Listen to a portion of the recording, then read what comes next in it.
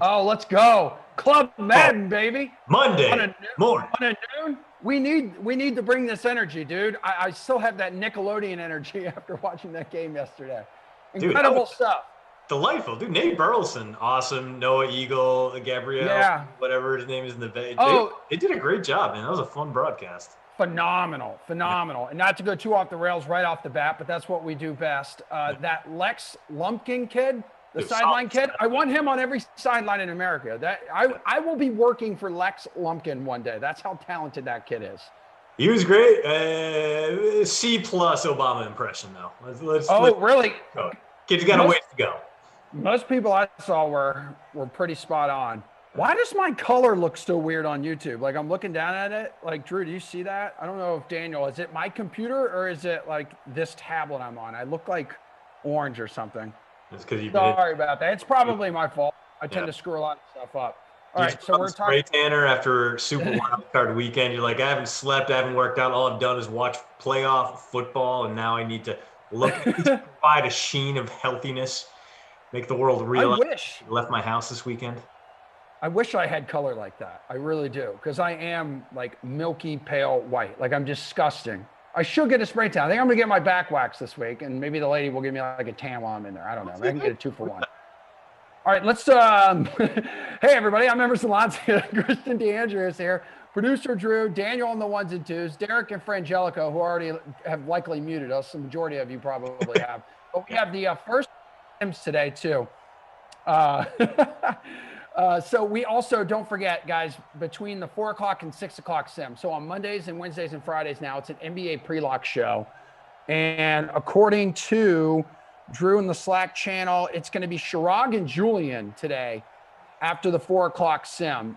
So a nice NBA pre-lock show for a little sandwich between, 3 sims, early slate, late slate. So again, if you have like sports betting, NBA questions, you got questions ahead of the slate. I don't even know how many games are on the slate tonight, but it's been kind of a wild weekend with how COVID is cracking the armor there of the NBA. Not that they're in a bubble, but with this sim, my friend, and we have a lot to catch up on about the weekend, but with this sim, now that lineups have locked, what did you decide to do? We can give our lineups away now. Yeah, I'm disappointed because this would normally be a time where I throw in the sprinkler, but he's been pretty bad lately. He didn't even crack my lineup. This is very, very Houston heavy in this one. We know the Sim Texans much more respected than their real life counterpart, who were the 3rd worst team in the NFL and got 0 draft picks, first round draft picks out of it because Bill O'Brien torched everything on his way out. But for me, Captain Brandon Cooks, he's on a little bit of a heater lately. He in his last 2 games, he's gone over 21 each time. Yeah. That's what I did. I hate you. Cooks, I hate you so much. Sean, McKissick, Fells. Inman was the bargain play of the day. He was going off at only 3,600 coming off a 12-point game. Yeah. I hate you so much.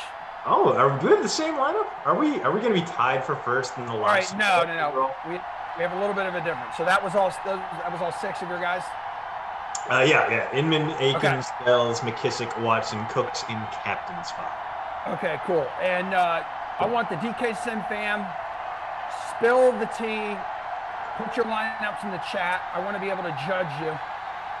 Brandon Cooks in my captain spot, Watson, McKissick, McLaurin, Inman, and then my dude Logan Thomas. That's what we got. So you and I are pretty similar there. Yeah, Logan Thomas. I mean, if you had Logan Thomas in your season-long fantasy, you probably rode him all the way to the title. He had one of those David Montgomery kind of finishes where he just got target after target after target.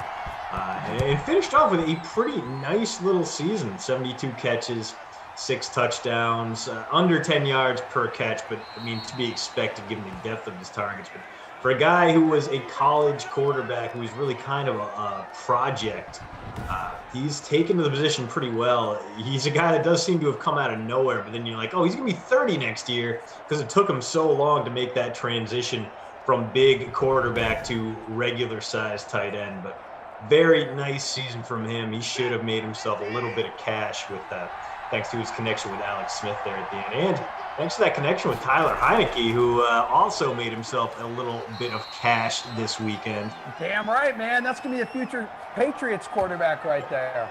The past, future of the franchise.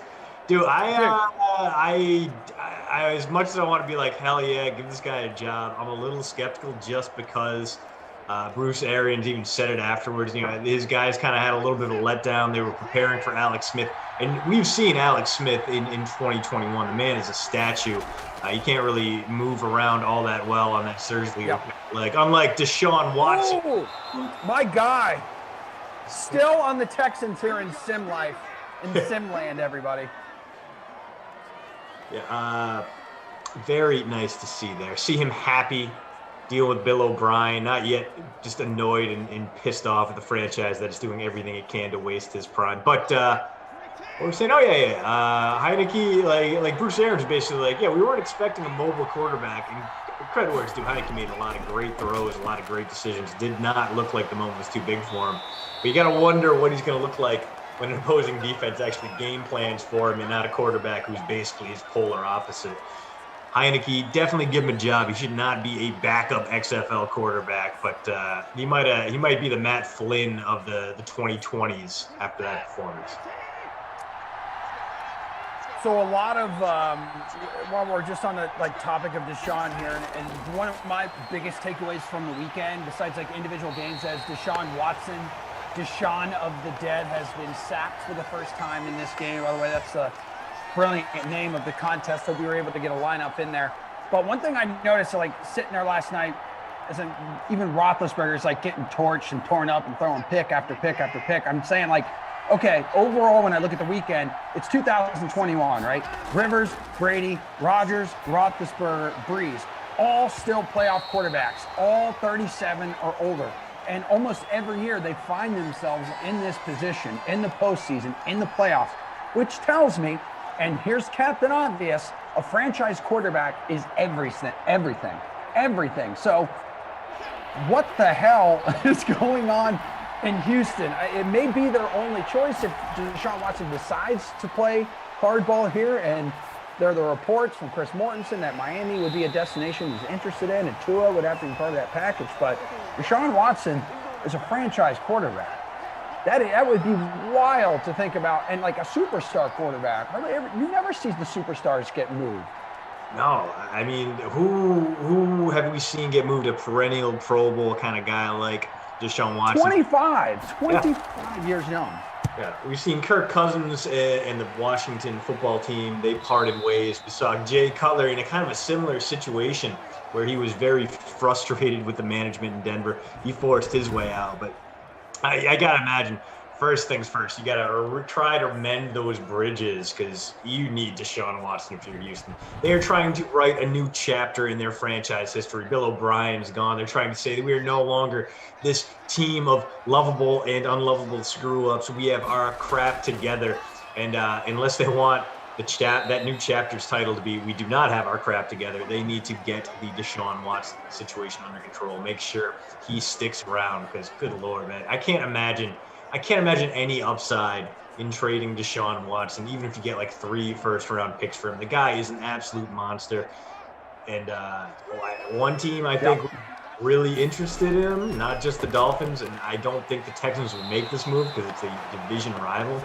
But, man, the Colts have an offensive line Deshaun Watson has never seen the likes of. He would be an immediate upgrade there. You'd boost their ceiling from playoff participant to Super Bowl contender.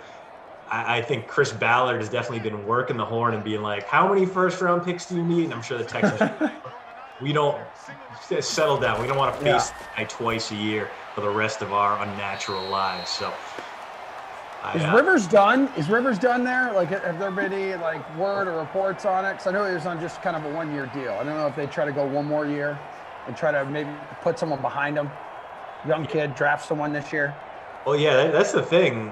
Rivers basically came out and said, he was a little bit emotional. He felt bad about this. He had a very Phillip Rivers game. He's trailing by 3 in the last 2 minutes of the playoff game. That is the Phillip Rivers way. He ultimately lost also the Phillip Rivers way. So very interesting to see what his next step is going to be. He basically came out and he's like, listen, I don't know if I'm coming back next year. I got to think about it. I got to take some time, see if I want to spend some time with my 10 kids or if I want to retreat back to the South. It's a lot for him to consider. I got to think he's going to come back. He did have a nice bounce back season. Really kind of put some of those gunslinger tendencies that he developed late in his Chargers career aside. Really did a great job redeeming T.Y. Hilton's value. And you take a look at the skill players around him. He's got a great line. He's got Hilton and Michael Pittman. That's a pretty good wide receiver combo. The Colts might have the best running back tandem in the league between Hines and my guy, Jonathan Taylor. So I think ultimately he's going to re-up for something like 1 year, $25 million again. The Colts are going to make it back to the playoffs. They're going to lose before they get past the divisional round again. You know what your ceiling is with Phillip Rivers at this point. Like, he proved he took the Chargers with him when he left. Like, that Chargersing lives within his soul. He cannot get rid of it. Even playing for a different team would not expunge the sadness of his playoff defeats. And we are. Dude, that Hail Mary at the end of the game was so... Well, it came up short, too, didn't it? It go like a few yards short. Wait, it came up like 10 yards short. It was unfortunate. David Johnson is cooking a little bit in this game. 4 carries, 22 yards, 3rd and 3 coming up. It's the second offensive series of the game for the Texans. Good to have all you guys and gals here, whether you're watching on YouTube, whether you're watching over on twitch.tv/DraftKings or inside the game center. 2.5 minutes to go in the first quarter. Emerson Latzia, Christian D'Andrea with you, producer Drew, Daniel on the ones and twos, Derek and Angelico from the ops team. So, Christian, like the Dolphins, though, could be in position to make one of the more, if not the most competitive offer. If they act before like the 2021 draft, hell, Houston could get its first and second round picks for this year, in addition to Miami's own compensation, because Tua would also serve as that like quarterback of the future as the Texans would end up heading in the new direction.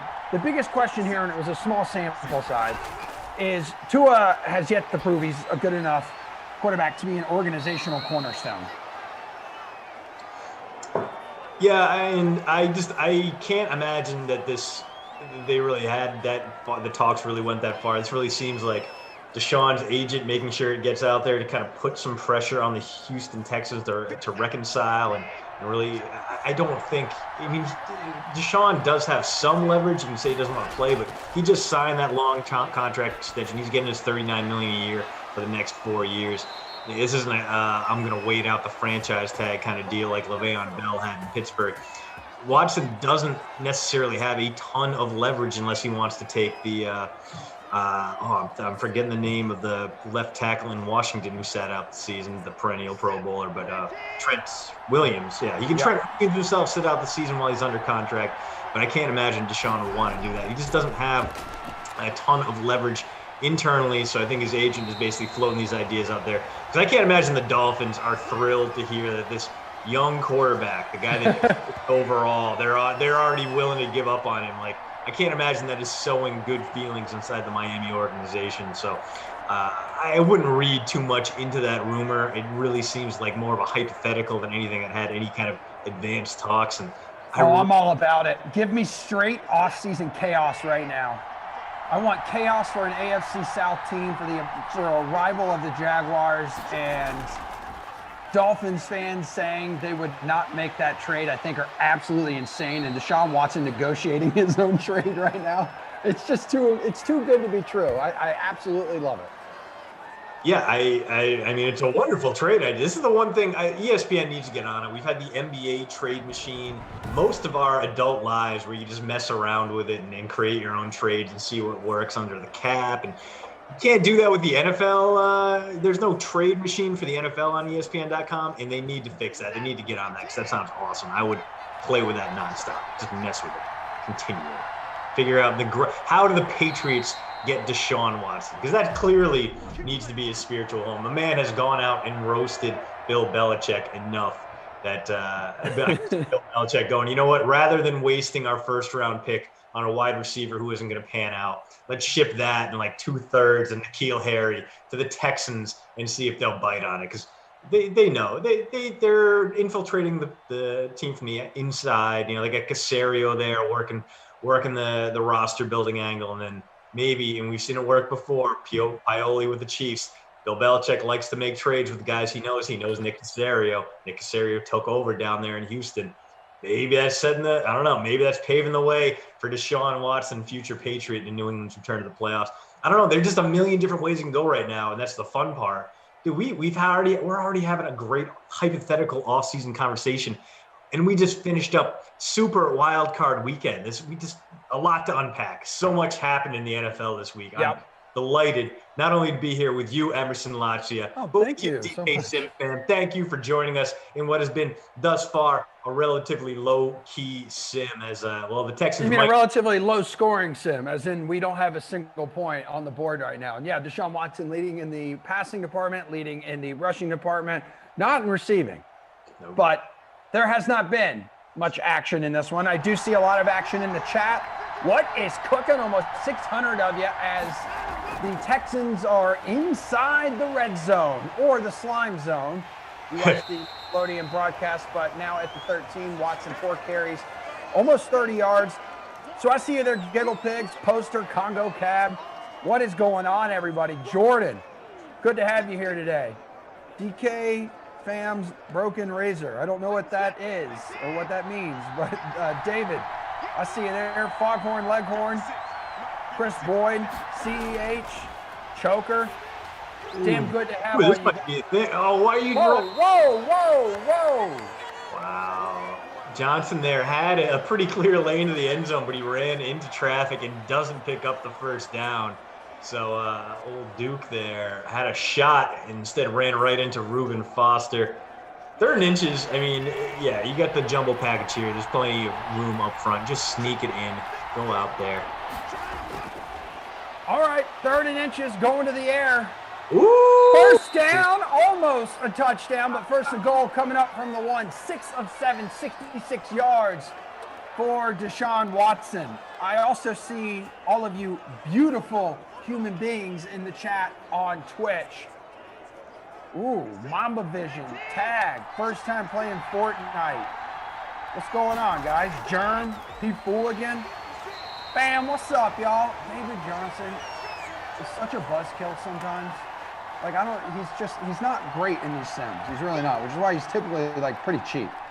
He was 1,000 in his last sim, and that's ridiculous. He had 5 yards. I was like, oh man, what a deal. David Johnson for 1K. You can load up your roster around him. And no, you could not. He did not even crack 1 full point. It was grim. All right, let's go. Second and goal from the 1. What throw to no one? What the hell? In the hell is happening on our screens? It's always darkest before Deshaun. Besides, so we talked about the biggest non-game storyline. I want to know between the 6 games, as they're going to go right back to the ground. Dude, guys, stop handing off the game. Stop handing off to him. It's not going to get it done. Like, it's just not. Come on, dudes. I'm a coaching monitor. I know what the hell I'm talking about. What was your biggest takeaway? What was your, like, I guess the one memory, the one moment that is just burnt into your mind? Could it be what is most fresh? Could it be what we saw last night? Was it something on Saturday? Talk to me. On 4th and goal, they go for it, and they do not get it. And he's still celebrating like he was there, but no, Troy Apke knocks it away. So Bill O'Brien, Galaxy brains his way into 0 points there. We are still scoreless. What a perfect Monday eye-opener here between the Washington football team and the Houston Texans. 0 points through 10 minutes.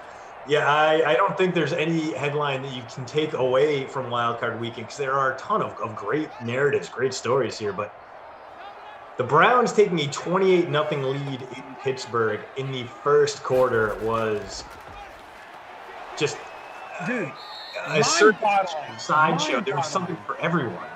It was just amazing to watch. It's like everyone in the Pittsburgh offense had food poisoning at the same time, but decided to play anyway. Just unbelievable collapse from the Steelers, and really vindicated a lot of hot take people out there who saw an 11-0 Steelers team went, you know what, they're not very good. I don't think they're going to do much. Yeah, they did not. They went out there and diarrheaed all over the field, and the Browns have their first playoff win since Bill Clinton was president. Amazing. Oh my God. That was something else. Now, I also think let's see, what did it snap? Like a 17-game losing streak or something crazy like that? It was in Pittsburgh. Double for digit. the Browns. But let's keep it in the AFC North, because today's postroute.substack.com, I broke down how the Ravens went to Nashville and beat the Titans for the first time in 3 tries. And, well, spoiler alert, they didn't really have to worry about anyone other than A.J. Brown once Corey Davis got hurt. And all they did was leave Brown on Humphreys or on Marcus Peters in an island. They moved everyone up close to the line of scrimmage. They knew the Titans tight ends weren't going to beat them up the seam because they don't run those deep routes. And Wink Martindale, one of the best defensive coordinators out there, basically made sure that no matter what Derrick Henry did, there were going to be 9 or 10 guys in the box every time. That's how you get Derrick Henry's lowest yardage total since week 6 of 2019. A big time win, not only for the Ravens, but for Lamar Jackson. Gets his first playoff victory, and he looked pretty good doing so. The thing with that is, Emerson, he not only gets the big playoff win, but he also threw up a ton of reasoning, a ton of evidence why his team needs to go out there and find him another top-end wideout. Hollywood Brown, 100-yard game, looked like a wide receiver 1, but definitely needs more help there. He had like 65% of the team's passing output. So this draft stacked with wideouts. This year's free agent crop stacked with wideouts. Got to imagine priority number 1 for the Ravens. They got that good defense. They have that potent running game. Line looks good. What they're going to go out there and do, get themselves a top-end wideout, and Lamar Jackson might hit a new level in 2021. Kind of excited to see what the Ravens do this offseason, even though they're still live in the playoffs, and they got one hell of a game coming up against the Bills, man. That's going to be a prime game to watch. The running quarterback showdown of the millennium between Josh Allen and Lamar Jackson. That is the game I'm looking forward to most, Emerson. What playoff game are you looking forward to most next weekend? Well, before we get to that, how about going back to that Ravens game real quick? And Josh Gonzalez pointed this out on YouTube. Like Corey Davis, who in the Millie Maker yesterday when I'm on Leaderboard Live, had close to like 43 or 44% like ownership out of like 100,000 plus lineups, 0 points. And then there's Derrick Henry. How many rushing yards did Derrick Henry have this year? Maybe 40? 40. 40 on the nose. Like wild to me. And I don't understand also why the Titans stopped having the Tannehill, A.J. Brown connection. Like that was like really beautiful early on. It was, but if you go back and look at those throws, I mean, it wasn't a matter of A.J. Brown getting open. The coverage on him was tight. Humphrey was right there. Even on that big catch in the first quarter, the ball needed to be in a perfect spot. On that touchdown throw in the first quarter, Brown really got to it in part because of a questionable OPI, maybe could have been called. It wasn't.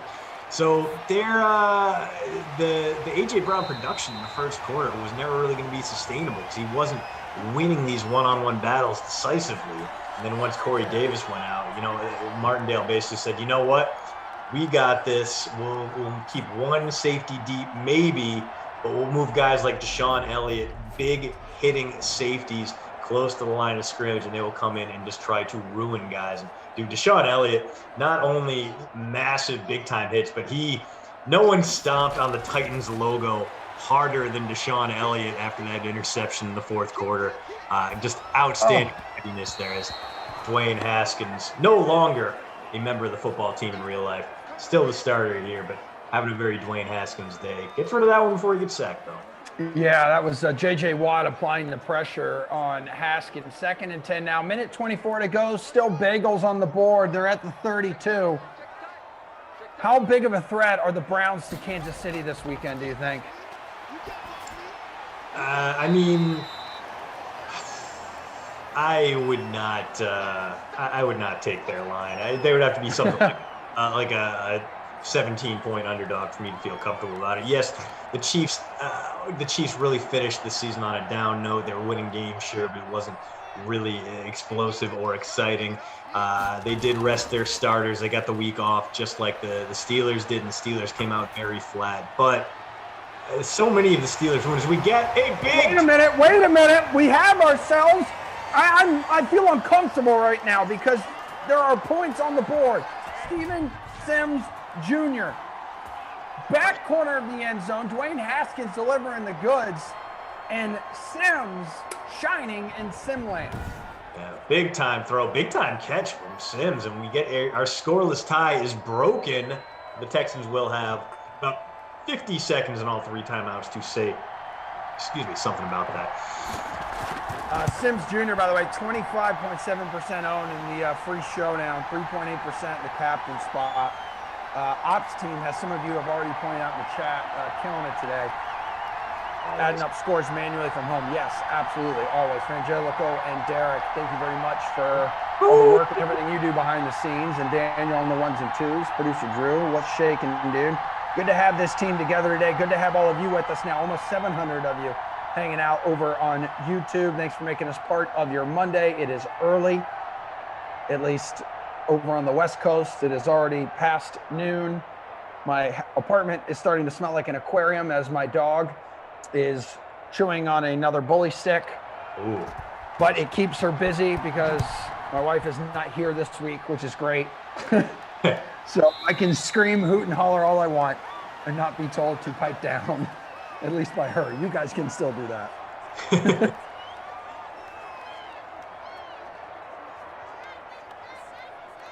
Ooh, Twitch chat getting in on the Tua for Deshaun trade talk now. First time. What do we got?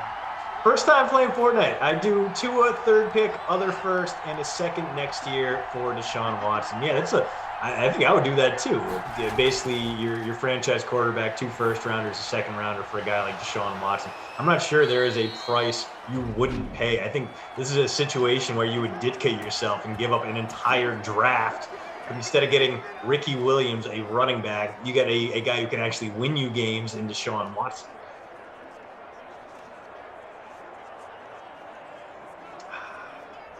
How'd it feel seeing Tom Brady taste victory once again, this time in the postseason for the first time with Tampa Bay? You know what? He looked good, and I am not looking forward to it's Kenny and I on the call next game, and I'm sure he's going to have some very hot takes because he thought Tom Brady was going to implode upon himself like a dying star against that Washington pass rush. But instead, 381 passing yards, a pair of touchdowns. He sacked 3 times and still came out to play. So, yeah, Brady looked great. He got it done even with a few drops from his receiving core. The weird thing was the rest of the Buccaneers didn't really look like they were on top of their game. You know, Ronald Jones missed the game with that leg injury. Chris Godwin had a whole bunch of drops, only caught 5 passes on 12 targets. But Brady didn't really have a problem with that. He found Antonio Brown in the end zone. He made Mike Evans in his gimpy leg work for him. So a very impressive showing from a 43-year-old Tom Brady. And that means we got a playoff showdown next week between 2 quarterbacks who are combined 85 years old, which I'm not even going to look at. I know that's a record. There's no way that is not a record. It cannot be anything other than an NFL. I'm with you. Like, nothing else comes to mind where you have 2 dudes. I saw my boy Pete Blackburn had a hilarious tweet yesterday where it's like Drew Brees and Tom Brady on the History Channel next week. Like, put the game on the History Channel. I'm like, yeah, sponsored by Life Alert. And maybe David Attenborough could be on play-by-play. But it's going to be incredible. Do you think Tom Brady can actually beat Drew Brees for the first time this season? 0-2 now, man. Saints ran the table against Tampa Bay during the regular season as we've got ourselves about a 46-yard field goal attempt. All right. I believe that's Kaimi Fairbairn. And 3 points now for the Texans. Yeah, well, the old adage is it's very tough to beat the same team 3 times in a single year, and we kind of saw that with the Ravens. Yes, it wasn't the same team 3 times in a single season, but it was the same calendar year where they lost to the Titans in the playoffs, lost to the Titans in the regular season. Came back, beat them in Nashville in Game 3. So they've had a long time to figure out what the Saints bring to the table. And let's be honest, we didn't really learn anything about what New Orleans is capable of this postseason because they're playing a Bears team not only starring MVP Mitch Trubisky, but without Roquan Smith. So the defense not as powerful as it could be. I think obviously the Buccaneers had a puncher's chance, not only because they have that supercharged offense and a very strong defensive front, but they get playoff Tom Brady, who, I mean, you know as well as I do, that is a totally different animal. The guy hits a new level in the postseason, even if his stats, his numbers are down. His throws are a little more crisp. He throws like he's not going to be playing next week. He throws like he's not going through a full season. He empties the tank every game when he's in the postseason. So very, very fun to watch that Tom Brady compared to the regular season guy. It's a different gear for him. Yeah, it reminds me of back in the '99 season. The Jaguars go 14-2. They lose to the Titans. Their only 2 losses, and then in the postseason they lose to the Titans in the AFC Championship game. So that really sucked.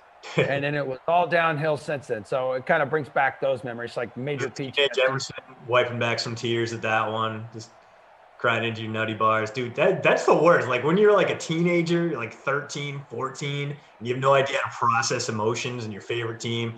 It looks so good, then losing. Yeah, I was confused. I didn't know what was happening to me. Like the Patriots in '96 getting to the Super Bowl against the Pack. I remember I digested 2 straight weeks of Super Bowl coverage. I could name every player on that roster. I was like, yeah. My 7th grade French class, for some reason, decorated the whole backboard in Patriots stuff, put every player on the roster up there. French class, nothing French about it, just the Patriots. I don't know, maybe because they're playing in New Orleans. Don't know why. I went to bad public schools for most of my life.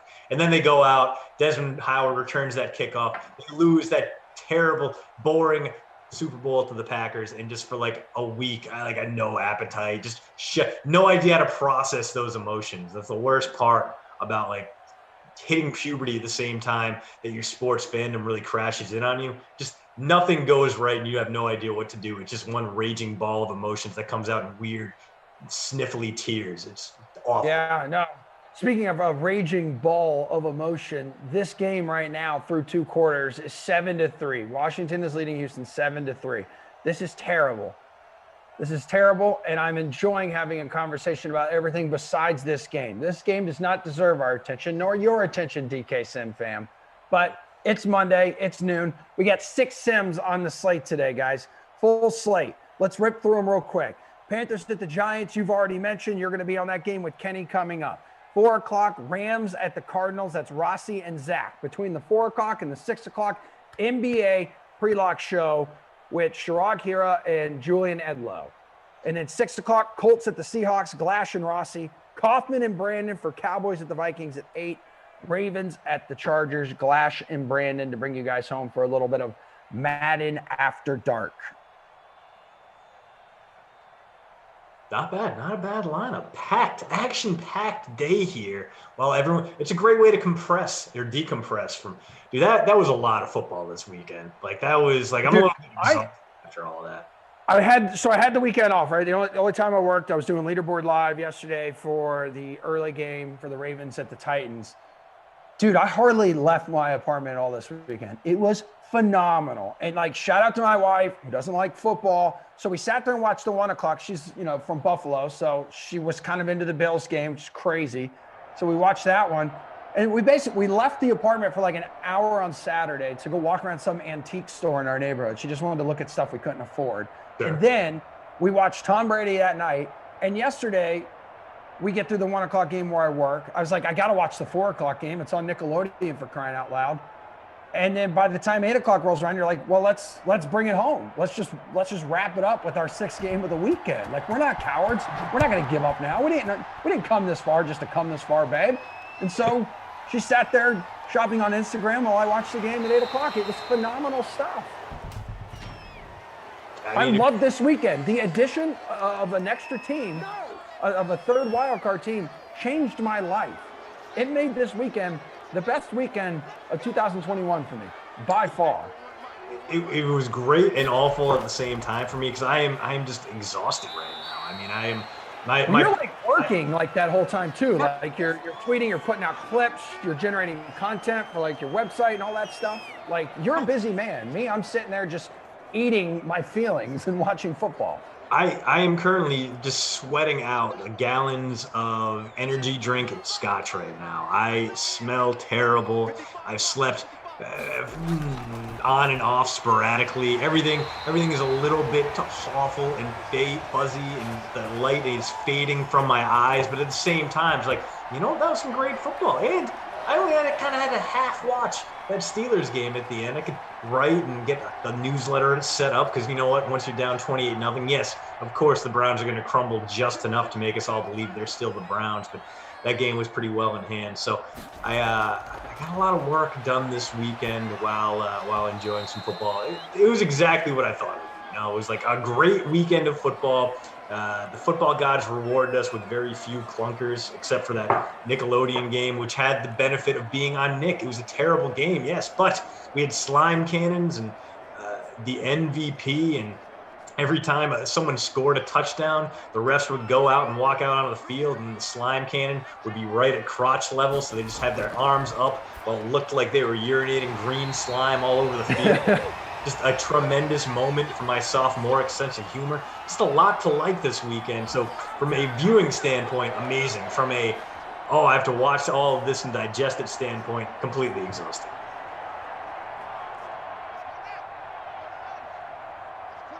We are 8 away from the century mark in the likes department over on YouTube. So if there's 8 of you who have yet to tickle the like button, I would love nothing more in my life for you guys to do it right now. It's really good to have you guys here on a Monday. Twitch is on fire today. YouTube chat is on fire. Any other takeaways from the weekend from you, DK Sin fan? What did you enjoy? What did you not enjoy? Come on, vent. Show your emotions. Tap inside yourself. Let me know the feelings that you are feeling right now. The Rams-Seahawks game was interesting. It was probably my least favorite game of the weekend because at least with the Saints-Bears game, like you had slime cannons. Like I was all about that. Most shocking was easily last night for Browns and Steelers. Like, should we sit here and hand out like superlatives for each game? I mean, we can. Let's do it. Yeah. All right. So Bills, Colts would be what? Bills. That would be the most Chargers game of the postseason. I think that's Bills, Colts, most Chargers game of the postseason. Okay. Game most likely to smell like residual fumes of Fireball. Maybe like, I don't know, it's between that and then like maybe the Steelers, some of like the worst coaching decisions as well, right? Producer Drew, worst 4-minute drill award. Yeah, that's okay. Dude, they needed 2.5 minutes to go like 39 yards. Just Philip Rivers, no idea what he's doing. And then I don't know why Frank Reich kept, I guess you keep with him, like, but the whole regular season, Reich, whenever he needs a Hail Mary, he puts Jacoby Brissett there because Brissett's got a cannon, and Philip Rivers clearly does not at this stage of his career. And yet, he lets Rivers close out the game. Rivers can't even get it to the end zone. Just awful. Jordan Lindenbaum says the Nickelodeon thing was a cringe fest. I could not disagree more, my friend, but holy hell, we have ourselves another touchdown. These are points. These are real points on the board and for your lineup if you decided to roster Dontrell Inman. Dontrell! Hey, did you and I both, were we both smart enough to do that? We did both. We both got him in there, and now we both get a touchdown as Inman dirt cheap in this one. He went off like 3,600. Very, very inexpensive for a guy who does show up quite a bit. 3,800, I'm sorry. Giving you about 8 points per game, so one of the better bargains out there and showing you why on that one is Washington takes what might be an insurmountable lead given how bad the Texans offense has been today. Paul Thomas, I agree. The Jimmy Graham walk-off touchdown was awesome. It actually was, to wrap it up. Like, he reached up and just pulls it down with one arm. Yeah, just amazing, and he just walks up. And what a brutal finish that was for anyone who had the Bears at taking the points, and 11.5 was the final line there.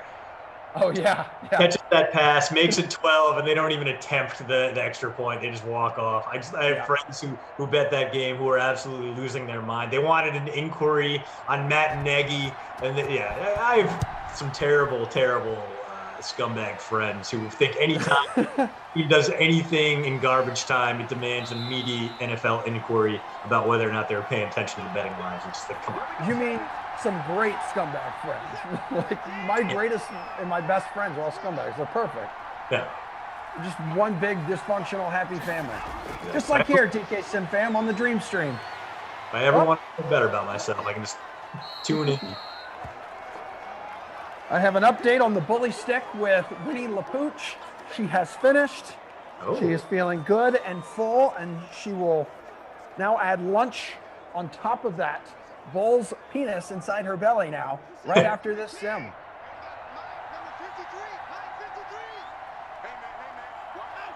But here we are, 14-3, 3.5 minutes to play in the third quarter. 2nd and 6, Deshaun Watson. How are you guys losing this game? Yeah. 6, or does that say 9 of 12, 115 yards? Yeah, T-Mac 2, I did see that. TK Sportsbook, solid move here, refunding the Bears plus 11 bettors. Oh, that's nice. Yeah. Quality move on their part. I'd talk more about it, but we're technically not allowed to talk too much sports betting here. Actually, I think like at all, so. Just the rules of the game, babe. But you can, if you have NBA sports betting questions, you can tonight, right after the 4 o'clock sim. NBA Pre-Lock Live, y'all. Bring it. I mean, the NBA is just so volatile this year because there are so many COVID opt-outs, guys getting pulled off. I mean, I'm very sad that we did not get that Celtics game this weekend because it would have been like 40 minutes for Taco Fall, and I would. Oh God, I love that guy. One, he's built by UCF. Went to the same school. I paved the way for that dude. And then second, yeah, it's just entertaining as hell watching like one of the tallest dudes in the world just run up and down the court. Yeah, he's so likable too. He's such a nice. Every time like you see like the Celtics Instagram stories with him, he's always just being nice and likable. He's doing stuff for the community. He's being introduced to new foods. Dude just seems like a nice kind of goofy guy. Like he's got that Boban Marjanovic kind of vibe to him, where he's a giant guy, but everyone likes him. Yeah, he really is a good dude. I've met him in person like a few times. You ever get him into the Nesson studio? No, I don't know if he would fit inside the Nesson studio, to be honest with you. We've been out there to practice like a few times. And even me, a guy with my stature and build, I have to still stand on like a box or like reach up to pull the mic, get it anywhere near his face. I met him at the debut. The first time I met him was like year plus ago. It's Deshaun Watson dialing down the middle. He's doing almost as much damage on the ground as he is through the air. So 60 yards now on 7 carries. But I met him at the debut of the Adam Sandler movie Uncut Gems like a year and a half ago. And really, really cool dude. So you hit that nail right on the head. Nice. Super nice, super approachable. Obviously, he's approached all the time. He can't go anywhere without people coming up to him and talking to him. I mean, it's kind of hard to miss. Yeah, exactly. Like, how are you not? Like, I'm sure some of those guys can fade it. You know, Peyton Pritchard just looks like every other like Boston white dude in sweatpants. But Taco Fall rolling it at 7'6". You're not gonna miss that guy. Wait a minute. Front and Turner says, breaking news, Bortles back in for golf due to injury. Whoa, hold on a second. We have more breaking news. Captain, oh Captain. Too many cooks, too many cooks. Too many cooks, too many cooks. Brandon Cooks, 56.9% owned in the free showdown on DK, 16.6% of you deciding to captain him.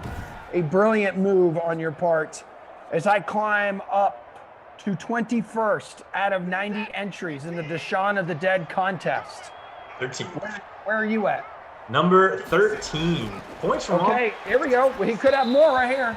Ooh, incomplete pass. Yeah.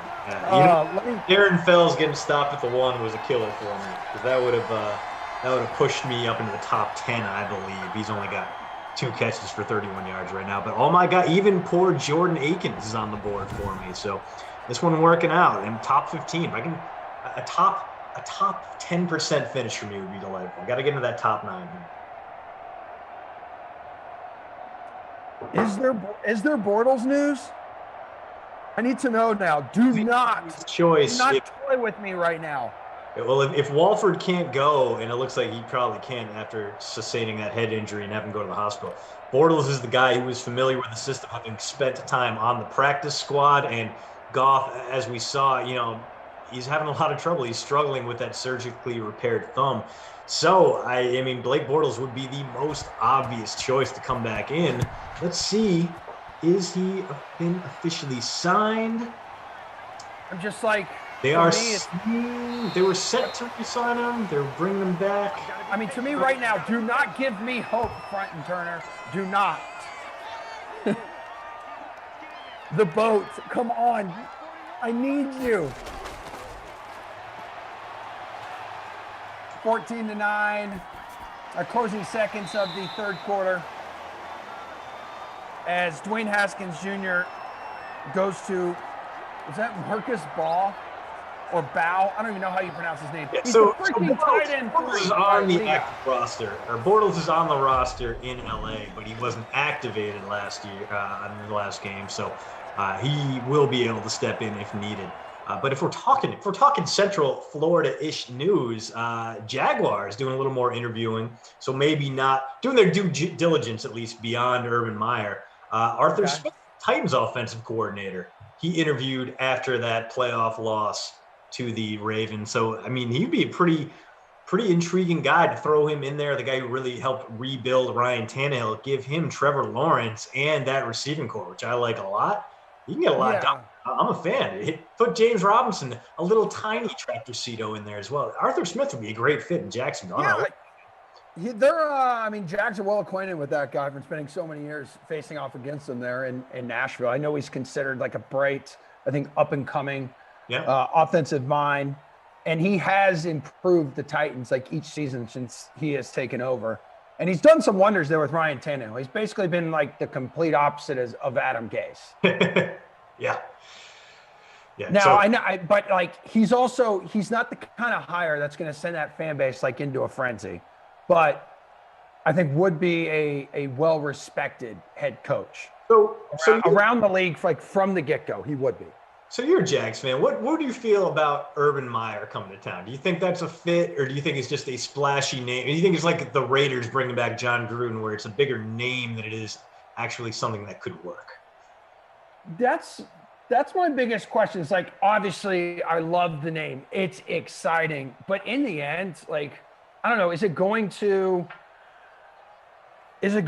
translate into success? Everything's done in the college ranks. Like there's almost like no in between. It's either hit or miss with some of these guys who make the jump to the pros. And everyone questions like his health history and like, is he just going to give up if the Jags are like 1-8 to start the season, even with like Trevor Lawrence here?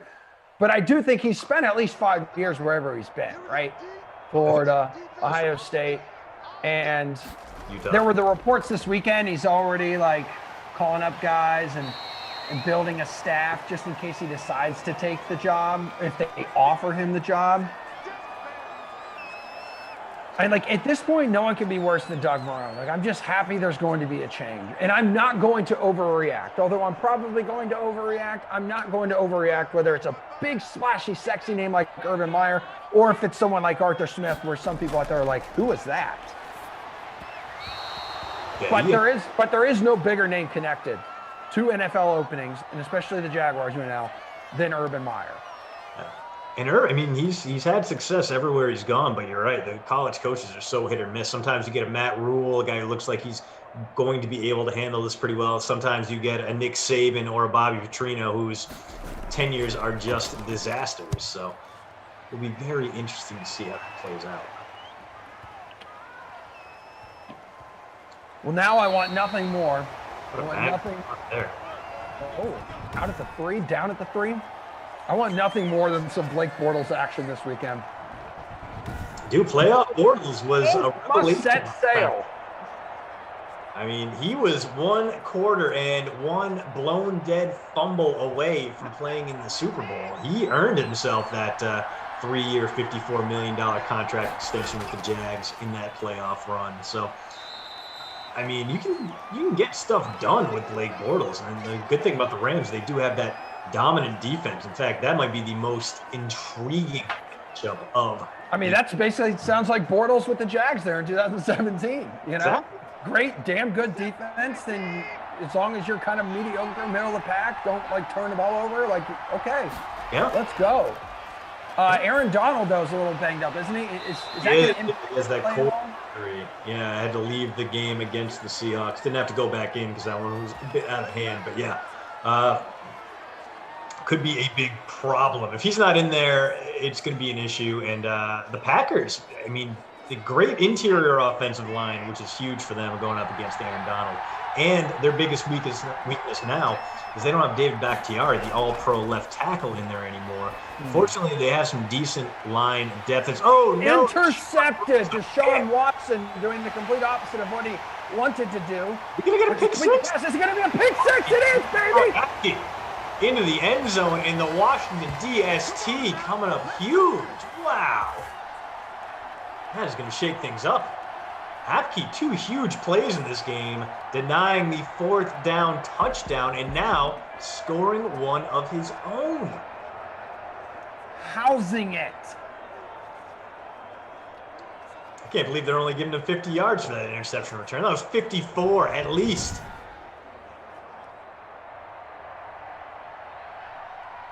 Wow, 16% of you banked on the Washington football team in the 3 showdown. Nearly 3% of you got 1.5 points times the points by throwing him in the captain spot. So a big change in the leaderboard there, because that Washington D just came up in a massive way. But good news if you got Deshaun Watson, if you've got Brandon Cooks, Darren Fells, Will Fuller, this Houston team's going to have to come out throwing, because now they are down 12 with just about 6 minutes left to play. They're going to have to move if they want to win this one. So in our fun little contest, the LOTTIA Deshaun of the Dead, in the DK SimFam Friends League, the Washington football team is rostered 13.3%, 1.1% in the captain spot.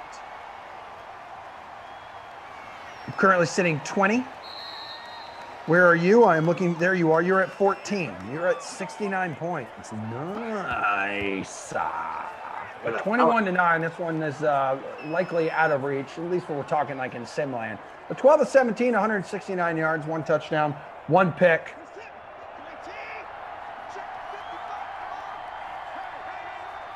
Let's see if this defense can't stand up again. Troy Apke having that monster day. Ooh, Deshaun running into trouble instead of away from it. That's not great. Chase Young, my rookie of the year, and I'm sure everyone else is too. I'm not gonna say that's a controversial pick. I think everyone's just about got him. He's probably gonna be a unanimous rookie of the year type on the defensive side of the ball, just because he finished so strong. At the half sack there, making things work, making things happen.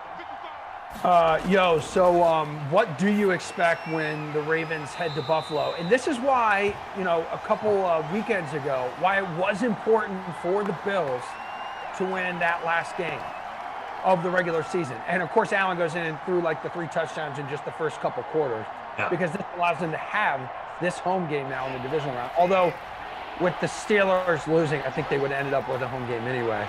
That's right. So, but still, I mean, they were able to lock it in. So they're going to host the Ravens, which is going to be like fantastic. Like these are 2 monster quarterbacks who are going to be around for a long time. 2 quarterbacks who are damn dangerous with their legs, and Lamar even more so than Josh Allen. But how do you see this one playing out?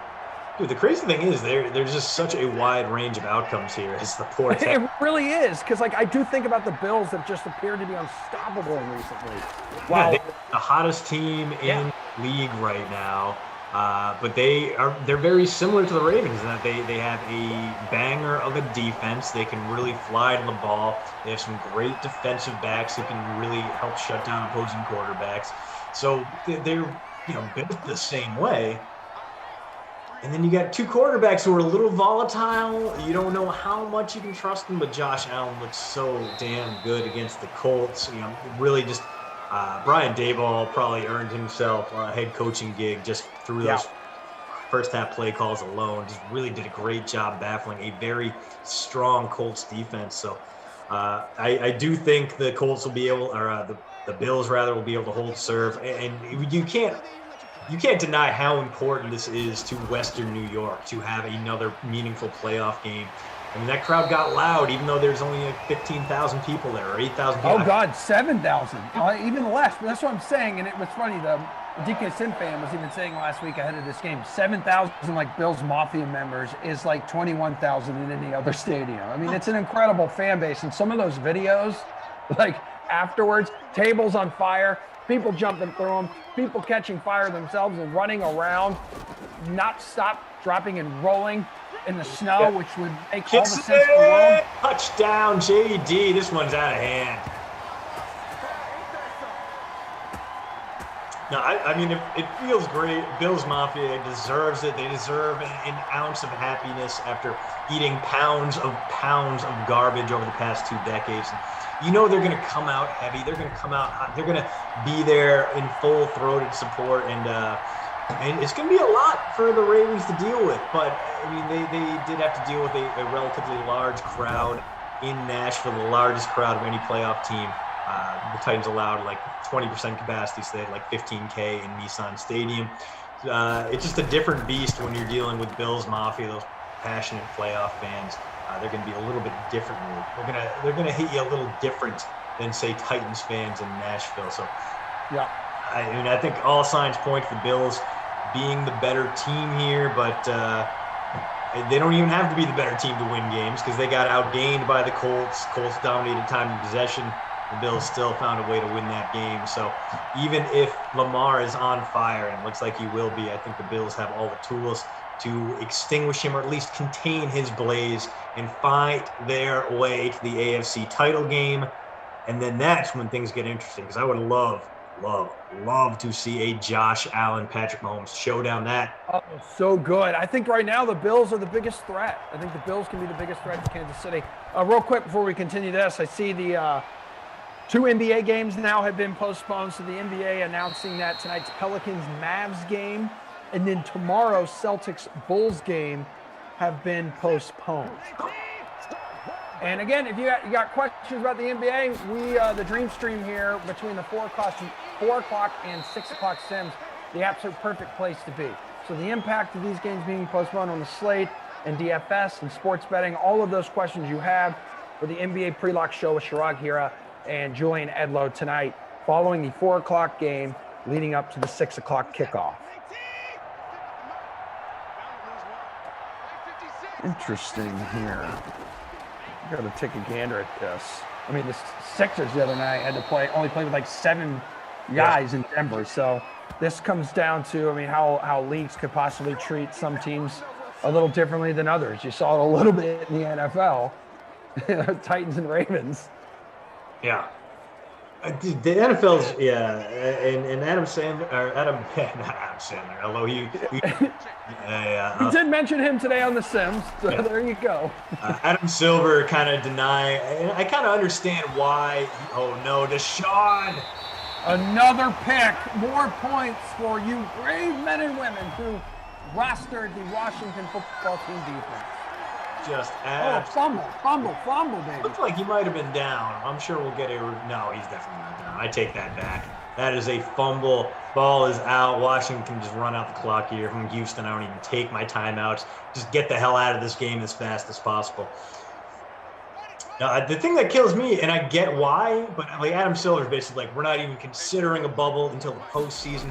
We don't want to do any of that. And I get the logistics of it are crazy. And we have seen how basically everyone in America has kind of turned on the idea of preparation. And I think stuff that you could have expensed and gotten away with and taken on this great expense back in March, April, May, you can't do the same now because I think a lot of people are just kind of like, whatever, we'll deal with it as it comes up when it comes down to this pandemic. So we're kind of trying to plow through this like nothing happened, and so is the NBA now. But it's becoming more and more apparent it can't be business as usual in the NBA. They're going to have to do something differently. It's a very, very weird season, and it's not like we didn't see this coming. The NFL handled this, honestly, pretty horribly, but here we are. I mean, the NHL has already seen like major headaches before the puck drops on the season, which I believe is on Wednesday. The season will start up with the Dallas Stars, and they're not allowed to start the regular season until the 19th. This is just the time we're living in, man. You got to kind of roll with the punches, and hopefully these leagues have a plan B, C, D, and E. 3rd and 4 here, first down for the Washington football team, and that's going to do it. They can just get in the victory formation and ride this thing out.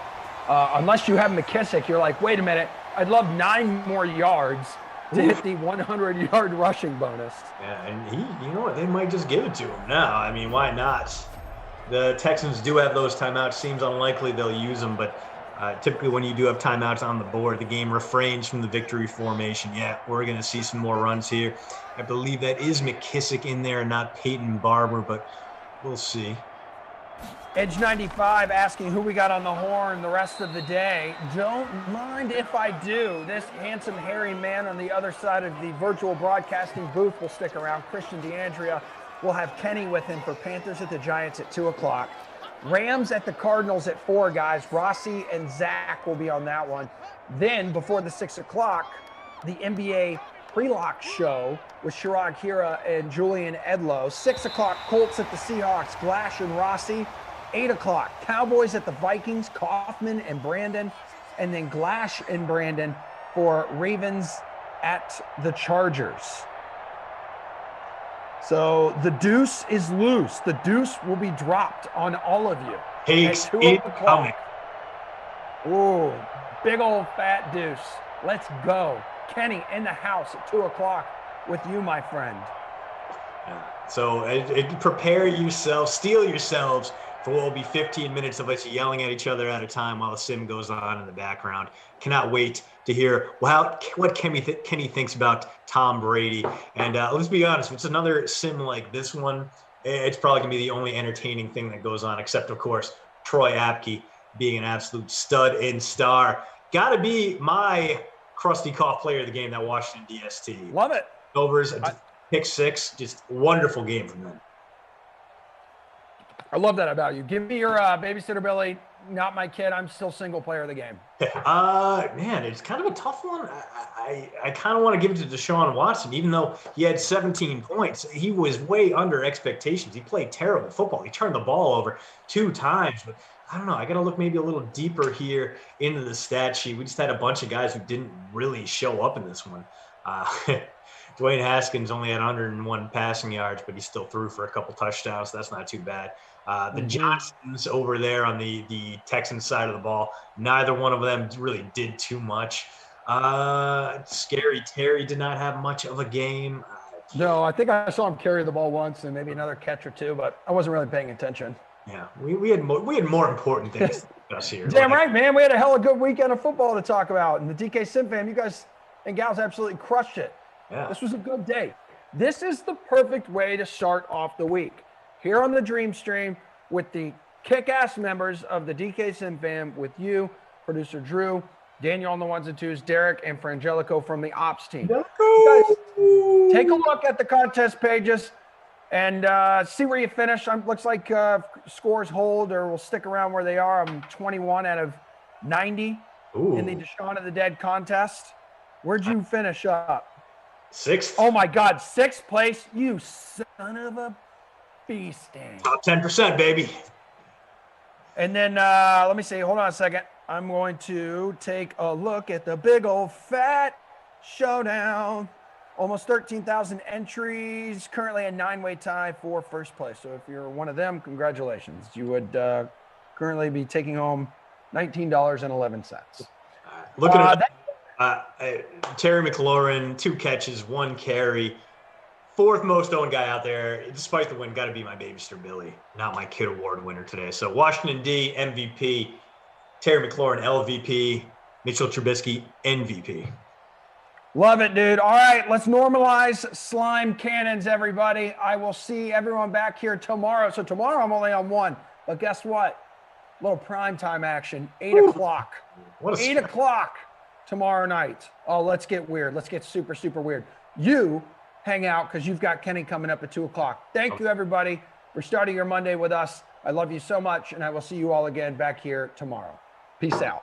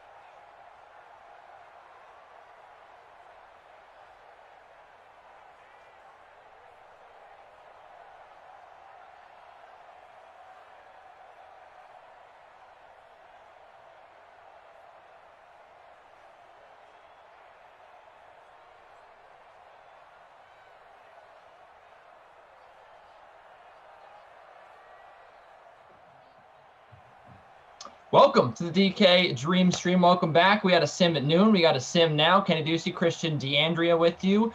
Giants, Panthers, Saquon Barkley, Christian McCaffrey, Daniel Jones, and Teddy Bridgewater.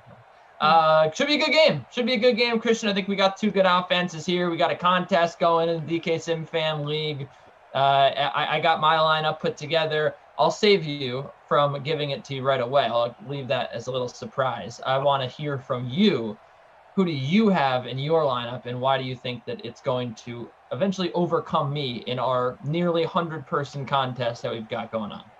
This is one where I think you got to get both running backs in there just because there aren't a ton of other great options, and both these guys are Madden tested and Madden approved, 20+ per game on both of them. Don't have either McCaffrey or Saquon in the captain spot, though. This was kind of a tough one because, who has the worst secondary? And honestly, it's pretty evenly matched. Both the Giants and the Panthers have struggled against the passing game. So it's what wide receiver am I going to pay down for putting the captain spot? For me, went DJ Moore, got him, Curtis Samuel in there as well. Golden Tate in the flex. Who do you like as a value play? Sorry to cut you off, but who do you like as a value play real quick? The lineups are about to lock here. We don't want to keep the people waiting. Robbie Anderson at $5K makes some sense. He only had 5.5 points in his last game, but coming off 13.5 before that, he's got that deep ball speed that we know can be a problem. I'm actually kind of regretting not finding a spot from him, going with Golden Tate instead. But Tate, 5,800, giving you a little bit more reliable production, a little bit more week in, week out, showing up, getting things done. So higher ceiling on Anderson, and he's cheaper. Higher floor on a guy like Golden Tate, and he's a little more expensive. But both under 6K, both are good plays. Probably both of them in there. Tate, the number one receiver for the Giants, so it's always hard to go, or I should say, get upset at, shake a finger at getting the number one wide receiver at $5,800. But lineups have locked, so I'll go ahead here. Christian McCaffrey is in my captain spot. I played around with it. So I have Curtis Samuel in my lineup as well. He's my favorite play. I'm using the wide receiver 3 strategy, which we've discussed before. So I have Samuel and Darius Slayton. I was trying to figure out who to put in my captain spot if it weren't going to be McCaffrey, maybe to get a little more lineup flexibility. I had Samuel in there, and I couldn't really get anybody of worth. I think I had like $2,600 left over or something. So I went with McCaffrey, Bridgewater, Samuel, DJ Moore, and Darius Slayton, fresh off a 38-point game. No, I don't expect him to go for 38, but he's real fast. He's the wide receiver 3. And again, sticking with my strategy there with the WR3s and Eli Penny rounding out my lineup. Never know. I don't think he's had a touchdown at all in the sim season. So we'll see if he can get a goal line carry here. 88, sim 88 a touchdown, sim 71 okay. Touchdown. So the last 2 games he has produced he scored a touchdown, but also he's only shown up in like 20% of his team's last 10 games. So yeah, real hit or miss there, but might pay off, might be worth it. My punt play, Levine Toilolo, who a little bit more, a little less boomer bust, but even if he does show up, it'll be like for 1.9 points. Sure, so. Yeah. I looked at Toilolo. Also, of course, we were missing. We didn't mention Manhurts there. It's $1,600. The tight end 2 for Carolina. Pair of tight end 2s, but the Toilolo getting a little more love there from the folks that make the salaries at $1,800. I do like that the punt plays that are like good punt plays have risen up in price to like $1,400 now. You can't play a fullback at $1,000 anymore. They're going to at least cost you like $1,200 because we're well aware at this point that the fullbacks vulture touchdowns these days. Though quickly as we get ready to watch kickoff here, speaking of $1,200, I'm curious. Alex Arma is the fullback for Carolina, but he never gets any love. He never gets the ball, and I'm wondering why. Yeah, he's got the distinction of having a negative point per game average because he's shown up once and lost 1 yard. So not super reliable in real life. Alex Arma, 6 carries, 9 yards. So pretty true to life from what we've seen from these Panthers under Matt Rule. Not a lot of fullback love from a guy who cut his teeth, not only revamping the Temple offense, but making Baylor a very, very Big 12 team. Not going to see a lot of smash mouth football from these guys, nor should you really, because the Panthers really kind of a weak lineup. I feel like even just getting them out to 5-11 was a big accomplishment for a first-year coach like Matt Rule. Did not get a vote in my PFWA Coach of the Year voting, but he's definitely a guy to keep an eye on, especially if he can redeem Teddy Bridgewater's value. Because Teddy, great start to the season, really kind of cooled off after that. Gets his team out to a 3-2 start, and then from there they go 2-9, really fell off kind of hard, kind of a bummer. Was hoping for a little bit more, but this is a big-time rebuilding year in Charlotte, and we'll see where they go from here. They got a lot of opportunity to build from a better-than-expected year. So, look, now there's so much for us to talk about, okay? We will be watching this sim, right? And we are watching as Teddy Bridgewater throws it incomplete. But I have a few things that I really need to talk to you about that I think that people need to hear about. The number one thing worth addressing, Doug Peterson has been fired as head coach of the Philadelphia Eagles. I don't know if we're using fired anymore, if we should say sacked, if we should say he's been let go. The two sides have gone their separate ways. He is out as Eagles coach, Christian. What do you make of this? I honestly don't know. Peterson was a Super Bowl winner. That's crazy that he's already gone, but I can understand it. The team really wasn't put in a position to succeed without Carson Wentz firing on all cylinders. And we saw Peterson could not be the guy to unlock that. Actually, after Frank Reich left for Indianapolis, Wentz kind of fell off from Pro Bowl caliber passer to the guy we saw this year, who's one of the worst starters in the league. I mean, I get wanting to start things over. I don't get who would want that job in Philadelphia right now. The roster is in shambles. Yes, you have Jalen Hurts, and that's great, but you have no real way to build around him other than the draft because you are in salary cap hell. And I mean, how are you going to move a guy like Carson Wentz? It doesn't really make sense to trade him. His value will never be lower. This is like the Jets trying to offload Sam Darnold this offseason. Why would you move him now when no one really wants him? He's coming off a terrible season. Why not try to rebuild that value? But if you're trying to rebuild a guy like Wentz who might be irreparably broken, you're going to look bad as a head coach. It just seems like a no-win situation for whomever takes over in Philly. And now, by waiting so long to get it done, they're behind the rest of the league. They don't have they haven't been interviewing anyone. So a really weird decision from the Eagles, waiting until after Wild Card weekend to make a move. It'll be very interesting to see who they lock in on. I feel like this is a situation where, even though there are a lot of great coaching candidates out there, the Eagles may have locked themselves out of the top candidates in this coaching cycle. So it's a very interesting coaching candidate out there right now. I mean, you look at all the positions open. You have the Detroit position open. You have the Houston position open. New York is open. That is very, very interesting now. I mean, look, we see guys, Eric Bieniemy looking for his first head coaching job, Robert Saleh. Yeah. There's been a bunch of coordinators interviewed.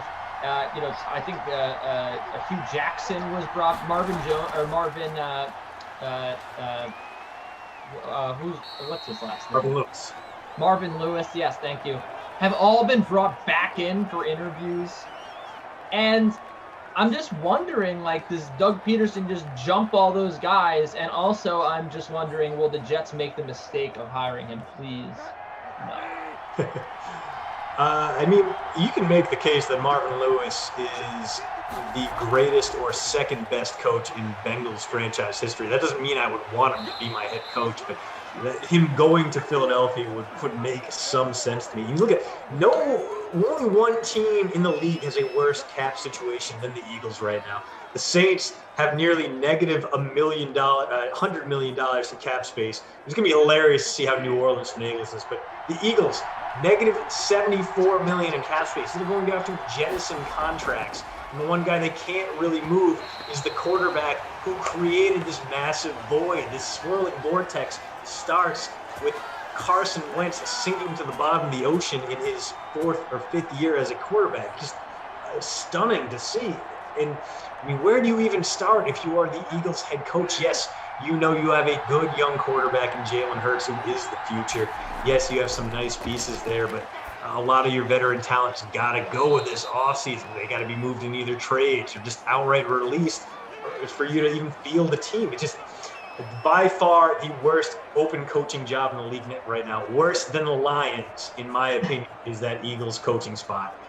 And producer Drew, is this going to hold up all the other jobs, or candidates going to wait and see what the Philadelphia can bring to the table?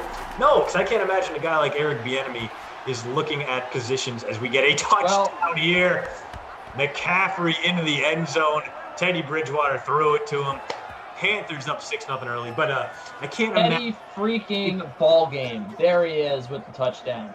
Can't imagine anyone out there who's looking a top candidate is going to be like, oh man, the Jaguars want me to come in, or oh man, the Jets want me to come in, or oh man, the Chargers want me to come in, but I'm going to wait and hear what the Eagles have to offer. Hell no, it might hold things up for your lower tier guys, but that's not it. So I first of all, just to get caught up here on what's going on, Curtis Samuel with 6 DKFP already.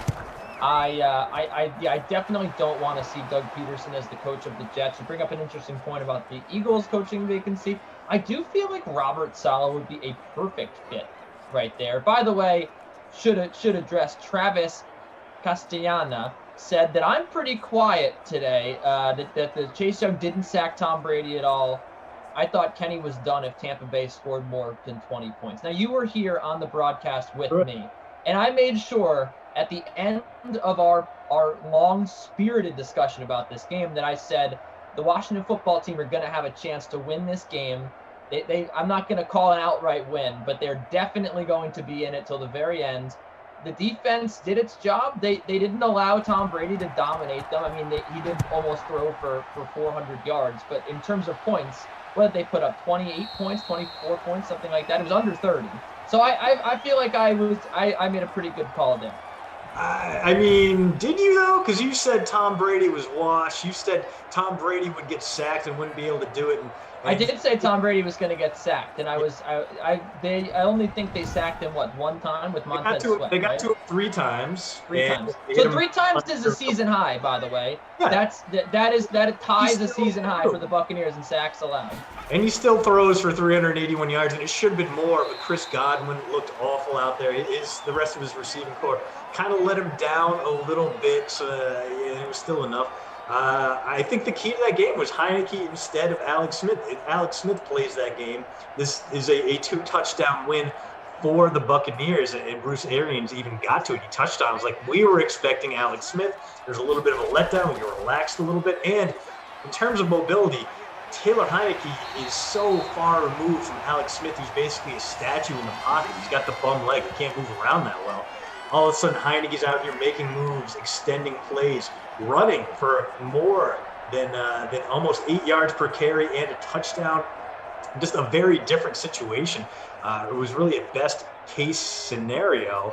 Not only was Heineke able to baffle the Bucs with his legs and be a very different kind of matchup, but he made some extremely clutch throws. So I will give you credit. You were right. This game was closer than we thought it would be.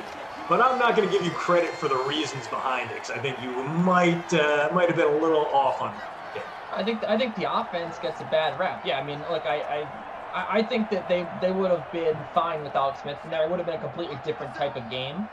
He might have gotten sacked a few times in big situations. So I mean, maybe you could take a touchdown away for Alex Smith, but I don't know, man. Like I think that team, the fact that they had the ball down 5. And again, if Heineke doesn't get sacked there, if Heineke doesn't get hurt there, they might go down the field and take the lead. I mean, the way that Heineke looked when he came back onto the field for the next drive, when they marched down and scored, there's no reason for us to realistically believe that the Washington football team wouldn't have just scored right there and taken the lead, because they were just moving the ball at will with Heineke at the helm. But I mean, we'll agree that he was great, and it's not like I think that we learned our lesson with Deshaun Watson, that this year the quarterback isn't everything. And you've seen so many mediocre quarterback teams in the playoffs before and have good games, and we've seen it with the Texans, ironically with Brian Hoyer, and there have just been random guys. Like they were showing a graphic of rookie quarterbacks that made playoff debuts or starting debuts in the playoffs or whatever. And it was like Connor Cook was one, right? Like there are just so many random guys that have been thrown out there. And I don't really think that – I think that if you have a very good team, your quarterback will fall in line and be fine. Like I don't think that if you have time to throw as a quarterback, you're not making it to the NFL without having the ability to put the ball where it needs to go and be a leader. And I think that the rest of it, the decision making, all that stuff becomes super easy when you have good receivers and time to throw. It's very easy to make good decisions because the more time you have, guys will get open. You got good receivers, they're going to get open naturally. Anyway, that's a completely different story. But yes, we got a lot to talk about here. First of all, on this sim, Christian, it is 7-0 Panthers. The passing touchdown to Christian McCaffrey. Curtis Samuel already with 4 catches for 21 yards. First place right now, of course, has the Panthers defense, which hasn't allowed a point yet.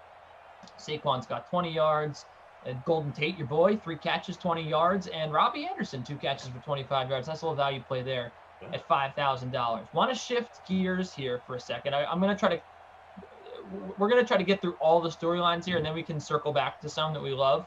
But Allen Robinson, he's a free agent, and he said this morning that, this is according to Jeff Dickerson of ESPN, that everything is on the table in terms of his future. I personally feel like we had an opportunity to be able to get something done over the past 365 days. So it sounds like a man who's ready to move on from the Chicago Bears, Mr. D'Andrea. Where would you like to see Allen Robinson go, and where do you ultimately think that Allen Robinson goes? He's most likely the hottest name, aside from Taylor Heineke, available on the free agent market right now. Yeah, I mean, get him to a spot with a good quarterback, please. The man has spent his life catching passes from Nick Foles, from Mitchell Trubisky, from Chase Daniel, from Blake Bortles, from Christian, by God, Hackenberg, and he's made them all look so much better than they actually are. There is one place I think is a great fit for him, and we saw how badly this team needs a second wideout on Sunday. That's the Baltimore Ravens.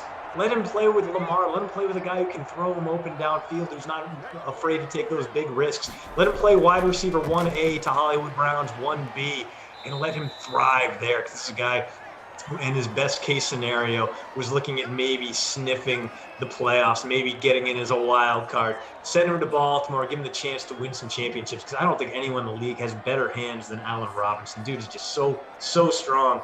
But if you take a look at the cap space out there, few other places fit, fewer other places could throw a whole lot of money at him. The Ravens only had about $24 million in cap space. Might be tough for them to lure Robinson, although he's already made some money in his career. Maybe he just wants to go play for a winner, but maybe a return to Jacksonville is in order. They're going to have Trevor Lawrence. They can add him to a very talented receiving core. He won't have to carry the load as much as he did in Chicago. The Jets could bring him in as the wide receiver 1 there, and that would be pretty impressive. I would be pretty happy, Kenny, if I were Sam Darnold or whoever is throwing passes next year with an Allen Robinson, Jamison Crowder. And we get a fumble here from the Panthers. D. Yep, give him 2 points. Yeah, Saquon puts it on the turf drive, stunted. Carolina's shutout's going to continue at least a little longer. But yeah, if you can go Mims, Crowder, Allen Robinson, that is a nice recipe for a revival from Sam Darnold or a solid rookie season for whoever else comes in. You can even make the case the Washington football team could make a run at him. They love throwing money at big-time free agents, and they could use a solid running mate for Scary Terry. Now, the quarterback situation, not ideal there, obviously. Not a great landing spot, but honestly, I think the Ravens are the best possible fit for him, but I wouldn't mind him going to my New England Patriots, because Lord knows they need a wide receiver 1, too. They have the cash to make that happen. I think that the Jets are a good spot. I was going to talk about it, but then you said, that you weren't really excited about, him playing with a bad quarterback. So I thought that you'd chirp at me about, perhaps Sam Darnold being bad or whatever. But they could look. They might go in and draft Fields, and they might end up trading for Deshaun Watson. We don't really know. I will say that Ian Rappaport's saying that he spoke to people close to Doug Peterson, and Peterson was apparently sick of people telling him what to do. That's what he said to the sources that Ian Rappaport of NFL Media talked to. So that's a little interesting. Now, I'm not going to put my tinfoil hat on here, but you wonder if it was an organizational decision for them to lose that football game on Sunday. And then he was just going along with it. I don't really know what to make of that, but I will say that, look, if you're not, here's the thing about that quote, Christian, before you get in, if you're not going to do what the front office wants to do, then you're not going to be a coach in professional sports, because professional sports franchises now, the coaches are puppets. They're not making the decisions, and I think that there's very few coaches left that do. Like Bill Belichick is a guy that clearly makes all the decisions in New England, right? None of these coaches now make decisions. It's all coming from the front office. It's all coming from the analytics department, and they're going to override what the coach wants. They just want a coach that communicates with the players the organizational philosophy that they have. So if you're going to come out and say that after you get fired, I don't know if you're going to have a very easy time finding another job, despite the fact that you just won a Super Bowl a few years ago. Well, when it comes to those guys, the big national guys like Rappaport and Schefter, they do kind of go out of their way to protect their sources sometimes. And this could be a situation where Peterson is burnt, right? He's on the job market right now. So what I think we're going to get is a little bit of an influx of what the franchise thinks, what the ownership, the guys who are still in the building think. So we're going to see a little bit of a turn on Peterson, because they know that everyone looking at this move is going to go, wait, they fired a coach who got him a Super Bowl win 3 years ago. They fired a coach who made the playoffs 3 times in 5 years. That's all absurd. So I think this is some proactive burn notice stuff coming from the Philadelphia organization. So I don't know exactly how much I would take these reports as gospel. That said, Peterson, that final Week 17 game, throwing Nate Sudfeld in there, probably didn't sit well with a lot of people. And if that is in fact the case, you're right. You can't get away with basically insubordination, even in the middle of a lost season, and get away with it. Maybe especially in a lost season. Maybe you could have gotten away with that if they did make playoffs, but the fact that they were so far out of it and the year was so regrettable, he just had no chance to come back. Bill Barnwell over at ESPN, it's a lot easier to fire a struggling coach than it is to trade away an expensive, struggling quarterback. And that's very true. I mean, this is the balm they're putting on the rash of bad decisions they've made over the past 3 years, and it's not going to work. It's just such an unappealing job. And why not let Peterson hoof it out one more year, see if he can fix things, and if he struggles again, kick him to the curb. I don't understand this move from the Eagles. The timing is weird. The move itself is bizarre. And what other coach is going to look at that and be like, okay, if I win a Super Bowl with the Eagles, it might not even buy me 3 years. Look at Teddy Ballgame. Teddy Ballgame can't get there. Oh, that's going to be a face mask. Oh, it's a face mask. Ooh. Coming back. Ooh, throw a free one. So this could be Alex Arma time. We might get to see it. First and goal coming up here from the 2. Could be fullback dive o'clock. Could be Chris Manhertz o'clock. I think that. Oh no, we're gonna get this. I think we're gonna get a draw up the middle here. Let's see. First and goal. Bridgewater. No, he's gonna throw. He's gonna throw. Is he gonna run? He's got Delaney. Throws. Oh, he's nearly intercepted. Wow. Oh, what are you doing? Oh, Teddy Bridgewater, what are you doing? He could have run into the end zone. He decides to throw it, and no. Yeah, a terrible decision there. So that was late season Teddy Bridgewater compared to the early season revived Teddy Bridgewater. Here we go, jumbo package here. Although this would be a great spot for a corner route. This is going to be 6. No, yeah. CMC. His great day continues. 2 touchdowns, 1 through the air, 1 through the ground now. He is up over 20 points, and we're not even out of the first half, Kenny. Yeah, Christian McCaffrey going off right now. Also, if anyone cares, the WWE champion just tested positive for COVID-19, so that's how things are going in pro wrestling. Drew McIntyre. I just saw that. That is pretty enormous news. What's that? But it's just wrestling stuff. The WWE champion Drew McIntyre just tested positive for COVID, so that's not good. Dude, I saw Drew in Dundee, Scotland when he was wrestling with ICW after he'd been released from WWE the first time. It was absolutely lovely. Wonderful main event. You got to see Polo Promotions and Grado. Dude, if you are ever in Scotland and you get the opportunity to watch Scottish pro wrestling, jump at that opportunity. It was phenomenal. Yeah, Also, I will.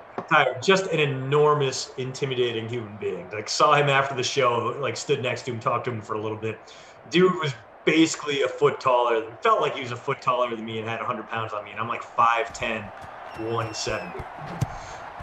Yeah, wrestlers are humongous. Like they don't, you don't understand how, we're really professional athletes, but wrestlers as well. You don't understand how big these people are until you're next to them, because they're all next to big people. Like, all these people are huge, and that's why, like, a guy that's maybe 6'4" doesn't, or 6'5", might not look that tall, because everyone's tall. But yeah, that's he is a big man. I stood next to, when I was covering the Yankees back in the day, I stood next to Braun Strowman was at Yankee Stadium one time, and that guy is absolutely massive. But yeah, I mean, whatever. It's fun to say that. Yeah, I mean, this is one of those situations where WWE was always in a weird spot where they had a bunch of guys on the main roster or in developmental who would post weird anti-vax and COVID denier stuff, and a few guys would be real passive-aggressive about calling them out. So not super surprising to see this has happened. I mean, basically any institution in the state of Florida where it seems to be pretty ripe for a COVID outbreak, but hopefully Drew gets better, and as Daniel points out, he can just go drop the title to Goldberg in Saudi Arabia and take some time off and rest. And with COVID, dude's terrible stuff. Daniel Jones gonna throw here. Let's see what happens after the 2-minute warning. Oof. Not even close. I don't know about Peterson, man. Like, the Jets need to build their culture and, like, bring in a guy who just basically an embattled coach right now, right? Like, he just went through the whole controversy with losing the locker room because he intentionally lost the game. Now he's saying he doesn't want to be told what to do. Is that really the guy you want to bring in, as a new general manager, especially? Like, I don't care if he's your old friend Joe Douglas. Like, is that really the guy that's going to lead a new, young, budding team forward? Like, I mean, like, would you want to put Doug Peterson on, like, the Bengals right now? Like, I don't think so. Like, I don't think that he's I don't think he's a good coach to hire right now, man. I just don't. I mean, counterpoint, Doug Peterson won a Super Bowl with Nick Foles, so he might be capable of literally anything in the NFL. That's maybe true. So you got a sack here of Daniel Jones. I mean, yeah, but Mike McCarthy won a Super Bowl too, and that guy is, he's bad. He's a bad coach. True, yeah. But, I mean, he had an otherworldly generational quarterback behind center and, not Nick Foles. Well, we're going to get third and short here. If you stacked up the Giants in this game, I'm sorry. I don't know what else to tell you. I apologize for what you're witnessing right now, but it's not looking good for you. But we still have a whole half of football to go. We still have another minute to go as the New York Giants try to drive down the field here. Christian McCaffrey, you put him in the captain spot. Already 31.2 DKFP, just a monster day so far for Run CMC. Let's see what happens here on 3rd and 3. As the Giants are throwing the football, they got to complete to your man, Golden Tate. That's his 4th catch of the day. That should put him over 7 points, or maybe right at 7 points. A timeout here for the New York Giants. 1 timeout remaining, and the Panthers defense, looking like the star of this game, aside from McCaffrey, of course, with 13 points. They got the sack, the fumble recovery, and the shutout, but that could all be on the table right here. They could let some points be scored. As we get a crossing route here, and Saquon's going to get shut down. I think that fading Saquon was a good call today, Christian, so far. He only has probably 4 points now after that catch, and maybe 4.5 points after that short catch. And he's got the fumble recovery. he's just too much money at this point to have in your lineup, right? Yeah, I mean, just a grim day for him, although there's still plenty of time for him to turn it around. The fact that Ingram he shows up in every aspect of the Giants' offense is important. And there's a team they're playing at home. They're coming from behind, so he may get a big-time second half. But, yeah, you could find a lot more value down the line here. And he's getting soundly outplayed by Christian McCaffrey, which is definitely an issue. Giants just going to take the points here, not going to risk running another play and getting stopped in bounds, even though there are 16 seconds left. Hate to see it, but with a guy who is a sack magnet like Daniel Jones, I kind of understand it. Take the points while you can. All right. So, nothing for Darius Slayton yet. That's kind of interesting. Someone mentioned Slayton in the chat. He's only got he's $6,200. 40% owned, and he's got 0 fantasy points. He has not had a catch yet today. And, that just dems the brakes when you're off for someone who's getting balls thrown at him by Daniel Jones, I guess. Real life or otherwise, Jones has not really found the mark tonight. I think that with the right coach and the right personnel, Darnold could be a good quarterback, as Mockingjay 2020 said Darnold is not a bad quarterback. So I don't think that a coach like Doug Peterson would not want to come to the New York Jets. I think that you could still get it done with Darnold, but I mean, give him another shot.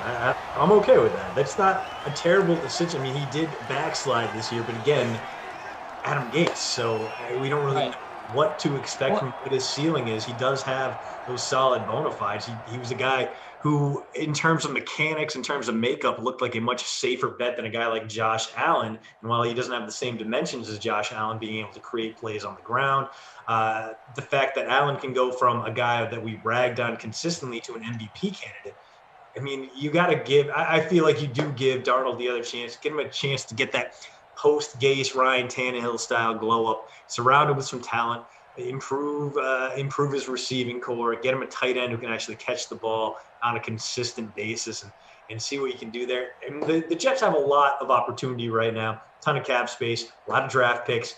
Let's see what they can get done. And like I mentioned before, it doesn't make sense to get rid of Darnold now. His value has never been lower. He's cheap. He's under contract for 2021 anyway. If he sucks again, guess what? You're in position to take a quarterback in the next draft instead. Well, the New York Giants, speaking of quarterbacks, just 76 passing yards, 43 rushing yards, and they trail in this one 14-3 as we take a look at the stats here. Christian McCaffrey, 31.2 in the captain spot. If you had him, he is just 30 receiving yards, 38 rushing yards, but he has the touchdown. So nothing too special for McCaffrey quite yet, but no bonus watch really, but he's had a solid day. Bridgewater really has done nothing wrong. He's got 9 fantasy points, and Curtis Samuel, 11.5. He's got a game-high 6 catches and a game-high 55 yards so far. He's been quite active. Golden Tate 4 for 30 as well. We saw Ingram get involved at the end of that last drive for 2 for 30, but nothing yet from Darius Slayton. Yeah, pretty low-key half. I mean, really just the Giants' inability to stay out of their own way, the fumble in the red zone, the bad Daniel Jones throws, the Saquon's relative ineffectiveness. Really, the only guy that we've been paying attention to this one, Christian McCaffrey, and a little bit Curtis Samuel, who is on pace for 100+. See if he can keep it up, or if maybe we get a little more Robbie Anderson, DJ Moore, Ian Thomas in that lineup for Teddy Bridgewater. Teddy, he's no longer the stuck in his shell quarterback he was with the Saints, where he's throwing mostly checkdowns and short passes. Robbie Anderson really kind of helped unlock that pretty nice deep ball of his. Let's see if we can't see a little bit of that here in the second half, get some big-time scoring plays on what has been the second straight low-key, kind of boring sim of this Monday. Well, we will get back to the field here and see if we maybe get a little bit of a turn in the action as we continue to talk about pretty much everything happening right now in the NFL. There's just so much that's been going on with, of course, Doug Peterson getting let go today, and we've got teams. We don't know who the quarterback is going to be for the Rams. I am going to go out on a limb here. I think that I'm going to be taping we're going to be talking about some targets for next week on DraftKings, and you'll see it. So I'm going to give a little bit of a sneak preview as to my quarterback that I like this week, and it is John Wolford. And I think that John Wolford, that Heineke performance, it should have been Wolford. That should have been John Wolford in that spot. It was set up for John Wolford to have he was set up for the hero. He really was. He was making great throws. He runs that offense very well. He uses his legs a lot. John Wolford was like, that was supposed to be him, you know? So I think that it was very clear in that game that Jared Goff can't throw the football right now with his hands. Yeah, like he can't grip it, he can't throw it. Like the touchdown pass he had was just like a soft little toss on a nice play call by Sean McVay. But they can't have him starting if Wolford is healthy. And according to Sean McVay, Wolford has a stinger.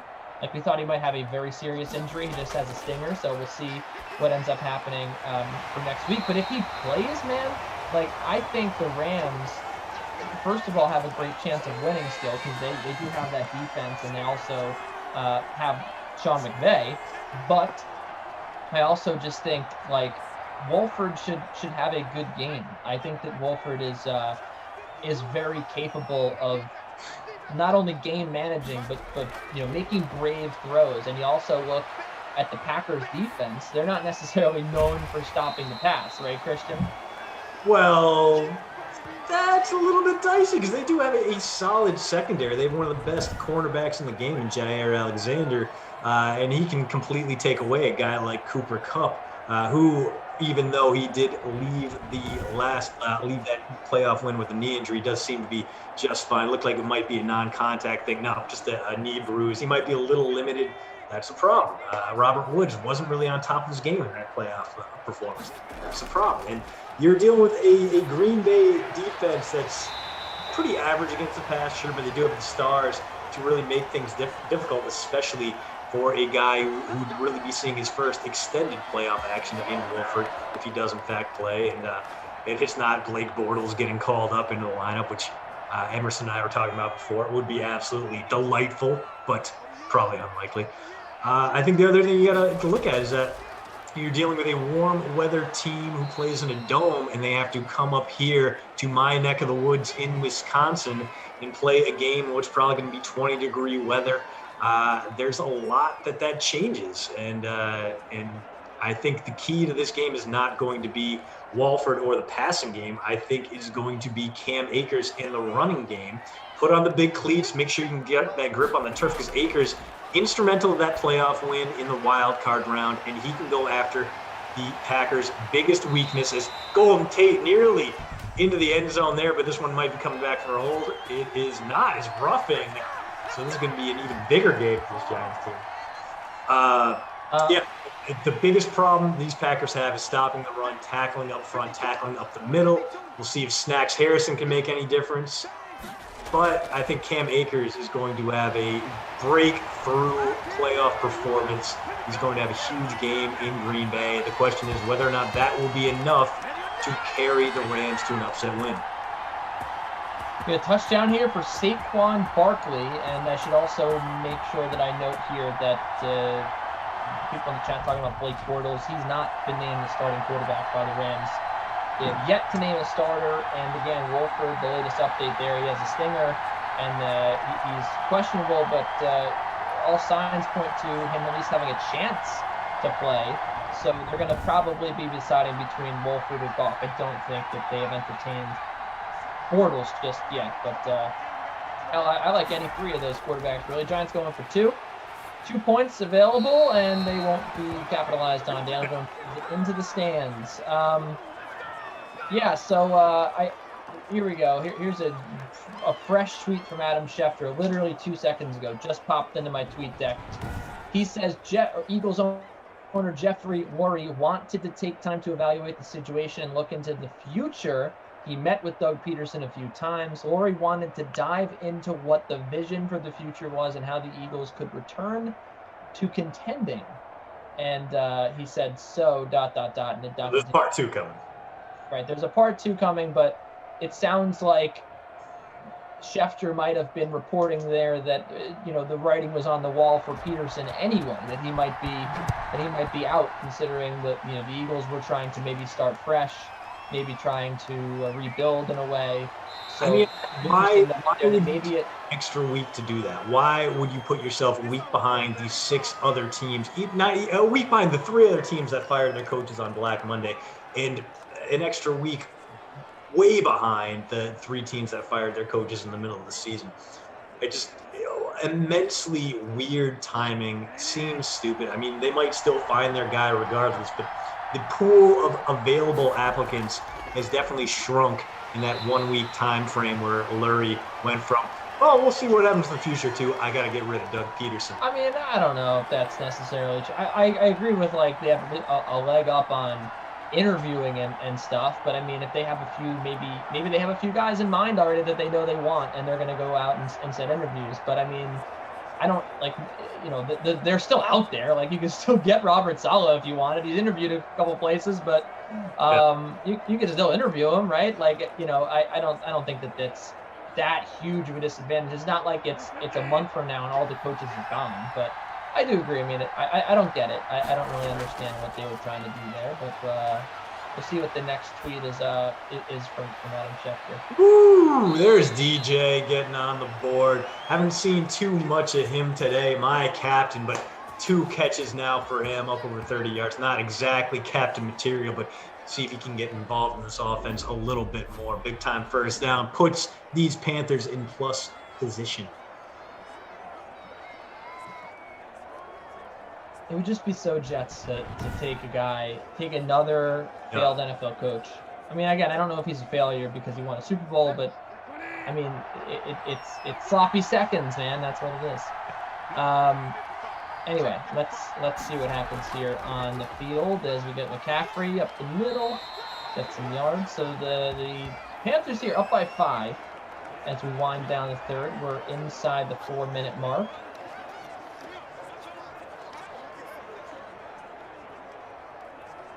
I've seen several jokes already that Chip Kelly is going to be the new coach of the Eagles. That's been amusing. Wow. Jeremy Fowler, Doug Peterson firing significantly increases chances of Carson Wentz staying in Philadelphia. A source told ESPN, became clear keeping both would be difficult. Eagles could always gauge market or adjust with new coach, but relationship appears salvageable. Could they have fired Doug Peterson to keep Carson Wentz? It sounds crazy, but is it possible? Yeah, no, it absolutely is, because Wentz isn't going anywhere this year, and if the relationship was really strained and Wentz did make it seem that way, he was going to try to force his way out, which, again, hilarious for a guy with a $59 million dead cap hit on the books for 2021. I mean, it might have been a situation where one guy had to go, and like Barnwell said, way easier to just jettison Doug Peterson, called a product of 2 underwhelming seasons in a row, and smear him on the way out while keeping on Wentz, just because there was almost no way. Who was going to take a shot on Carson Wentz right now?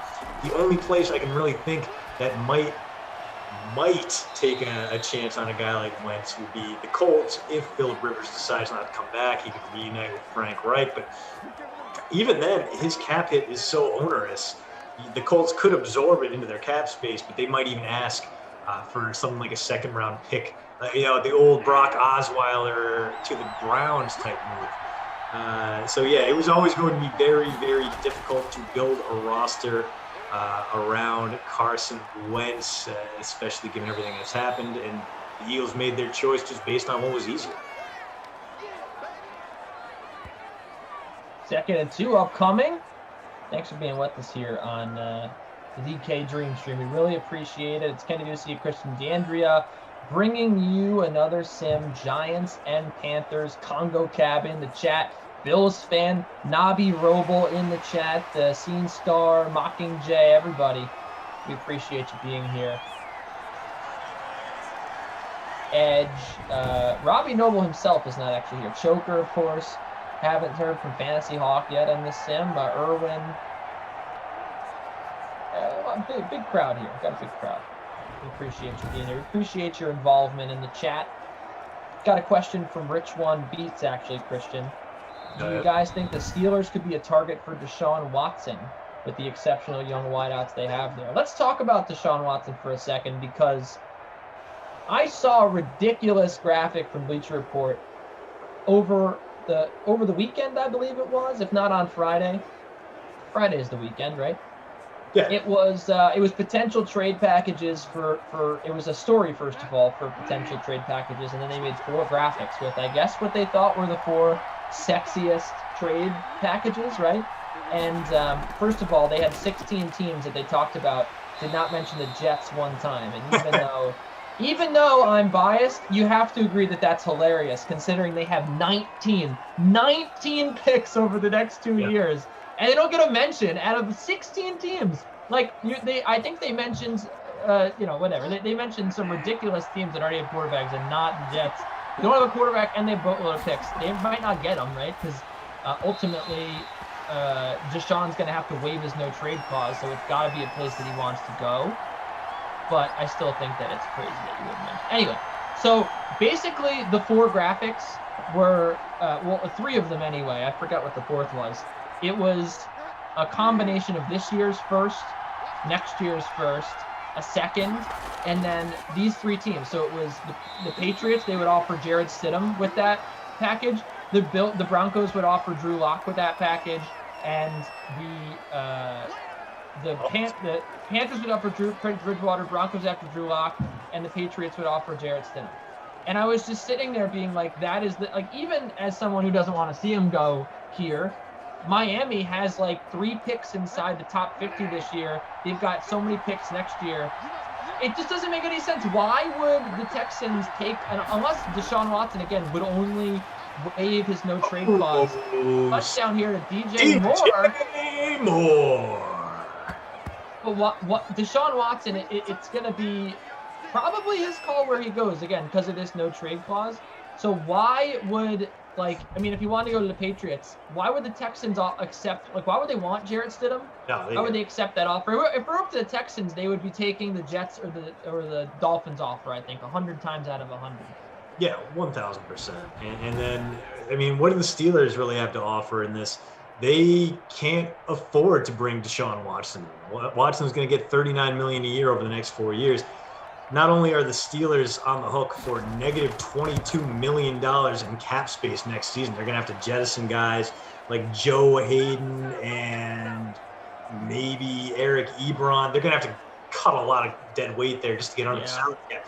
But they also have an unmovable $22 million plus on Ben Roethlisberger's contract, and they know he's already said he's coming back. So, they are in a bad situation. I don't think they want to pay up to get Deshaun Watson because they do so well developing players internally through the draft. But B, I just think it would really crush their ability to feel the kind of team that can. The Steelers, the good thing about the Steelers is that they have the kind of defense where they can win games with a caretaker quarterback. You can kind of talk yourself into that. And as great as Deshaun Watson would be with that receiving core in Pittsburgh, they would have to sacrifice so much to fit him under the cap that it would fundamentally change who the Pittsburgh Steelers are. I can't see them do it. It wouldn't make any sense. They also think about the contracts that are going to come up for them that they have to, you're not going to be able to re-sign TJ Watt, right? Or you have to do that eventually. TJ Watt's probably going to command one of the biggest contracts in history, right? Yeah. So you're not going to be able to get TJ Watt if you have to pay Deshaun Watson all that money. You mentioned Joe Hayden. The guy's immediately that you have to get out of there. It doesn't seem like it would work for Pittsburgh, even though they do have, they could always just give away all their assets, right, to get Deshaun Watson, and they have the need, they have the position open, really. It'd be difficult. I think the Saints are more likely to get him than the Steelers, and again, both of those teams sort of in salary cap hell. But, the Saints at least, could just, right? Neither of them, not to get it twisted, are likely to get Deshaun Watson. But, the Steelers are probably the least likely in terms of their current standing here. As we get the end of the third quarter, it is 21-9 in favor of the Panthers, and looking at other destinations for Deshaun Watson. Again, it's all about who he wants to play for. So if he wants to go play for the Patriots, and the Patriots might be an appealing place, I think that they could offer something for sure. I'm not sure where else he'd really want to play. Maybe Miami. But again, one, I don't think he gets traded in the first place. I think this is his camp trying to get some leverage out there because they know he really has no recourse. He already signed the deal. Only thing he can do is really Trent Williams himself and sit out a season if he's that unhappy. I don't imagine he's going anywhere. But I think this is just a move to get the Texans to bring him to the table and try to reconcile things and try to get back on track. And I don't think it's going to happen. I think the ideal place for him would be in division, trade him to the Colts. He would be behind the best offensive line he's ever played with. He'd have a young, great group of contributors around him. That running back room is delightful. They got Michael Pittman. I think that Colts with Deshaun Watson are a Super Bowl contender. It would be great to watch. Don't think it'll ever happen. I don't think Houston wants to have to face Deshaun Watson twice a year ad infinitum and get ruined by him in revenge games. It's not going to be a thing. But for me, in terms of where is he the best fit, Indianapolis would be the way I go. They have the cap space. They have the infrastructure. He would immediately raise their ceiling to potential Super Bowl champion. Well, it would certainly be a great fit. I would love to see it happen. But, with all these things, we have to throw a grain of salt in there just because, hey, the Texans probably aren't trading him. So we'll see what ends up happening in this one. But, yeah, in terms of this sim here, Sterling Shepard not overly involved. Darius Slayton not overly involved. It hasn't been a fantastic game really to roster anybody except for Christian McCaffrey. Saquon Barkley has found the end zone for those of you just joining us, but not too much offense to be found for the New York Giants. And for the Panthers, it's really just been all Christian McCaffrey as we get the fourth quarter started here. The 3rd and 2 is upcoming already.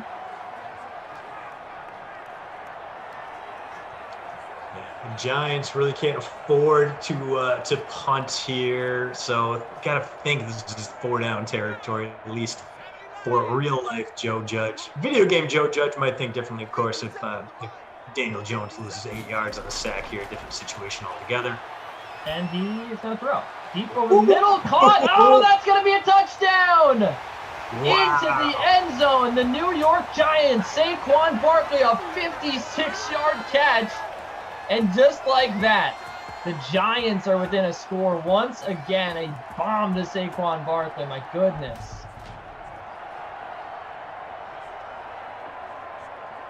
Yeah, absolutely beautiful. And now, bang, just like that, Saquon Barkley looking like a good play. 2 touchdowns for him in this one, getting him up over 20 points and up over that season-long average. Giants back in this one.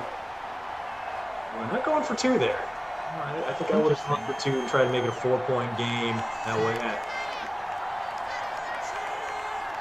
I don't know. I mean, I don't think the 4-point game really makes a difference, but 4 or 5, we're splitting hairs here. Yeah. Anyway, appreciate all of you being in the Beat Ducey contest.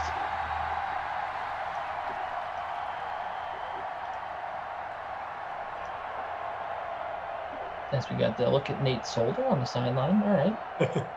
Yeah, current right now in the Beat Ducey contest, 8th out of 99. Thanks to my DJ Moore captain spot. He's only got 33 receiving yards, but that touchdown was a nice one for me. Everyone on the board with double digits on my team except for Levine Toilolo. So I got to hope for Levine show up here in the 4th quarter to make sure everyone gets involved. Everyone gets their participation. Here comes Teddy ball game. 3 receivers set. As the Panthers try to put the hurt on the New York Giants. And Christian McCaffrey, nice run to start it off.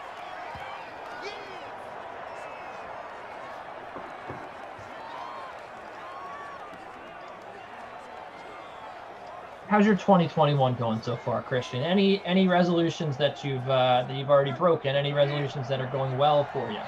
curious. No, don't even bother with resolutions. I didn't take the holiday season to gain a few pounds, so it's going to be time for some workouts here. After this, go down, hit the basement, lift a little. Problem is, up here, it's so hard to get outside. Like us, the summer is awesome. You get the long days, you can go out and run. We got all these beautiful trails near my house. You can go hit the Ice Age Trail, and it sucks because it's all hills, but through the woods, across these plains and meadows, absolutely beautiful. And then in the winter, it's just like, I'm just gonna stay inside and drink. So that's pretty much what I've been doing. Gonna have to get back in shape so I can trim up, look good for the Sim fam once again. What about you, Kenny? How are your resolutions going? They're going well. I'm eating healthy. I'm exercising 3 times a week. I've actually gotten into running since I usually am a gym guy when it comes to exercise. I go to the gym and I play rec league sports. Yeah. And, can't do either of those in the pandemic. So I am running now, something that I've never really done before. And it's going well. So, yeah, I'm enjoying that. Again, a little cleanse diet here in January. And, so that's how it's going right now. Also the amount of places that you can find my work growing, which is always fun. And a golden tape right there. Gyro, by the way, was he made a funny joke about your Wi-Fi, which that was not what I was going to bring up. He said New Year's resolution, new Wi-Fi. I don't know if you guys in the chat know the whole story, but not only is Christian's Wi-Fi terrible and always drops out, he's actually worked so hard to fix it. He's had people come to his house to dig up his lawn to rewire the internet in his house, and still his Wi-Fi is terrible. I really think, man, you should go with a mesh network. I think it could be the router that's the issue. I mean, at this point, I'm running out of ideas. The thing is, Charter gets in, is like, oh, we're not seeing any outages or dips in performance on your side. Then I'll do the speed test, and it'll come through at like under 1 megabyte per second. It's like, awesome, cool, real fun. Are you using an Ethernet cable from your router? No. The problem is that I am on a different level than my router, so I have to use the wireless because kids. So here's what you do. Yeah. Get a mesh network, and then what it is it's just a series of access points, throughout the house. So you can buy it. Google sells them. They're really good, but there's several places you can buy a mesh network. But I like the Google Wi-Fi the best. What you do is you have your central sort of it looks like a little Bluetooth speaker. It's the size of a mug, and so what you do is you put it. You plug it in as your router, your main router, and then it'll link up. Like they'll all connect throughout your house, so you can be next to your router. Especially if you have a 2-level house, it's perfect because you get one there. You put an access point upstairs, and so as long as they're all in range to connect to each other, it will strengthen your internet connection. Daniel also pointing out in the chat, I had a roommate do this once as well. But if your wall plugs into where you are right now, like if you're close to an outlet, you can actually get a power line adapter, so you can plug your Ethernet cord into your power line, and the internet signal can actually travel through the electrical current. It's a long story, but that's all I was going to wrap. But I think the mesh network is the way to go now. I think that's what you got to do. Well, Get into it. I have a Wi-Fi range extender that I used to use upstairs, and then I got a new router, and everything got a lot more powerful. Didn't need it, but I guess I could just put one down here. I got outlets right next to me, and see if that makes a difference from just sitting right next to a. It's essentially the same thing, but it's even more powerful, and that's what everyone's doing these days. Unless you live like where I live in a little apartment. If you have a house like you do, I think that most people are moving to mesh now, and it's definitely. Drew is saying I must have mesh network stock. I don't. I'm so passionate about technology. I used to do IT, believe it or not, back in the day at Fordham University. I worked for IT, so I'm a big geek. I like to fix things. I like to give people solutions to their problems. So I'd recommend it. And I think it's only like $100 really to get one. It's not even that much money, especially if you had someone go over and dig up your yard. I think everyone in the house would appreciate it. Everyone can get a nice, clean connection. And it's very easy to manage your internet as well with those Google Wi-Fi things, because you can just like use an app on your phone, and then you can limit the kids' internet if you want, and you can shut it off after a certain time. It's very useful. Who you got tonight? Alabama, Ohio State. I mean, I can't fade the Tide. Not only are they rolling, but they have been just destroying everyone in their path. Is Sterling Shepard another target? He has been Daniel Jones's huckleberry here with the game on the line. That's going to shake up the leaderboard. As much as I want to believe in Ohio State, it does look like they're going to be down some key players. They're not going to have either one of their top kickers and a whole bunch of their D linemen, it looks like. I don't know if that's broken yet. I got a guy who is a booster there who maybe has a little bit of an inside knowledge. So don't know how dead accurate that's going to be. But if, in fact, the Buckeyes are missing some key players, and given everything that's happened in Columbus with the Big Ten and with COVID, it does seem like that could be a possibility. I think it just further cements the Alabama favorite status there. Let's see if we can get the – oh, no, Daniel. Oh, is he going to run it? Is he going to tuck it? Oh, no, he got it. Danny Dimes takes the lead. The Giants are in front. Daniel Jones has just run for a touchdown. They are up 22-21, pending some sort of try here. I'm assuming they're going to go for 2. And then maybe the Panthers come back and they try to kick a field goal to send this one to OT.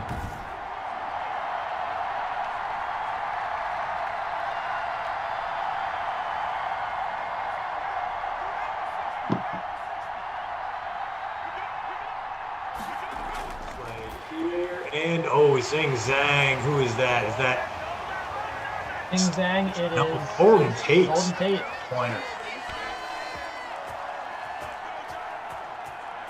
So Danny Dimes continues to heat up here. And, well, now we get to see what the Panthers can do in return. Going to have to run that 2-minute drill. Field goal makes overtime a possibility. Touchdown ends things on the road here in northern New Jersey. All right, now it gets fun. It gets real fun here, boys and girls. Sound like I'm doing a Nickelodeon broadcast. 24-21. The New York Giants kick the football away to the Carolina Panthers. Christian McCaffrey would be the man to try to lead the Panthers out of this deficit. Of course, there's Teddy Ballgame, Teddy Bridgewater, 16 of 22, 171 yards and 2 touchdowns today. Pretty good stat line. And he will be the man with the ball in his hands most of the time, but I think he's going to probably lean on McCaffrey a good amount. No, maybe not. He's going to throw first time and complete to Ian Thomas, and that's going to take us to the 2-minute warning.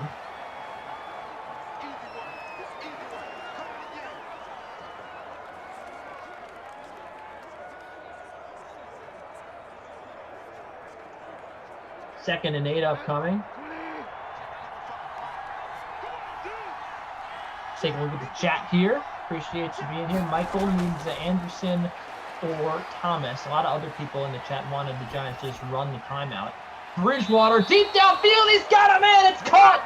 Ian Thomas. We haven't heard from this guy all game long. 41 yards. The sound guy not impressed. And the Carolina Panthers are in field goal territory. Could they score to win the game here? Yeah, you got to wonder if they're going to play for overtime or if they're going to take this one all the way.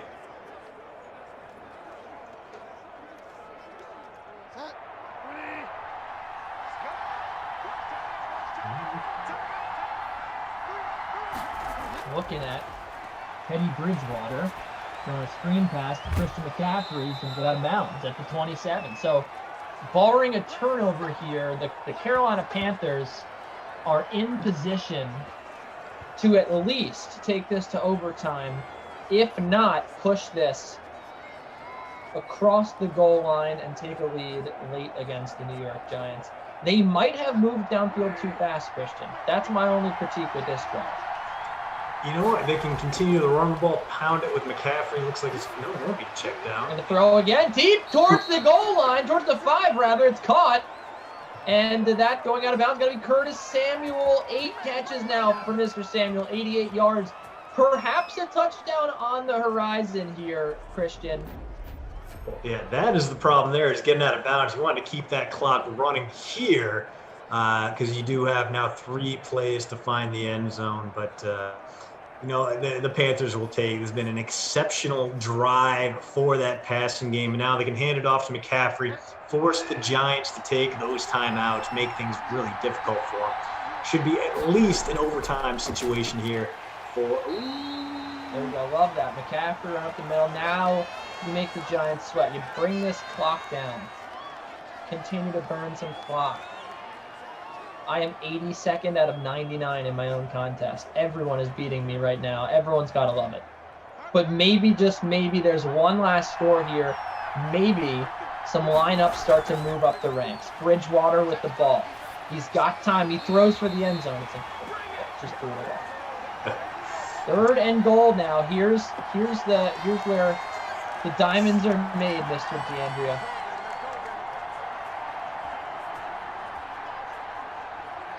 This is it. Been feeling it today, and we know he can get loose. He can scramble a little bit more than we gave him credit for coming into the season. He's been good at using those legs. He's gonna run. He's gonna throw it, and it is incomplete. Incomplete. Look at that. Terrible. Why not? I mean, there you might not even take the sack, force the Giants to at least burn a timeout. What's the difference between a 23-yard field goal and a 28-yard field goal? Instead, we're going to see Joey Sly kick a game tire here, and Danny Dimes going to have about a minute and 2 timeouts left to make this work. That's right. Daniel Jones, as you just said, not Danny Dimes, Daniel Jones will have a chance here to perhaps put the Giants in the lead as we get Joey Sly kicking the field goal. There is Mr. Jones. Very boring, very, very normal name, Daniel Jones.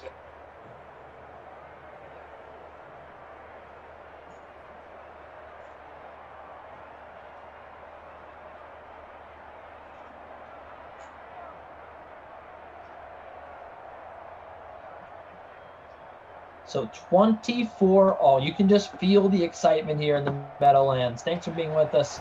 Kenny Ducey and Christian D'Andrea on the DK Dream stream. Congo Cab and this man, no OT. Let's see what happens here, Mr. Cab. CEH, Giants got time now. Indeed they do. Yeah, too much time. So that Panthers drive looks so good. They get in the red zone and just kind of take 2 big steps backward. Can't eat up enough clock. Can't score the touchdown. And not a first catch of the drive. Who was that made by? Tell us, Scorebug. Tell us. I couldn't see. It was covered up. We don't know. There, Sterling Shepard. There it is. So Shepard has been the guy late for this Giants team as Daniel Jones turned away from Golden Tate, who had been his huckleberry earlier. Oh, no. What is this stupid. Wow. Oh, but he's going to break a tackle. Wow. Let's see if Darius Slayton gets involved at all on this drive, Christian. Everybody's been clamoring for Darius Slayton to get the football. He is 40% owned in the free showdown, and Darius Slayton held without a catch to this point. That is going to be the story I'm looking for on this drive. I'm not looking to see if the Giants win. I'm not looking to see if Saquon Barkley gets more points. It's all about Darius Slayton. Will he get the football? Daniel Jones rolling out. Oh, he was risking a fumble there. Time out. Take that time. Well, this is probably going to be the last play of regulation. Does not seem like the Giants are happy. I mean, take that timeout early, and then you got a shot. Instead, we're looking at a Hail Mary situation. I don't like it, Kenny. If they can get out of bounds now, it's just going to be a Hail Mary. It's terrible, stupid clock management. And what? Nope, it wasn't even a Hail Mary. Cool. We're going to overtime.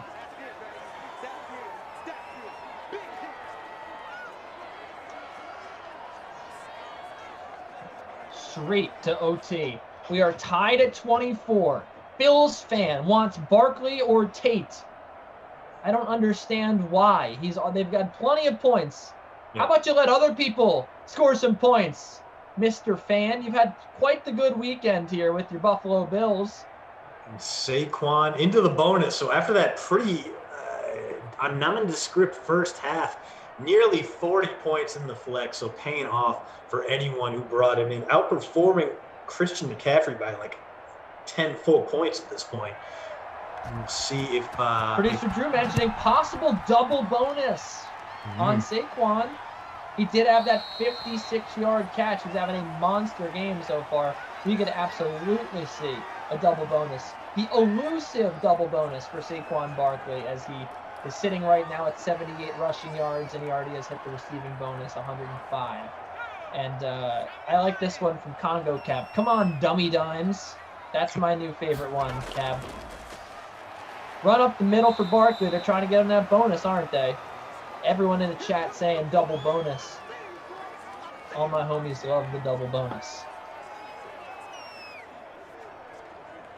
Up in the club, screaming, double bonus, double bonus. Daniel Jones. Can he command this offense? He's got 4 receivers out for him. Throws over the middle to Saquon Barkley. Going to get a little more receiving yards, another reception. So perhaps it was a mistake to fade Saquon Barkley today. He just had the 3 points at halftime, Christian. He did, and now Danny Dimes into the bonus himself. So Jones with the rushing touchdown, 300 plus. He is doing some work here for a guy that I didn't even think to roster in this one. He is going to be a staple of the top lineups come the end of this game. Huge third down coming here, and Saquon picks it and change. Excuse me. Rich one beats, no double bonus. Give me Slayton. Let's see Slayton. 13 yards until the Giants are presumably in field goal range. That's what the red line says anyway. Realistically, in these Madden sims, you're going to want to get to the 42-yard line to make it a 50-yarder.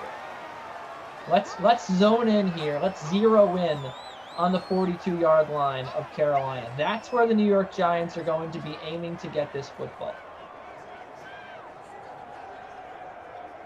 2nd and 9 upcoming. The New York Giants under center.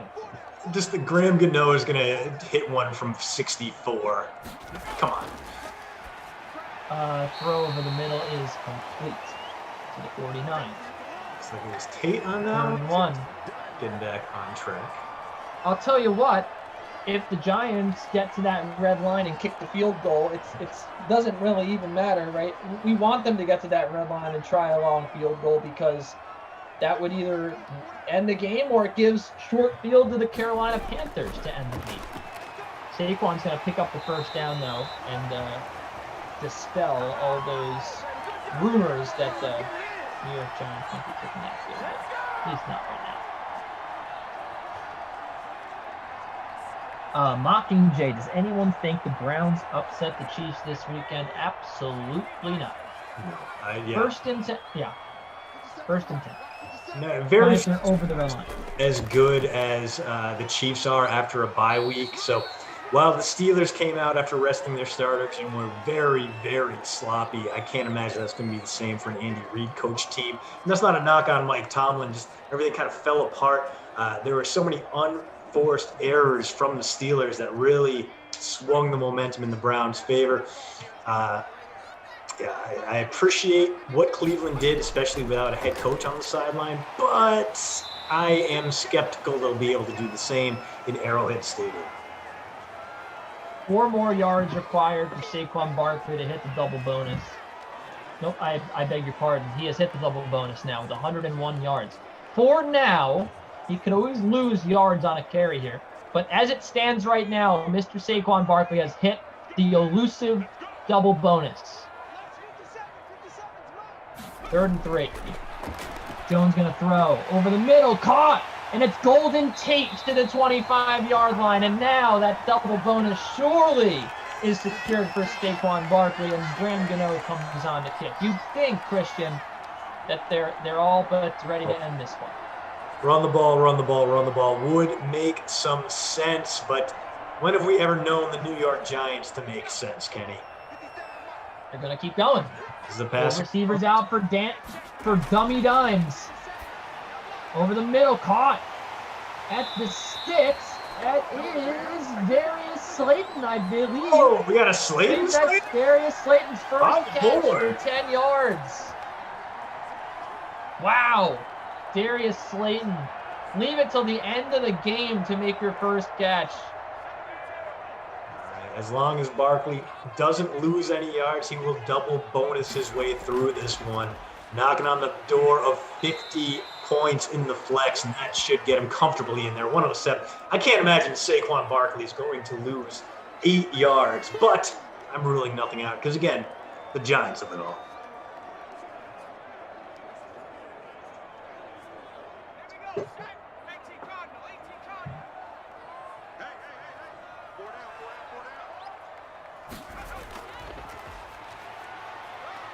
Run, touchdown, Saquon Barkley.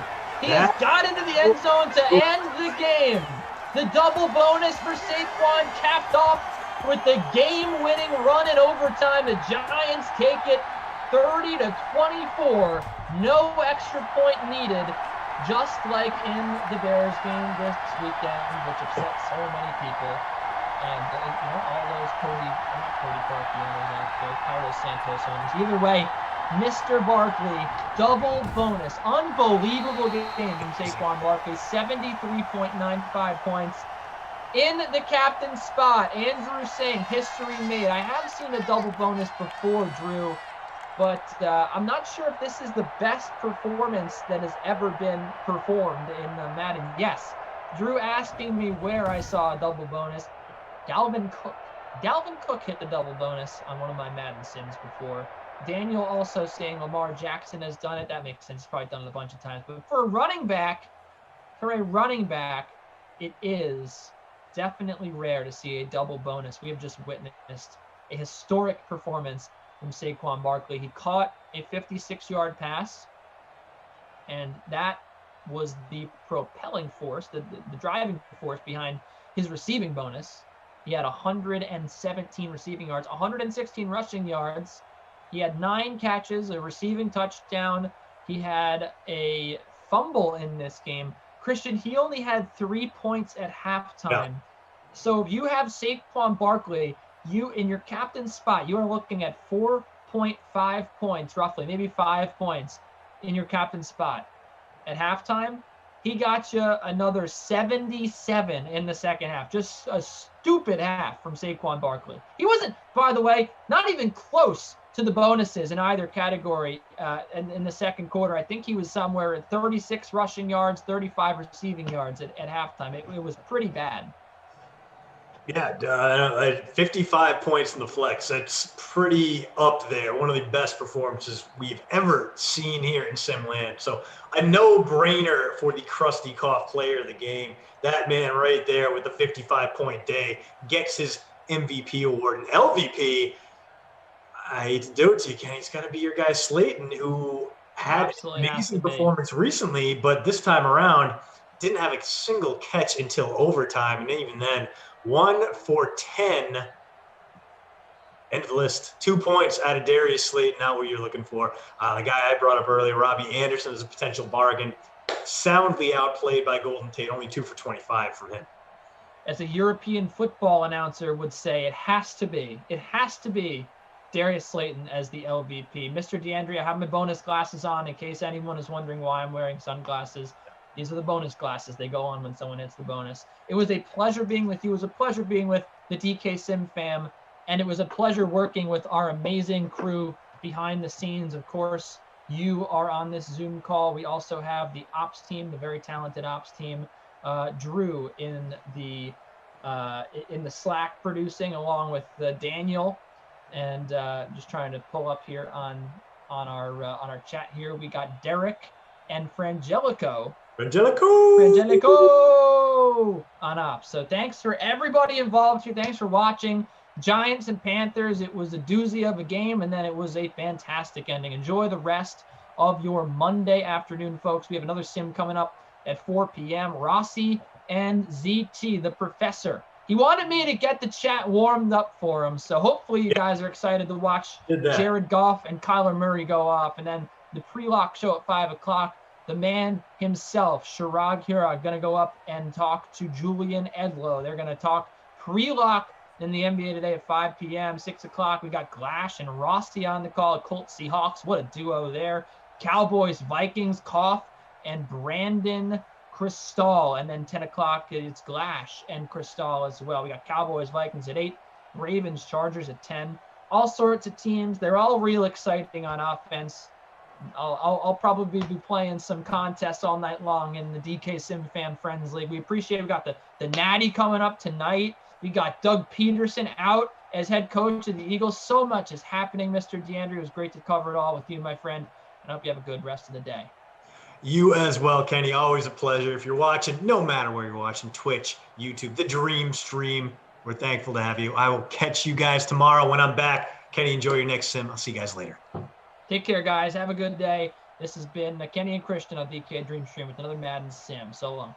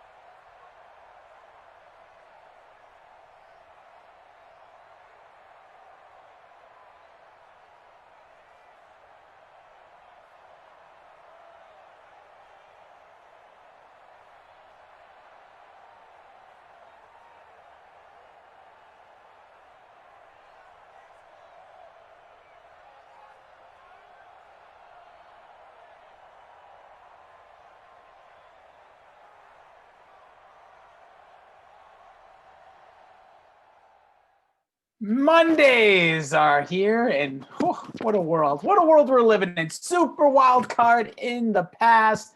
We'll talk about all the crazy outcomes of the game. I'm sure you guys have been chatting about it. DK SimFam, I am Jason Rossi. We'll be joined shortly by ZT Professor Zach. He's boiling up some, I don't know, some stuff that whatever professors do. I'm making him into a mad scientist all of a sudden. But he is the man, the myth, the legend. He'll be joining us. But we have the Rams. We have the Cardinals. One of them is still alive in the playoffs, although they try not to play their starting quarterback. Yeah, that's right. But Goff is the guy here in this sim. We will be getting to him. We'll be getting to Kyler Murray. I'll let you know my lineup because that SOB has locked up. So for me, I'll let you know what I think the way you could have constructed your lineup. I know Zach will join us. He's been writing up about all this stuff with your showdowns, your classics. But for me, it's Cooper Kupp is going to be in my captain spot. I'm going to go with Malcolm Brown as well. Goff, yep, that's right. Going to go with him. You have to.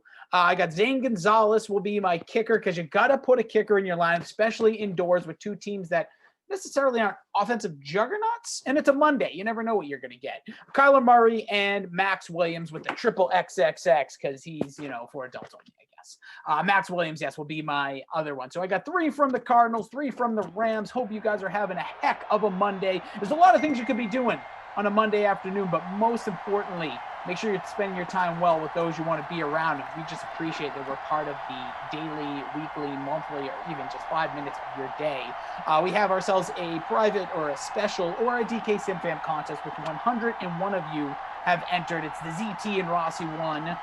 We see you all here on a Monday showing up. We got our guys. By the way, first, shout out to my guy CEH. We had a little fun bet going on that if the Bills beat the Colts, because the Bills narrowly but did escape the Colts. So you can see CEH. I just want him talking the whole time, CEH. Just keep writing things. We won't ban you. Just so I can see that Patriots logo. But I welcome in the smartest man behind the scenes and the hardest working son of a gun.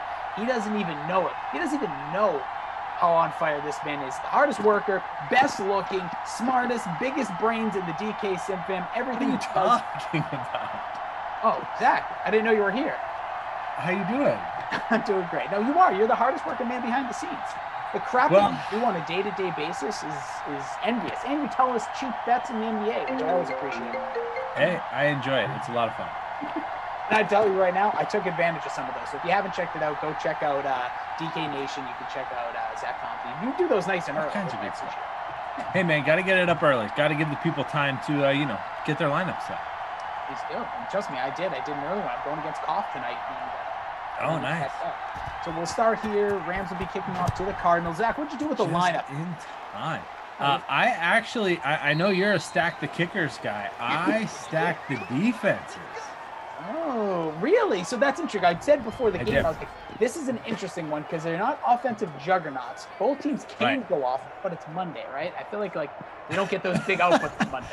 Hey, there you go. Yeah, so I went with maybe a little unconventional captain's pick too. I don't know who you had, and I didn't hear who you listed. So this is a lineup unimpacted by that. Robert Woods is my captain. Kyler Murray, Jared Goff, Darrell Henderson, and then the defenses. So, okay, I went with Cooper Kupp, my captain. Goff, Malcolm Brown, Max Williams, Triple X, Kyler Murray, and then I put in Zane Gonzalez because you got to at least have a kick. Crazy. All right, interesting. We'll get a second. So we've got competing captains there when the Rams throw the ball. Hold on, look at this. That is DeAndre Hopkins actually touching the ball.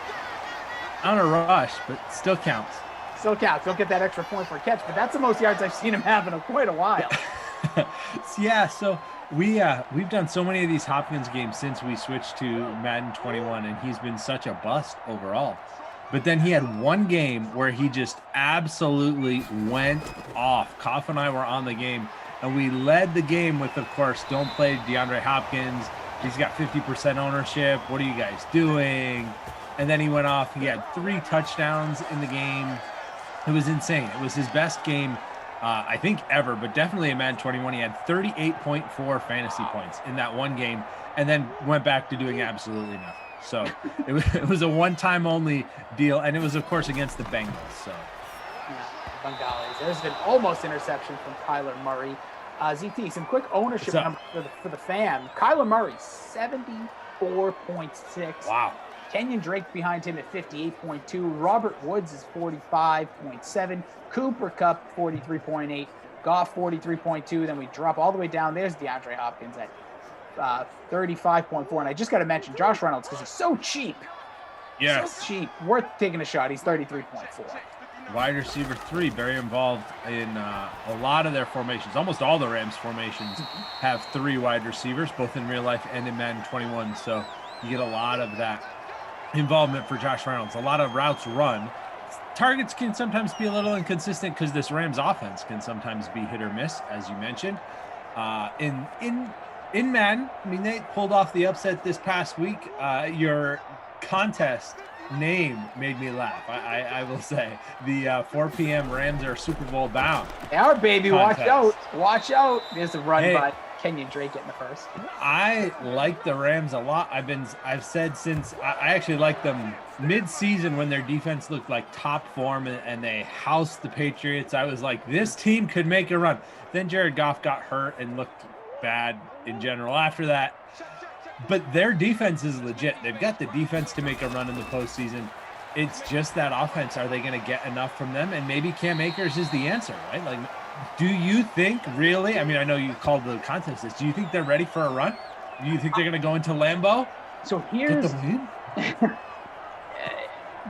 the Packers are, until they can prove they can actually win these games. I think the Rams are clicking. Like, you have to remember, the game's about momentum, right? You mentioned it. The defense, tell me a cornerback tell me a defense that's playing better right now with a guy that's captaining them like Jalen Ramsey. Jalen Ramsey looks like a wide receiver playing defense. Now, what I mean by that is he's finding the ball. He's not getting pass interference. He ran like 40 yards across the field, hopped over a dude, knocked the ball out of people's hands. He was a man possessed. There's Kenyon Drake possessed down the right side. There we go. At the 11-yard line. So I think Ramsey's clicking. The team's going up him. I know Aaron Donald's hurt. Took him out of the second half of the game. Didn't need him because did you see the way that defensive front was playing? That defense is solid. It is not just Aaron Donald. I mean, we talk about Aaron Donald in these sims because he is a 99 overall player and he's very involved and a lot of what they do on defense is obviously built around him. But I agree. That defense, I think you can make a case that it's the best defense in the league. I think they've got a good shot at getting the win this weekend. What are you doing? Fumbles, picks up a touchdown!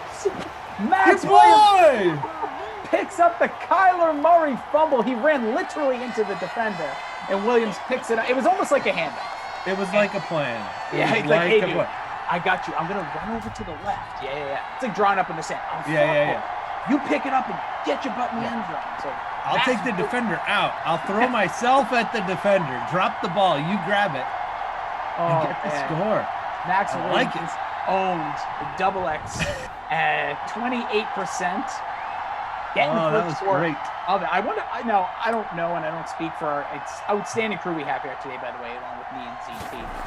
We got Frangelico and Derek in our ops team. I don't know how you score that one, so my hat's off to those guys. I don't know if you get any extra yards, if it's just a score, but you do get the touchdown. I don't think you might get rushing yards.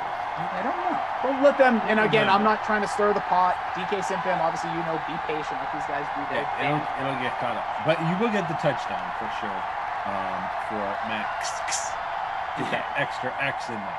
I always put him as a triple X, but I just think of the movie with Vin Diesel and then but he's just a double X guy. I was a double X guy most of my life. I got you. Just go with give him the third. I'm fine with that. Throw the X's up. But Max Williams get your first score here, a wacky play. But as we were talking about the Rams, I think the other thing that struck me is that they started the wolf. They let the wolf out of the bag. They said, okay, Goff, that thumb's a little jacked up. I wonder if McVay's You've got screws holding it together.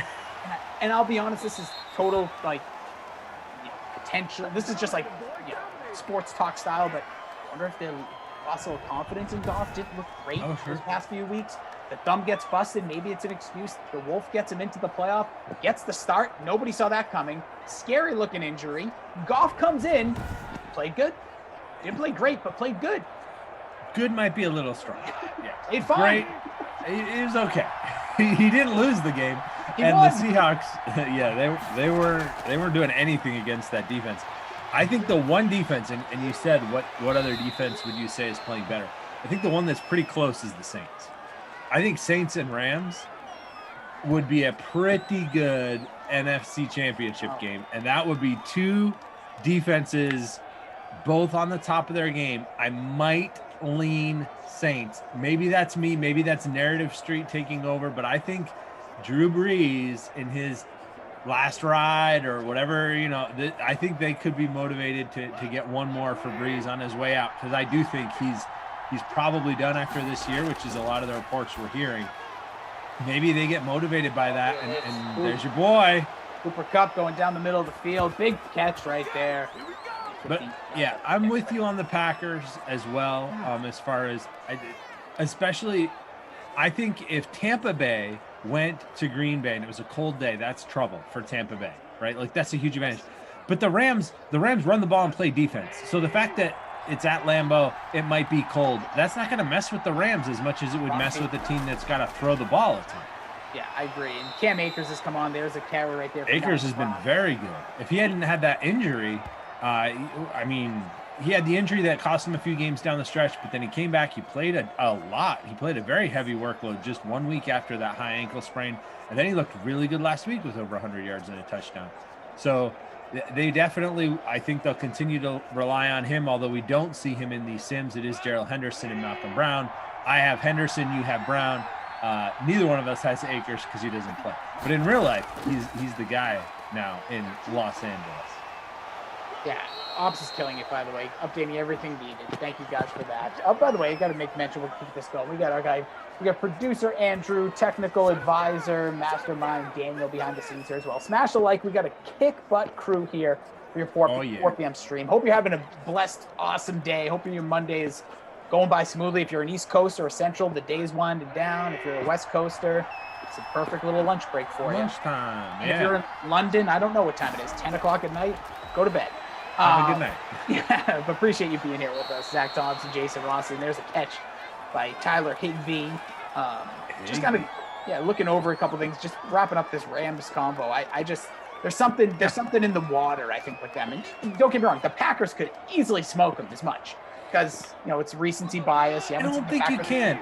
Not with that defense. They might win, but I don't think they'll smoke it. Don't you see Jalen Ramsey one-on-one with Devontae Adams? And give me the popcorn. I'm sitting down and enjoying the fight. Yeah, I mean, and we can talk about this, right? But like the mega cast thing that ESPN did and the Nickelodeon cast, which we can talk about because that was a lot of fun. But before we get to that, I would watch a camera that was just on that matchup, right? Like, just give me the Ramsey Adams follow cam, and I'm good. Like, that's cool. I would sign up for it. Give me that. With that 3D, the new foreground camera that they have going, like I just blurred out backgrounds like it's a portrait on my iPhone. Those two guys. Yeah, just cinch in on those two. Yeah, I think that's going to be I think that is the like people aren't going to talk about it. Say it's Monday, we're going to react to the weekend, but that's going to be the matchup that everybody should be keeping in mind. There's not a better one-on-one running back, linebacker, offensive line, defensive tackle. Like there's nothing better than we're going to see than Ramsey. I mean, people would say Breeze Brady, but they're not going head to head. They're opposite sides of the ball. So head to head, that'll be a lot of fun. Looking forward to that. But should we talk about slime cams? Yeah, 1 second. I got to say, Cook's Looking says it's 9:15 p.m. in England. We're staying up until 5 a.m. for the third night in a row for football. Well, cheers. Oh, cheers to that, Slancha, if you're in that side of the woods. And there, speaking of, we talked about it. Josh Reynolds. There he is. Getting your first touchdown for the Rams with just 46 seconds to go here. Price could not be better for a guy like Josh Reynolds. Both sides with the touchdown in the first quarter. I like it. Yeah, big opening drives by both guys. Look at that, fighting his way to get that score.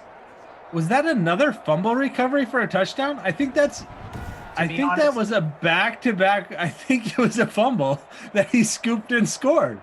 I'll be 100% honest with you. Didn't see it. Yeah, so it's another fumble. Let's see. We're gonna get a replay of it here. So it's a Darrell Henderson fumble. Looks down, right? I can't tell which. Oh, I think he's on top of the defender. So I think it's a fumble. I think it's a touchdown. Give Josh Reynolds the fumble recovery touchdown. Dueling fumble recovery touchdowns here in our. No, they took it away. What a start, Reynolds though. Owners. Josh Reynolds, like, what the heck? Yeah. Here's the give And, again. That's cut Henderson down there at the 4-yard line. So 33 seconds remain here in the first. Yeah, I will say Nickelodeon couldn't have found a smarter game to do it because the game kind of stunk out loud. The game was not great. So it was good to go over there and hear a friend of DraftKings. Oh, man. He killed it. Nate Burleson. He was so good. Devery Henderson. Or Daryl. Yeah, I know. It's Devery. He changed his name. Devery Henderson. Cool. Wasn't he a running back? He used to be for the I think, Jets. something like that. Anywho, Daryl Henderson getting the score. Again, he's the third down back. It's between him, in the shotgun formation, you'll see him in there. Malcolm Brown, the number 1 back, but gets the score. First touchdown of the game. Again, both opening drives. He is owned in 33.3%. Yep. Getting you that touchdown. There he is. Sorry, Josh Reynolds owners. Henderson finished his own job there. I think Devery Henderson, and I agree, producer Drew had this one. Wide receiver for the Saints. I think that sounds right. Yeah, sure. Oh, yeah, that's right. That's right. He was one of the speedsters that they had there for a while, like Marquise Colston. Underrated. Yes. But yeah, going back to Nickelodeon, like obviously they killed it. Nick the Burleson name? did a great job. The only thing Nickelodeon did wrong was whatever their most valuable player award was. Did you see this? How did Trubisky win this with like 50% of the vote? Like it was just a straight vote, and for some reason, people decided Mitchell Trubisky needed a little Nickelodeon trophy. My guess with that is, and this is, I'm out of the demo clearly, but my guess is he's maybe a Madden favorite, like because he's a dual threat. Maybe kids play Madden, who are watching. No idea. I'm just guessing. Like he runs, remember Madden 20? He was Mitch Vick here. So I remember, but I have no idea.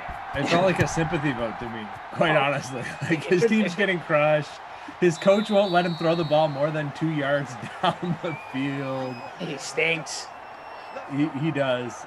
So yeah, maybe it was that. Producer Drew thinks it was Twitter trolls. It may have been, but whatever it was, he clearly won the award. That was the only thing, the only misstep by Nickelodeon. Yeah, we have Star Made as well. Lex Lumpkin. Look at was that another catch? Yeah, he was real good. He was funny. He was personable. He was everything that I remember when I was a kid watching all that, which I guess is back, and he's on that version. Oh, okay. All that. Okay. So, I don't know. I saw his Twitter profile. He has literally less than 900 followers. So I think that dude's about to blow up. I was gonna say, that's gonna help his followership. His impressions were actually pretty funny too. I don't know if you caught any of those, but I was like, whoa, Obama was good. This guy's killing it. Yeah, he was. I actually caught an interview with him, but real quickly, Jared Goff. Yeah. No scores by either quarterback. Murray did have the fumble, but it was picked up by Max Williams. Scored 39 yards for Jared Goff, 26 yards for Kyler Murray. Yep. Don't worry about the running backs because aside from Kenyon Drake going off for that 45, had that long one down the side. Henderson did end up with the touchdown, so that's true. I shouldn't be so disrespectful. I mean, he did also fumble right before that, which would have been a score for Josh Reynolds. But yeah, 4 for 25 and the touchdown for Henderson. He's in my lineup, so don't smash him too hard. Go ahead. Talk to me about your boy Malcolm Brown. Malcolm Brown, he stinks. All right, he's got 2 for 14. That's all that matters. All right, and Kyler Murray, who is the great dual threat in this game, he's got 2 yards and he fumbled. So thanks. Right. Didn't lose any points there, but it was kind of like a touchdown pass, maybe, but not really. Ops. Just for my lineup, it's No Sad Jizor. That's my weird username. First name backwards, last name backwards. FYI. Can you just put 6 points for me? Again, we got Derek and Frangelico, best name to say in the world. Those guys are repping back there. By the way, receiving bunch of ones out there. Nobody has multiple catches. Your boy Cooper Kupp does have the longest one though, so I will give you props on that. My captain Robert Woods has not caught a pass yet, so still can't see the woods for the trees or something around here because he hasn't had a catch. If a wood falls in a tree and nobody's around, did it make any noise? Who knows? Not in that quarter. So we'll get here to the second quarter. It's ZT, Professor Zach at ZT Sports, right? ZT Sports? Underscore ZT underscore sports. Somebody got there before me, but get the underscore in there. Yeah. Yeah, we'll have to find them. Just like at Jason D. Rossi, because at Jason Rossi's been taken, but they haven't tweeted in 9 years. Oh, gotta hate that. I try to DM them, they're blocked. They've been deactivated. That's been happening on Twitter. Really? Yeah, a lot of famous people. I don't know if you heard, people just get. Oh, maybe, yeah. What? Yeah, they're trying to come back with other accounts. I heard rumors. I don't know. Actually, the funniest thing in the world in that case, but it really is. As it pertains to this weekend, let's quickly just run through. We have actually Willie Ford asking me a wrestling question. Ask, what do you think of Adam Pearce getting a title shot? Mr. Ford, I'll make this very quick. I don't think it's going to end up happening. Don't know how much I really like it, but when it comes to the Royal Rumble, Zach, which is the big wrestling event that's coming up, which even if you're not a wrestling fan, is entertaining to watch. A big battle. Don't put that. Nope. Put the hand back down. Put it right here. Right. I always say it's the most fun event, whether you're a casual, haven't watched wrestling in 20 years, the Royal Rumble, the best event. But always good to have like random people fight for the championship because you don't really want like good contenders in there. You want them in the Rumble. There's my 2 cents. Back to the pressing issue. So this weekend we kicked it off. I honestly don't even know what you said, but I am for it. I support you, and I agree. You're right. You're gonna get in my Royal Rumble pool. Just know that you're gonna get a DM soon. Can't wait. So with that being said, this weekend, first game started off with Colts Bills. Yes. What a game, first of all. CEH in the chat now has a Patriots logo because we made a bet. Oh, what a punt. like that punt. Can we get punters in the lineup? Yes, 1 yard line. So real quick, before you talk about this, let me real quick, first time playing Fortnite, asked on Twitch, because you know we love our Twitch fan. Are they doing the basketball show with Chirag after this? Yes. You better believe it. Monday, Wednesday, and Friday, pre-lock. Yes, I'm going to be... So they'll be taking all your NBA questions right after this broadcast is over. Chirag will be here. I did not hear who's joining him today, but I'm sure it'll be great insight. I did see it. Okay. I can tell you. Julian. Yep, Julian's joining him. So that's gonna be a good. All kinds of good content. Enjoy the NBA while it's here. Hopefully they can keep going. I'm just saying enjoy it. I'm just saying enjoy it while it's here, man. It could be here forever. I'm not saying it's going anywhere. I just enjoy it while it's here. You know what? It's a good. Text your family, tell them you love them, kind of way. Exactly. Which is never a bad thing. In anything bad. I will say this very quickly on that, though. Yeah. Celtics already, tomorrow getting postponed. Big call with the Board of Governors now for tomorrow, which they're not saying what they're going to talk about, but we'll see. Hopefully it's nothing but nice big run there for your boy Malcolm Brown, getting him some room off the goal line. Yeah, I think we'll see what happens. Obviously, keep your eye on that. Keep your eye on the contest. Games are going. But don't forget, if you need cheap plays and you're like me and stack the top and you have like 10,000 left for the last 4 spots, check out Zach Thompson's. That is my wheelhouse right there. Cheap guys. Honestly, if I had to trade places with anybody in the world, it'd be you because I love finding cheap things. All right, I'm a cheap guy, so I appreciate the work you're doing. Yeah, that's my favorite thing. Like value plays is kind of where I enjoy hanging out across all sports. Like that's what I write for NFL. That's what I write for baseball when baseball rolls around. And for NBA, I get to do that on Mondays and Fridays. Lots of good options over there. Happy to provide those. Do make sure you check back though, because as you know, if you've played any this season, the NBA landscape can change very quickly. As far as who's playing, who's not, who's in, who's out, what games might not even be happening, as we, of course, had the one cancellation for tonight, Mavs and Pelicans, right after I had finished a great blurb on Kristaps Porzingis coming back. I was going to say he was locked in. He was locked in as of like 8 a.m. and then... He was ready to roll for his season debut, but then they canceled the game out from under him, so... We'll just have to wait. There's a big 3rd and 3. Another nice catch for Cooper Kupp. Very involved. He's the only receiver with multiple catches. He's now up to 3 for 45. Nice, strong start for him out of the slot. The Cardinals do have depth issues at cornerback. So when you get that matchup, and he's not in the slot in this play, so he's in a little bit tougher matchup, probably Patrick Peterson over there. But when they move him into the slot, the Cardinals don't have the cornerbacks to shut him down. They went to the other side that time to Josh Reynolds. First catch of the day. Just somebody was asking. LP says, who's your value play today? If you want to just throw one of the names up. So, I mean, you can go read about it, and we can't talk about it too much, but Wagner is obviously a great one. He's the picture that if you go to the playbook, that's the one you look for, Mo Wagner.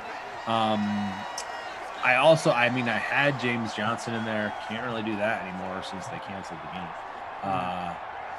But yeah, it's right there on playbook. You can see Mo Wagner. Tyrese Maxey obviously is a little bit of an obvious one, but I think you've got to take the free space there under 5K. He's going to get a ton of usage with the Sixers still short people. There you go. Go check it out. It's worth, keep it double screen. Keep the YouTube open or Twitch open. That's what I do when I'm doing these sims. I just finessed my lineup because I also forgot I had Luka in there. But Luka in there. Yeah, you gotta I just fix that. discovered. Damn dollars going. Luka and Jason Tatum, players of the week, and also you get a free day off. Enjoy your rest. Exactly. 3rd and 3 here. Here's the handoff to. He's not going to get it look like Malcolm Brown. It is Malcolm Brown. Stopped just short. 4th and inches coming up. And again, as we were talking a little bit of basketball, again, we'll have the basketball show right after this. So we'll have a real quick wrap up at the end of this game. Probably as the game's winding down, potentially we'll see where the game is at to give you players in the game and such. And then we'll get you right over to Chirag and Julian to get you ready for tonight's contest. 8 games still on the slate, so it's not like losing the game cramps your style too much. Still 8 games on Monday night. A pretty busy night and some nice matchups to check out and see who's going where. I know Giannis is coming back after missing a game, so Greek Freak is always a consideration. But again, those guys will have the whole breakdown and who you can build around, some value plays, maybe even some sports betting stuff after this contest wraps up. There you go. Here is Kyler Murray taking a big run with 2.5 left. So as I was saying, we'll get to the weekend here. So we were talking Bills and Colts. Yeah. First of all, if you're Frank Reich, I know you live and die by the sword, man, but that sword stabbed you a couple times, going for 2. That was that call, the going for 2. What was that? What? That made no sense at all. At the time, it made no sense. After it made no sense. It never made sense. But it didn't end up actually costing them the game, I didn't feel, but it wasn't smart. It was weird. Do you think Rivers is done?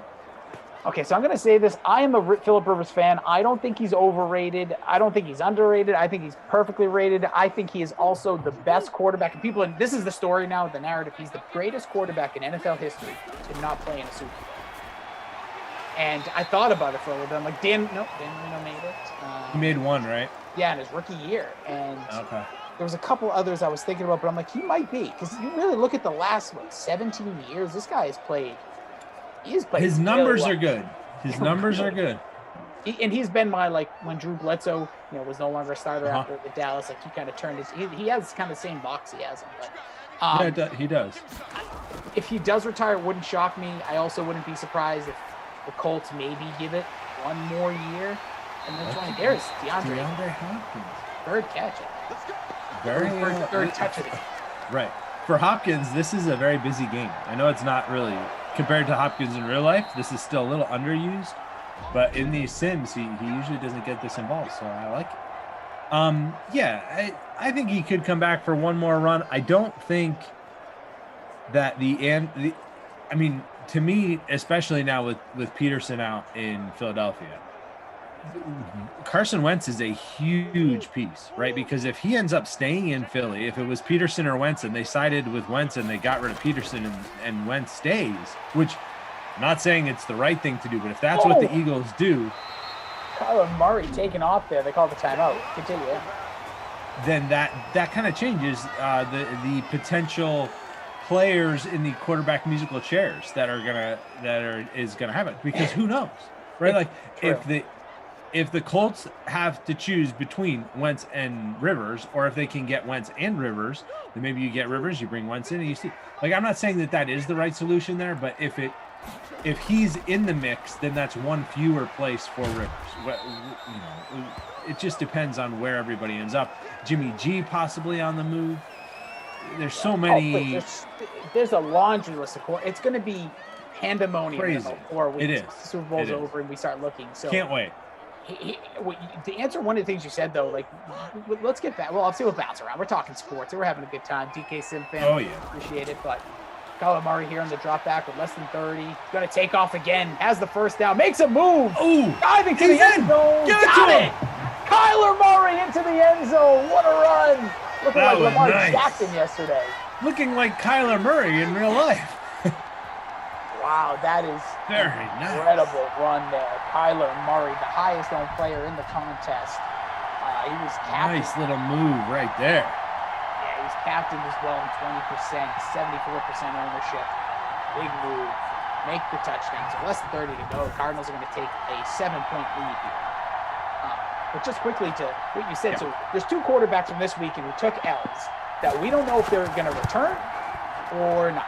One being Phillip Rivers, number 2 being Ben Roethlisberger, and we don't know if their teams want them back either. But just to quickly, what you said, the big news of the day was Doug Peterson, after a week ago, we were told his job is safe.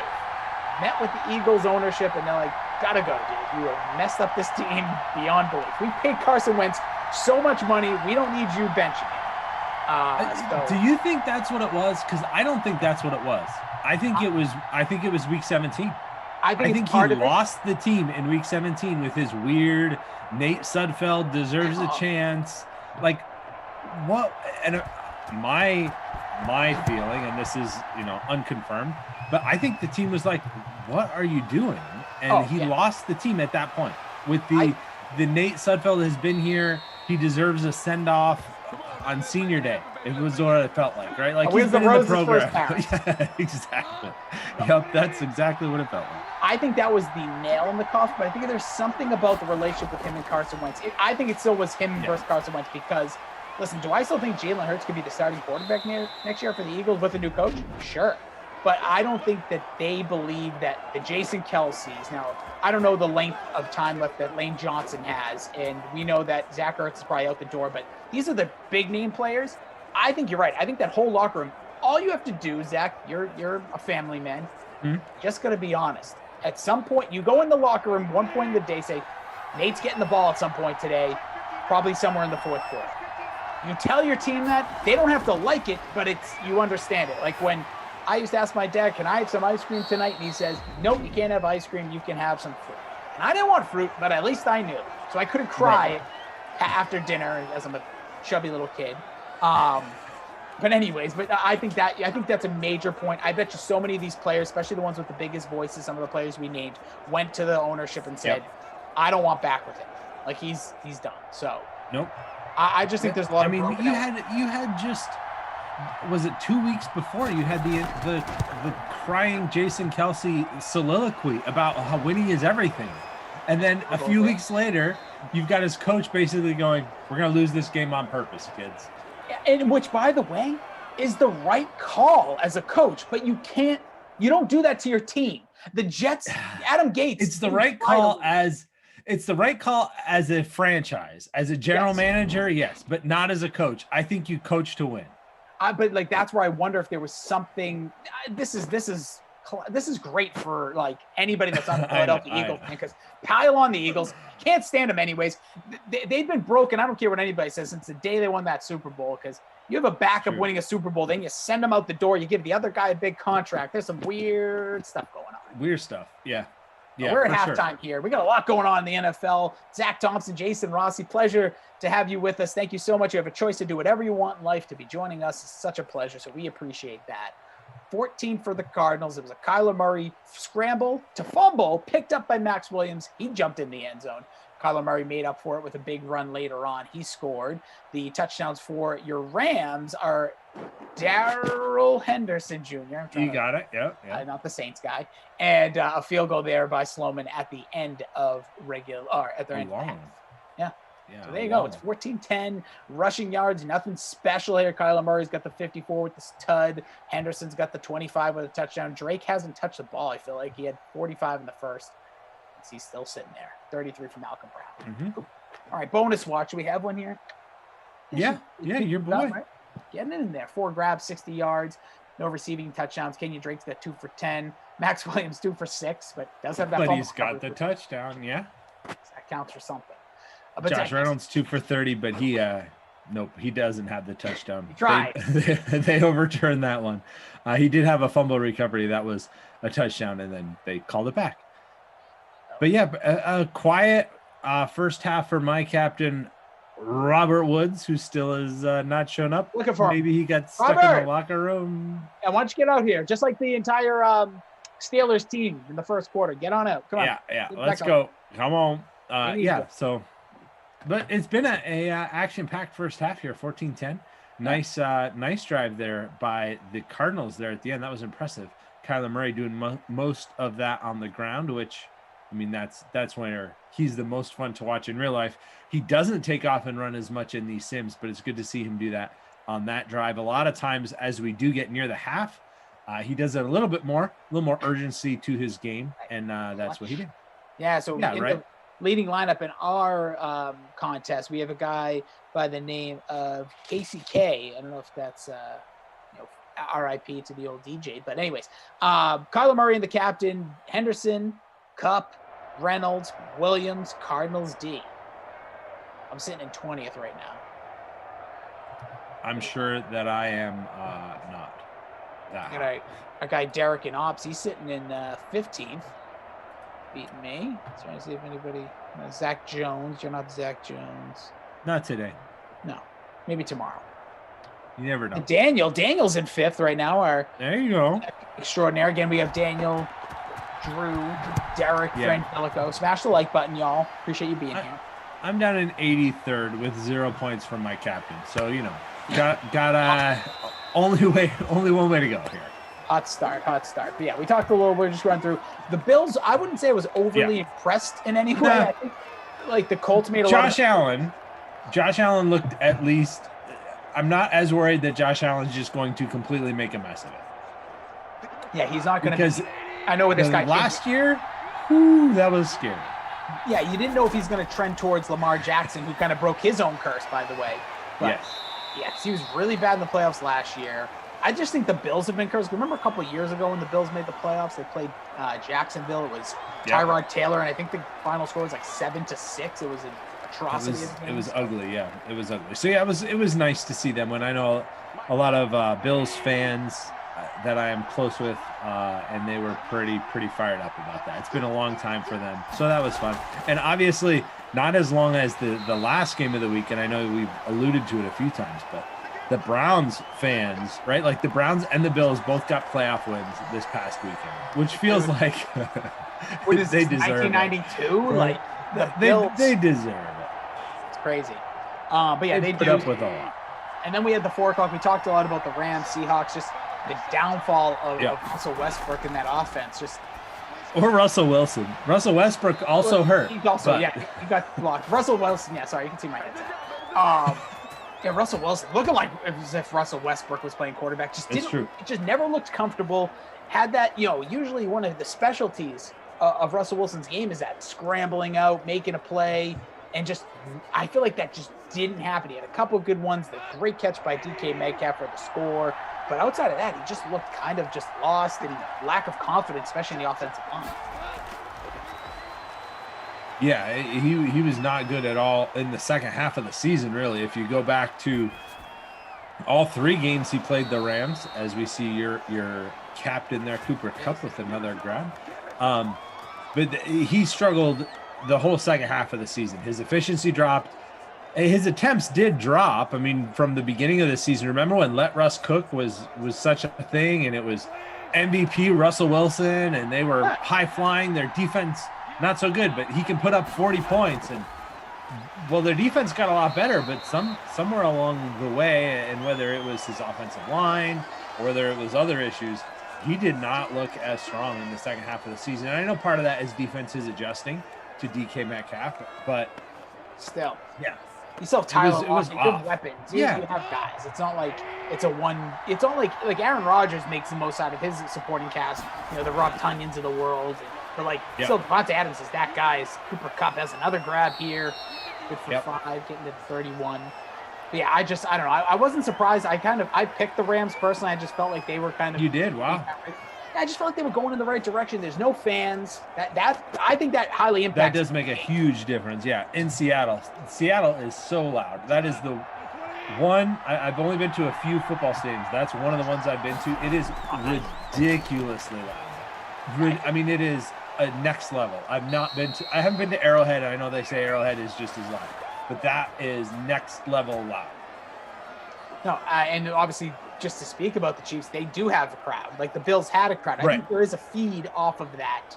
And obviously the Seahawks not having that, especially, 12th man, all, the famous, fandom that they have there. They really missed out. And then Saturday night, you had the Washington football team and Mr. Hankey, the Christmas poo quarterback, and Tom Brady doing Tom Brady things. I couldn't watch the game, I'll be honest. I watched most of the first half. And then when Tom Brady started playing really well, I got very uncomfortable. It's like being at your ex's wedding or something. So I put on the morning show on Apple TV and just said, can't do it. I'll keep an eye on it on my phone. And wow, there was a chance there. There was a chance for the Washington. They played really well. I think they get the effort award of the weekend. I know the Browns are great, but I feel like Washington was the team. Everyone kind of was like, especially what you heard Alex Smith was out, you're like, they're gonna get crushed. And they did. That defense is special, man. That defense is pretty good. And not to bring it back to the Eagles, but Ron Rivera is now the longest tenured coach in the NFC East. That stat, I saw that. I think Ian Rappaport tweeted. I said, and he was hired. I forget who's. Yeah. It was like New Year's Eve or whatever. Correct. By one day over Mike McCarthy, who's just barely been longer than Joe Judge, and now they all have a year. It's just turnover. No kidding, the whole division. But that also goes to show you, with that defense, what if Washington lands a quarterback, right? Like we were talking about the quarterback musical chairs, but if you're Phillip Rivers, what if Ron Rivera comes to you and says, hey, come play 1 year here? Because they've got some weapons. They've got some options. They've got Terry McLaurin's really good. They've got, Phillip Rivers, you'd have to go sign 2 or 3 more tight ends because that's all he likes to pass to. But if you got some, we tweak that offense just a little bit, that defense is going to be good for a long time. Yeah, I think Washington should, barring something weird. I know Dak's coming back, but they should be the team to beat in the NFC East because the Cowboys have some cap issues big time with Dak, and that's a different discussion. But also kind of related to the whole quarterback musical chairs that we're set up for this offseason. I also think you saw something like Alex Smith more than likely. It's probably that might be it. We might have just saw his last game the week before. What a way to go out! Got his team into a playoffs. The guy was 5-0 or 5-1 this year. For his sake and for the sake of the story, I hope he does come back. I'd love to see him continue to play. Inspiration to get a third and goal here. Jared Goff as a receiver, it's thrown missed too it. far. Tyler Higbee, so it looks like Sam Shlomo will take the field here with 2:36 left in the third quarter. Zach Go Goff. for it. And they might. Let's see. We have some crazy things here. I don't think that'd be that crazy. We're gonna get the kick. But one thing about Washington, and you mentioned, I think the thing that Heineke looked good at, he can move. So I wonder if Ron Rivera saw something. We need a guy that can move around, because their offensive line is good, not great, but their weapons are good, definitely not great. No. And depending on where they McLaurin's upgrade.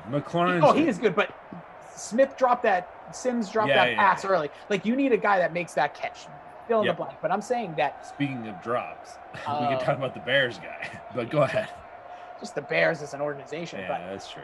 I will say that I think that is where they might say, I don't know who the most mobile free agent or available-ish, aside from Deshaun Watson, Deshaun Watson? Go get him. Every team, by the way, as a Patriots fan, I've already said Matthew Stafford's my guy. Moving on from that, go get me Deshaun Watson for 3 first-round picks. I don't care. Belichick stinks in the first round. Just go get him. But besides the Chiefs,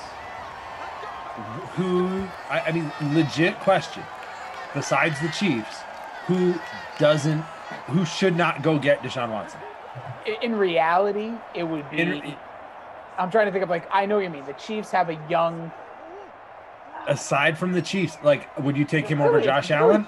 I would. Yeah, but the Bills aren't going to. You know what I mean? Because what you have to give them. So I would say the Bills are probably there. Okay. Cardinals maybe just because they have a young Baltimore. Maybe. Okay, maybe. But I'm Baltimore, okay. I would give you Baltimore. But, who else? Oh, please. Green Bay would do it. I don't care what they say. Green Bay already did it, man. Yeah, they already got it. The 49ers would probably be in on it. Obviously, those are the obvious teams. But look at these playoff teams. Tennessee. Thank you, Tannehill, for all what you're doing. But get the heck out the door. We got Deshaun. Yeah, I think you're right. Even realistically, the Bills, from a... Yeah, probably Bills. Yeah. But I don't know. And maybe the Cardinals, because I think, too, you've got such a synergy between Kingsbury and what he's trying to do and Kyler and what he brings. Yep. So I would give you that one. I just wonder if, because everyone's talking about the Dolphins being the favorite, the 2 first-round picks, and Tua. I'm telling you, there's something about Washington. And I thought about it earlier.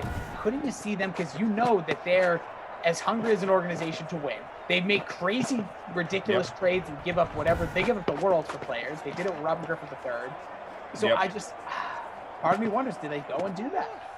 They saw what they have there. That is the player they need. They're close, man. Yeah. If you had Watson, I mean, that's got to be an NFC favorite next year with that defense and Watson. If you took that exact same team, just put Deshaun Watson on that team, regardless of any other player movement, I think they're NFC favorite.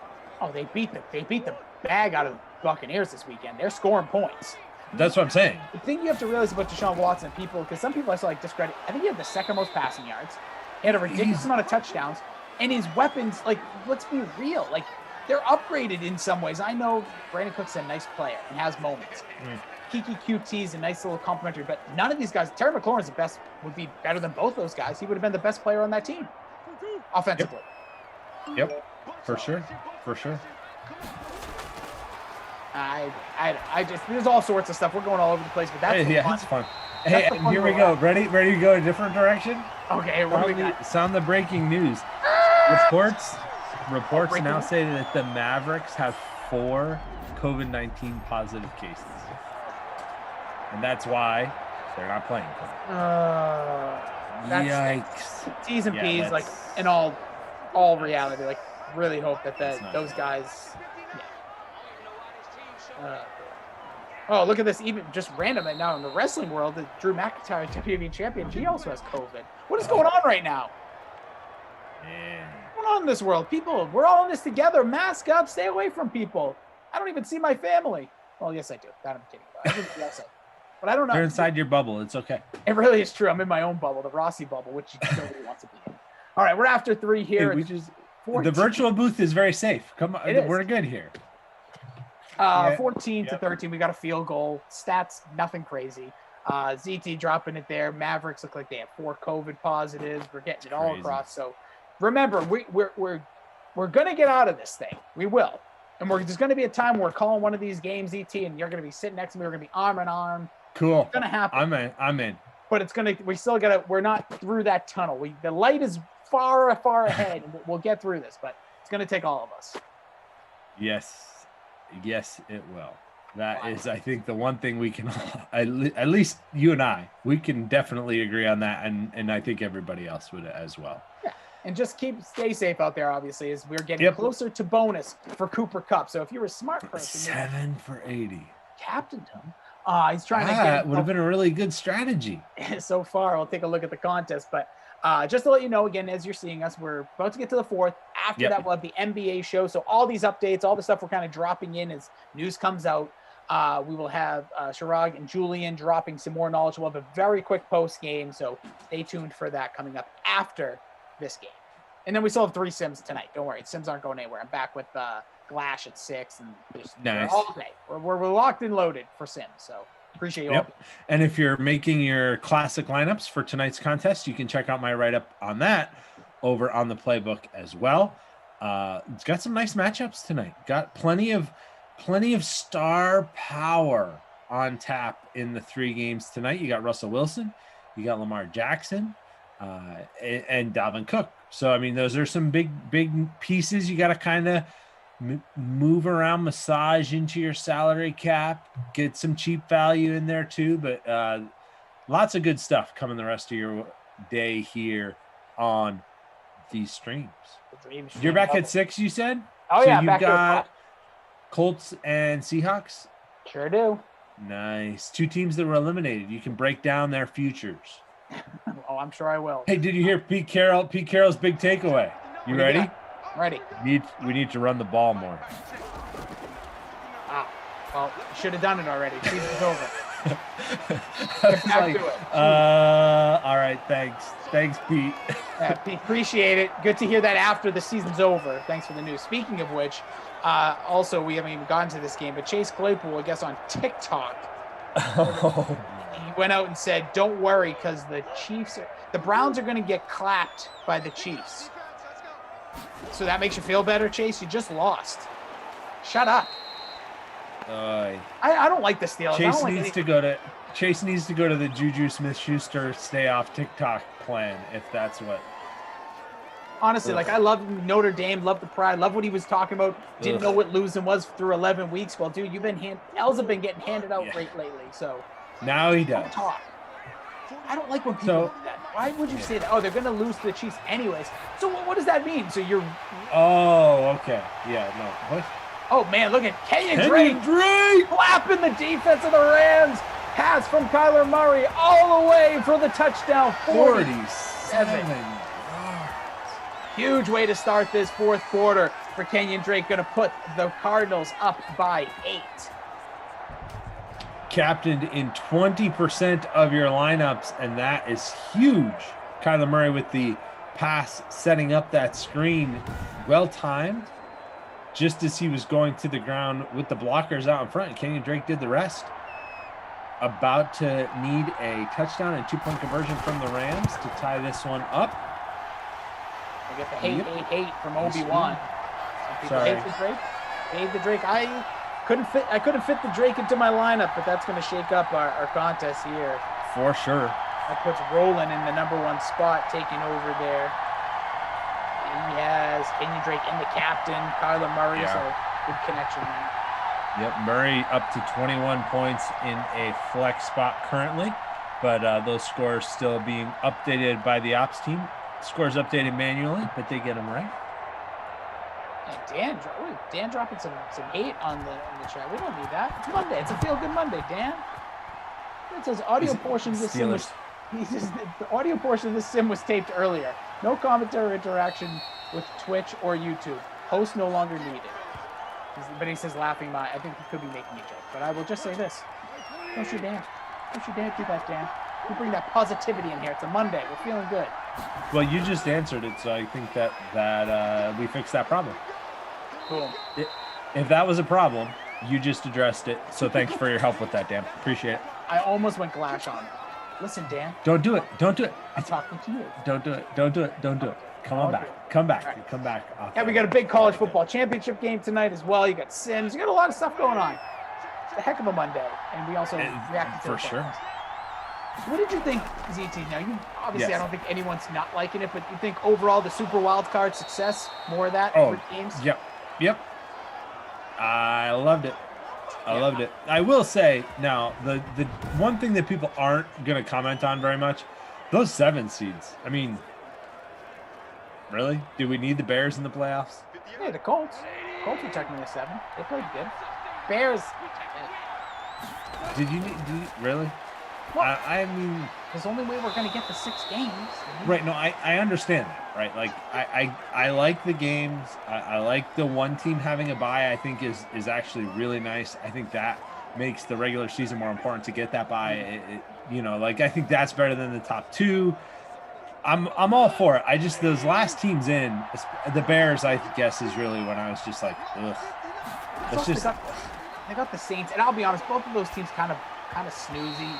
Like, they're not great, exciting teams. I know Alvin Kamara is electric, but there's something about the Saints offense that's just like, oh, it put me to rest. Thank God for Nickelodeon again. Shout out to Nickelodeon. I think the Saints are poised to make a run. I really do. I've never been a fan of the Saints. I don't know what it is, and it's nothing against Drew Brees. I just don't find their style all that exciting. Dome teams, I have maybe a weird bias, but they're going against Tampa next week. Get the job done. Get that guy out of the Hey. I can't do it. So you don't think third time's the charm? I don't want it to be. You're not even going to pick. You're just going to tell me you don't want. I don't know. I don't remember when the time. I think they're playing either Sunday night or they're playing another night game, and I can't deal with it. So I'm going to have to be distracted. I'm going to have to watch something. Oh, man. It just really stinks. The last time they played has to be for sure. And if you're Brady or Bruce Arians or the Bucks, that has got to, you just play that on a loop, right? You just play that on a loop, and that should motivate everybody. I'll tell you, 100%. You have to. They need to find any form of motivation, and here comes a Sam Sloan bomb from 50 plus. And no good. 50 Yeah, not so much. Did it just come up short? Yeah. Yeah, oh yeah. Just a little bit there. It did make it to the back of the end zone. Sure did. So, yeah, we'll see here. Kyler taking back over here. He's got 120 through the air with the score. 2 Drake on the last drive. He scored 1 on the ground. Got 4:51 left, and we're going to wrap up. We're going to hand it over to Julian and Chirag. They're going to take over some NBA talk. So they can tell you about all the Heat just released their injury report. They have 8 players out due to health and safety protocols. So that's one of the teams that when the Celtics game was canceled on Sunday, it actually wasn't because of the Celtics. They had the minimum number of players needed. Just barely, but they did. The Heat did not. And now we're seeing their list come out. Mavericks in trouble. Celtics in. I mean, there's so many teams now that are short-handed. So they're going to have to change something, whether that's roster size or what exactly the protocols are.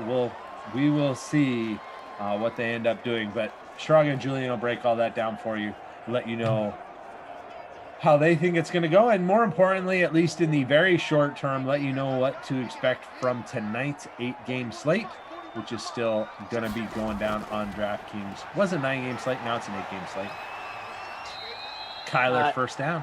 Yeah, Jason Mack in the chat says it's been 8 sims since Goff was held without a TD. Apparently, time to end the streak. Bad day to captain him. Sure is, I got him in my lineup. Luckily, not in the captain, but still not looking good. Jared Goff. Well, he'll get the ball back because Kyler slid just a little bit too early. That's a 3:15 remaining. So, Zach, just out in the back of your head, have a player of the game potentially in mind. Billy Delaney, not my kid award. Stop asking me about him because it's not my child. Well, that's easy because Robert Woods only has 1 catch in my captain spot. So unless something dramatically changes on this possession, I think that one, I know where I'm going. My leader in the clubhouse at this point, and as we, get ready for another great week of PGA golf from Hawaii, the leader in the clubhouse at this point would have to be Kyler with the throwing touchdown and the running touchdown, but we'll see. We shall see as we have 3:09 left here in Arizona. Just talking a little bit about the games from this past weekend. Looking forward to the games this coming weekend. Super wild card. Super wild card weekend. I wonder if that's going to just go back to wild cards soon. How long can it be super? There's a nice pass. Completed. There he is. Robert Woods on the ground. There he is. Bobby Trees. Look at that. He heard you. He's like, oh, you're putting the cart before the horse. Here I come. Hey, I'll take it. He's in my captain spot, so I'll take any production he wants to give me. If I can inspire the man, let's go. Burt Macklin dropping some knowledge saying Goff was an easy fade. He had 27 points last game. He's never had 20 points in a row consecutive games. Interesting insight there. As we see another catch there by Bobby Trees, getting the work done, at least on this drive so far. So here we Got to get a little more aggressive, though, because we're running out of time. If you're the Rams, they do have 4 receivers in the game now. 3 to the top of the screen. Higbee way out wide. They're going to check down from that to Kupp. I think he got the first. No, they mark him short. 3rd and inches. That's 9 catches for Kupp, and I think he's up to 90. It looked like 99 or 98 yards, so he's right on that bonus border. Let's see if he can get over that. He's in the slot to the bottom. He's the one with the superstar traits, obviously. Makes him easy to find. It's Henderson instead out of the backfield, going to that 3rd down back on 3rd down. It's a 31. Don't forget that we also have, the missed field goal from Sloman on the last drive. So I know that obviously they need a score and they needed 2 points, but that's a major key here because if for whatever reason they're stopped, they hit the 3 timeouts. It looks like, will they get this playoff before the 2-minute warning? They will not. They will not. Well, and then also if they scored a touchdown, if he had made that field goal, then that's ball game. At this point, you still got to score and get the 2-point conversion, and then it's only tie. See? Yeah, so it's going to be big here. We saw a lot of people going for 2 again. We mentioned that Colts, Frank Reich. That was the worst. So I guess I didn't hear his explanation of it. Did you hear after the game? Did he explain it at all? Was it because of the offsides and then it was at the 1 instead of the 2? So he decided to go for it? Like, that made no sense to me when he did it. So it's all this analytics game, right? It's like all of a sudden football coaches are turning into like baseball managers. Like, oh, the analytics said, bring this guy. It's like, vibe, man. Go with the vibe. Just like the Steelers, by the way, again, they got trounced by the Browns as well. Again, Robert Woods. He's coming out of the basement. But just quickly, it's the Steelers had that 4th and 1 in the 4th quarter. They punt the ball. The Browns hadn't scored in like 10 minutes, and then they went down and scored. That changes the game. You have to vibe that momentum. Yes. I get it. If they didn't, and the Titans did the same thing against the Ravens. They had it on the Ravens side of the field, and they punted it back. So a lot of questionable coaching decisions, which, I mean, you've got all this coaching turnover as well. Oh, boy. Daniel saying he has a feeling that Brady's going to torch the Saints. Daniel, boy. I can't. Don't bring that into my life right now. Can't deal with it. Jason Max's 2-point decisions were odd, but the worst call of the weekend was the Steelers punting on that 4th and 1. Yeah, right. Goff has a wide open man. He's going to be stopped shy as well at the 4-yard line.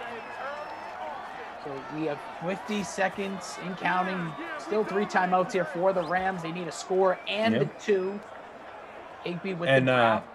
If you want more insight on the Colts, you can ask Shirag. He's a Colts fan. He's coming up next.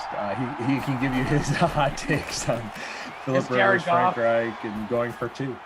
Gets it to Woods at the 2. Ooh, stop short. I think that was. It was close. I couldn't tell. That was Reynolds. Oh, it was Reynolds. Okay, so here we are. Reynolds, man, he had the touchdown that got taken off the board. And then he had that catch right at the 2. See, so at the 2-yard line, 31 seconds remaining, 21-13. The Cardinals with the 8-point lead. Here comes Jared Goff, 3 wide. Cooper Kupp in the slot. Darrell Henderson to his one left. Of those guys. He's going that's to who him. He's going to. Oh! He overthrew him. He had him wide open too. It would have been a walk-in touchdown. They still would need the 2 points to tie this up, but Legacy sports gamer saying, "Kupp, please, come on, Kupp." Kupp. A lot of people shouting out Kupp. People saying, "Can we get a second overtime?" We'll see. Come on, Reynolds. So here's Goff again. Look at who's defending Cooper Kupp right now. No one.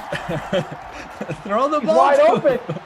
Throws it. He was wide open. Instead, he threw it to the other side. 4th and goal. So here it is. Game on the line. 2-yard line. Jared Goff, 2 incompletions here. Once they got down, they got Higbee on that first down. So 25 seconds remain. 2 timeouts. They've gone with the 3 receiver set. They go 2 here. Double tight end. That brings Gerald Everett into the game. Malcolm Brown in the backfield. The give to Brown. He stopped short. The game will be over. What? Odd play calling down the stretch, but that's what we've seen all weekend in the NFL, so might as well roll it into Monday. We're staying on trend, with our questionable play calling here by the Rams.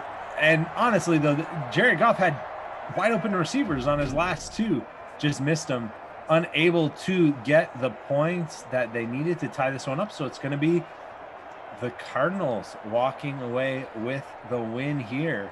The Cardinals also, we usually have seen, sometimes they'll take 2 knees and they could fall themselves into a safety, but no, it doesn't look that way. I've seen it before. We have seen it. So here's Kyler Murray in the gun. He's going to just take off, or an easy pass here. Give underneath. Run it up the middle with Drake. I'm just going to waste the timeout. So this will be your ball game here. So, yeah, real quick, and we can get this in now since I think we'll just get another run up the middle to end this one up. Player of the game is Kyler Murray with the rushing touchdown and the passing touchdown.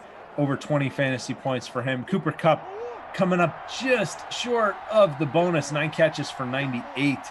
But the Not My Kid award is going to go to Christian Kirk, who is in a lot of lineups, and at 7K, put up the bagel, had as many fantasy points as me and Rossi and Chirag and Julian combined in this one. And they're coming up your way next. With some great NBA insight. So we'll throw it over to those guys. They can break down what you should do with the remainder of the 8-game schedule on tap for tonight. A lot of noise coming out of the NBA as we've been seeing throughout this last hour. Yeah, no kidding. These guys will get you all hooked up. You know, I'm going to listen because I need to make some adjustments to my lineup. There you go. Maybe you had Luka in your lineup, like Rossi. I sure did. And you got to switch some stuff up. I need to make some moves. But yeah, that'll wrap it up here. So the final in this one, 21, the Cardinals, 13 for the Rams. Heck of a ball game. A lot of fun. Great way to just, start off a great week. I think, we had fun with the Super Wild Card. We talked a lot about the game, ZT, but we did kind of see what we have here from this 4 remaining teams. Who do you got right now? Obviously, knee-jerk reaction, but who do you got going to the Super Bowl as of today? And you can change this as we go, but just today, who's your favorites? Saints and Bills. Saints and Bills. Just insane. Imagine that. Yes. So for me right now, I don't think anybody's beating the Chiefs. I'll say Chiefs and Packers are 2. I'm going to say Rams. Let's go. Let's see him get there. Get the Wolf back in the lineup. Let him howl. All right. But yeah. Good luck with that one. Yeah. So again, the player of the game in this one, you gave it to Kyler Murray. And your Not My Kid award, Christian Captain Kirk. 31%, not just nothing. Nothing. And 7K for that nothing. So rest of the way here on your dream stream, as you look at these beautiful mugs, you are going to have Glash and Brandon's going to wrap up the night. You got Ravens Chargers at 10, 8 o'clock. You're going to have Koff and Brandon. They're going to have Cowboys at Vikings. I'm going to get my butt back here in the seat to beat my guy Glash. We got Colts and Seahawks. But ZT, before I let you go, we got a great NBA pre-lock show coming up. I'm looking forward to this. It's crazy stuff we were talking about all day. A lot of stuff going on in the NBA. Make sure you follow this guy at ZT_sports. He is the cheapest son of a gun in the world, and he tells you how to build your lineups cheaply every day, right? Value plays. Oh, value. Sorry, not cheap. Sorry. But yeah, whatever. It's all the same. 6 half dozen to the other, right? But ZT, exactly. Go follow him at ZT_sports. I can be found at Jason D. Rossi. I basically tweet about like wrestling nonsense and podcast topics. So if you're into that. But dude, it was an absolute pleasure. Hope you have a great rest of your day. And, always great to hang out. Oh, dude, absolutely. Like I said, sooner or later, the arms will be locked. Until then, mask up, be safe, everybody out there. Here we go. Let's hand it over to the pre-lock show. I'm excited for this because I'm telling you, my lineup is a disaster right now. Too many Mavs to speak of. Let's send it over to Chirag and Julian to take it away. All right. Well, Chirag's going to unmute himself. I'm ready, man. I'm ready. 2 shows in a row. 2 shows in a row started on mute. You just hit the little button in the corner. I got it, man. Knows how to work Zoom now, working from home. Welcome to the club, man. I had to just push unmute. I was waiting. I was super excited, and I just wanted to give the moment. I didn't want to cut him off, had any like sounding noise coming in. So anyways, here we are. Exciting Monday. COVID is ravaging the league. How are you doing, man?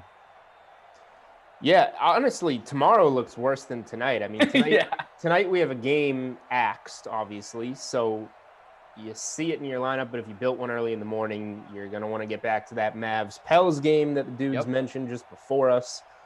But otherwise, it's like a pretty clean night. Anything can change in the next few hours, but it's a clean-looking 7-game slate now rather than 8, and, the Sixers give us some value really across the board at any position. And there's a few other injuries to look out for. So we're going to figure this slate out. Tomorrow is the mess. Celtics Bulls already off the table.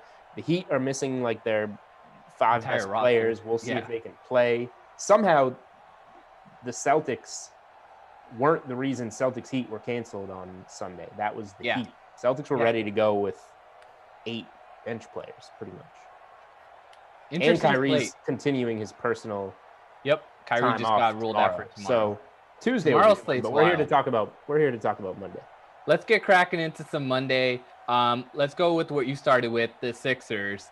How do you feel about all these value guys popping up with Mike Scott and Joel Embiid coming back in? I think a lot of these guys they're priced really elevated really quickly, and now they're popping still as good value options. But what upside is there really?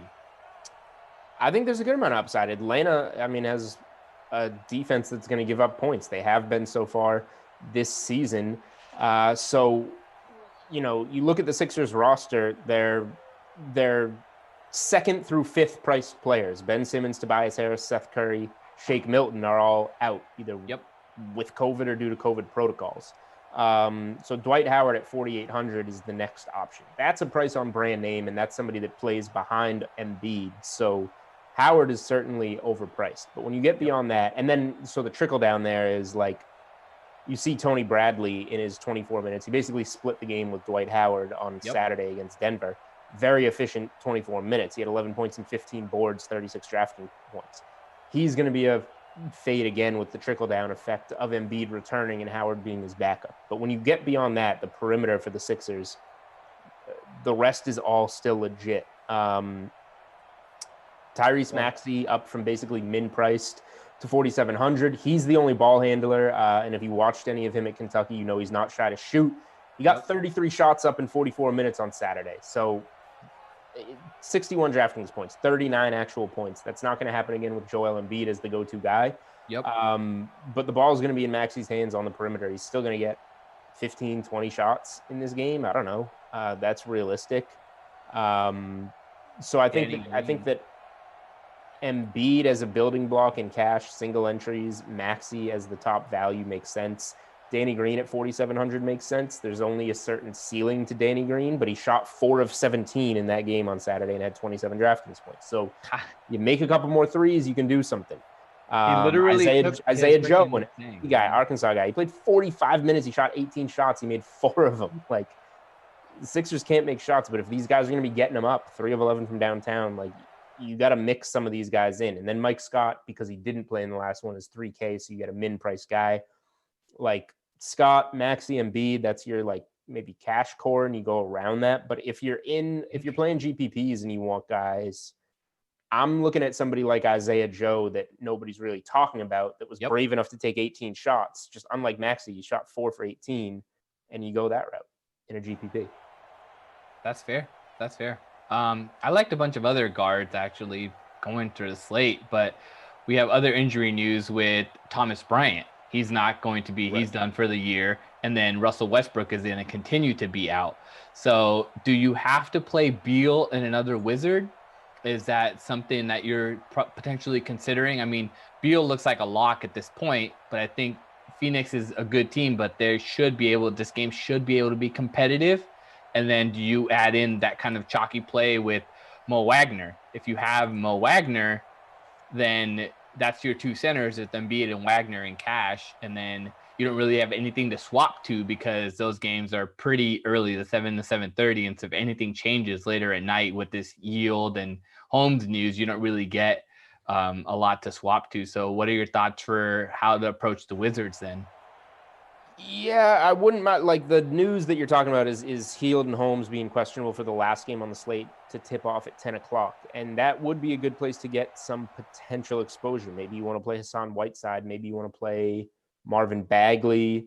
The thing is, you can still figure it out. Unless you want Whiteside, who's center eligible only, then you can lock that in. But on the flip side there, Bagley has power forward eligibility for $5,700. So if Holmes out, Holmes is out, you can leave a spot open where you potentially play Marvin Bagley, who played 29 minutes and had 46 DraftKings points against the Chicago Bulls recently. Like he's capable of having a good game. In terms of like chalk, and I'm more of a cash player. Yeah, Beal and Embiid are the guys, but if you play enough value to potentially have a third guy, I think that going with Sabonis in a power forward spot, or your forward or utility, because you want to roster him down there because the time of the game, give yourself more flexibility. I like Sabonis a lot, and I had him in NBA cheat sheet. I had a prop written up on him in NBA best bets. Yep. The Kings have an awful defense. They have the third worst scoring defense in the league, allowing 121 points per game. Holmes might be out. They have no bigs that scare you defensively. Holmes, Bagley, Whiteside gets his numbers, but he doesn't scare you defensively. Sabonis is playing huge minutes, 41, 38, 35, 39. He's coming off a 28-point, 22 rebound double-double against the Suns, who do play defense. So I think Sabonis is probably the third like pay-up piece that I would go for at $9,300. Or you want to look at his props. I wrote up over 38.5 points, rebounds, assists combined. Yep. I like the three-way there. He's capable of getting you 20 and 20, and you win it on that. But he averages 6 assists a game, over 6 assists a game, so he can contribute that way. But just in terms of in the paint, I think this should be a game, a lot of rebounds, a lot of points in the paint for Sabonis in this one. You know what's interesting is that Sabonis over 19.5 points scored is the third most bet on DraftKings Sportsbook prop bet for tonight for the player props. Love that prop. That makes a lot of sense to me. The Kings give up, I think, the most points in the paint in the league. Top three at least. Or around there. Definitely. I mean, in a sense, I was looking at Malcolm Brogdon, though, as a little bit of a pay down option. He's been playing really well in those minutes.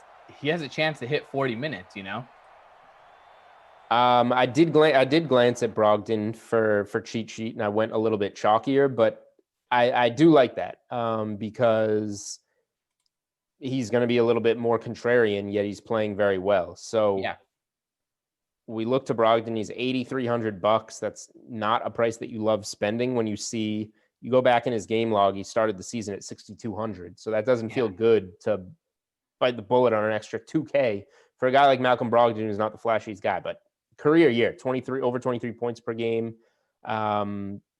He's only had one game this year under 20% usage rate, and that was 19.4 against the Pelicans. I mean, his usage rate has been up considerably the last two games. Yes, they're playing against Houston and Phoenix, so he's kind of more apt to attack in those scenarios, but Sacramento is kind of in that same range of Phoenix and Houston, where it's a pace-up matchup. And, this has one of the top totals over under for the slate. It's sitting at 227.5 right now, and the only ones above it are Portland and Toronto, and then also you have this Washington Phoenix game just above it at 230.5. So Brogdon's definitely a sneaky play. I do like, so obviously, like, you get some Sixers in there. Wizards Suns really on both sides is going to be an attractive game. You got the 231 total, 231.5 total on DK Sportsbook.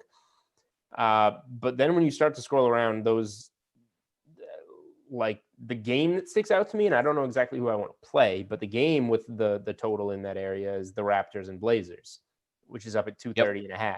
Yep.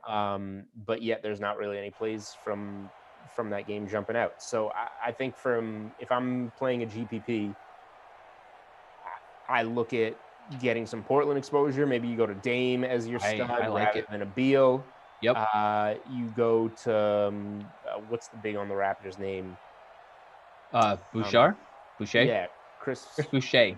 That's his name. Is, I think, 6,000. Yeah, 6,000. But like that, the thing about him is if he's not getting those blocks, I'm worried about his upside there. He might not even get 30 fantasy points, but if he gets 6 blocks, he can get 45, 50. But the blocks there are crucial. 9 in the last 2 games. Getting 49 DraftKings points and 37.5 DraftKings points. So I mean, he averages, put it this way, he averages 2.6 blocks per game. So Yeah. Is he going to get the 6 that he got against Golden State? No. But he had just above his average in that Sacramento game, 3 blocks, and still got 49 DraftKings points. So I think there's a path here for a guy like that to have a pretty good game. That just jumped out to me, like, just because the chalk is in other games. If you roster 3 or 4 guys from this game in a GPP, I think that makes sense. Cool. We just got some news right now. So Robin Lopez is going to start for Thomas Bryant in this game. That's going to probably scare some people off that chalk Mo Wagner that probably everybody was looking at trying to play that guy. But now we have Robin Lopez coming in as a starter. Does that impact that move at all?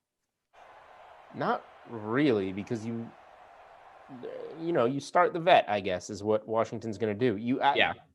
Just look at the last game, and that's the game that Bryant got hurt in, but he only played two minutes. Yeah. So he got injured immediately, and you look at how the minutes were split up after that. Lopez played 21 minutes. He shot 5 of 6 from the floor.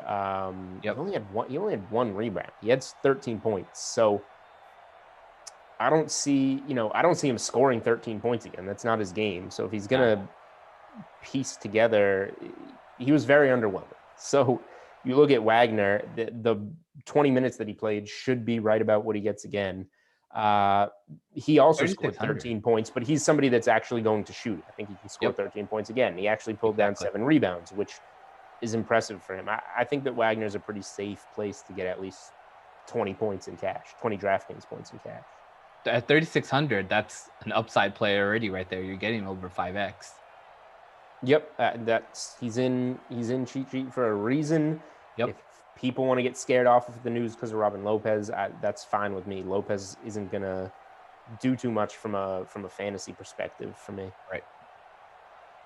I honestly, I was looking at, Mo Wagner, and just, it's somebody that you can slot in, but there's so many bigs available on this slate. So it sets up where you have to kind of cut it around. Like Andre Drummond in a great spot against the Memphis Grizzlies coming off that monster game. But can you really spend up for another center? I don't think so. I think it makes more sense to spend up for a guard. So here's the thing. If you don't want Wagner, and I'm not attached to Wagner, I think there's other ways you can go with a forward, because they're gonna have to slot some of those guys in.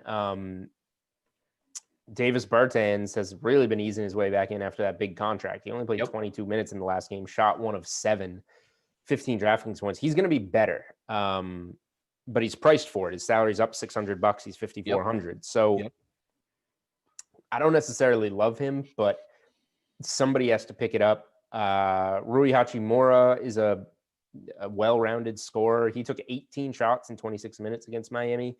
He's a guy that can get you 30-plus DraftKings points.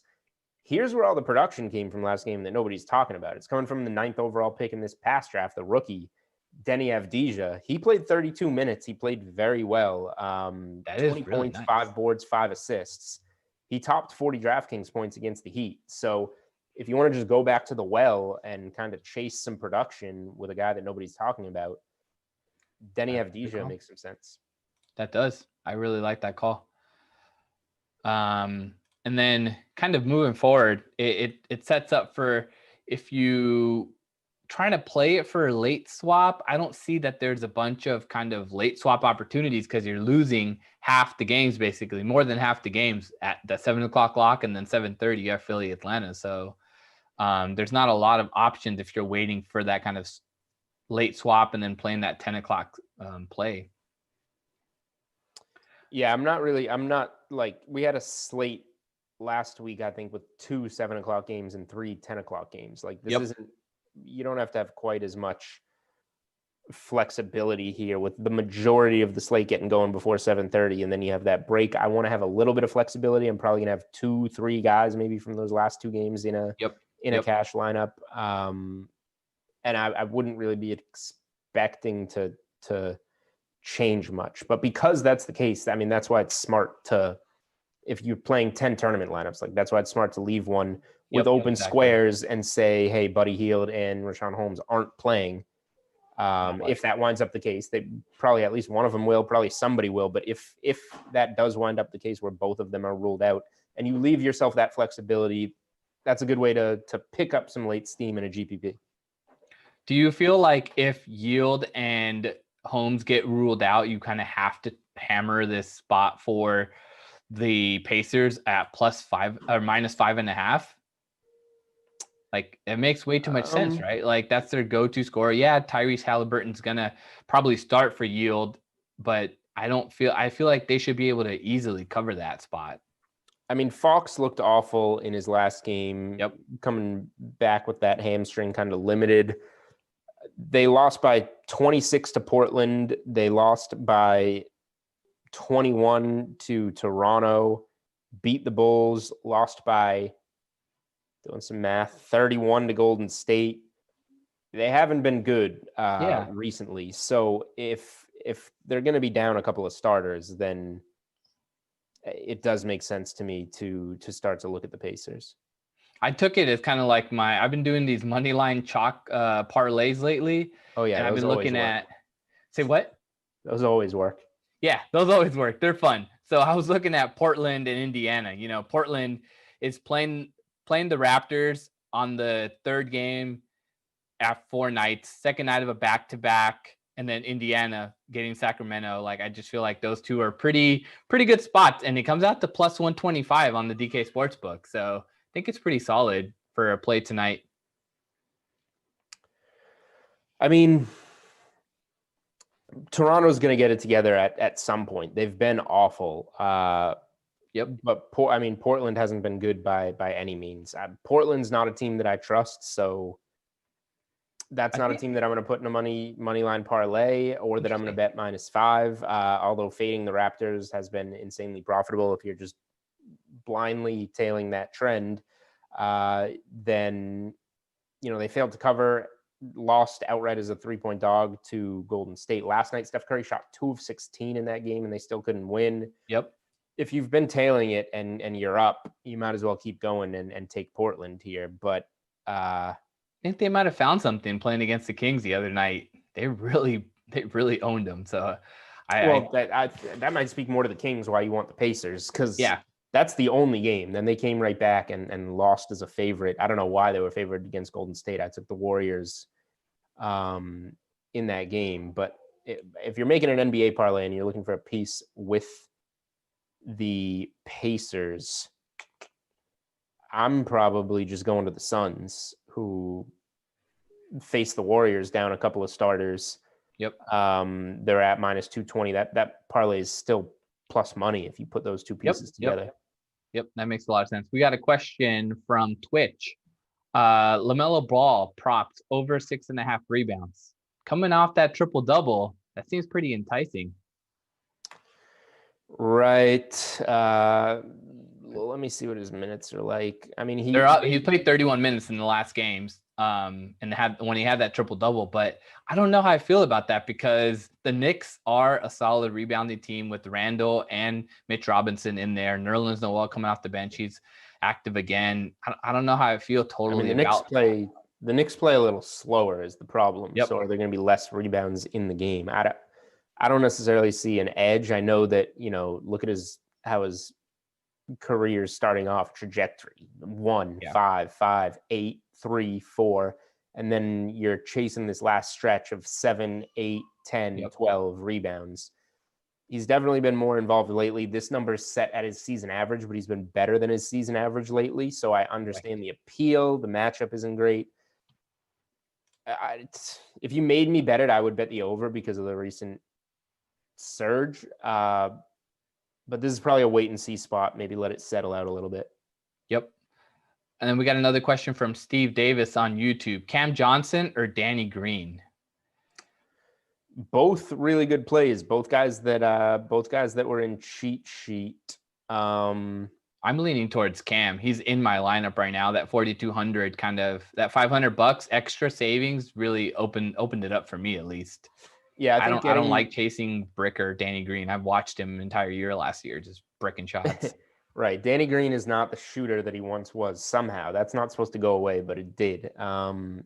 So he's not knocking down his shots. He's also, when you think of the shorthanded Sixers, Embiid's back, he's going to take some of that volume. But then how does Danny Green not do more with that cast that he had on Saturday? If that's not a game that he steps up and has 40 DraftKings points, I don't know if he's going to. So while he's safe for 25 to 30 points, he also can't go beyond that. And Cam Johnson should be good to get you that 25 to 30 range and potentially go beyond that, given the matchup against the Wizards, who allow the most points per game in the NBA. So I'm leaning Cam Johnson, especially with the savings.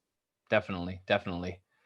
We're going to be getting the NBA injury report pretty shortly, but let's look at some player props that are popular right now in DK Sportsbook. Mitchell Robinson over 7.5 rebounds and Elfrid Payton over 6.5 assists. Any of those enticing to you? Not really. I don't think I'm going to be playing any player prop in that game. To be honest, on Friday, I played Austin Rivers over 11.5 points. That cashed. I think he scored 15. I don't even see him listed. Tonight, I think LaMelo's a little bit inflated. And the Knicks are tough. I don't think I would be playing any player prop in that game, to be honest. I'm with you on that. Got another question asking me, Beal or Trey? I mean, I have to lean Beal. He just makes a lot of sense with Westbrook out and now even Thomas Bryant out. Trey's been dealing now with this little bit of a wrist injury. He's probable shooting. Say again? It's affected his shooting. Yep. It's affected his shooting. 26% in his last game, 22 right before that, 41%, 38%. He has not had a good shooting year so far. Technically, calendar year, he has not shot the ball over 42% this calendar year from the field. He's playing the minutes, but you definitely get the safety with Bradley Beal. Yes, he's going to be really popular, but at the same time, you can differentiate with this slate kind of being all over the place. I don't think you have to go away from Bradley Beal, and I think he just makes a lot of sense. Reggie Bullock had been the Knicks' 5th starter, right? Yeah. They go Peyton, Barrett, Randall, and now Rivers is starting. Right. So if Rivers had a prop, I would like it. But if Bullock's moving to the bench, maybe now you look at his under. He's set at 8.5 points on DK Sportsbook. You never feel great. Oh, wait. Never mind. That's because Bullock's ruled out. Okay. Yeah, Bullock's ruled out. Scratch that. And that's why Rivers starting. All right. So he's starting in place of the injured Bullock. Yep. All right. Well, that prop's still up there, but that's obviously going to void. So if DK does throw up a prop on Austin Rivers, I'm interested in that. Yeah. I mean, I don't really think he makes a lot of sense, though, at 5,300. No, I'm not going to play him. I'm not going to play him on the slate, just in terms of a points prop if it comes up at 11.5 or so. Yeah, just for anybody that's reacting to the news, I mean, I don't see it as a potential spot to exploit. His salary has been inflated. Yeah, his minutes are trending in the right direction. He probably will play 32 minutes again tonight, but I don't really see Austin Rivers as someone you need to jam in your lineup for tonight. Nope.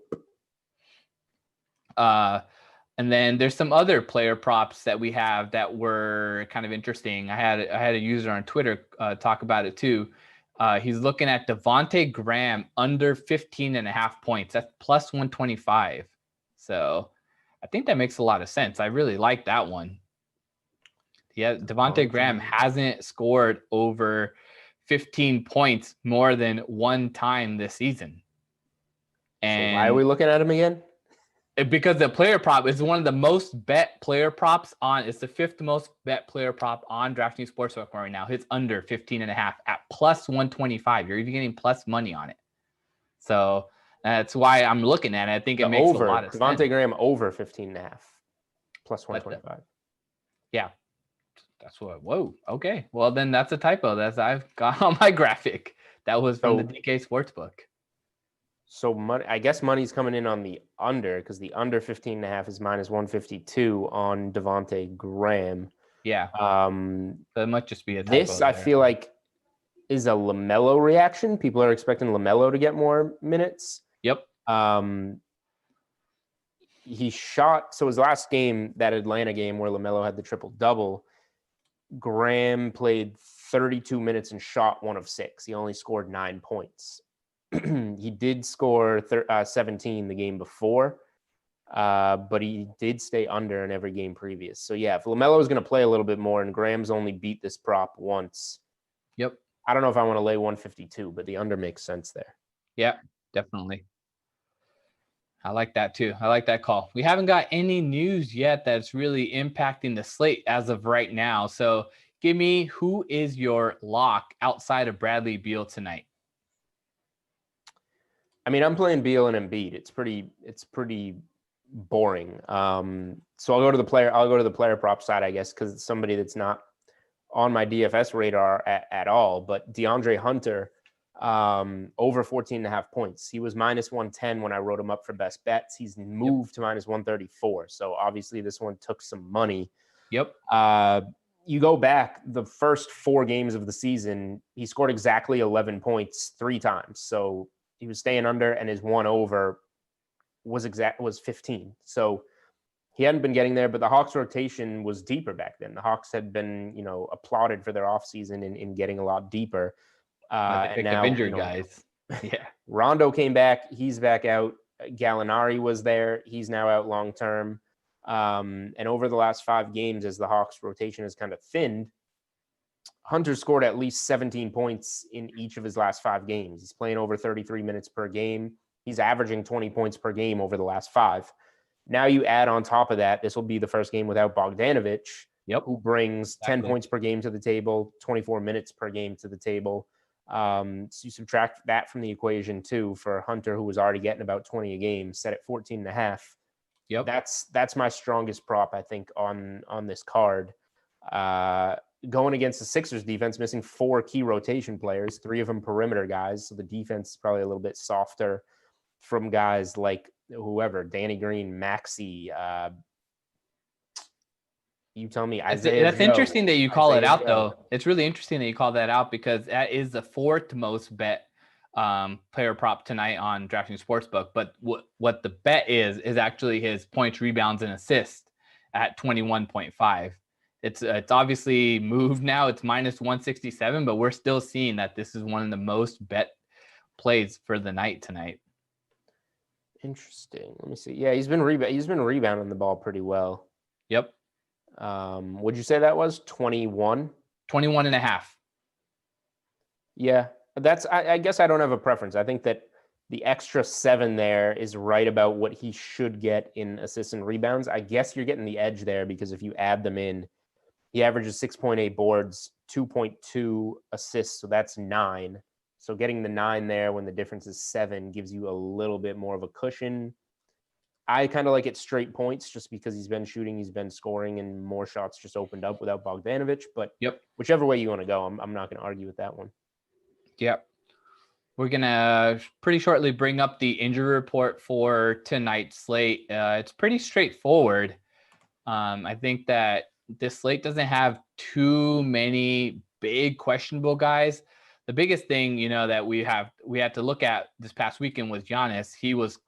He got ruled out due to that back injury. He pretty much didn't want to play against the Cavs, but he's going to be back into the lineup. And I think, you have a chance here where Bucks are probably going to blow him out. So I think that you see decreased usage for Drew Holiday, decreased usage for Chris Middleton, then also Bobby Portis goes back to the bench. But want to note, the next time Giannis sits out, you got to play Bobby Portis. He has been, every time he's been starting, he's been breaking the slate. So that's something I wanted to note.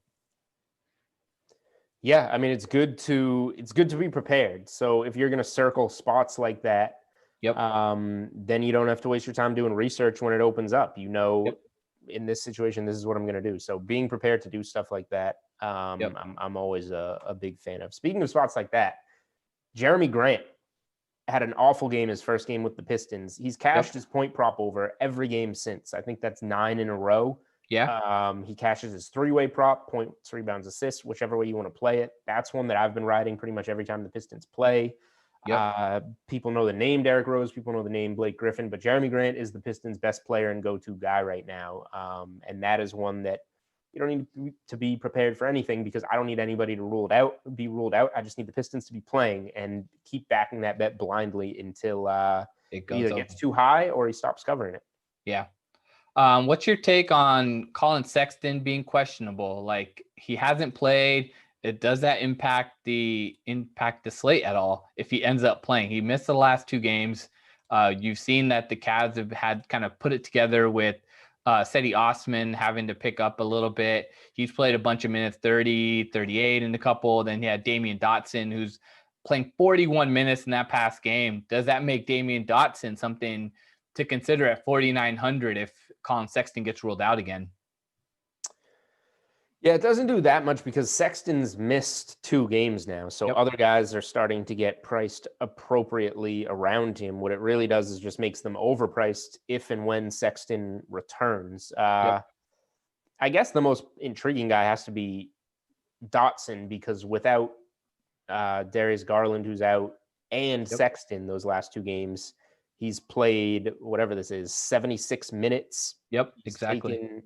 He's scored 26.5 DraftKings points is probably a more realistic outcome, but the 40 DK in there as well. So he's got, a little bit of potential there. He's too expensive, you would think. This is going to be a low scoring game against Memphis too. 206.5 total, old school total on the board. There's just nobody else to play. And you've got a rookie like Isaac Okoro who runs around out there and just doesn't do anything. Yeah, he's like the new Tony Snell. Yep, it's unbelievable. 35 minutes per game, 13 DraftKings points per game. So if those are the guys you're playing with in the backcourt, if Sexton and Garland in games that they're out, Dotson's the guy. I mean, Osman I like. He shoots terribly. I've played some player props on him. There's just kind of too much variance there. But he had 35 DraftKings points against Memphis recently. So if Sexton's out, it's not like Osman's a bad player or anything. Yeah. I don't really see the upside though. I mean, his best performance this season has been 43 fantasy points. And if he's getting you 43 fantasy points at 5,900, you kind of need that if you're trying to win anything with him. Like he definitely has more potential to bust than to boom. Yeah. It depends what the slate gives you, honestly. Like as a last leg, you got $5,900 for your last spot. Forward, a more thin position. We're talking about a lot of guards and centers that have upside. Go for it. But you don't need to go out of your way to roster him if Sexton's ruled out. If you roster on this slate, Embiid, Bradley Beal, and Sabonis, does it make sense with all the value that's kind of out there tonight? Beal is 9,900, Sabonis 9,300, Embiid 9,800. That leaves you at 4,200 for the remaining spots. Does that make sense with all the value that's out there? Sorry, what's the question? Does what part make sense? Does Beal, Sabonis, and Embiid as your anchors for tonight's lineup make a lot of sense in cash because of all the value options that are available? Oh, yeah. I mean, that's the core I think that I would be looking at, and it's definitely Beal and Embiid. We know them. And Luka taken off the board takes like a tempting option away.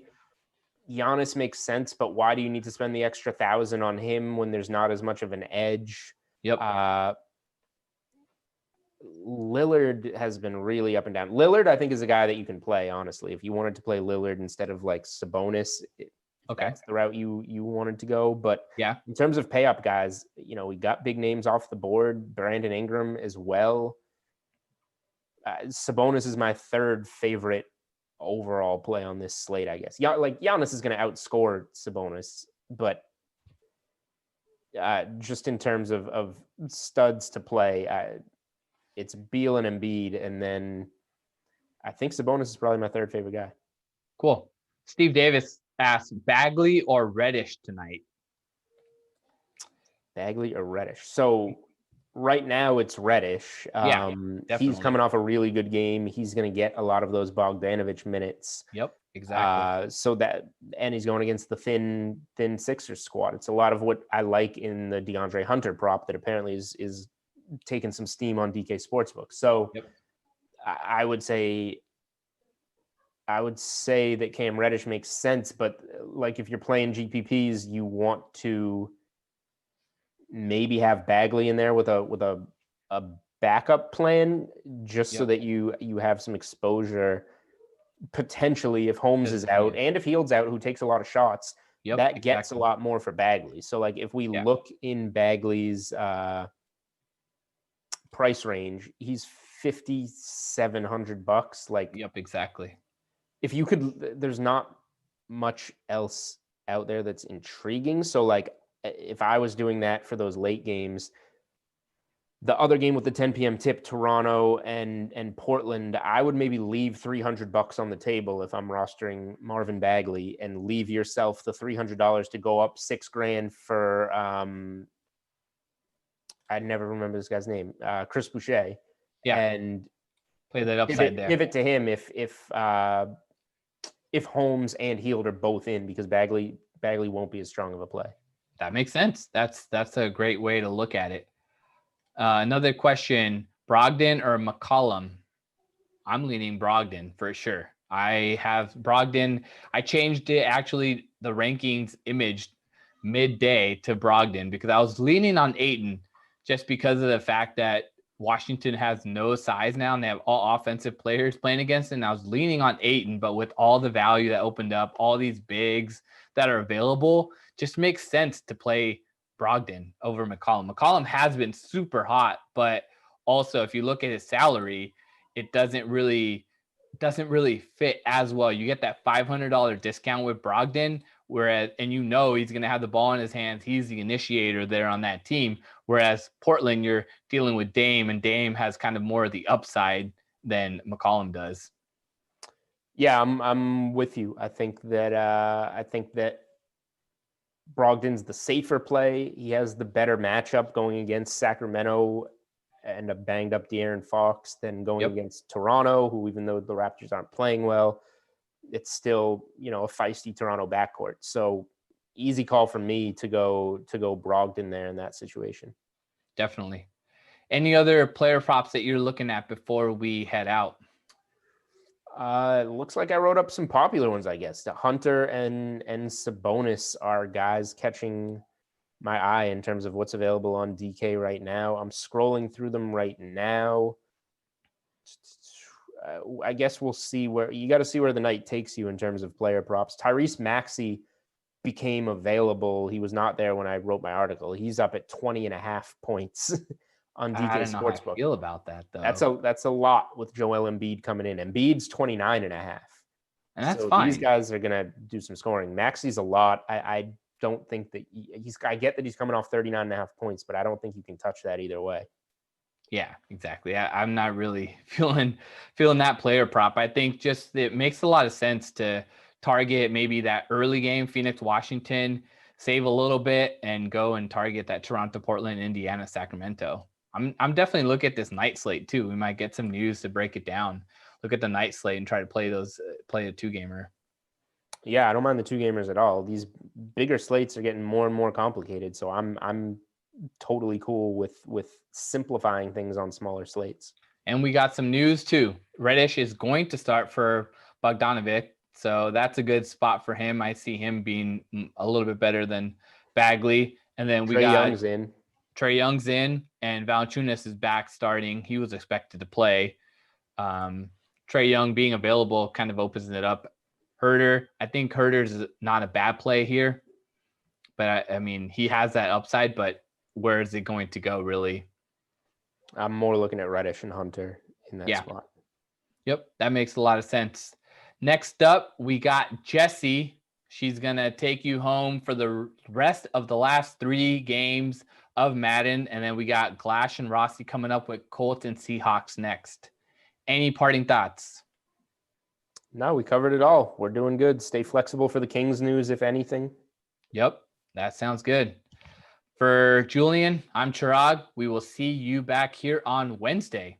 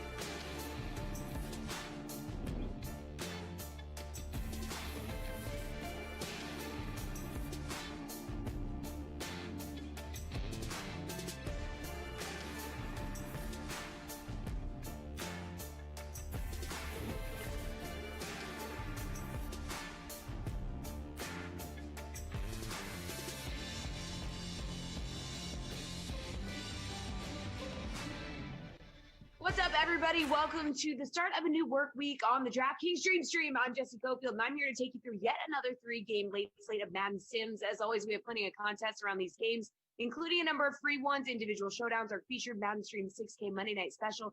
That contest is $10 to enter. Features $6K in prizes, including $2,000 to first place. So let's go through tonight's schedule. Starting at 6, the Colts and the Seahawks were both just eliminated in the NFL playoffs, but both teams play here on the Dream Stream. Colts visiting Seahawks in game 1 of our Monday night triple header. Brendan Glasheen, Jason Rossi on the call of that one. Then at 8, the Dallas Cowboys are in action, heading north to take on the Vikings. Adam Kaufman and Brandon Cristal take over play-by-play for that one. Glash returns, joins Brandon Cristal at 10 p.m. for Madden After Dark. Lamar Jackson and the Baltimore Ravens take on Justin Herbert and the LA Chargers. Those games will get going shortly, but here's what else is happening on DraftKings right now. The NFL divisional round coming up this weekend. DraftKings has the NFL $3.5 million Divisional Millionaire Contest. $20 entry gives you a shot at $1 million first prize. We have a special edition of The Sweat for Sunday's divisional round games right here on YouTube and Twitch. That's going to start at 2 p.m.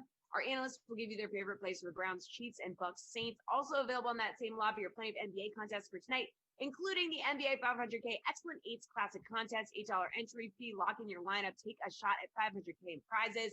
Check out all the action over on the Sportsbook, too. We're going to have a preview of the NFL divisional round coming up after the 6 p.m. And speaking of that, let's get it started. Brendan Glasheen and Jason Rossi, take it away. All right, Jesse, thank you very much. Appreciate it. Rossi, how are you, buddy? Good to see you. Hold on. Trying to visually, you're sure there's so many lines going on. Read between the lines, brother. Seriously, I love it. I love every second of what I'm seeing, but I also see like a donkey somewhere. I think if you cross your eyes, it's one of those ones where if you back up, you see images. And all I see is one handsome dude, though. I'll tell you that. I see a handsome guy. Wow. I asked you how you were doing. How are you doing? Oh, I'm freaking fantastic. It's a feel-good Monday, man. We're coming off of super wild card weekend. We had a lot of great football. I'm feeling good. I'm feeling loose. I'm feeling ready. Chris B says, bring Jesse back. She'll be back, but, you're stuck with us for the next hour or so.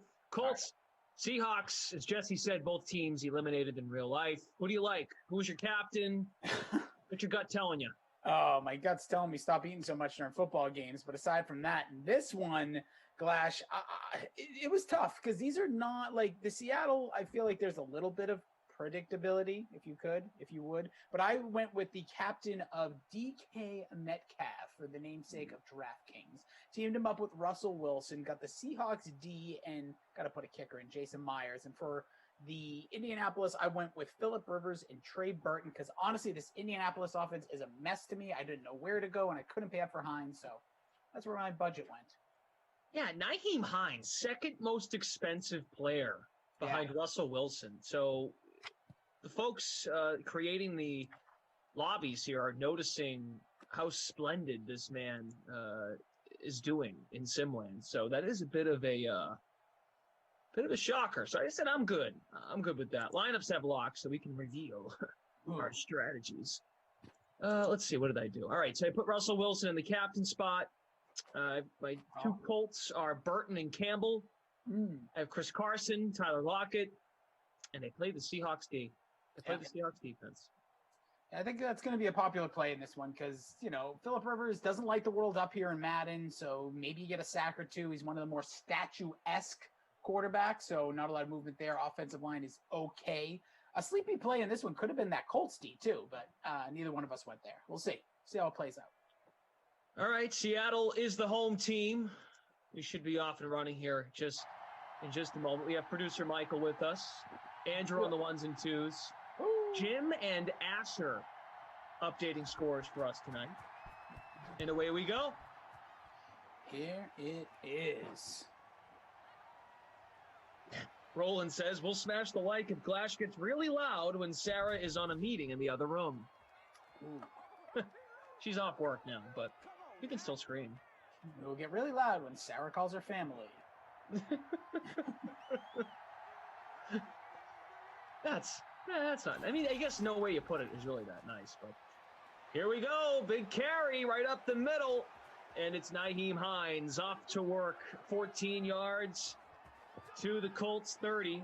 Hines is the third down back. Marlon Mack is the listed RB1 and power back. Yeah, it's similar to last game I had with ZT. You have Daryl Henderson, whatever his name is, Henderson and Marlon and Malcolm Brown, similar situation. A lot more shotgun formation you'll see with the Colts than you will see under center. So that's where you're going to get those Hines touches. Phillip Rivers may have played his final game as an NFL player yesterday. Do you believe that statement?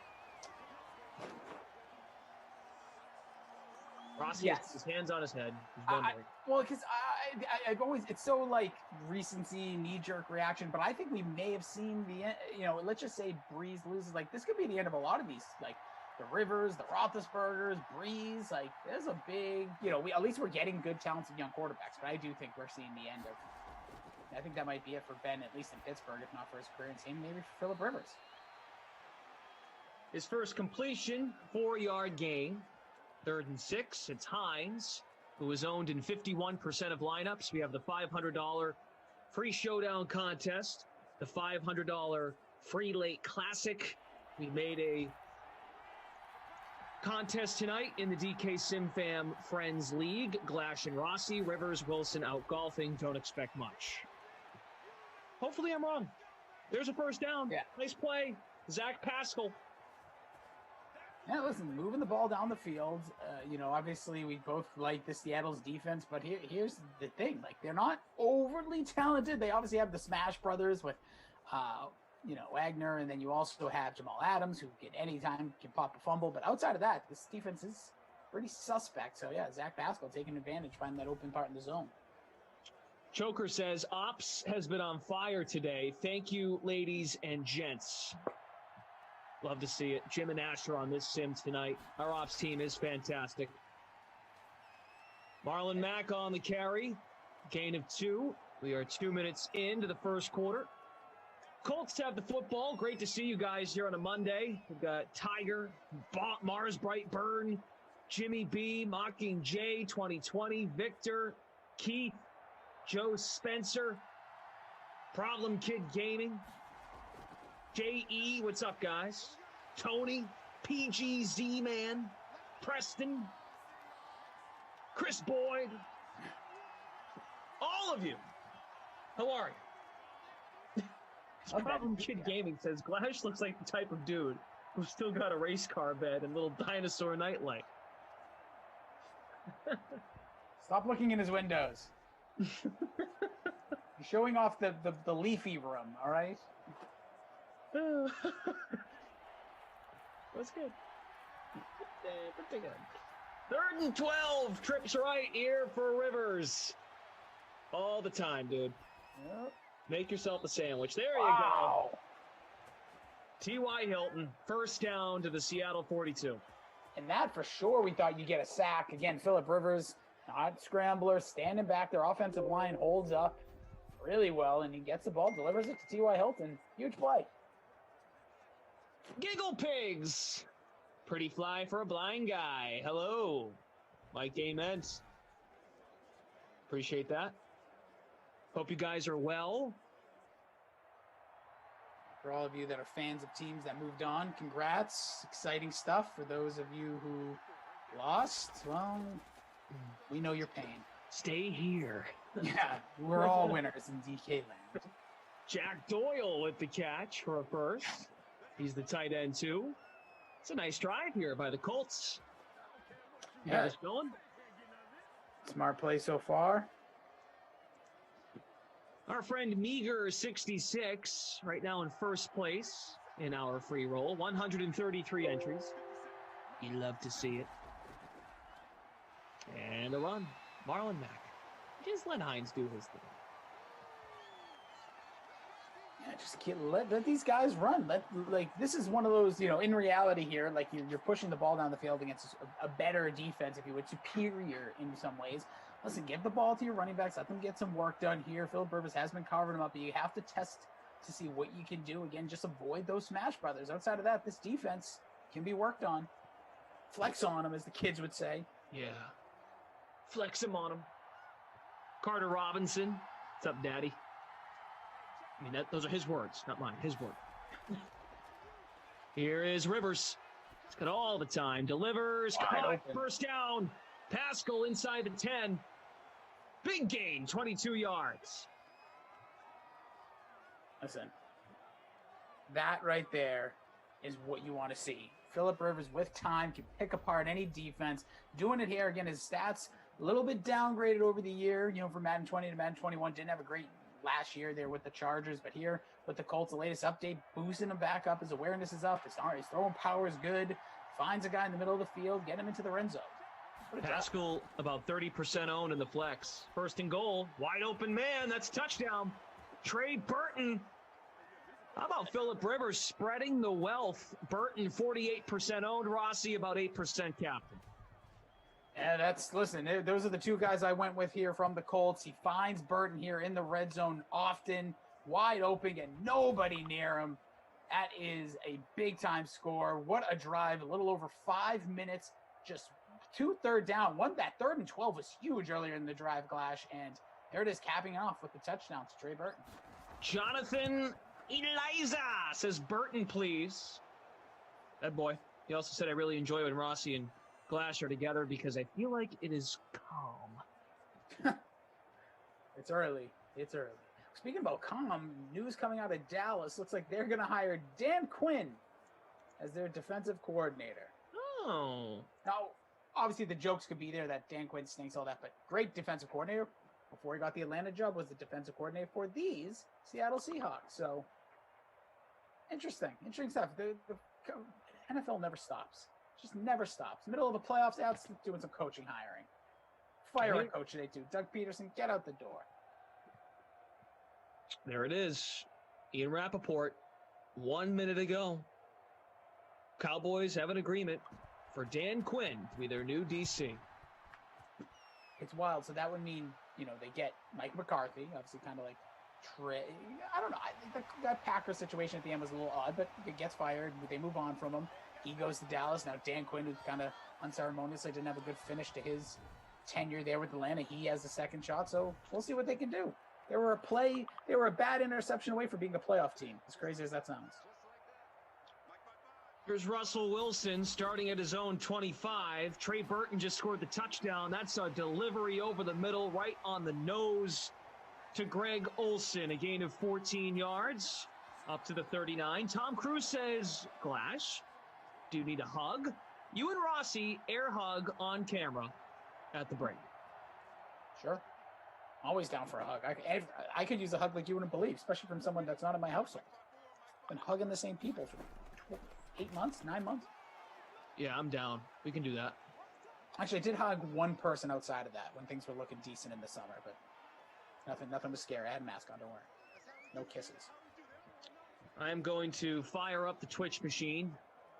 Oh, yeah. Also, while you do that, I have to mention this crazy story about Jared Valdier, who, by the way, was a Patriot last offseason, quote-unquote retired, played for the Colts, started this weekend, now will be on the Packers to fill in for Bakhtiari. He'll be the first player in the history of the NFL to play 2 consecutive weeks in the postseason for 2 different teams. What a year. It's the only way they could do it was this year with all the COVID-19 situations. Chris B., I am not wearing jorts. Thanks for asking, though. Jason Mack on the Dan Quinn news, says that's a solid hire. If they can add a couple of pieces and have him reshape that defense with Dak coming back to rack up his points on the other side, Dallas might be a legit contender next year.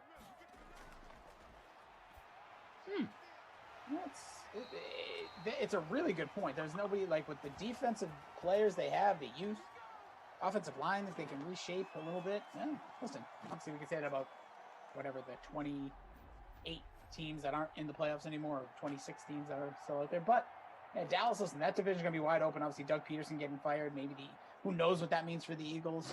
Could be a good thing. Could be a really bad thing. Chris P. says, what about white New Balances? I do own some of those, but not on right now. What is it, just that dad? He's got that dad gear going? Yeah, well, he mentioned I look like a dad with this shirt. It's all right. I think the best thing about wearing a shirt like that is you're going to find everything you need to know about what people think about it very quickly. I was like, oh, it's always nice, but I like it. I like your style. I like something different. Thank you. And it's button-ups, and you get the 2 buttons down that show, hey, I'm cool, I'm chill, I'm business casual. Glass. Yeah. Appreciate that, Rossi. Yeah. 2nd and 10. Over the middle. Easy money. That's Olsen again. Wilson is 3 for 3, 45 yards to the Colts 24. And that might do it for the first. So we'll have to 3-2-1 the air hug. Now, do we do it like Drake and Josh style, or we just go like quick one? Like, I'm gonna, yeah, we can do whatever you want. I'm an embracer. I'm gonna actually hug my whole laptop. So you just tell me what. All right, let's do it right now. Let's do it right when we come back. So we're on camera. Here we go. So you put your arms out. I got to look to my left. Okay, so do I have to look to my right? Yeah. Does that make sense? I never know what the screen is. Andrew, tell us if you got this right. Andrew, do we look good? Yes. Okay. Here we go. Wow. I feel so close to you right now. I know. You smell good. It was nice of you to take a shower. Let's do this. That's so cool. Are we hugging right now? Or does it just look awkward? Yeah, I'll move closer. All right, I'm gonna come in. I'm gonna come in too. I feel like we both have to be a little bit off camera, so I have to be like here. Yep. How's that? I don't know. You feel warm. Wow. Damn. Yeah, embrace it. This is great. This is great. Wow. See, if you ever need a hug, we can do it for you here. I'm backing off. Okay, that's it. Oh, we're gonna get the DK Sims family a little hug too. What's up, guys? Yeah, there you go. Hug. There we go. Yeah, look at that little chest too. Okay, I'm looking at the camera. Until I leaned in, it looked like Let's get back to replay. It's good. It's unbelievable. It looks like actually, I don't want to say what it looks like. Hey, Tom Cruise was asking for it, so he said please too. So, Bad Boys of Pop, and you guys just totally made out. No, it's soon enough, bad boys. We'll all be just smooching. Oh boy, good times here. Good times on the Dream Stream. Herb Dog says, Clash now owes Rossi dinner. Oh, boy. Retease, did you know, over on Twitch, too much touchy-feely crap. Oh, so sorry. DK Metcalf with the catch, and then we get a flag. Also, I want to shout out D Plumber on Twitter. He liked a tweet from previously, and I clicked on his account. His bio, he's from British Columbia, and his Twitter account. There goes Ross. There he is. Touchdown. Bam. Boom. There it is. Did not perform well down the stretch, did not perform well in the playoffs, but performing here for you on your Monday on the Dream Stream. Ross, Tutty. So if D Plumber is watching, @only_blur, his Twitter bio is one-time early bird special DK Sim Madden champion. Is that real? Love that. Wait, what's the handle again? Because I think that deserves It's amazing. So I DM'd him back. I go, this is great. _blur. BLUR.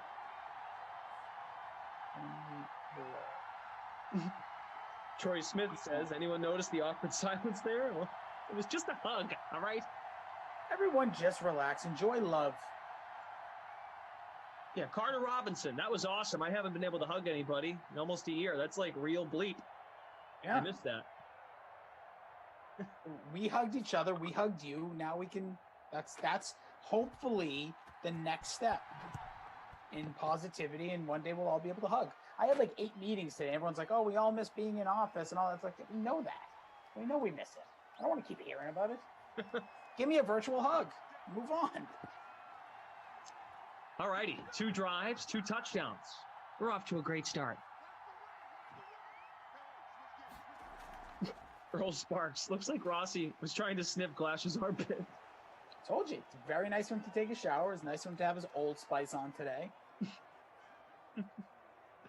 Remember those NBA Finals commercials? When the Celtics and the Lakers were in the finals, it was like 2010. And they'd split, like it was Kobe and Pierce or Garnett and Kobe, and they'd split their faces and then they'd mesh them together. Those were cool.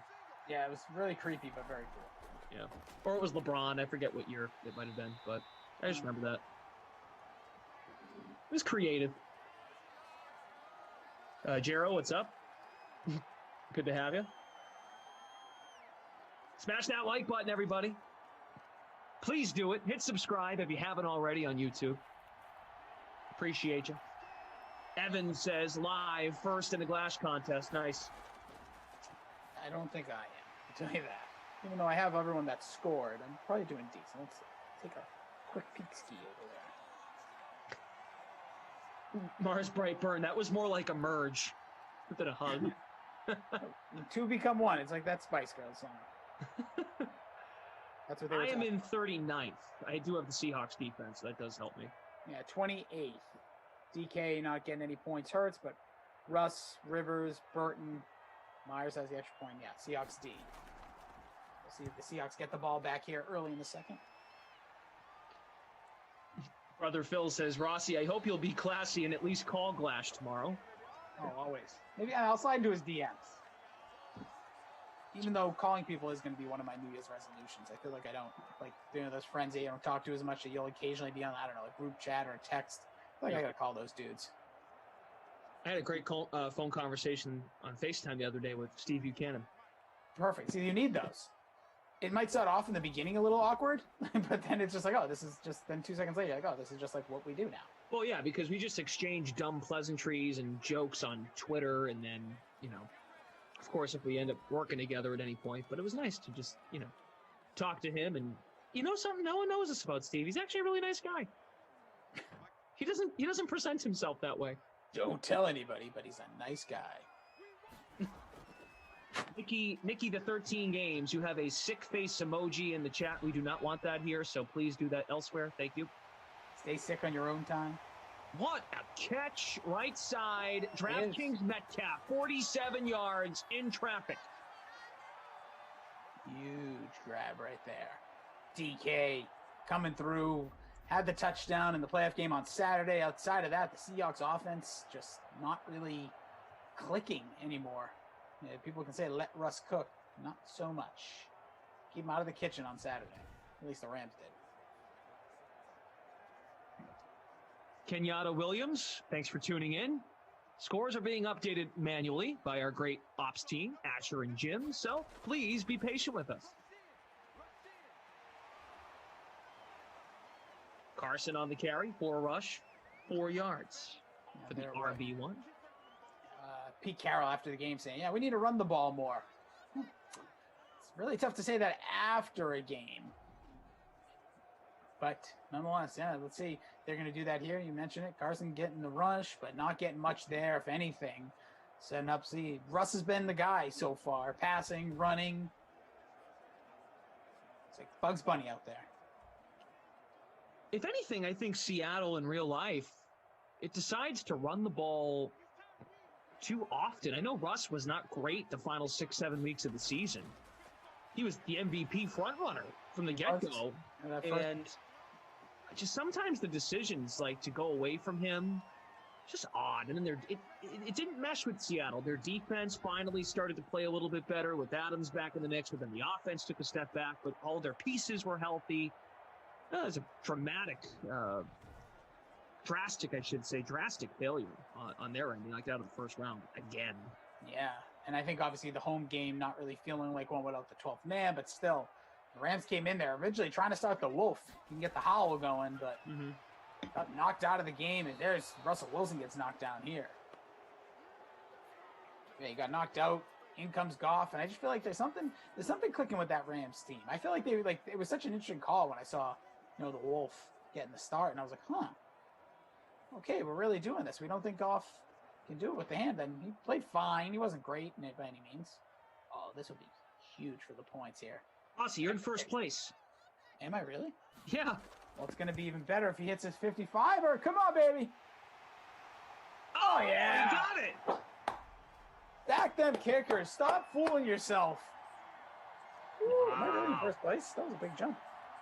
Oh, yeah. Jason Rossi, first place in the free roll. Come on, baby. Once those points go in there for Jason Myers. It's lonely at the top, Clash, because I'll probably end up failing out, but you never know. Good to be here now. So you've got the Seahawks D in there, too. Sure do.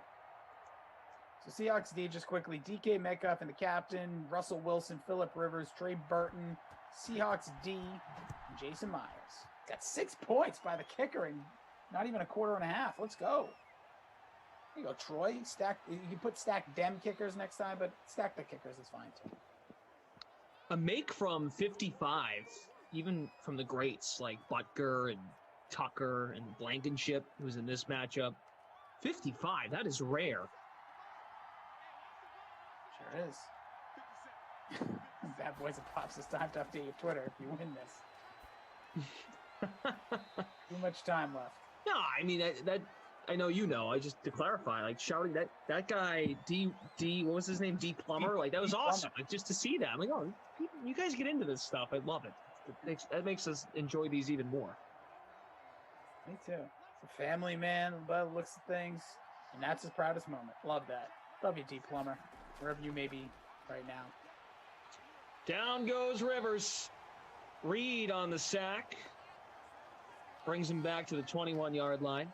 Jim and Asher. Asher is in the chat, so he actually, never mind is he sharp updating the scores, but he'll go in the chat, and if you see, hey, I didn't see this updated yet, he's right in there being like, yo, that's updated. So you get an update from the ops guy right away in the chat. You got to love it. Yes.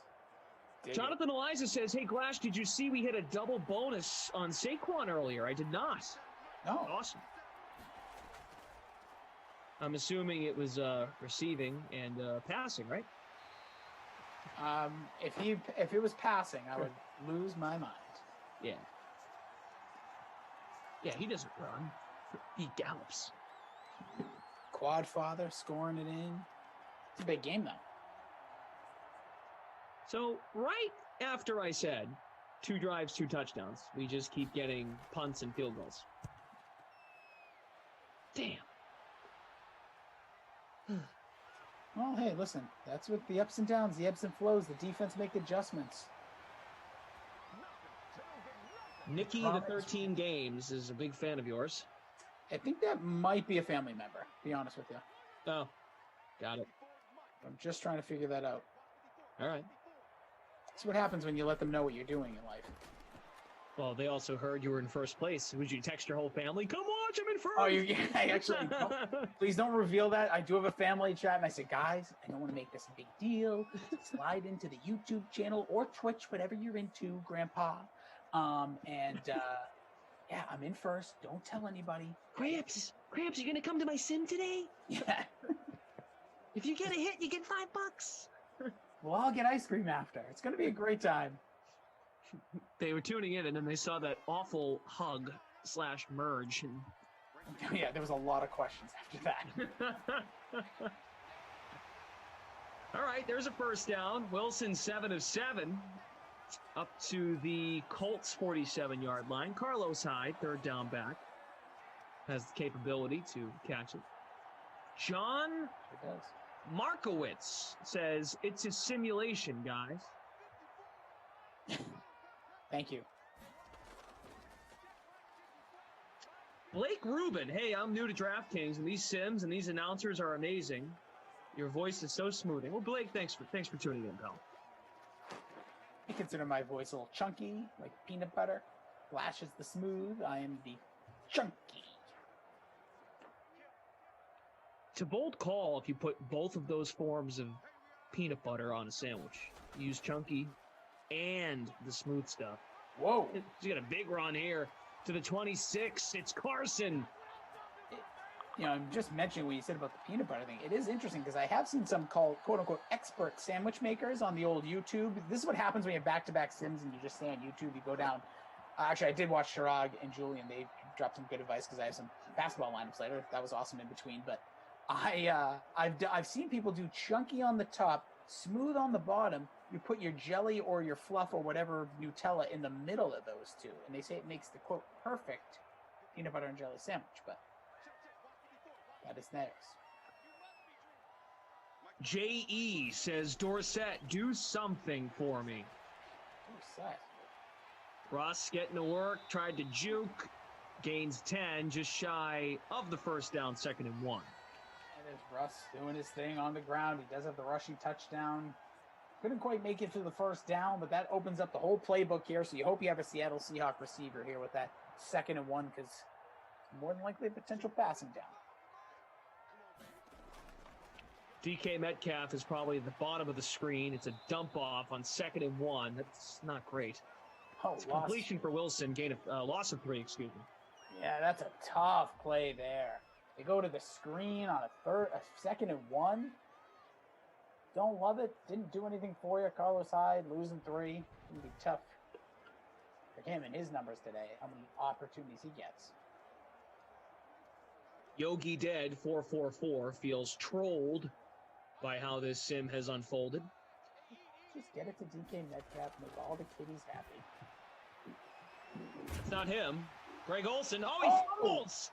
And the Colts pick it up down the sideline, and they get to the 43. Rhodes picks it up. What a play there. What a turn of events. We'll see if this thing potentially was he down first, but Greg Olsen. Ooh, it's going to be close, Flash. But let's see if there's even a challenge. Come on, give ourselves any turnover, change of possession. There's a booth review. There we go. We'll see. By the way, they're saying that Barkley had 55 points earlier with double bonus. That still doesn't beat the all-timer. Oh, that's going to be down. It looks. Doesn't beat the all-timer of Lamar Jackson. Yeah, that was, passing and rushing, obviously. Yeah, that was, was that Madden 20 or 21? Oh, he did this right before Thanksgiving in Madden 21. He was insane. He ran for over like 300-something yards. By the way, that play, he was down. All right, so it's reversed. Wilson takes it up the middle and slides to the 4, just shy of the first down, gain of 8. We get a timeout. Troy Smith, you know when you're digging. Can we at least get a tackle point for Lockett? Love that. Hey, Lockett learned something from DK Metcalf. Not the same stage or tracking down that DK had to do, but that was one of the best plays of the year in the NFL regular season. 2nd and 2, first down. Oh, nice defensive stop there. Got my Tony Romo on. Who caught that? It was Lockett, okay. Tell us who you need here, guys. First and goal, 1 yard line. Do they go to Hyde? What do they do? Ooh, and the gun. Metcalf. Top of your screen. Handoff here. And a touchdown. There it is. It's Chris Carson. Not Carlos Hyde. But, hey, there's where, look at that, nice run. Gets by the defense. Carson busted into the end zone. Paying off one of he had good ownership. I just saw the numbers a moment ago. Don't worry, you'll get there. So funny because Michael, just like a great freaking producer, just dropped so many numbers on me. So I just see through. There it is. He had 25 actually. So actually not highly owned at all, and captain 3.7. So those are some happy some owners right there. Happy hippos. Carson, yep, 25%. In our free roll, 21%. I climbed up into 10th place in the free roll. Look at you. You're in 2nd. I'm coming for you. Listen, bring it. I'm feeling extra unconfident in this lineup because you really need that. See, who just took over? Okay, 2 points. Come on. That's why Yale 97 Disney. What a name. Or Disney. Did he go to Yale? Because he's smarter than me in his lineup. Chris Carson really helped, and also Greg Olsen. If that was a turnover, man, that's such an interesting drive for, this is what I love about it. This is what I like when you guys do Leaderboard Live, because plays like that are so crucial. He has Greg Olsen, who has 5.6, easily could have been a loss, and then that wouldn't have led to the Chris Carson touchdown. So he would have been probably sitting somewhere in the 30s. Instead, he's chilling in first place, making me look bad. Russell Wilson, Chris Carson have touchdowns for the Seahawks. Myers hit from 55 yards, and for Indianapolis, the touchdown belongs to Trey Burton, his only catch of the sim. From the 25, 30 seconds, 3 timeouts, you got to get rid of the football. You just can't do that. Yep, can't hold on to it because that's what happens. hold on too long, get the sack. By the way, this is totally random, and I apologize for the distraction. I have a receipt for a purchase. Oh, I bet you my wife bought something. Sorry, this is what happens when your account is linked. I think my wife bought something. I'm not going to say it too loud because I don't want her to feel bad. But I think she bought something at a store, and I got the email receipt, and I thought it was spam. Patrick Pittman says, wait, these announcers are real people? I thought they were simulated as well. OMG. Oh, I'm going to be simulated then. Ready? Hi, Patrick Pittman. As Mac takes it. That's the final play. What do you got there? Handoff to Mac, and he stopped in the backfield. That'll do it for the first half action here in Seattle, where the Seahawks lead the Colts by the score of 17-7. That's the Madden I used to play. Now they're too real. fancy and too real. Yeah. It actually sounds really good, actually. But yeah, I always used to. That was like my favorite back in the day. And like Pat Summerall would do it. Kenyatta Williams says, great news. I have the Seahawks defense. Babe. Hey. Wilson 10 for 10. 123. Has a rushing touchdown. Rivers is 6 of 10. 71 yards. And a score. Kareem says you sound like Berman. It's a score down for Chris Carson. Boom, back. Whoop. Actually, one of my highlights in my career was getting to talk to him. He like on the radio, like interview him. He's cool. He's a cool dude. Just energy, just brings it. He's probably like one of those people, like, you know, they say dentists are miserable people. I hope he's really happy, but he was just ball of energy, doing all the goofy nicknames. Just what a delight. What a human being. I know, and he's still doing a little bit of coverage. He's still doing his 3 minutes, right? Yep. Awful story with his wife. Have you heard? Did you hear that story? What happened? Yeah. I don't want to bring us down, but yeah, I did. It's just awful. Stinks. Car accident, like deep, dark stuff there. Yeah. I'm such a happy guy too. You know. I'm sorry. All right, I'm going down that road and I did it. I'm sorry.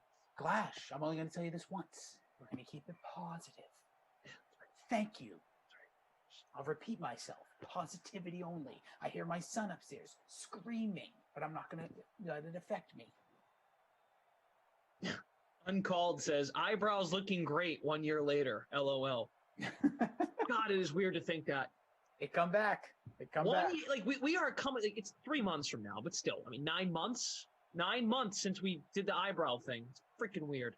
A baby could have been born from the time that the DK Sim fam was actually hatched. The brainchild of DraftKings.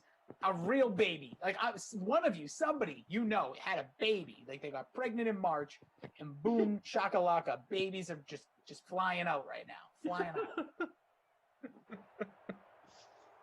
Lawrence Hendrick says, can you turn your volume up? Are we light? Everything okay, guys? Lawrence, you turn your volume up. Crank that thing to 11. Let's go. It is Feel Good Monday. We got Colts, Seahawks, two teams that got biz ounce this weekend. You turn it up. Let's go. And speaking of turn up the like button. Smash that like button, guys. Let's make our way to 300 likes. We've got about 450 of you watching on YouTube. You see you on Twitch. Mamba Vision, Beast of Bourbon. Bounce the Cat. A+. Too bad. There's Carson, who has a touchdown. Burton has a touchdown for the Colts. Wilson ran one in. Myers hit from 55 yards in that first half. Start of the late free classic, the $500 free showdown contest, which has a 12-way tie for first with Wilson in the captain spot. And in our free roll, Yale still in first. Rossi's in second. Come on, baby. Julius is in fourth. Jay Stever up. Wait, we're getting movement here. I'm up to 10. We're getting movement. Roland is in 16th. Criminal Bob, 24th. Dallas God, 28th. Rob Rand, 29th. Who else is in here? Mantelli. Mantelli's been a beast at these. Yes. Ugly throw.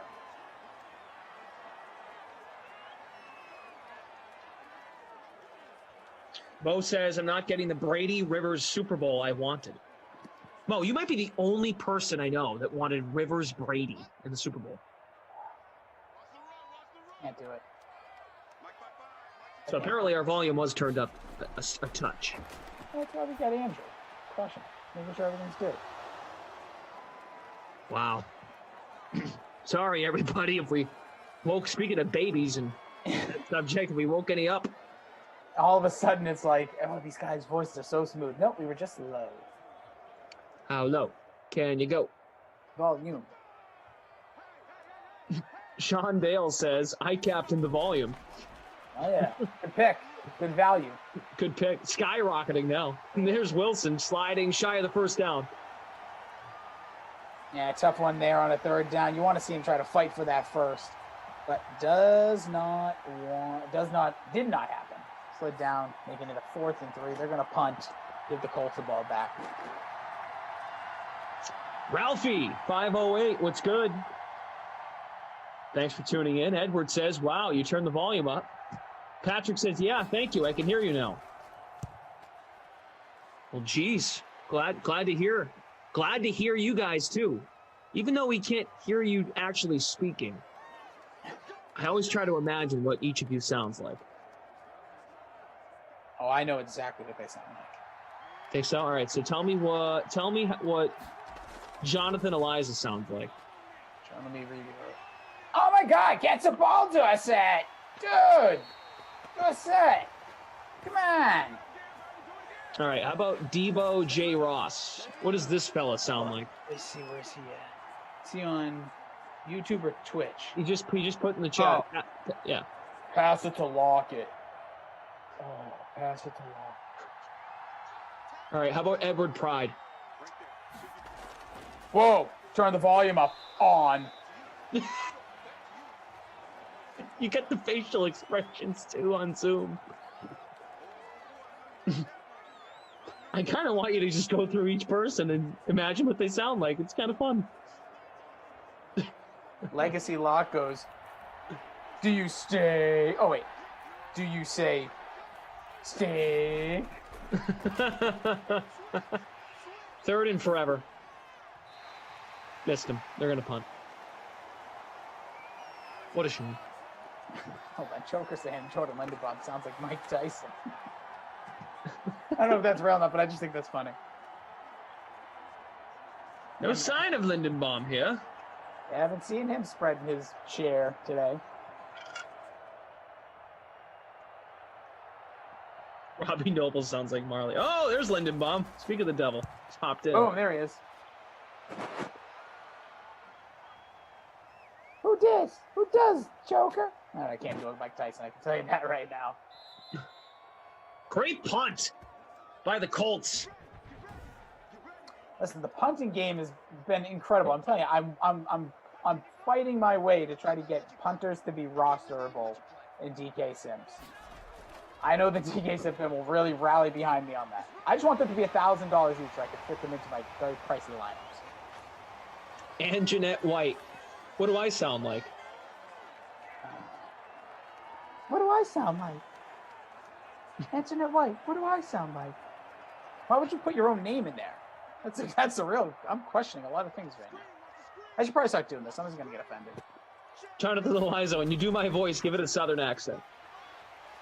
Okay. No, hold on. That was. I don't even know what accent I just did. Rossi, when you do my voice, give it a southern accent. Now I turn into a woman. Everyone's a woman now. Yeehaw, cowboy. That's my southern accent. You ever seen the movie Joyride, Glash? No. Okay, well, for anybody who has, I'm turning into, why can't I think of the actor's name? Fast and the Furious, R.I.P., passed away. Paul Walker. Paul Walker. He was in that movie, and he did a southern female voice to a trucker the entire movie. And that's what I feel like. That's what I'm doing. Wow. It's a big 1-2 over there, cowboy. That's how Paul Walker talks? In that movie, he's playing he's like catfishing in a sense, what we now know the term as another truck driver. It's Antoinette White. It's my name, almost. What? All right, this is too confusing. I'm getting out of this. I've fallen into a trap. Metcalf wide open, steps out of bounds. As gets it though. Candy cane is a reference. Candy cane. Paul Walker was a character in the movie, but he used the name Candy Cane because he was trying to mess around with the guy. Anyways, just go watch the movie. Buy Stream Trash. Stream it. I wouldn't buy it. It was a really good movie, actually. Fun movie. Steve's Joyride. Joyride, yeah. Like it's like a thriller. I wouldn't call it a horror movie. Edward Pride says, I rant like Kenny to my wife when I lose a sim. Can you believe it? I just lost the sim! The Jets! Did you believe it? No! I lost a sim to the Clash of Rossi! Can you believe it? That's what I imagine Kenny sounds like when he's ranting.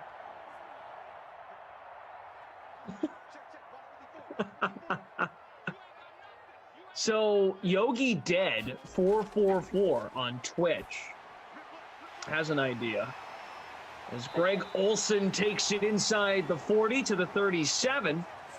Seattle is moving. Bless you! Bless you. Sarah sneezed. Let it out. God bless you, because I don't know what demons are in there. Says, hey y'all, I'm starting a Facebook group for the truly dedicated family that wants to help one another. Anyone interested? What? Yogi Dead is starting a Facebook group for the Twitch fan. Oh, that's going to be a loyal group. There's a cool DK. Actually, I give a lot of love. There's a good DK Sim fam on Facebook. Probably, I don't know if it's both users and both families.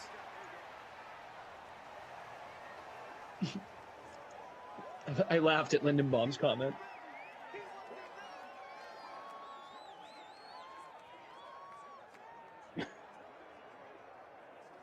You know what? Yeah, I'll just say yep.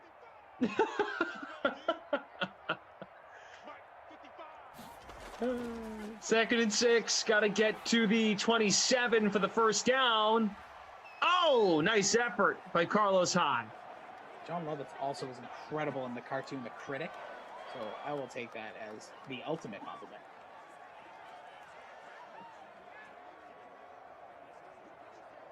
Smash that like button, guys. Thanks for being here, making us part of your Monday night. Hope your week is off to a good start. Metcalf, top of the screen, quick throw. Wilson dialing it up to the 14-yard line. Tyler Lockett with the catch. His third, 35 yards.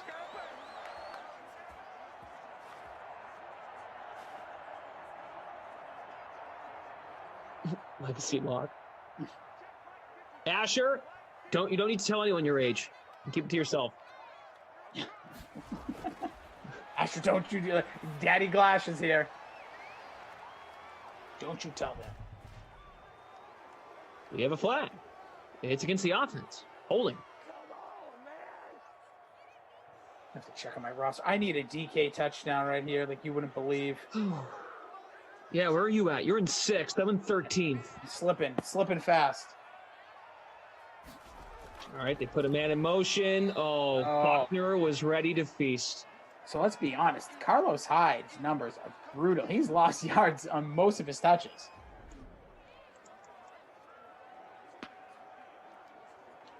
Second and 21. We might get one more play in this third quarter. Yogi, speaking of, has been mentioning he needs some Philip Dorsett. So does Jonathan Eliza. This looks like a run formation. Nope. Got a pass. DK! Got a man. Lockett. All right, third and more manageable. Still not great. 3rd and 9. We'll do it here for the third. Yep. Oof. Third quarter in the books.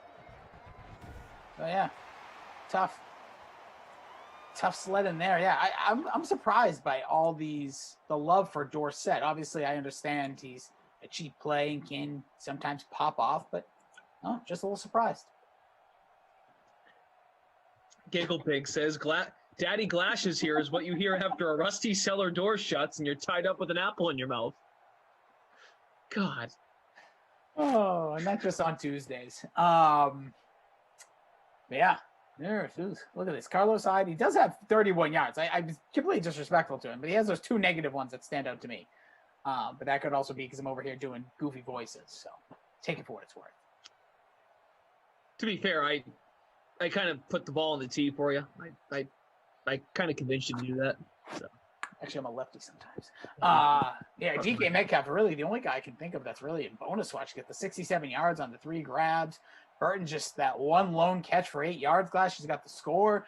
Those are my guys. I need to see more out of them. And because you captained Russ, right? Yep. Yeah, so he's doing you some good business. He's got the rushing touchdowns. That's it. There's your touchdowns. Russ running.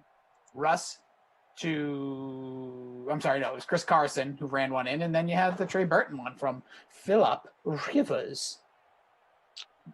You're in 7th. I'm in 8th, and looking at what's going on here? The $500 free contest. Happy. King Escobar is one of 5 lineups tied for first place. Wilson captained, Metcalf, Carson, Burton, Hyde, and Myers in the flex. My team's slipping. I need DK Metcalf like you wouldn't believe here. Alex Johnston has joined the chat in 9th place. Metcalf the catch. Gain of 7, not enough for the first, but you've got Myers. Yeah, sorry, I'm sleeping here because I need a big touchdown. But yeah, we're gonna need Jason Myers. I don't think he's gonna, but he's not gonna get me over the hump here. Because this Yale guy is crushing me, but he will get me. If he gets me 3 points here, get to. I'll jump 2 spots, 3 spots. Come on.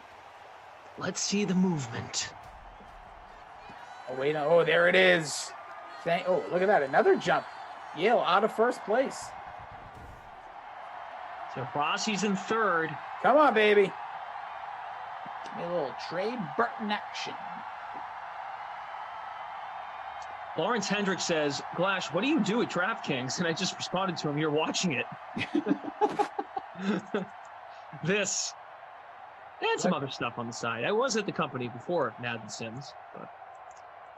Yeah, the Glash Daddy bringing his talents to the Sim fam, to the Dream Stream, from the office to his bedroom. Missed the office. Just don't say it. You're not supposed to say that. What? I told you. I've heard that. Today it's been because I have these like long 2021 meetings earlier in my day, and everyone's like, "I wish we could be doing this in the office." Like, no. But well, you know what? I have faith. I'm just kidding, Clash. I'm just kidding. You're right. I'm being that guy. Take your shirt off. I don't care what you do. But I will say that. Oh, nice tackle. Smash brother there, Wagner. But I will say that I have a lot of faith and belief that, like I said, I think I may have said this. I'm upset with you. I think we're just going to go opposite of 2020. You have said this. Yeah, the first 3 months were awesome. Were great. And then the last 9 months stunk. So I think, 9 months into this thing, I think we'll get a lot better. And then hopefully those last 3, maybe you'll be in the office. We'll be having Christmas parties, sharing Cokes together, Coca-Colas, and at the DK Christmas bash at the top of Epcot Center down in Florida. We'll all fly down on DK's dime. It'll be great. Oh, for sure. I've already thought about this. This summer, if things are, in a good position, I'm inviting every single one of you over here, and we're gonna have ourselves a good time. Over where? To my place. We're gonna have fun. Love this. Yeah, man. You, M, Jesse, Terrellin, Reed. So far, I guess this is good. Maybe I forgot someone. No. You mentioned Christian. I think I got it all. Yeah.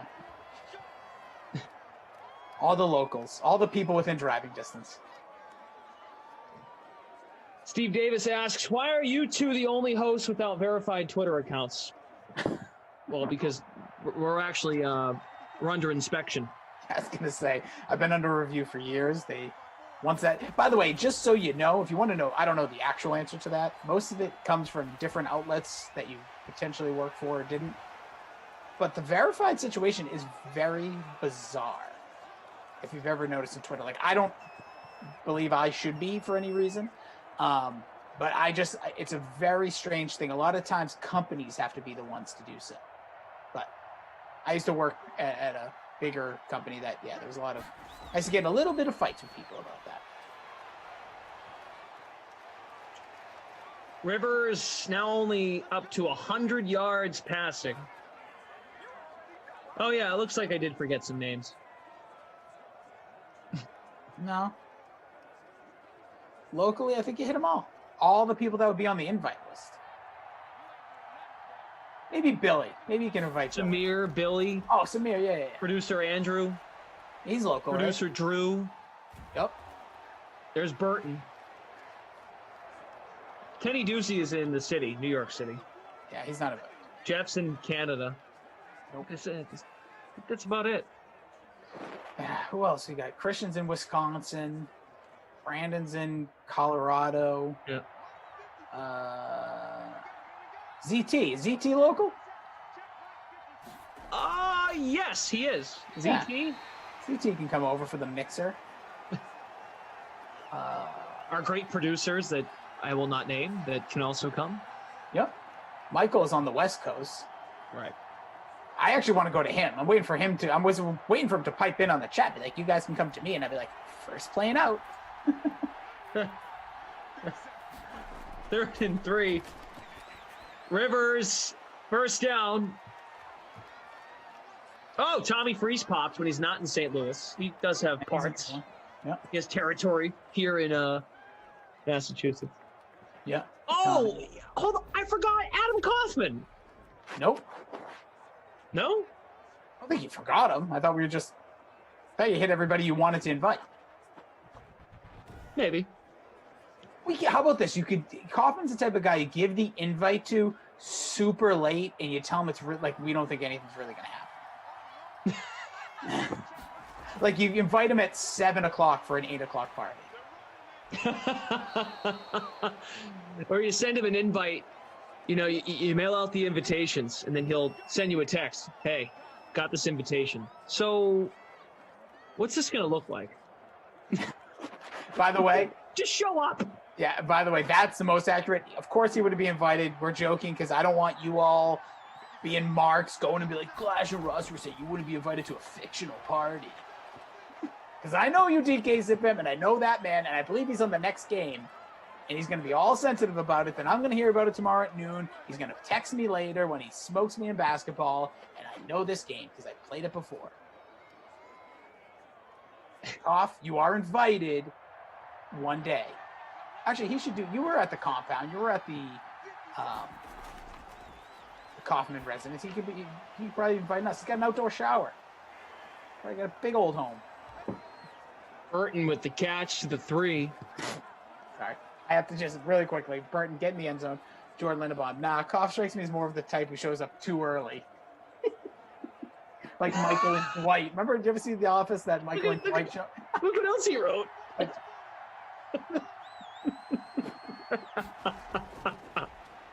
Our man, actually. Oh Look my at God. this. Phillip Rivers, you old. Oh, no! My God, he fumbled, but it's a touchdown. Hines! Hines picked it up.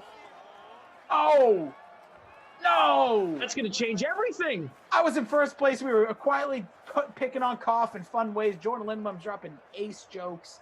And I'm thinking, if Phillip Rivers runs this in, this is perfect for me. Nobody needs to know. And he fumbles. Come on, tell me he crossed. Oh, no, he crossed the line. He crossed the line. Whose score was that? No, don't give it to Hines. Don't do it. Oh, I think he crossed the line. Oh.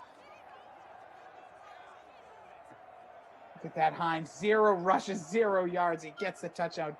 Jeez. I went from 1st to 5th like that. Wow. That would have been huge for me. A rushing touchdown. Phillip, the slowest quarterback in like all of mankind. Nathan Baumel says, I have Hines captained and Rivers. Oh, what a catch. Yeah, I guess you're okay with that. You get the yards, right? Right, there's a fumble there. Oh, I thought he got in. So you're 5th. I'm in 28th now because I've got the Seahawks defense.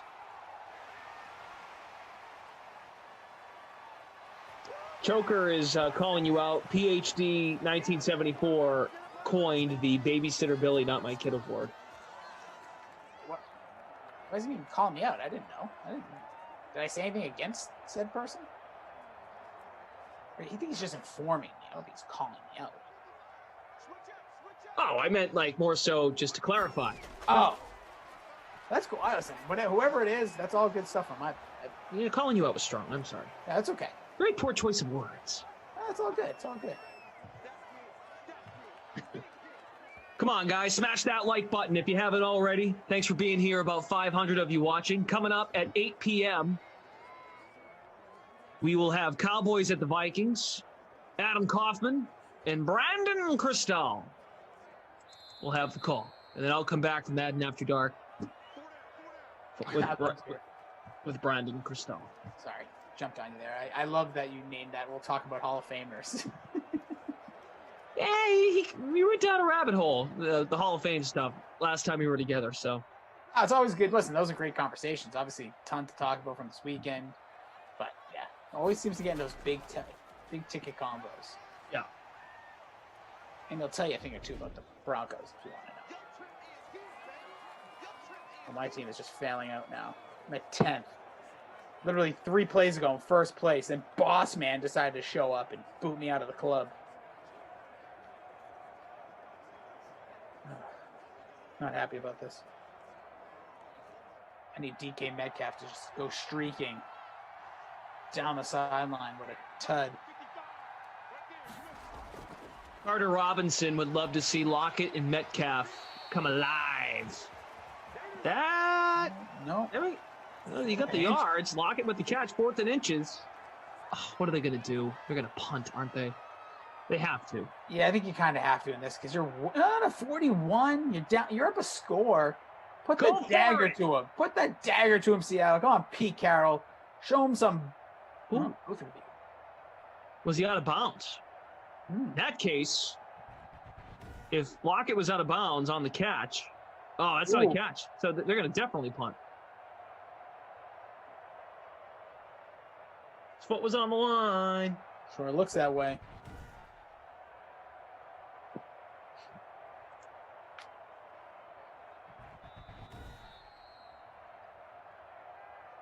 Kenyatta Williams informing the people. So, wait a minute. It still says 4th and inches. Yeah, so here's the call stands. So you still will get the yards and the reception. Not a great punt. To Lockett. And, of course, the passing yards. Stephen Boss says, holy crap, I'm actually in first in your contest at the moment. Nice! Get out of here, Boss Man. Come on, Phillip. Happy feet. Happy oh, feet. No. Hold again! Get up! Get up! Barb says Kaufman will come with a box full of DVDs. That would be useful. No, but I wasn't joking, though. If things do clear up here, I'd love to have the DK crew over just to see you all and breathe on each other. 2nd and 22. Breathe in the same space. Yeah, we got a pool out here. Oh yeah, now we're definitely showing up. Some grills. Outdoor TV. Dude, Andrew, anybody want to watch Speed 2? Cough at the party. Oh, he just sits in his own room just watching movies, quiet, eating M&Ms. Oh boy. That was awful. Oh, pitiful drive there by the Colts. The fumble sack there to start it. Just awful pass there, man. Tough for Phillip. PhD 1974. Anytime you see Rivers doing the shuffle dance, that is an automatic sack. Look at this. Going for it. Bullet. Oh, we got a flag. PI. I think we're going to get it. Pass interference. That's why you throw it deep. Never know what you're going to get. What a break. Shaq Griffin. Come on, man. Get your head in the game. Spot foul at the 44. Trips left. 1:06 to play. 2 timeouts. Indy down 6. Rivers dumps it. Completes it. Oh, no! Fumble. And the Seahawks have it. That's the Smash Bro. Bobby Wagner rocking the world. Who was that? Was that Hilton? Nope, Campbell. Campbell, whatever. One of the many receivers that have a 1 in their number. Rocks his world, picks up the fumble. There it is. That's going to be your ball game. Wow. The freak of nature. Can we get a bounce house and a pinata at your festival? Yeah, we'll have a Kenny Ducey pinata. Gotta hit me harder. Yeah, you can talk too. I thought it was actually gonna be him. Oh my God. That might be the only time you can say what you just said. Oh yeah, true. Anyway, pinata. Flashapalooza. It's going down summer of 20 ? Because when the world is back. Go into the bedroom and sit on the couch with Glash, watch a movie from 2006 that you didn't want to watch. Head to the backyard and do a cereal stand with Emerson. Sounds like a fair. Yeah, jump in the pool with Glash. He will be wearing a shirt. We all have our own tables. Hi. We'll put Ducey in the dunk tank. That's phenomenal, Barbs. I would love that, man. If we could do, because DraftKings does awesome events for the Super Bowl every year, for the Fantasy World Championships. If we could do just a solely sim-based DraftKings championship for Madden Sims, and when we can all eventually go places one day, we all just get to meet you, and we'll tell you where we'll be. Call it, I don't know, Miami, New Orleans, West Coast, pick a spot, and we could just meet all of you.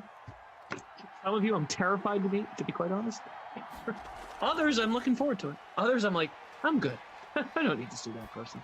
Oh, I'm in on that. That's a good idea. Look at this, Philip. Oh, yeah, I think that's a great idea. I'm sure you have more of these conversations than I would, but I've heard a little bit of the rumblings of the idea of maybe at a football game, like a tailgate situation with the DK Sim Fam at a certain location that allows said things when time is said right. Mm-hmm.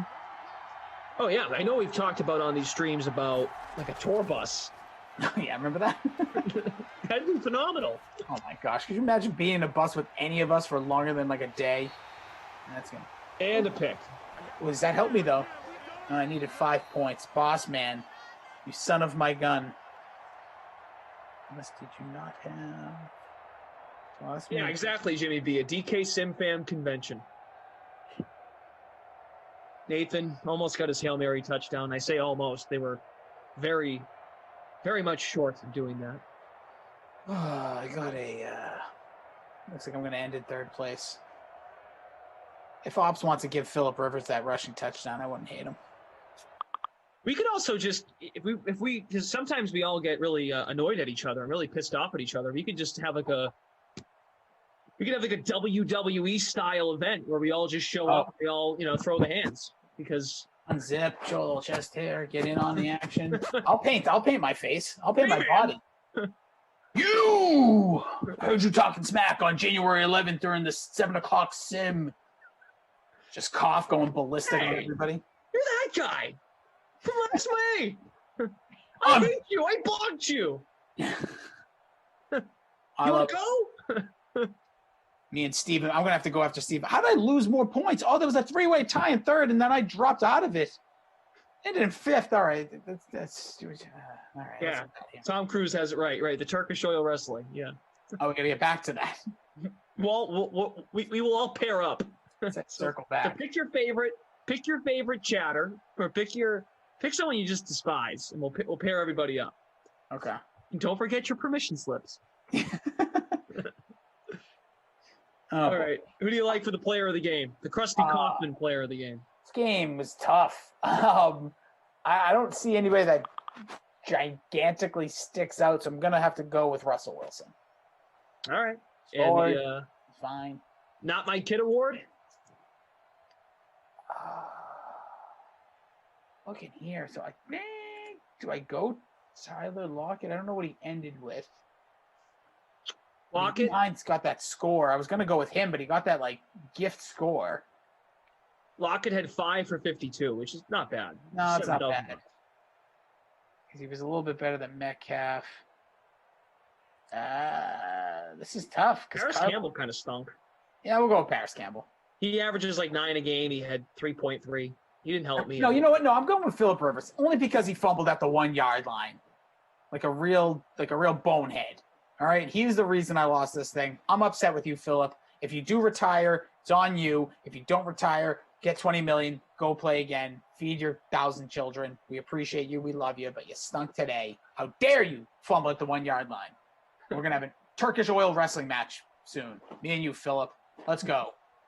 Erwin is imagining this convention. He says, "Hi, my name is Ian Irwin, and I'm a Simaholic." Yeah, there's gonna be a tent just for people that have been addicted to the YouTube and Twitch. If you have problems playing Sims, come to this tent. Yeah, come on over Kenny here. Ducey will speak to you. Oh god. Hey man! No, I can't do it. You can't do it when you see me. I usually block my mouth.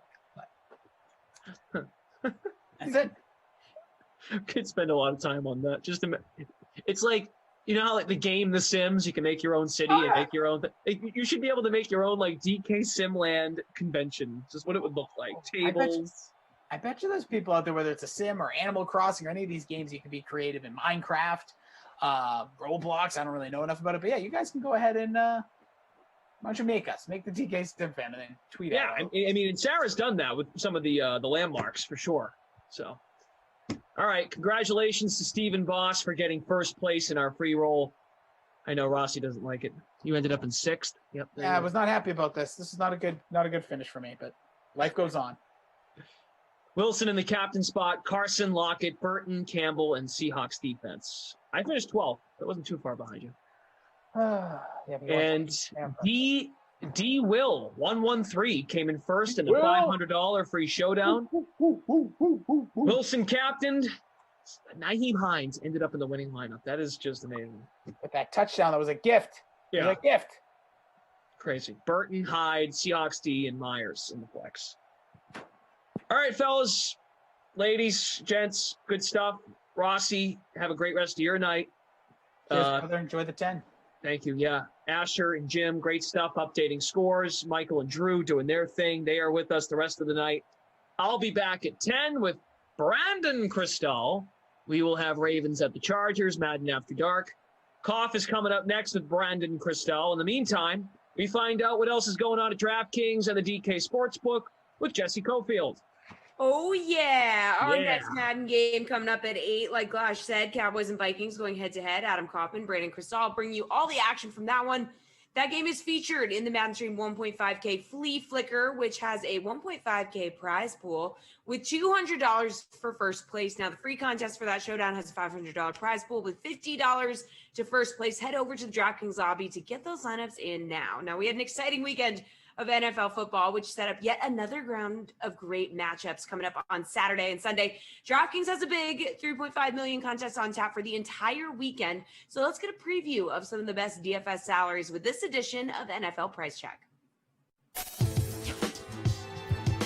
NFL's divisional round is upon us. Should be fun this weekend. Let's get into it here with, of course, Steve Buchanan, Jeff Ulrich, Kenny Ducey. I'm Adam Kaufman. Hi, good to see you guys.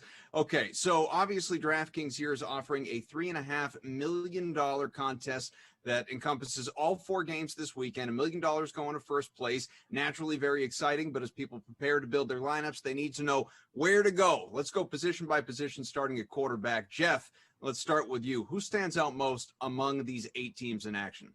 Yeah, I'm going to take the real easy choice here and go with Patrick Mahomes. And I mean, look, it's Patrick Mahomes, but B, he's going up against Cleveland here. This is a team that just allowed 500 yards, 500 yards to Ben Roethlisberger. And I get it. They were up 28-0 and Ben had to throw every down going into the second half. But we have seen this story from Cleveland before. This is not like a one-time thing. This team allows a lot of passing yards. They allowed the 8th most passing touchdowns against. Their secondary is injured, banged up. They don't have their starters. And maybe they held on last week, but Patrick Mahomes is going to come in here and he's going to put up points against his secondary. Maybe Cleveland can pick up, and maybe that gives a little credence to like Baker Mayfield as a cheap QB play. I think you just pay up and you eat the chalk with Patrick Mahomes at QB, and you look for value elsewhere, because I don't really like the other guys on this slate, quite frankly, in the mid to low range. Steve, obviously Jeff didn't get the memo. This is the year of the dog pound. Yeah, sure, I guess. But I mean, they're not going to make it past this week, so I don't know how great that dog pound's going to be. Look, there's a lot of guys you want to pay up for this week, right? I think we can all agree on that. I'm paying down a quarterback. I don't know why you wouldn't be interested in Drew Brees. I get it. The name doesn't jump out at you, especially with all the names on here. Patrick Mahomes, Lamar Jackson, Aaron Rodgers, etc., etc. But this is the second cheapest price that we've had on him all season long since week 3. Since he's come back from injury, he's averaging 252 passing yards, 8 passing touchdowns in 4 games. Now he's facing that Tampa Bay secondary that is just absolutely getting decimated. This is not your, father's secondary from, like 10 weeks ago.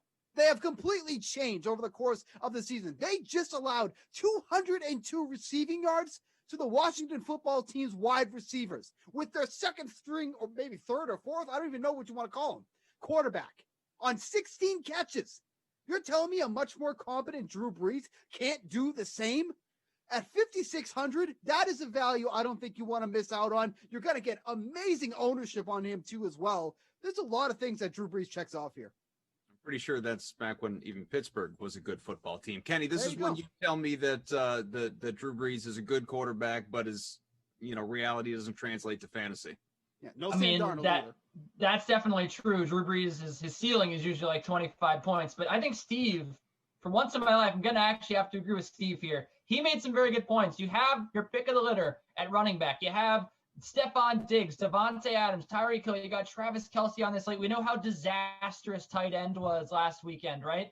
You're going to want to save money at quarterback, and I think that there is no better way to do it if he plays than going with John Wolford all the way down at $4,900. Now, yes, he's not going to be QB1. He might not even be QB3, but John Wolford ran the football. He's been running the football a lot as Rams quarterback. We've only got a very limited view of him, but he had 6 carries for 56 yards in week 17, his first start, and we didn't really have the benefit of seeing how he would do against Seattle.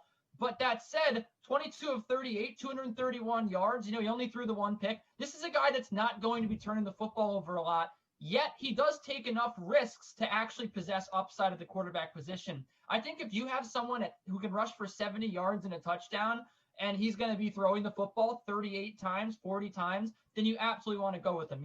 Sean McVay's offense is a well-oiled machine. You saw Jared Goff win that football game with 9 fingers, essentially. He couldn't grip the football. He was just pushing the ball out for touchdowns to wide open receivers. John Wolford could have done that too. I think that he would have had at least 17 points last week. $4,900, cheaper than Taysom Hill, cheaper than Jared Goff, is a fantastic option to me on this slate, considering the fact that for the $4,900, you're going to be able to fit so many amazing players in your lineup, and you could get 22 to 25 points at the quarterback position. I really think so. If this guy plays, you should really take consideration to rostering him.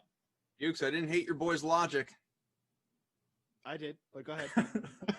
It's called price check, okay? It's not who's going to be the number 1 QB. This is way too low for John Wolford.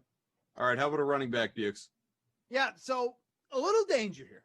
Taking Nick Chubb against the Chiefs is you're running into the potential of some danger here because they're huge underdogs. According to the DraftKings Sportsbook, my favorite sportsbook, by the way, Naturally. they're 10-point underdogs coming into this game. So Nick Chubb could technically get scripted out of this game.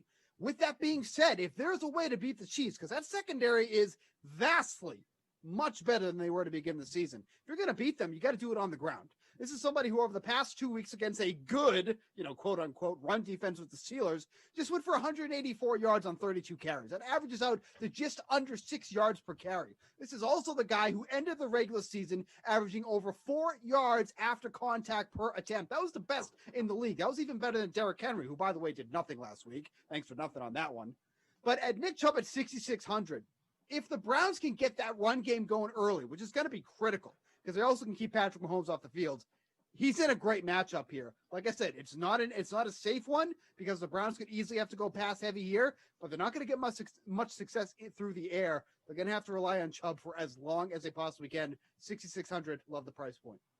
I thought we'd get some Kareem Hunt narrative straight. Jeff? No, I think Nick Chubb is the play there too. Look, even in Browns losses, we've seen Nick Chubb is the best runner in the NFL, quite frankly, the best pure runner, at least in my opinion. I think you pay up for him too, but I also like going a little bit cheaper at running back, and I think 5,700 for Cam Akers is just too cheap.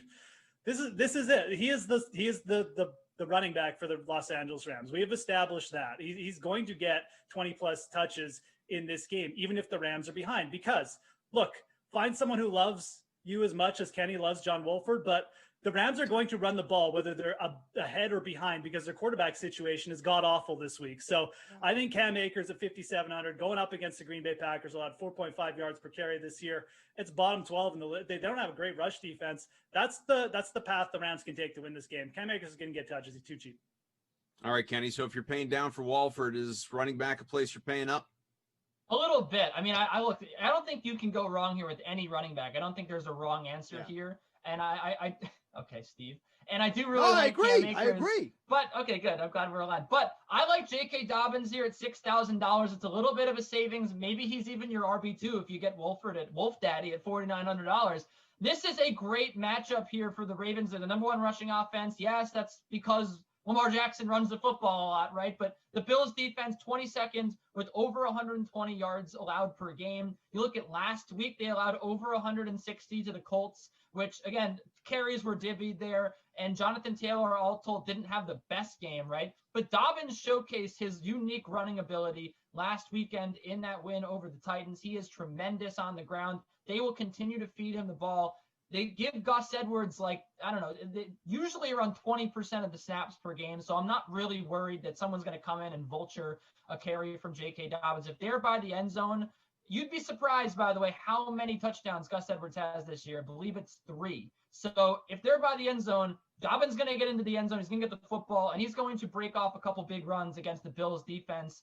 This is maybe the best matchup on the slate, aside from, maybe the Tampa Bay secondary in certain spots, because the Buffalo Bills don't really run the football quite well, and the Ravens, that is all they do. So I love J.K. Dobbins, and I expect his price to rise next week.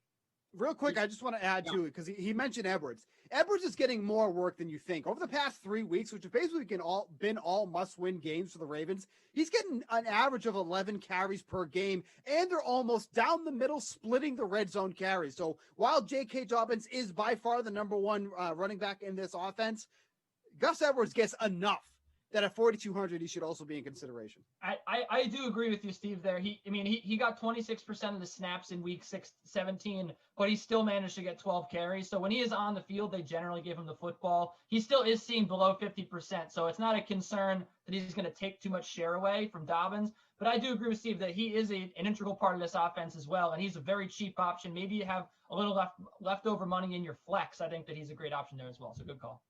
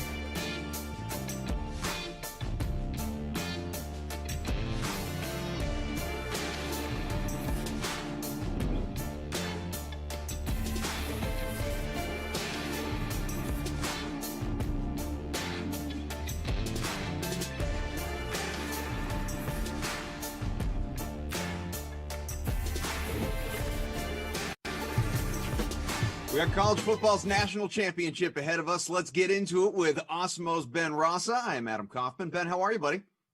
I'm good, man. We've made it. Last game, gonna be a good one. It's been a wild ride, but I'm happy to say that the season did get through.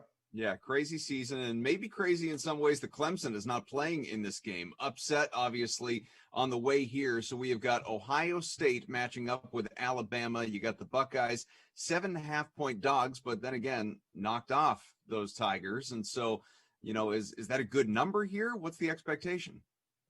I think it's pretty fair, to be honest. I mean, it's kind of situation, if it was under a touchdown, I think it would be pretty obvious to lean Bama. If it was over 10 points, it'd be pretty obvious to lean Ohio State. This feels probably about right, coming off the big win. And we're going to get into it, of course. They obviously had the harder of the two games. I don't think Notre Dame was in the class of Clemson, and certainly not these two teams. What about the over-under of 75 points? I mean, it's certainly within reason. Both these teams could go out and score 30 plus. Do you feel good about that number? I do. I think that it's, again, pretty reasonable, but it's hard to imagine. It would be the over or pass for me, to be honest. You just look at these teams. Alabama averages 7.7 yards per play. That's first in the country. Ohio State, 7.2 yards. That's sixth in the country. These are good defenses. They have talent, but you can't really stop offensive attacks like that. They both have so many weapons, dynamic quarterbacks, Heisman Trophy winner on one side. I mean, it's really everything you can ask for. It seems like to win this game, you're going to have to put up 40 plus. With only one game to look at here on the DK Sportsbook, where are you finding your value bets? I mean, are there alternate point spreads, things like that? Yeah, I mean, I think one of the things in a game like this, don't be afraid to take a position live. There's going to be runs. It's kind of going to take on, with so many points, maybe a basketball mentality. A team could rattle off a couple touchdowns, and if a team's down 14-3, I'm not going to panic. If I like a side, I may buy into that. And you mentioned alternative point spread, things like that. With so many points, you can get into things like that because we could see a 45-42 type game. It gives you a lot of opportunities to take positions. Devontae Smith is the Heisman Trophy winner, and that day shot up to minus 1,000 to win the award. But you go way back to the start of the year, he was plus 8,000. So naturally would have been a really good time to get him at that number. That in mind, for people that are sitting down and looking at next year's candidates and trying to, again, pull a great number, who's a good bet? Oh, boy. Well, Spencer Rattler probably is and should be the favorite, the Oklahoma quarterback. I think Oklahoma, this is a different show. Hot take, I think they might be playing better than everyone right now. I also want to throw out Bijan Robinson. He's the freshman running back from Texas. He didn't get a ton of work, but he's just unstoppable. And then listen, when you bet someone at really long odds for the Heisman, you got to treat it like a lotto ticket. The guy I'm about to mention for a lot of reasons is that Kayvon Thibodeau, he plays on defense. So that's a gigantic red flag, but he's sitting 150-1 right now. I never thought a wide receiver would win it, to be honest. That happens few and far between. It's even rarer for a defensive player to get in the mix. But to me, he's one of, if not the best player in college football for Oregon. At 150-1, if you want something a little different, I think that's kind of a fun bet to sweat throughout the year. So once again, national championship game this weekend for college football, Ohio State, Alabama. Do you have a favorite bet for this game? To me, my favorite bet would be the over. I really do think that both teams are going to get out and get moving regardless of who wins. In terms of a side, I'm going to take the points with Ohio State. I think that it's the type of game both teams have proven very, very talented teams deserve to be here.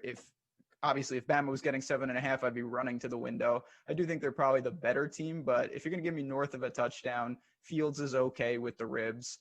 I'll take my chances with the points. I think it's going to be high scoring, and Ohio State will hang in there. We got one more game to watch. It's going to be a lot of fun, and then the next time you hear from the two of us, it's going to be talking a little bit of college hoops. Thanks, buddy. Appreciate it. Anytime. We'll talk soon. We got college football.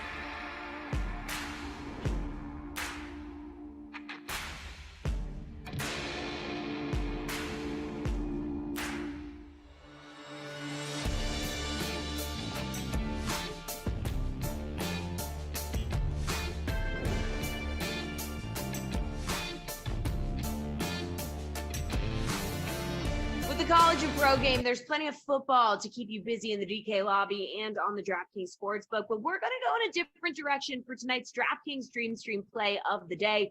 We're turning our attention to the golf course for the PGA Tour 600K Resurgence contest for this week's Sony Open in Honolulu. This contest features a $10 entry fee that gives you a shot at $600K in total prizes, including $200,000 to first place. You can find it right now in the DK lobby, so get those lineups in. And help you get ready for this contest, here's Pat Mayo with a preview of the course and the field for this week's Sony Open. Let's talk Sony Open and kick this off. 144 players are in the field, the second and final leg of the Hawaii Swing. It's a cut event, so top 65 and ties end up making the weekend. Lineup lock will probably be around noon on Thursday. No official word on that because the tee times aren't out, so you'll have more time than usual. But on DraftKings, we're back to a cut event, the most fun that we can have. And it's still only 144 players in the field, so not a full field event of the 156, but not the small 132 as well. Cameron Smith is the defending champion at this course. He ousted Brandon Steele in a playoff at 11 under last year. Now, before that, Kuchar had won at 22 under, Kazire 17 under, Justin Thomas 27 under when he fired the 59 in the first round, Fabian Gomez 20 under, Jimmy Walker 23 under. So Cameron Smith's minus 11 was actually the highest score since Vijay Singh won in 2005. They actually had to play the final round with preferred lies because of the wetness and wind that had hit the course over the first three rounds. So it was very weather related. This is a coastal course, so when we think about corollaries, and we'll jump into that once I start sharing my screen and doing my first deep dive. I haven't seen anything about the Sony Open yet. This is the purpose of the show. What do I see initially? And then I can kind of work on it from there. But Mayakoba is the clear crossover. Kuchar won at 22 under. Like I said, 2 years ago, he won Mayakoba as a part of the final event of the swing season that year. Patton Kazire the year before also accomplished that same double. Victor Hovland is not playing, who won at Mayakoba at the end of 2020, so it's up for grabs. Also, a big lean towards players that have played at the Tournament of Champions the week before. Last year, it got kind of skewed because, A, it didn't quite play out like a normal Sony Open, with 11 under being the winning score, and Cameron Smith did not play in the Tournament of Champions, but Kuchar, Kazire, Thomas, Gomez, and Walker before that had all played at Kapalua 7 days before, so you do get a leg up on everyone. So I would put a more of a lean towards the players that did play at the Tournament of Champions. Now, at the same time, the players that do participate in the Tournament of Champions tend to be better players because they had won in the previous season, or at least they're in better form. But the one big takeaway from Cameron Smith last year is, yes, he ended up winning. No, he did not play the week before, but he did play in the President's Cup, which was in the middle of December because it was in Australia in 2019. And I think it was the first 6 or the first 7 winners on the PGA Tour last season were all a part of that President's Cup. So maybe give it some leniency this year. You don't normally see a President's Cup in December, and it seems to have translated forward and to provide some momentum and really shake off some refs for some of those top-end players a year ago. I'm probably going to go back and lean more towards the Tournament of Champions this year as well. That's not to say only take people from the Tournament of Champions. That's just how it has played out. Is that a causation, just looking at it and be like, hey, that actually has nothing to do with each other? Absolutely. It very well could be, but I think it was 7 of the previous champions before last year had all played the week before. So again, something to note while looking towards that. Waialae itself, it's a par 70. It's just over 7,000 yards. Bermuda Greens, coastal course, like I had mentioned. One of the par 5s, I believe it's number 9, very eagleable. Even 18, you can get a few eagles on as well. So eagle rate will play a factor this week if you can make some eagles, but generally speaking, this is an approach and putting course. If you can make your 10-footers for the week, I mean, obviously every single week that's going to be the case, but if it reverts back to being the minus 20, minus 23, minus 27 type winners, you're going to want the guys who are high up in opportunities gained and the guys that are high up in putting for that week. And putting, well, incredibly difficult to predict. You're going to have to get lucky on that somehow. So maybe it's a situation. We've seen Corey Connors putt really well at this course over the years. He's not playing this week, but just as a weird outlier of how you can actually try to predict putting from this event. It's kind of difficult to do. So rely more on your ball striking, more on your approach and opportunities gained, and hope that your guy gets super lucky with his putter and ends up gaining like 5 strokes for the week, and you're going to be good to go from that circumstance. And because it is such a short course, a par 70, like I said, 7,044 yards, Any skill set can kind of play here. It's not a bomber's course. It's not an accuracy course. Very few players, at least per tour average, actually hit the fairway at Waialae Country Club. It's almost like 50-50 fairway to rough, but hitting the rough isn't super penal at Waialae, so it really doesn't matter all that much. In my key stats, I've actually included good drives gained versus the field, and that kind of takes it out. It takes out accuracy a little bit more. Basically, what that tells you, good drives are even if you do miss the fairway, but you hit a green in regulation, is counted as a good drive. Wind can always play a factor, so we'll dig into that later in the week. You might want to consult that before playing any first-round leaders, showdown contests, or even picking your final team if you want to wave stack. Maybe there's not going to be anything as it pertains to the wind this year, but it has cropped up and really wiped out certain waves at the Sony Open in the past.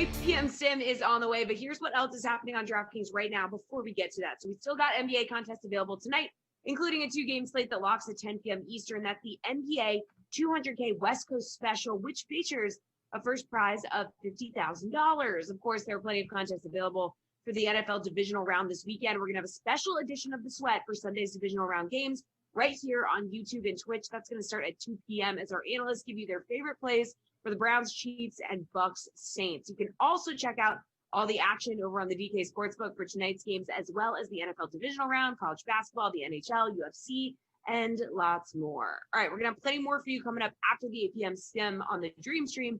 But until then, let's all enjoy some virtual football. Time for the Cowboys at Vikings here on the Dream Stream. And here to call all the action, Adam Kaufman and Brandon Cristal will be joining you at some point. Yeah, I look forward to that. In the meantime, people are just stuck with me unless, Jesse just feels like hanging out and commentating. You got to feel like that's the evolution, right, of all things DraftKings. There are only so many times you can show up in an ad on Monday Night Football and whatever football game before eventually you're going to have to call one, I think. I think that's the direction that we're trending. You can't make me.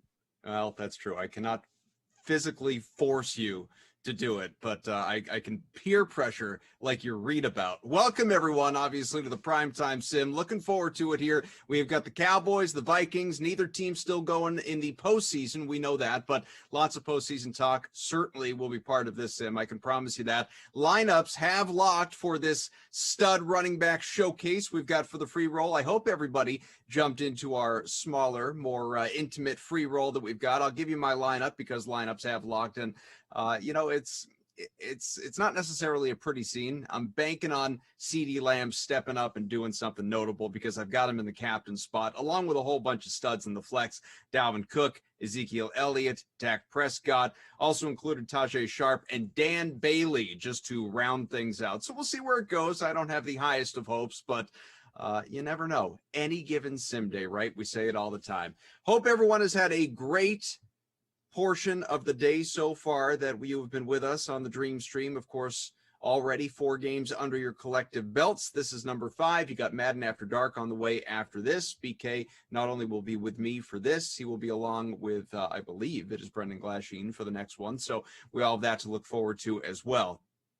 As far as this contest, and let's get ready to jump on into it here as we are going to make the move to virtual Minnesota, US Bank Stadium, a beautiful place if you've never had the pleasure, by the way. Been out there once, a couple years back for the Super Bowl, and along with spending a whole lot of time at the Mall of America, it is a gorgeous place. It is really one of the nicer new stadiums that you could find. Then again, they're all incredibly nice at this point in time because, it's money well spent. I can only imagine what SoFi Stadium looks like.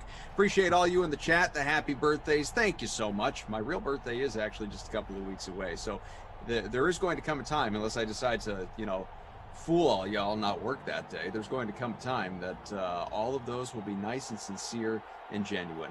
So here we go. Dallas in Minnesota, 8 minutes on the clock, about ready to kick things off, and we have got Brandon Cristal jumping on in. How are you, BK?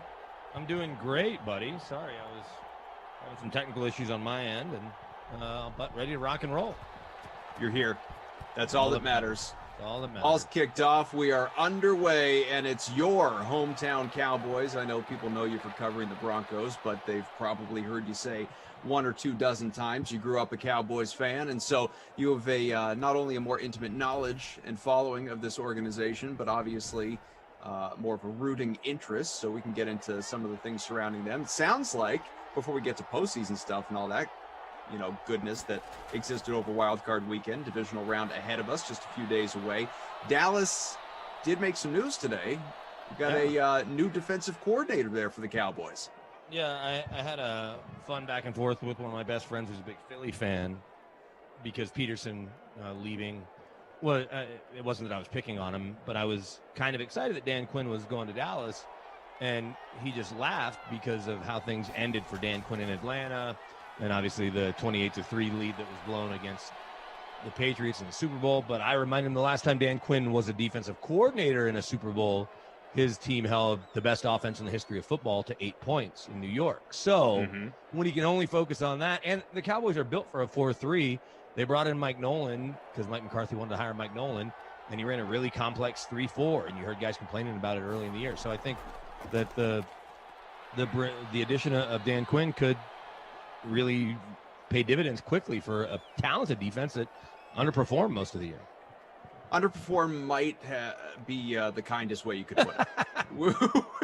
It was a historically bad defense, certainly the worst defense Dallas has ever had, but it's right up there with some of the worst defenses we've ever seen in the NFL, which is why, I brought him up many times whenever we talk about the Cowboys. Nick Eatman, who covers the team, has for the last couple decades and is kind enough to always join us weekly here, at least during the regular season and postseason and all of that. I've had so many chats with him over the course of the year. And our most recent one, to kind of wrap up the year, I was asking him about just, everything surrounding Dak Prescott and the uncertainty, and so nice to see him healthy and sim land clearly. Will he be back? And if he is back, is it a long-term deal? Do both sides find an agreement? Is it going to be the franchise tag? Is there any chance that he goes? And, comments Jerry Jones has made about him seeming to be the one to have the leverage, Dak that is, in the conversation because of how poorly Dallas played without him. And I don't know, it's just part of me thinks that, yes, there was a clear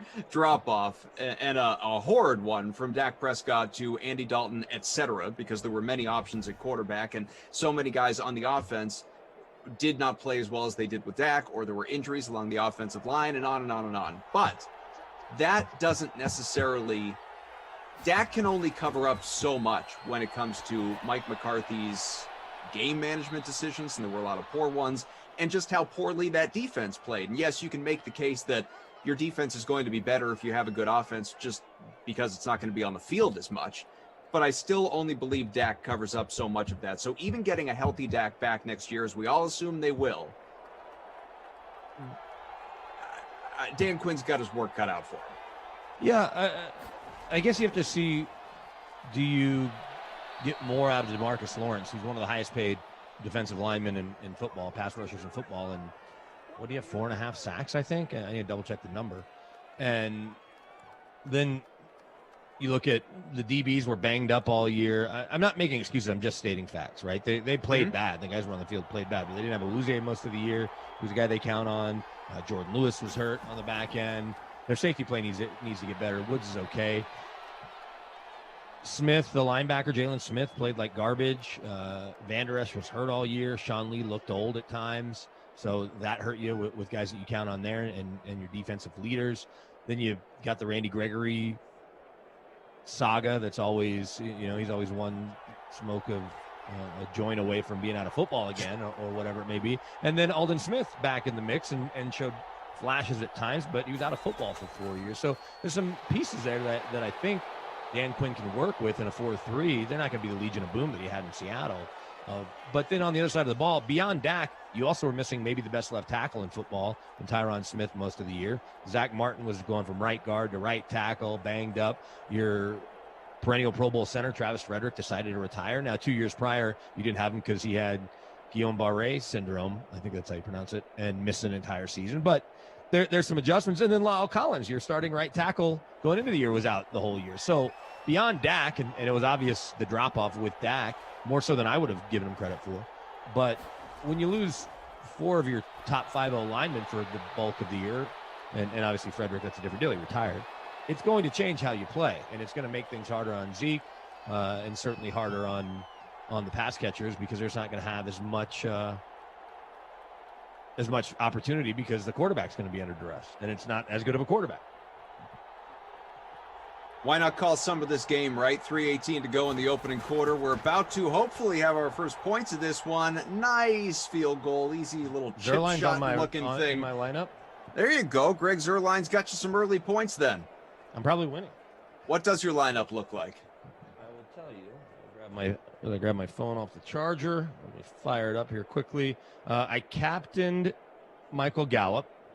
Okay. I also have CeeDee Lamb. That was more of a value play. Mm-hmm.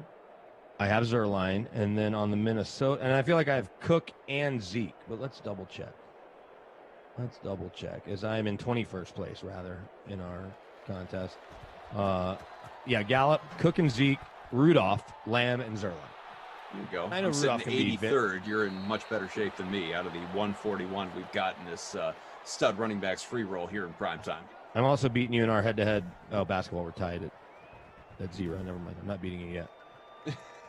Well, it can't be 0. Oh, no, that was the other one. Underway. That was the other one I sent you that you couldn't get in on time. No, you're crushing me in basketball, 72-27. So early, though. You probably have more minutes available. I have lots of West Coasters. Yeah, so there you go. The whole Indiana Pacers lineup pretty much is my lineup. Our pal CJ says, first night back in a week. Nice to see you, Coffin BK. Thanks for coming on back, CJ. We missed you, pal. Thanks to everybody for watching along with us. I know, obviously, there are other sports on TV, and so the fact that you're maybe watching that and dabbling here in Simland as well, or you've picked us over that, whatever the case, we're just happy that you're here. And while you are, we're only a few likes away from 300 here on the Dream Stream for the day, so smash that like button. It is greatly appreciated. 3-0. Dallas is in front, just to keep the Cowboys conversation moving along because, why not? They're playing in the sim, and there's lots to talk about with both these teams and a ton of playoff conversation to get to, certainly. But as far as Zeke, and I was asking, I don't remember who it was, but somebody this the other day, whoever I was working with, maybe it was Reed or Christian, Zach, somebody like that. It was not a good year for Ezekiel Elliott. We know that. We also know what he's done in the past. He's led the NFL in rushing multiple times. He is an elite, very well-paid running back. Has he gone, as I put it the other day, has he gone the full Todd Gurley, or do you have faith in a bounce back? The reason I don't think so is because there haven't really been physical issues. I think he was banged up, but it didn't look like it was, he's not the same player, right? Because you could see flashes. We saw enough that you're like, well, he doesn't have anywhere to go, and yes, he isn't doing much. I get that, but he only went over 100 yards twice, 103 yards, 105 yards this year. Had 96 in the opener and 89. And in those games, he had a healthy Tyron Smith, a healthy Zach Martin. So that made a bit of a difference. One was a loss to the Rams in the opener, and then that crazy win over Atlanta. Off the top, he had 91 against the Giants, which we know had been a pretty good defense. So I just didn't see anything physically where you're like, okay, it looks like his knee is failing him. And that's what you've seen with Todd Gurley, where a knee that we already knew was going to potentially be an issue based on the injury he sustained in college. I know people come back from torn ACLs. I was actually working that game for Westwood One against Auburn, a blackout in Athens when Todd Gurley tore his ACL in a 34-0 blowout of the Tigers. But I do think he can have a bounce back here. Do I think he'll have a 2,000-yard season like Derrick Henry did? I don't know. But he's had enough good seasons when things have been right and the O-line's been right, that I'm not just going to write him off. And obviously the Cowboys are into him for a bunch of money. But yeah, his best year, I don't know why I thought he had 1,800. I guess that was DeMarco Murray. Zeke's rookie year, 1,631, the 983, 1,434, 1,357, 979 this year. So he's halfway to a 12,000-yard career through 5 seasons. Punts away, so don't be fooled by the Dan Bailey animation. It's sent out at the 6. Really nice punt. So safety territory here, 3-0. Dallas is in front, getting the ball back. Less than a minute to go here in the opening quarter. Koff, can I throw that question back at you? I mean, you watch a lot of football. You obviously are building fantasy lineups all the time, your year-long stuff. Do you think Zeke can bounce back and be, 2 years ago, 1,357 yards. Year before that, 1,434.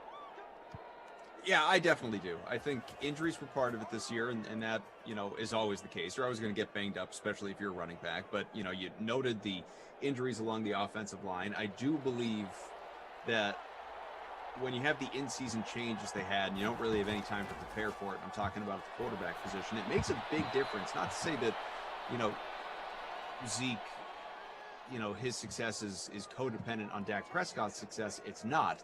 But when you can have a two-headed monster that way and, teams don't necessarily know how to defend against you because you can get it done on the ground as well as through the air, not to mention just be a viable pass-catching option, which, under normal historical circumstances, Zeke has been that guy.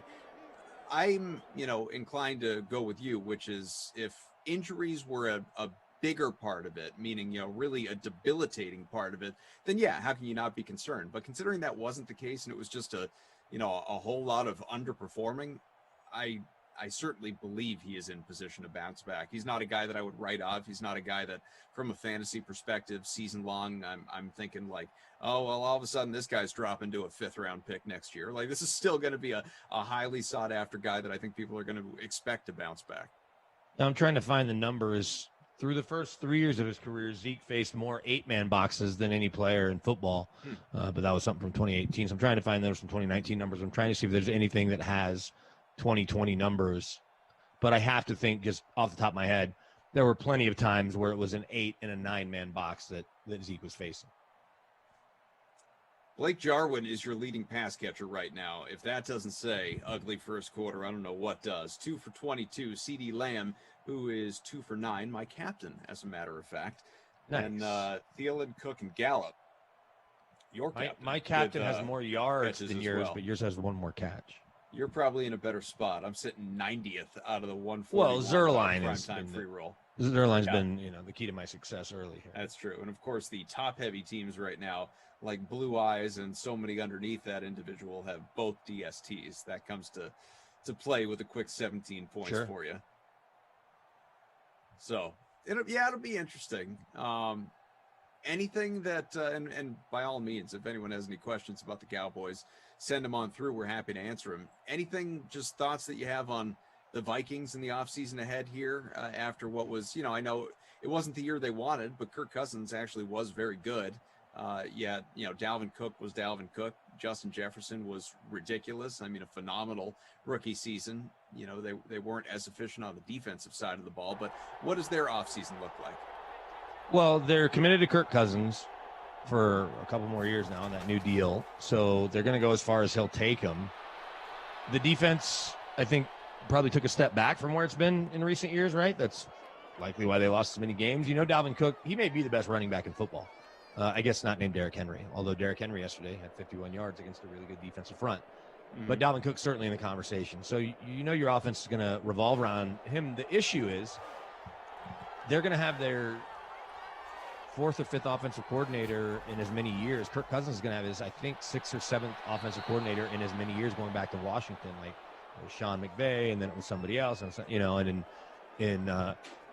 in Minnesota, he's had a different OC every year. It was Kevin Stefanski 2 years ago with the help of Gary Kubiak.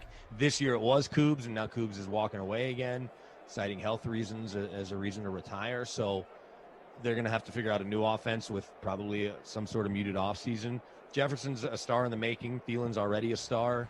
Irv Smith looks like he will replace Kyle Rudolph's production as you might have expected.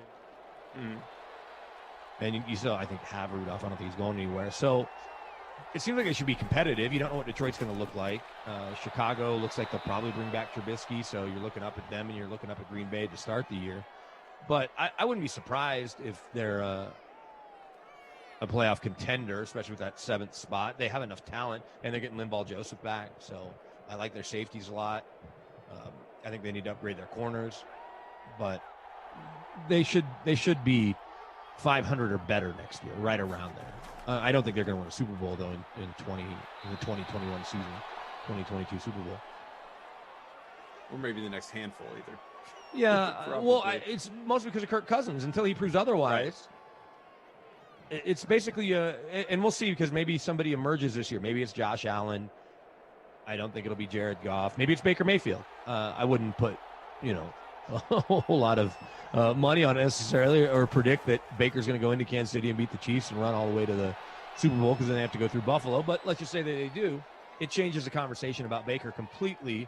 Not that he didn't have a great rookie year and a great last year of college and all of that, but you have guys that can go and win a Super Bowl and guys that can't. And I know that sounds obvious and stupid, but there's been 54 Super Bowls and only 30 or 35 quarterbacks to win it, I think. It might be 30. Like Patrick Mahomes is either the 30th or the 35th. Gives you an idea of how hard it is to be a Super Bowl winning quarterback, and we can cut at least a half dozen out of there that got there thanks to their team, the Brad Johnsons and Trent Dilfers of the world. So I just think we're at a point in today's NFL where your quarterback has to make plays in the playoffs to win you games. Baker did that last night, but you have to do it repeatedly. Joe Flacco did it on that run in 2012. And so until I could see that from Kirk Cousins, and there's been no indication, I'm never going to buy into the Vikings. That's why I'm down on Dak fundamentally, is that it feels like when games have been close against good teams, he hasn't put the team on his back and said, okay, let me go make all these throws to go win the game. This year, I think he was maybe headed there because they needed it so much, but then he got hurt. Sean says Cousins will be an offensive coordinator in his later years or laugh with his millions. No question that he could retire and not do anything. You know, he's set up for life so long as he, you know, hangs on to his money or invests well or whatever else. But, you know, I don't know Kirk Cousins on any sort of personal level. Is he the kind of guy, is he strike you as someone that is going to stay around football as, you know, once his playing career is over? Yeah, I think he, like Nick Foles, is very faith-based in the way they live their life. I think his book had a lot of that. So I don't know if that means he'll necessarily stay around football or do something ministry-related or maybe tie the two together. You know, Foles was going to retire after he was done in Philly, and then I think he realized whatever that guarantee was from Jacksonville, $30 million can help you start a ministry a lot more easily than not having an extra $30 million to play football for a couple more years. You know, I've come across plenty of players, especially here in Denver, that or guys that have played in Denver, that when they're ready to walk away, when they'll get a call from a team for a final year, and this is a little different because the quarterback pays so differently, but I had a buddy who is now in broadcasting and is still not making $1 million a year, but after he was done playing, he got a call from the Bears the next year, and they wanted him to come in and just be a backup lineman. They're going to pay him $1.2 million based on his years of service and what the minimum was. And he had lost 40 pounds and just was done with it. But I was like, there's no media job in town that's going to pay you. At this point, he didn't have a full-time job. I was like, none of these jobs are going to pay you $1 million, and they probably won't for a while. I'm not saying you won't get there because you're a player with a name and he's actually from Denver, but he was done. Just in general, there's very few jobs that you can step into, like Drew Brees will be able to step into at NBC, or Phillip Rivers if he gets in. Most of these guys aren't those guys anyway, and they don't need the money. So Nick Foles and Cousins don't need the money. But yeah, I could see maybe Cousins becomes a coach. I don't know enough about him. Well, Jay Cutler had one of those jobs waiting for him for a period of time until he decided to come back. So, you know, the networks love the quarterbacks, whether you're well-spoken or not. You know, not to attack Jay Cutler, obviously, but he's not known for. He's just not dynamic. Jay's a smart ass, and he's got a dry wit. He's not known for his charisma. Yeah, and he doesn't care. That's the thing about Jay Cutler. So I covered him for the first, what was that? So 6, 7, 8, 3.5 years of his career. And Jay Cutler is an equal opportunity jerk to everyone, including teammates. The number of teammates that like him, you can probably count on just maybe more than 2 hands, but not many more.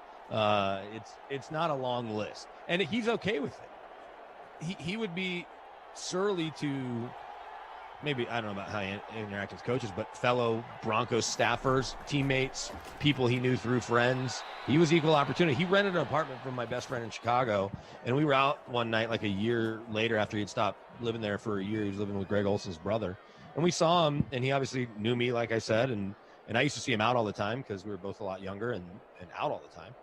And he was always fine with me, but we see him out, and you figure, okay, I've been living in this dude's house for a year, and he's like, hey, how's it going? You know, and it was like totally dismissive of me and my buddy who's a guy that owns almost every restaurant in Chicago. His family does. So, like, the type of person you would think you'd maybe just go out of your way to be a little nicer to, because who doesn't want a free meal here and there or reservations at the best restaurants? But no, that's just who he is. And I appreciate him for it. I was surprised that Fox hired him. Not surprised they didn't rehire. 2nd and goal on the way here. Interesting drive, long drive out of Dallas, including converting a 4th down. And so let's see, from the 2 here, about 60 seconds to go opening half, looking for the first touchdown of the game. You'd think Zeke time, sure enough, but he lost a yard and a timeout. Can I get some more Zerline points here? I mean, you're down away from it, I would think. I'm gonna win with just Zerline. I should have captained Zerline.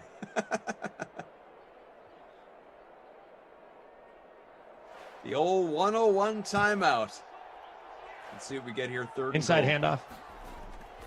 Nope. Oh, Dak's keeping it, and touchdown, Dallas. No, folks, it's not Michael Irvin. Instead, it's a touchdown for CeeDee Lamb. It's not Des Bryant or Drew Pearson. You captain CeeDee Lamb, huh? That's going to shoot you way up the leaderboard. Yeah, I mean, especially when there are no points in this game, which You might be in first place now. I doubt it. We'll see. Kenny says, if I was Jay Cutler, I'd be dismissive of you too. Okay, that I don't disagree. I'm just saying that he was dismissive of other people, and that story is constant. It wasn't a one-time thing, and that's okay. I mean, look, he made $130 million. He never signed endorsement deals. Like, there's a reason you never saw Jay Cutler doing Progressive commercials. He just didn't care. he was fine with his money on the field, and that was that. I think it was 130. Might have been 150 by the time he was done. 11th touchdown in Simland for CD Lamb, and to your point, jumped me up to 8th place. 3 points off the lead. Stud is in front by less than 1 point over Humpbacker here. So, we got a close little contest early on. 69th touchdown for Dak Prescott as well. I'm in 44th place. Iro says, Koff, you missed it. DK Tinder, Glash, and Rossi were hugging earlier. Did they? did we have a graphic and they attempted to hug through the Zoom box? Is that what went down? I believe it. All right, Sounds Jay about Cutler. right. Jay Cutler's career earnings $122 million in 12 seasons. He did okay. Yeah, you can live on that. Now, I don't know what he's having to pay to his ex-wife or soon-to-be ex-wife. Well, she's got a pretty good amount of coin too. Yeah, right. Being a reality star, she's from money, obviously, as we And saw they don't when have she any was a kid. kids, right? They have 3 kids. Oh, do they? Oh, I take that back entirely. You never watch that I show? don't- No, I didn't watch it. Although I Too was funny. told it was really funny. Mostly because of mainly Jay. because of Jay Cutler. Yeah. Yeah. Jay just gave 0 Fs, whereas she's running this store with her employees and the drama that comes along with that. And their kids aren't featured in it hardly at all. But Jay didn't give a damn about anybody. And then he one of the funnier ones I watched, he went and checked on the store for her.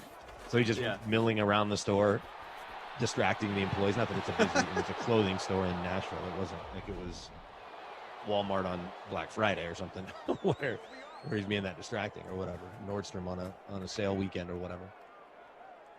I vaguely remember, again, I haven't seen the show, but I definitely saw like promo ads for it. Yeah, they on pull Twitter or clips, wherever 90-second else. clips. And I vaguely remember something about like her getting ticked off and telling him to get a job. And he said something like, I just had a job for 14 years. I'm good. Have you seen the promo that Tom Brady put up on Twitter? No, I can't say I did. What for? For he versus Breeze. He and Breeze. Oh, man. I don't want to ruin Is it. it good? Just click All right. on Tom Brady's Twitter. I urge everyone to go to Tom Brady's Twitter. For a guy that was never on Twitter, he figured it out pretty quickly. Well, I think he's got a pretty elite social media team. No question. No question. Oh, okay. Yeah, I see it. The beards. Nice. That looks History good. Channel. Yeah. Yeah. Breed's, boy, that's quite a look for Drew Brees there. The most amazing thing ever, and there's 0% chance it's true, would be that if Tom Brady was like a whiz with graphic design and did all this extra stuff just for fun because he could do it real fast on his phone or his laptop. He's just around. He's bored. Yeah, and he's like, I want to make a funny meme of me and Drew Brees where we're on the History Channel, and we look old. How amazing would that be? People were having a field day. I'm sure you saw on social media with, just the they had that graphic of he and George Blanda. Sure. And both, it's like, wait, so these guys are both 43 years old. Yeah. One looks like your grandfather. The other one looks like he's like going off to college by comparison. I saw one that was like, this is why you don't smoke cigarettes, kids. Right. Yeah, Brees turns 42 on Friday, says producer Mike. The combined ages of Brees and Brady, 85. I did like Drew Brees after that game. We should, in the second half, we can fixate entirely on the playoffs. I like Drew Brees saying that, look, I mean, when he signed with the Bucs and being in our division, this sort of felt inevitable. And so, here we are. It's happening. And as we know, obviously, the Bucs have dropped both their games this year to the Saints, and Brees was healthy for both of those. So round 3, and you can bet this is the only one Brady cares about because, this one determines the season. Well, and it's pretty, I guess, remarkable that they began the season against each other, right? Right. And that one of them is going to end against the other. Yeah. They're going to end potentially Brees' career. We don't think Brady's even contemplating retiring, but I know that I'm looking forward to all 4 games. I love this past weekend with the 6 games. And so it'll just be a great way to cap the weekend. There was no doubt that was going to be the most featured game, and I'm sure the numbers are going to be through the roof in terms of ratings for that. Yeah, it's going to be a really fun game. Looking forward to that. We can get into that in a second here. Prescott at the break, 59 passing yards. That's it. The touchdown to CeeDee Lamb. Cousins just 51. Remember, this guy, he doesn't get it done in Simland here. He or Adam Thielen, for whatever reason. Except the other day. Yeah, there was that one day, the oh my God, could Kirk Cousins actually be good free roll? And he was. It was the first time literally ever in Madden 21 he crossed the 20-point threshold. And we still haven't seen it out of Adam Thielen. I don't know why. It's so weird, especially from Thielen. Like Cousins, I kind of get. He's sort of, Garoppolo-like in these sims. But Thielen is, he's got X Factor abilities. He's elite. He's a superstar. And yet for whatever, maybe it's, I guess, the guy who's throwing him the ball. But it just, you'd think one time he would have that 35-point fantasy game, but it just hasn't happened. Cook is our leading receiver, both catches and yards, 5 for 36, the touchdown for Lamb, and that's where we're at. So how do you want to do this? You want to talk about what lies ahead, or you want to kind of go over Wild Card Weekend quickly?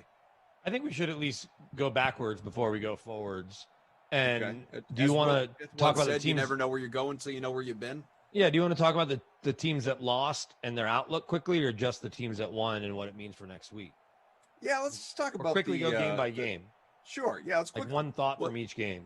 Yeah, as long as we're on to the divisional round by the fourth quarter, we can spend the whole third, I think, on Wild Card Weekend. That makes sense. All right, we can be efficient in our. Let's start with let's go right in order. Saturday, Colts and Bills. As we know, Buffalo escaped, quite frankly, for that 27-24 victory.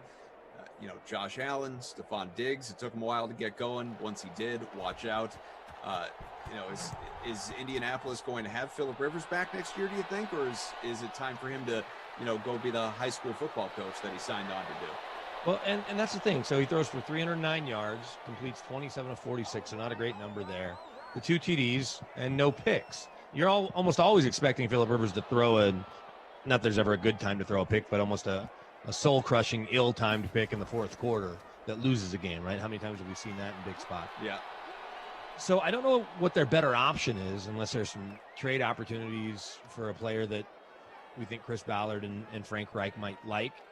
One name that comes to mind, I suppose, is Carson Wentz, just off the top of my head. And maybe he brings Doug Peterson in to be his offensive coordinator, and they fix Carson Wentz, although we're hearing Doug Peterson strongly now might be in the mix with the Jets. So the Colts have a really talented roster. It's a shame Andrew Luck retired because they could really use him right now. But I guess if I'm going to bet, I'll say no, Phillip Rivers is not back with the Colts next year.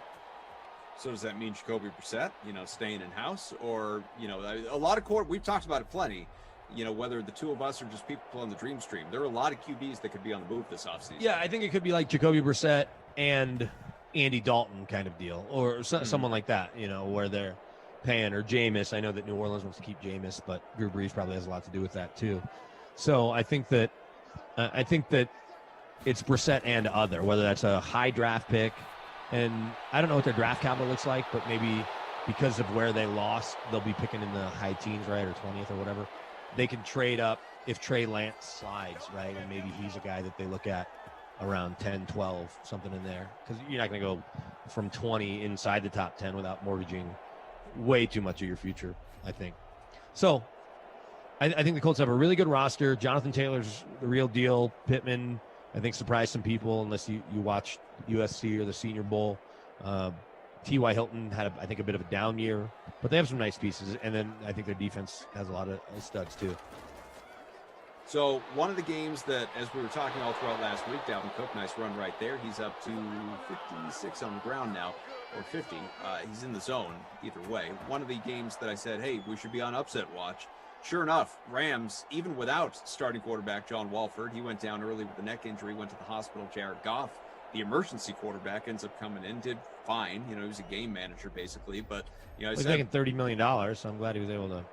Yeah, yeah, right. But he wasn't obviously healthy enough to start. He wasn't expected to come in the first quarter and play the whole rest of the game. But I didn't like the way Seattle was going down the stretch, especially on offense. Wilson was not good. DK Metcalf had a couple touchdowns. He had himself a day. He was really the only one on that Seattle team, whereas it was a well-balanced attack by the Rams, and especially the defense was strong. So, this is, how are you stomaching this internally if you're Pete Carroll and company there in Seattle after a 12-4 year?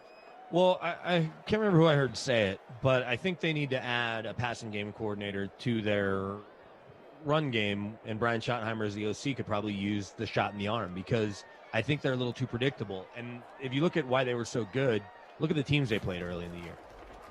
They're playing the Cowboys. They're playing a bunch of bad teams. Against good teams, they weren't great. Russell Wilson's still a top 3 to 5 quarterback. DK Metcalf is a top 3 to 5 wide receiver, although Jalen Ramsey made his a challenge. He still scored twice, and one was garbage time and had 96 yards.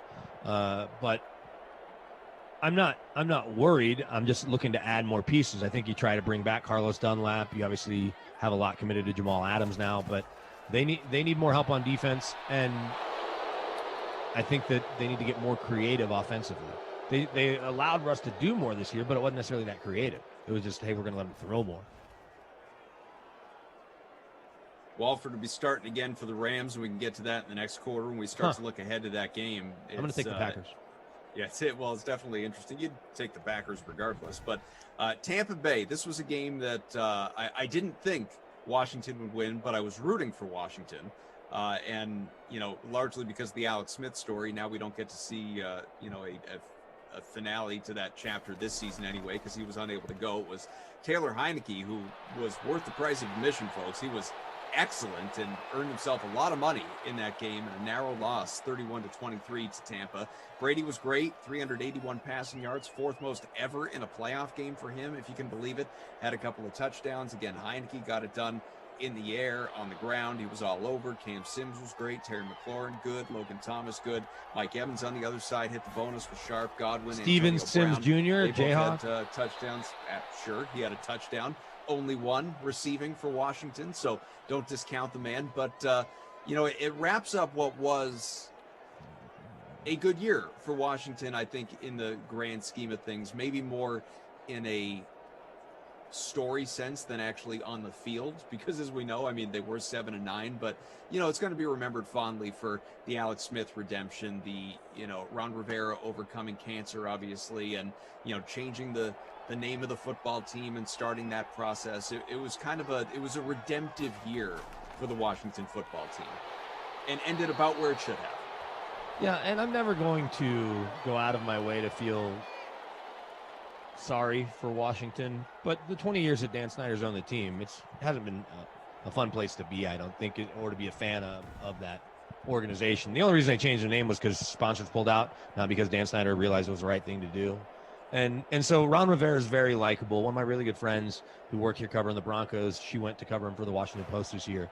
Nikki Javalu does a great job, and she was talking about how enjoyable it was to be around Rivera and just his demeanor. And then you're right, the Alex Smith story. Although I don't know if Glash and you have talked since last week. He called BS when you said you were pulling for Washington over Brady. He didn't believe you. Oh, my God. How many times did I say it on these things? You said it a lot. I'm not saying I didn't believe you. He just was calling BS. He's like, how much Brady stuff does that guy have? And is he bought? I was like, yeah, that's what I was saying. It's not Brady Bucks stuff. I know, but you might get a Brady Bucks championship hat to go with your other championship hats. No chance.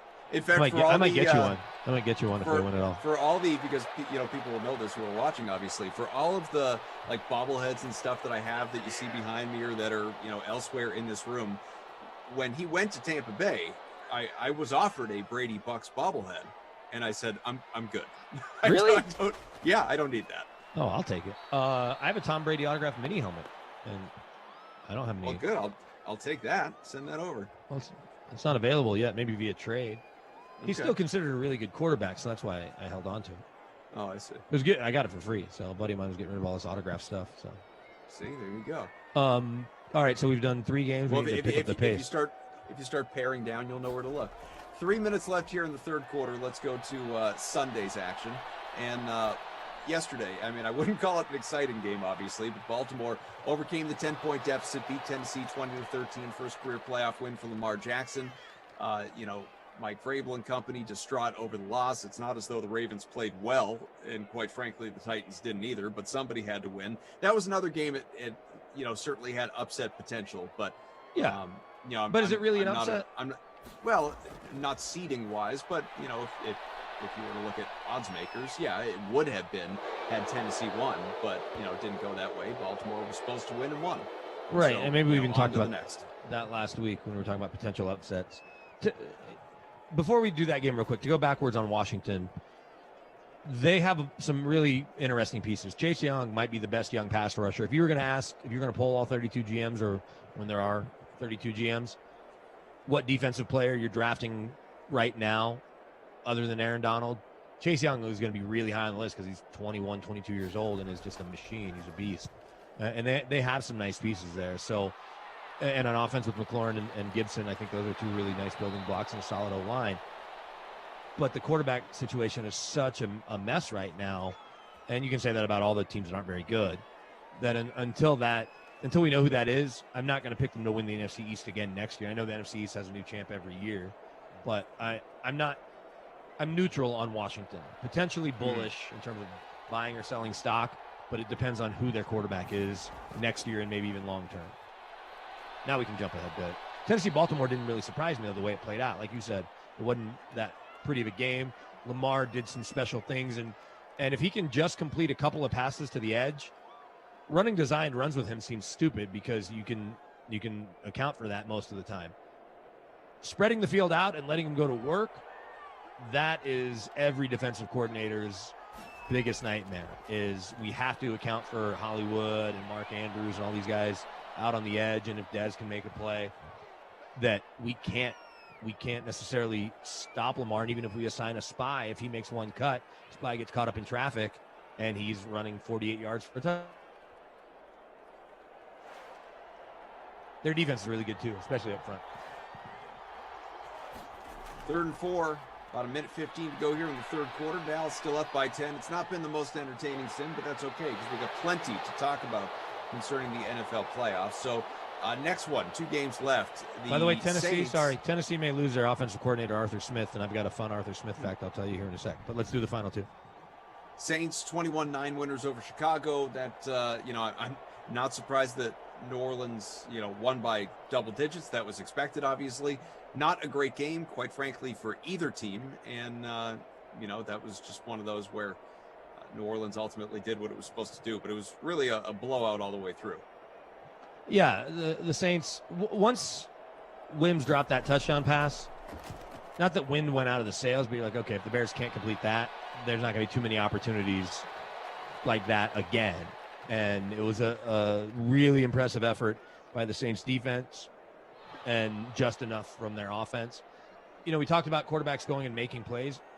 I don't know if Drew Brees has enough to go make plays against really good defenses here coming up either this week or if they were to advance to get them to a Super Bowl. As much as I'd like to see it, I think it'd be cool if Brees, for obvious reasons, Brady or even Aaron Rodgers get to the Super Bowl and potentially win it, because I think all of them could. Well, Brady doesn't need another one on his resume, but certainly Brees and A-Rod could.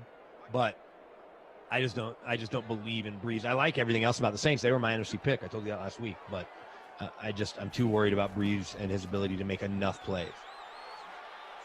1 for 10 on 3rd down for Chicago, says Andrew, our TD here. Yeah, that's good defense. Their defense is really good at all 3 levels, and they were without their best pass rusher this year in Hendrickson. So if he can get back, they'll be even better. Speaking of Drew Brees, he tweeted tonight and put on Instagram, made lentil soup tonight before the game. Not a bad Monday. Didn't have any kale to add to it, so tried Brussels sprouts. Pretty good. I think he and Tom having some fun on social media. Yeah, why not, right? Yeah. Difference is Brees might actually be running his account. Yeah, it's probably true. Based on the 3 pictures that he basically laid together. Yeah, it's probably true. So the final game from Wild Card Weekend, which we could spend hours on end talking about all by itself, Cleveland jumps out to the 28-0 lead. This is a game that I said this a bunch during the week. I absolutely thought the Browns had the ability to beat the Steelers before all the COVID stuff. And then once all that happened, they didn't have their head coach, Kevin Stefanski, and, on and on. That's when I kind of abandoned ship and it was, all right, Pittsburgh's going to win this game. Well, Cleveland having none of that with the insane first quarter, and then from there held on. Roethlisberger, people unfortunately probably aren't going to remember that this guy threw for 500 yards and 4 touchdowns because of the 4 interceptions. But, the lack of, I was really impressed by Pittsburgh, just the lack of quit in that game. There was never any point in time that I believed Pittsburgh was going to come all the way back and win. I never for a second doubted Cleveland would hang on. But the lack of quit on the part of the Steelers, it was a lot of fun to watch. But it was just, again, so many drops by that Pittsburgh offense or tip balls that led to picks. Just, it was like everything that you thought about from during the season came to fruition right there. And I don't know who it was. I don't remember who it was in the chat. Maybe you were with me or somebody else, but we were having a conversation about the Steelers and Browns game. And I said, I think I was with you. I said, I'm not impressed by Pittsburgh's defense. No. And I got called out for like 45 minutes about it. No, that wasn't me, because I would have remembered that. I wish I could remember who it was, because I was so adamant about, Pittsburgh's D it's fine. It's fine. Well, they lost Bud Dupree, and that changed TJ Watt's effectiveness. Minka Fitzpatrick's awesome. Joe Hayden has been out. And so, Cleveland was way undermanned, and I certainly wouldn't have predicted that, especially without their head coach / play caller, and not having their starting corners, or their starting nickel and best corner in Denzel Ward, and not having Batonio, and then losing Conklin early.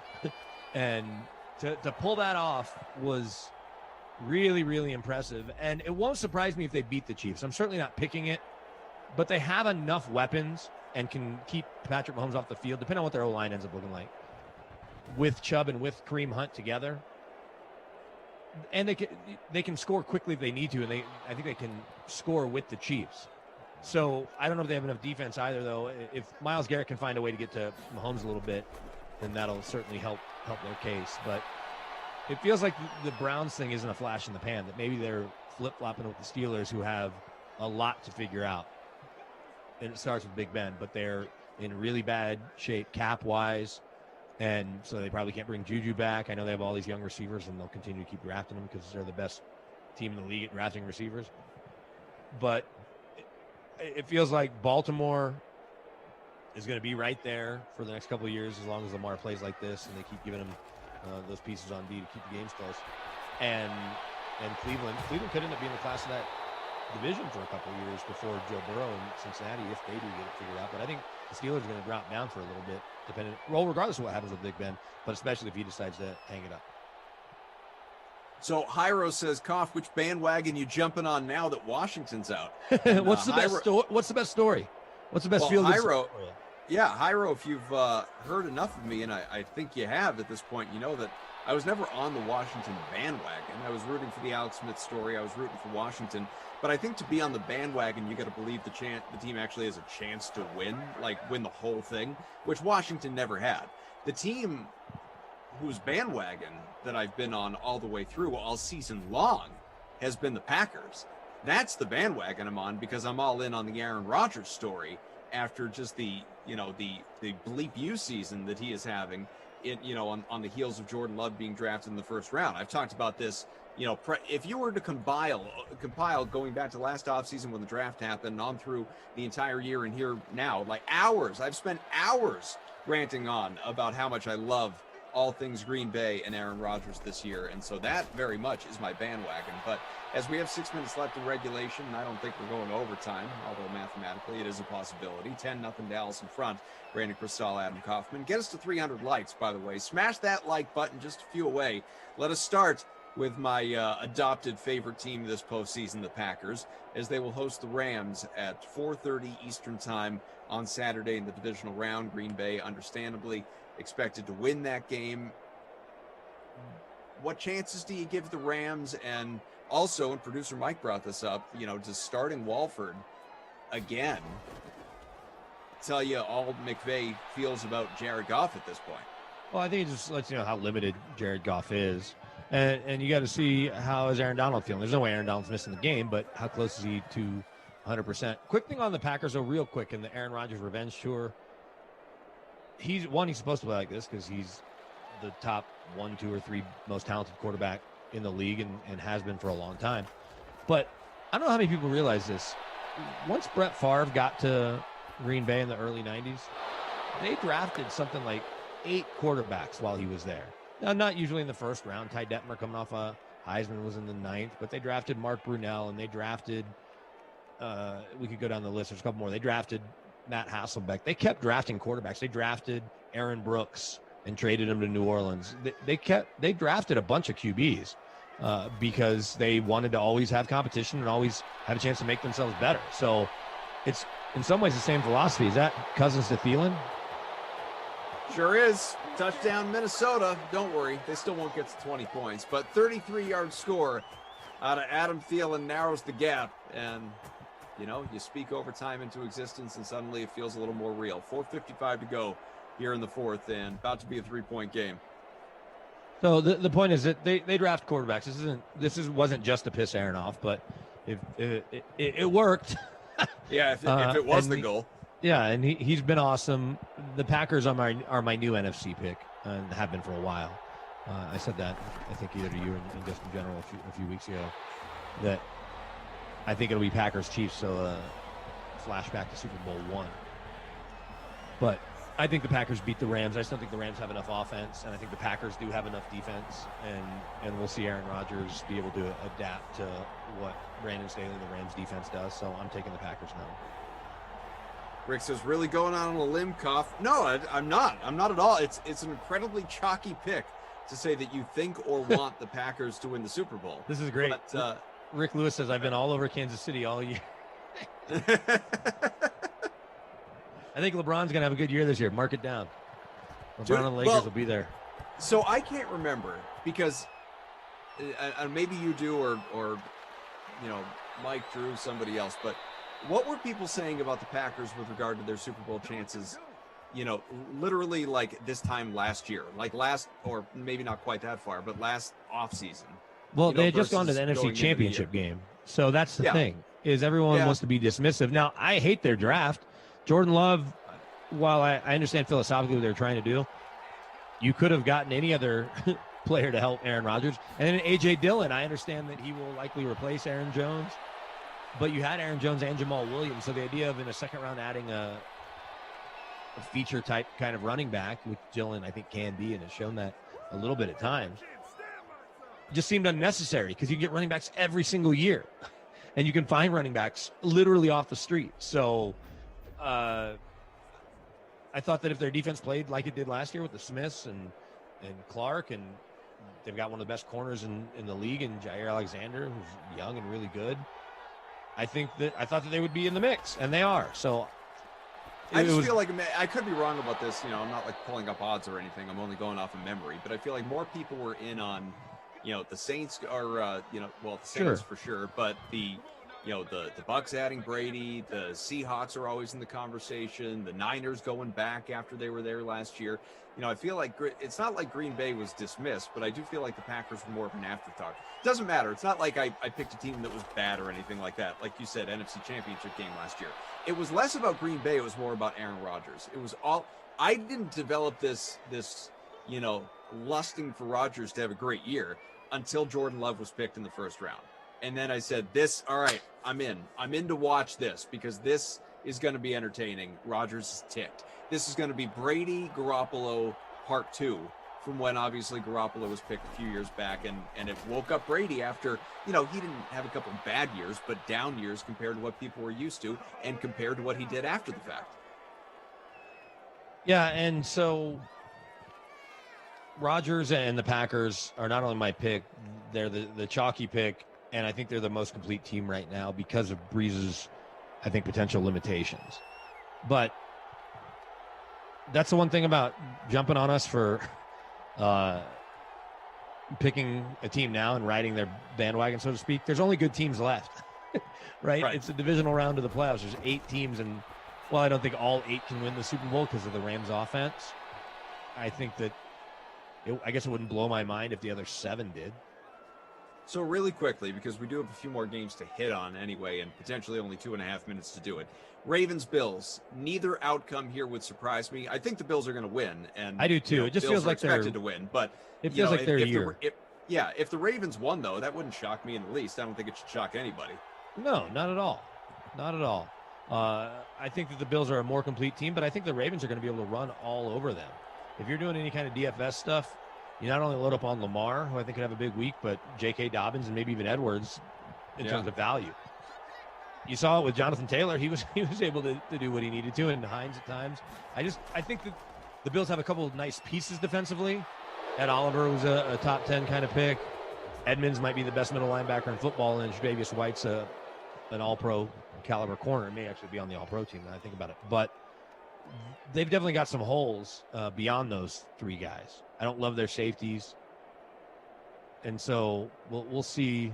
I don't like Milano, the other linebacker that plays next to Edmonds. So if you can get away from Edmonds, I think you can run at Milano. So it won't surprise me if the Ravens win, but I'm going to pick the Bills. 1st and 10 run. Is he going to get all the way there? No. Zeke stopped at the 4. 15-yard pickup right there. Nice job doing it as DeMac Lyon has hopped in front, leading lineup right now, and has Zeke. So that will help. Zeke working on a 20-point day. Browns Chiefs. We both expect Kansas City to win. Everyone expects Kansas City to win. Kansas City is, a 10-point favorite. But do the Browns even have a chance after what you saw against Pittsburgh? Yes, but they can't let off the gas pedal. They're going to need a similar kind of game where you have to force turnovers, and it doesn't happen a lot. It happens a little. Miami did it early against the Chiefs. It didn't last. I feel like the Broncos may have turned them over once in that Sunday night game that was close. I did just pull up the All-Pro team, by the way. Jair Alexander from Green Bay, first-team All-Pro corner. Tre'Davious White, Buffalo, they're second. Oh, no, they're first team. First team, second team. Second team. Both second team All-Pro. So, Jalen Ramsey, Xavier Howard with first team. Zeke. Easy score. Up over 20 fantasy points today for Ezekiel Elliott. So for Buffalo, they've got, I didn't realize Cole Beasley made All-Pro too. So Cole Beasley, second team All-Pro. That's a hell of a year. Yeah, absolutely. So Cole Beasley, Diggs is your only first team All-Pro. Well, I bet you Edmonds is too. With Allen, a second team All-Pro. None of their O-line made the All-Pro team. No, Edmonds did not make first team All-Pro. He didn't make second team All-Pro either. That to me, maybe it's not a miss, but he's a really good player. So they've got 4 guys that you would take on every team in the league. But after that, they're just okay. So Baltimore winning there won't surprise me. But yeah, Cleveland and the Chiefs, I think the Chiefs will win. Patrick's had a couple weeks off. If the game's close, you're never going to bet against Patrick until he gives us a reason not to. And he certainly hasn't done that yet, especially in the playoffs. So I'll take the Chiefs to win in a close one, in a close, high-scoring game, like a 31-28 kind of game. Got ourselves a 10-point game here. Minnesota down but not out, not yet. Again, 1:44 left here in regulation, getting the ball back after that Ezekiel Elliott touchdown. So that leaves us with the Bucs and Saints, which is expected to also be a high-scoring game, not unlike, frankly, most of them. I mean, Ravens, Bills, 50+, Browns, Chiefs, 56, Bucs, Saints, 52. This game is, to me, you acknowledged this earlier, like this is the best game of the weekend, at least on paper, going into it. Should be. And hopefully it lives up to the hype on the field for all of the stories, the narratives going into it in this clash of 2 future Hall of Famers, 2 all-time greats. Yeah, if it's 10-7, I'll be surprised. Right? If it's a 9-6 defensive battle, I'll be surprised. And I should add, by the way, because you brought up the Glash thing before, while I was rooting for Washington against Tampa Bay, I am rooting for Tampa Bay against New Orleans. Well, no, but my good pal, I'll text him when we're done. But I am rooting for Tampa against New Orleans. Why? The Breeze story is a better story. Comes back one more year, was battling all those injuries. Brady being good is whatever. He's supposed to be good. And he's got an all-star team around him. Not that Michael Thomas and Emmanuel Sanders and Cook and Kamara aren't nice pieces around Breeze. And a really, really good defense. Because ultimately, I'm not rooting for the Saints to win the Super Bowl. I'm rooting for the Packers. And so at that point in time, what's the difference, whether you win now or lose now? Here's what's exciting if the Packers win. is that Aaron Rodgers is going to get to go head-to-head in the playoffs against either Brady or Breeze. Right, barring something crazy happening.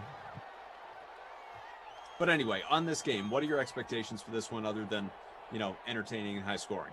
Well, for a split second, they meant this Cowboys-Vikings game that we're calling. No, not this one. I think the Bucs win because I think that they're starting to figure it out enough on offense. They have all those weapons. Mike Evans showed that he certainly wasn't a decoy the other day, right? Dalvin Cook, right after getting into the receiving bonus or receiving touchdown. Sorry, go on. No, you're good. I'm in 56th place before that Cook touchdown. I mean, obviously the answer here was Captain Dalvin Cook, which often is the answer to the riddle, but the guy already has, in the captain spot, about 60 points. He's probably going to be the player of the game. He's giving you a little preview. My captain Gallup, 7.65, so less. CeeDee Lamb got me about 20 points in the captain spot, but still, he was not Dalvin Cook. No. So I think the Bucs win, and I think it is. I don't think it's crazy high scoring. I think it's probably like in that 27-24 kind of range. So maybe it's a suck-up game-winning field goal or holding off Saints' last-minute drive. The Michael Thomas variable is the most interesting one. Like, how far back is he all the way back? What do you have, 73 yards and a touchdown? If he can be superstar Michael Thomas and Brees can get him the ball, then it's a different conversation. Can Shaq Barrett, who didn't back up his all-pro year with the same year, had an okay year, can he get to Brees more? And that defense. But I really like the Bucs defense is really aggressive in the secondary. They've got tackling machines in Devin White and Levante David. So it should be fun. I think it's gonna be fun because you have Demario Davis on the other side for New Orleans, a tackling machine. Cam Jordan. If Hendrickson's back, they need Hendrickson back because you got to try to get to Brady when you can. So obviously, but I'm taking the Bucs. Are you taking the Bucs? I'm taking the Bucs. Yeah, onside kick. Dallas got it. Nielsen. That's kind of obviously in this game. 17-14. The Cowboys winning this low-scoring affair, at least once all is in the books here, and we'll go over the numbers in a moment. So after what you saw Wild Card Weekend, are you resetting any of your thoughts on the eventual Super Bowl champ and Super Bowl matchup, or are you still feeling in line with where you were going into Wild Card Weekend? Yeah, nothing has changed my opinion on Chiefs-Packers, but they didn't play, so it'd be hard for them not to. And I know it's not exciting to take the chalk, but that's usually a good way to go. And so what I think we saw is if some of those teams play to that level, Buffalo playing well enough, Cleveland playing out of their minds, getting a little help from Pittsburgh, Baltimore just doing what Baltimore does, especially with their defense, that the Chiefs, it's not just a foregone conclusion. Now watching me here in 3 weeks, or 2 weeks, I was wrong. Obviously, just write them in. And then on the NFC side, it feels like the Bucs and Packers are better, but if the Saints were to win this week, it won't blow my mind. Makes sense. DeMac Lion, barring any stat adjustments, is going to win by 1 point in the stud running backs free roll that we've got here in prime time. Again, could have stat changes. It is manual scoring. That does happen. So we'll see. But at the moment, projected winner. Cousins, 201, couple of touchdowns. Prescott, 83 and a score. We'll look at the rushing and receiving numbers as well. It was Dalvin Cook's day, folks, in the air and on the ground. In fact, he flirted with the double bonus.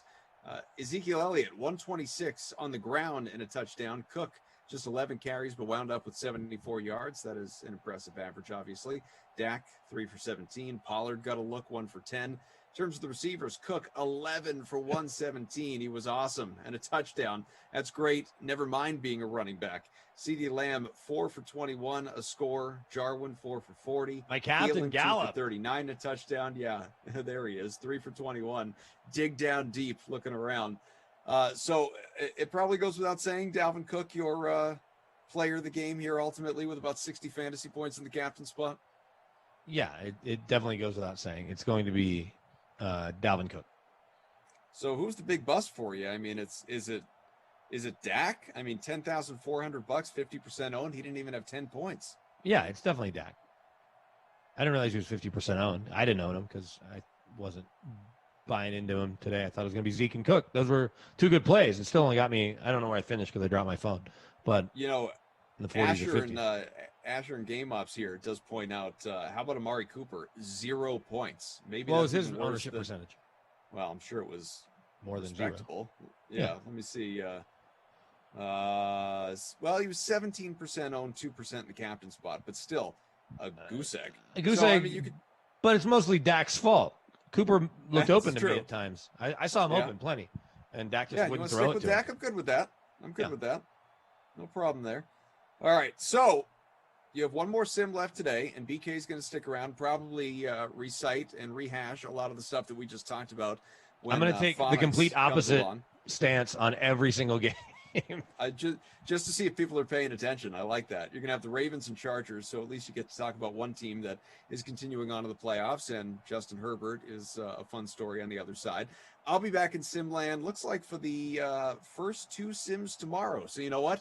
As soon as I'm done here, I'm going to go make contests for tomorrow, and people can jump on into those free rolls.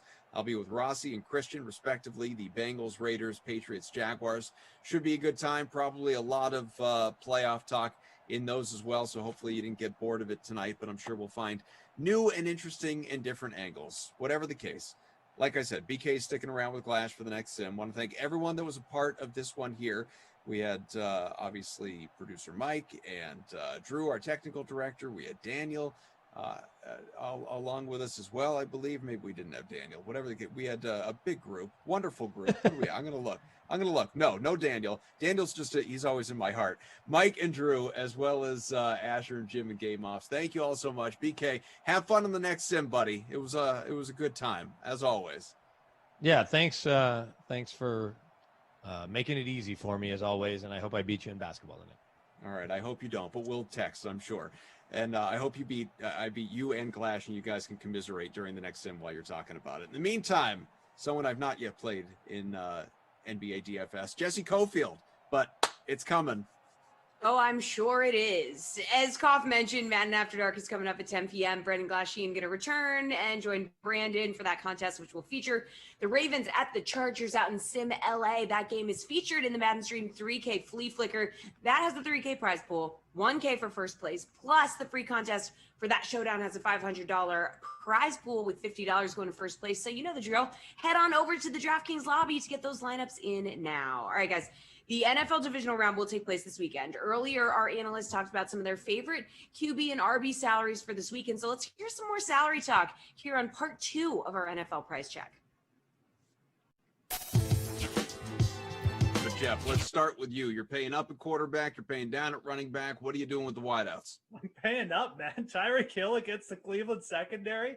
Do they even have a secondary here? This is a team that during the regular season, again, 5th most touchdowns allowed to the wide receiver position. They just played in an 85-point game.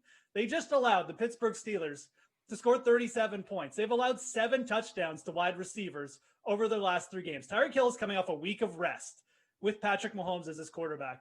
This is going to get ugly, man. I mean, we saw Tyreek Hill go off against a weaker Tampa Bay secondary, kind of towards the end of the year. This is a similar situation, in my opinion. In my opinion, you start with Mahomes, Hill. You probably throw in Chubb because this game is going to have a ton of points, and you go from there. Tyreek Hill, though, has to be your option. Your first, where you start and end at wide receiver this week. I think you got to pay up for him. Kenneth, paying up at receiver as well? I am, but I'm probably gonna pay all the way up for Hill, but everyone knows that, right? Everyone knows that Hill, Adams, you could make an all-star lineup this weekend if you wanted to, but you just don't have enough money. So what I like doing is going here with Mike Evans at $6,400. He's coming off a 10-target game. He had 119 yards. He looked like he was injured in the game. He looked like he was injured the past 5 weeks, but then the guy just continues to go for over 100 yards. Tom Brady loves throwing Mike Evans the football. I expect another big game out of Tom Brady. The matchup is not the best, but when you look at the cornerbacks for the Saints, they don't really have anybody that's scaring you. They don't jump off the page. There's no Jalen Ramsey, right? Mike Evans is good enough to beat a Marshawn Lattimore or a Gardner Johnson if they're on him. He should be drawing the 2 or 3 in terms of the depth chart position for the cornerback position, just because I think Chris Godwin might be getting the number 1 corner, so we'll see. But Mike Evans, the big thing with him is he's tied for 10th in red zone targets this year with 21 targets. For some reason, Tom Brady loves throwing Mike Evans the football when they get into goal-to-go situations. It's first and goal from the 3. They don't hand the ball off to Leonard Fournette, who's a dump truck. They don't run a draw play. They just give it to Mike Evans on a screen pass and let him get in. So I expect him to find the end zone again here. He hasn't found the end zone the last 2 weeks. He's absolutely due for at least 1 touchdown. He'll definitely get over 100 yards. The targets are going to be there. I love paying for this guy, and I think that he's a sneaky great play on this slate that's filled with great names. Brady loves throwing the ball to Evans when he's not force-feeding the ball to Antonio Brown. What are you doing here, Bukes? I always get nervous when someone say that they're due for a touchdown. Like, give me a break. There's no analysis behind that. I will give you some analysis right here, though. The pairing of Drew Brees and Michael Thomas is stupid. And what I mean by stupid is so unbelievably affordable that you'd be stupid not to at least put it in at least one of your lineups. Pairing Thomas and Brees runs you for $12,300. That is only 24% of your overall salary. That is the quarterback and his top target. You look at Mahomes and Hill, which is a fine pairing. No one's going to fault you for that. $16,000 for both of them. Josh Allen and Stephon Diggs, kind of a tough matchup for them. $14,700. This is such a cheap pairing that you just can't deny it here. Thomas just returned last week, so 7 targets in his return. This week, he should see Carlton Davis in coverage. That is a matchup you want to exploit. This is a cornerback who allowed a 61.2% catch rate and an average of 14 yards per reception. Last week, against that offense that everybody wanted to make fun of with the Washington football team, they target against Davis 10 times. He allowed 6 receptions for 92 yards. Cam Sims, Terry McLaurin both averaged 17 yards per reception on 5 catches against him. You're telling me that a healthy and fresh Michael Thomas can't rip this guy apart? Please. This is way too cheap. I'm going to beat this drum all week long. Brees, Thomas, that's the combo you want to go for this week. A lot of talent. He did have his worst game. He did have his worst playoff game, Steve, or his second worst playoff game of his career last weekend. Does that concern you at all? I'm a little concerned about that. Michael Thomas. What the heck do I care about that? I care about this week, Kenny. I don't care about what happened last week. You don't care that there's no chemistry there between Brees and Thomas? He's missed so much time. No, okay, all right. Hey, what I'm saying is NFC Championship game, I'm sure he gave him out as a pick too. And he had 4 catches for 40 yards in the NFC Championship game 2 years ago? That's always the risk you run with Michael Thomas. He's going to 2 years ago? You're bringing up games from 2 years. That's right. I hold grudges. Honest to God, I don't know how we got Kenny. He brings up some of the stupidest analysis that have nothing to do with the game this week. Please go on, Adam.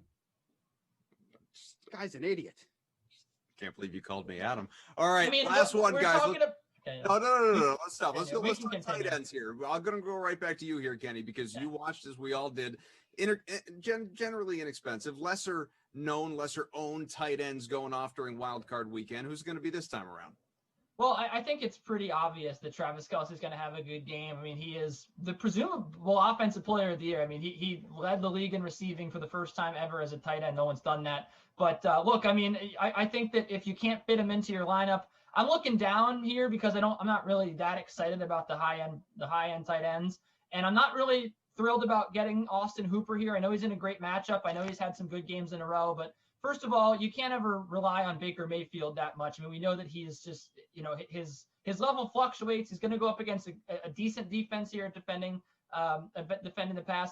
You look at Rob Gronkowski at $3,600. Also, I forgot to mention Austin Hooper just dropped a touchdown last weekend. Rob Gronkowski, what did he do last weekend? He did nothing. He got 1 target, and it was in the back of the end zone, and he was pushed out, and he could not call it in. Or he caught the pass, but he didn't score the touchdown. Tom Brady loves throwing Rob Gronkowski the football in the red zone. I don't know if you're familiar with this. I don't know if you're familiar with the pairing. But look, this is a guy that they brought in to win playoff games. Tom Brady did not need him last weekend, but I think he's going to have a little bit of a tougher challenge against New Orleans. Gronkowski tied with Evans for 10th in red zone targets this year with 21. So he didn't even really play the whole season. He wasn't really that involved the whole season. Yet he finished top 10 in red zone targets still because Tom Brady likes to get this guy the football near the goal line. I would expect to see Gronk have a few catches in this game. If you're not going to be able to afford Travis Kelce, you want to spend money elsewhere at the wide receiver position. Maybe you want to take that stack with Thomas and Brees, which I don't hate. I think that Rob Gronkowski might be your solution here to saving enough money. I just think that especially in GPPs, maybe not a cash play, but in GPPs, no one's going to own this guy given the fact that he has 5 targets and 2 catches over the last 2 weeks, and he was just invisible against the football team. I think that he has a nice bounce-back performance here against the Saints team that really their linebackers do better job rushing the passer and defending the run than they do out in coverage. So I would side here with Gronkowski to be able to find some seams or find some soft spots in the Tampa Bay or in the New Orleans defense. I'm probably supposed to ask for picks, but the two of you really look like you have something to say here. Well, I mean, I'm nervous. I mean, Gronkowski didn't have a catch last week. The chemistry with Brady and Gronkowski must be off. Like he just couldn't hit him, the one target. And then even the week before, only a couple of catches. Don't play Rob Gronkowski now. 4 years ago, they had a 3-touchdown game, so you have to play Gronkowski. Right. The Kenny logic. We gotta implement that. You want to talk about history? This guy has a long history in the postseason. We talked about history last week when Lamar Jackson was 0-2 in the postseason, 3 picks. Like there is a different level to these games, and Michael Thomas has had a good postseason career. I'm just saying, he's disappeared a couple of times, and he wasn't that great last weekend. I mean, without that touchdown, that's not a very good fantasy performance for a guy that's very expensive at wide receiver. That's all I'm saying. And also, maybe he has a little bit of an issue with Drew Brees if he didn't want to play all season. Good. Hey, can someone bring me in a crayon? I need to write down Kenny's logic here. I mean, okay, we get it. You want to play Rob Gronkowski. Let's do a play that actually makes some sense. How about Mark Andrews going up against the Bills? You just see how much the Bills led up to the Colts last week. Phillip Rivers was just absolutely having his way with his group of tight ends. 14 catches, 136 yards, and a touchdown. Phillip Rivers loves going to his tight ends. You know who else likes going to his tight ends? Lamar Jackson with Mark Andrews. Mark Andrews is going to be the guy here when he's not going to Marquise Brown. The Bills have allowed an average of 16.1 DraftKings fantasy points to that position. That is a weak spot for them. Their secondary has been great. Tre'Davious White most likely on Marquise Brown. So if he can't get it to Brown, he's going to go to Andrews. Andrews ended the regular season with a 22.4% target share. That was the second highest on the team. Like I said, if he's not going to Brown, he's going to go to Andrews. Doesn't really spread the ball out too much after that. Mark Andrews is the second most expensive tight end, but you're already saving so much money because of the amazing combo I already gave you with Drew Brees and Michael Thomas. Bukes is heated when it looks like he's about to swallow his microphone. Jeff, take us home.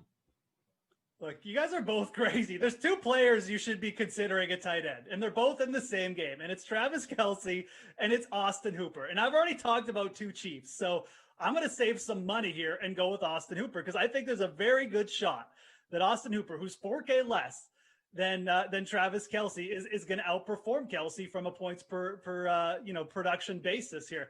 This is a player who's come in with double-digit targets in 3 of his last 4 games.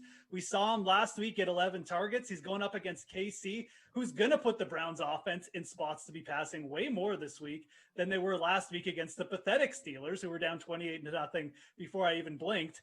Hooper is in line for a big game here. I mean, the KC, the one thing that the Browns offense might actually be able to do, or that they might actually be able to just try and slow down Travis Kelce a bit, because you can't slow down Tyreek Hill. You can't defend that speed. They might be able to body Travis Kelce a little bit at the line and limit him to like 25 points. If he gets 25 points and Hooper gets you 18 or 20 points, Hooper's the better play. So save some money. You stack the heck out of this Chiefs Browns game, and you do it by taking some value with Austin Hooper.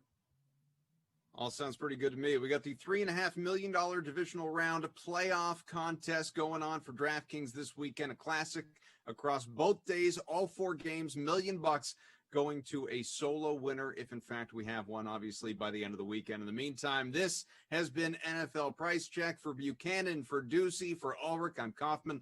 Thanks for being with us. It was fun.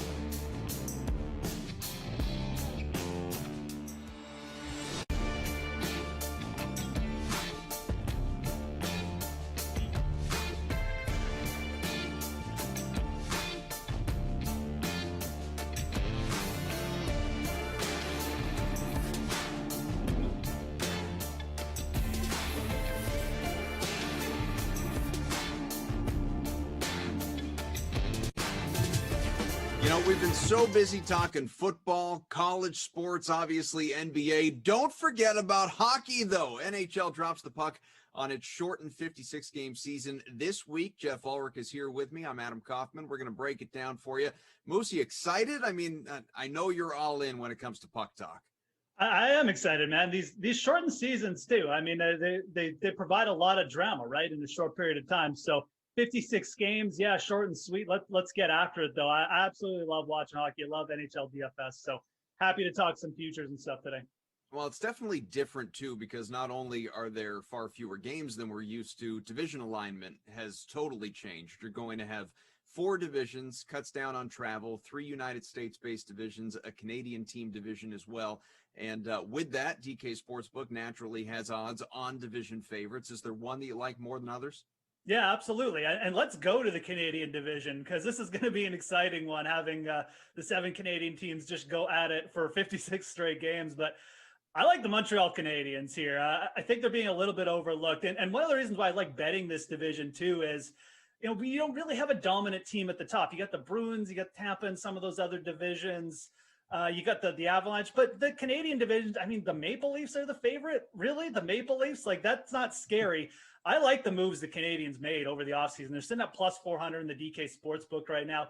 They needed to add offense, and that's what they did. They traded for Josh Anderson, and mainly they signed Tyler Toffoli, who I really like as a player. He's a high-volume shot guy. I think he's going to work really good with their power play. They have dominant defensemen and Jeff Petrie and Shea Weber there for just defending purposes and for power play purposes. And they have some good young centers, and Nick Suzuki, Asperi, Kotkaniemi. Those guys are in their young, early 20s, excuse me. So I just like the value you're getting here. I don't mind the Hurricanes at plus 350 either, but I look at these divisions. I think Montreal's got a better shot to win it overall, just because I think this Canadian division, again, it's not necessarily weak. It just doesn't have a dominant top team. So plus 400, give me the Canadians. I'm just waiting for all these Canadian teams to, like you said, go head-to-head for 56 games, and at the end of it all, they say, you know what? We're not going back. We only want to play each other. This is too much fun. All right, so with the playoffs here, it's all different. Like we said, 4 divisions, top 4 teams from each division make it to the playoffs, and so it's it's going to be a real race here, not the way that we're used to following this thing. Is there a team that you like at plus money on the DK Sportsbook that could potentially sneak into one of those 4 spots? Yeah, again, I mean, this one, you when you're looking at to make the playoff bets, you have, you can take teams at shorter money, even minus money that look good. But I think you're going for real value here. We have a shortened season. You're going to see teams that just get hot and probably just sneak into the playoffs that you didn't think. Again, it's condensed. Some top teams, some teams that are at minus odds right now, probably going to get off to bad starts and might disappoint. So I like going for the real value. I think the LA Kings are really interesting. Plus 400 just to make the playoffs here. Again, they don't have to win the division. They have to finish in the top 4 here. The top 4 teams from each division make the playoffs. They're in a division with Anaheim, San Jose, and Arizona. And realistically, I think the Kings are better than all 3 of those teams. So what do they need? They need to get past maybe the Wild, maybe the St. Louis Blues fall down a little bit of peg. I could see that happening. The Kings offensively challenged for sure. They got some younger players in there, though, that some of the moves I like. They added Ollie Matt on the back end. And Calvin Peterson, a 26-year-old goalie, I think he's going to bring a lot of stability. I think you're going to see Peterson have a really good year. I like the Kings at plus 400 to make the playoffs. Again, they're in a weaker division. They got a really weak back end, 3 teams they could easily overtake. I think a plus 400, you're getting good value there. You can also bet on the total number of points a team will accumulate over the course of this shortened 56-game season. The Avalanche, for instance, 77.5. That is the highest total that is out there right now. Is there one that really jumps out at you? Yeah, again, I kind of like going for these weak teams with this over prop bet for the points. I think it's pertinent to look at what divisions the teams you're going to be betting is. I don't mind taking the Kings over, but there's a team that I actually like better, and they have a lower prop. It's the Ottawa Senators at over 47.5 points. We're not talking about many wins here. The Senators might only have to get 20 wins to reach this if they get some overtime ties and stuff. So again, we have a low floor to work off of, and they're in the Canadian division. Again, they're not going up against powerhouse teams like every second night here. They don't have the Tampa Bay Lightning or the Avalanche to deal with. They have winnable games here. I mean, Toronto is beatable. We've seen Toronto get upset many a times by weaker teams, play down to their competition. Same goes for a lot of these other teams like Edmonton and Vancouver and Calgary. So the Senators added some depth. Dandanoff for scoring.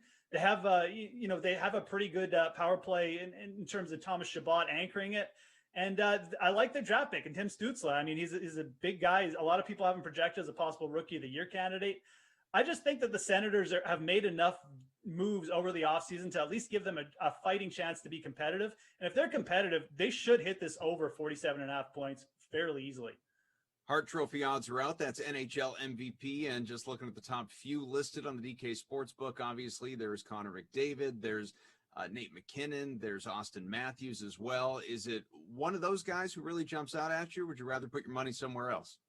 So it's a shortened season. So again, I'm kind of looking towards bigger odds if possible, because things can happen so quickly. If a player starts off really fast, he's just going to get in the media's mind, and it's going to be hard to get him out of the media's mind over this shortened season. At the same time, I don't really want to bet against Nathan McKinnon at plus 550. I think that's a good bet. If I'm going to go bigger, though, it's definitely going to be Jack Eichel at plus 2,000.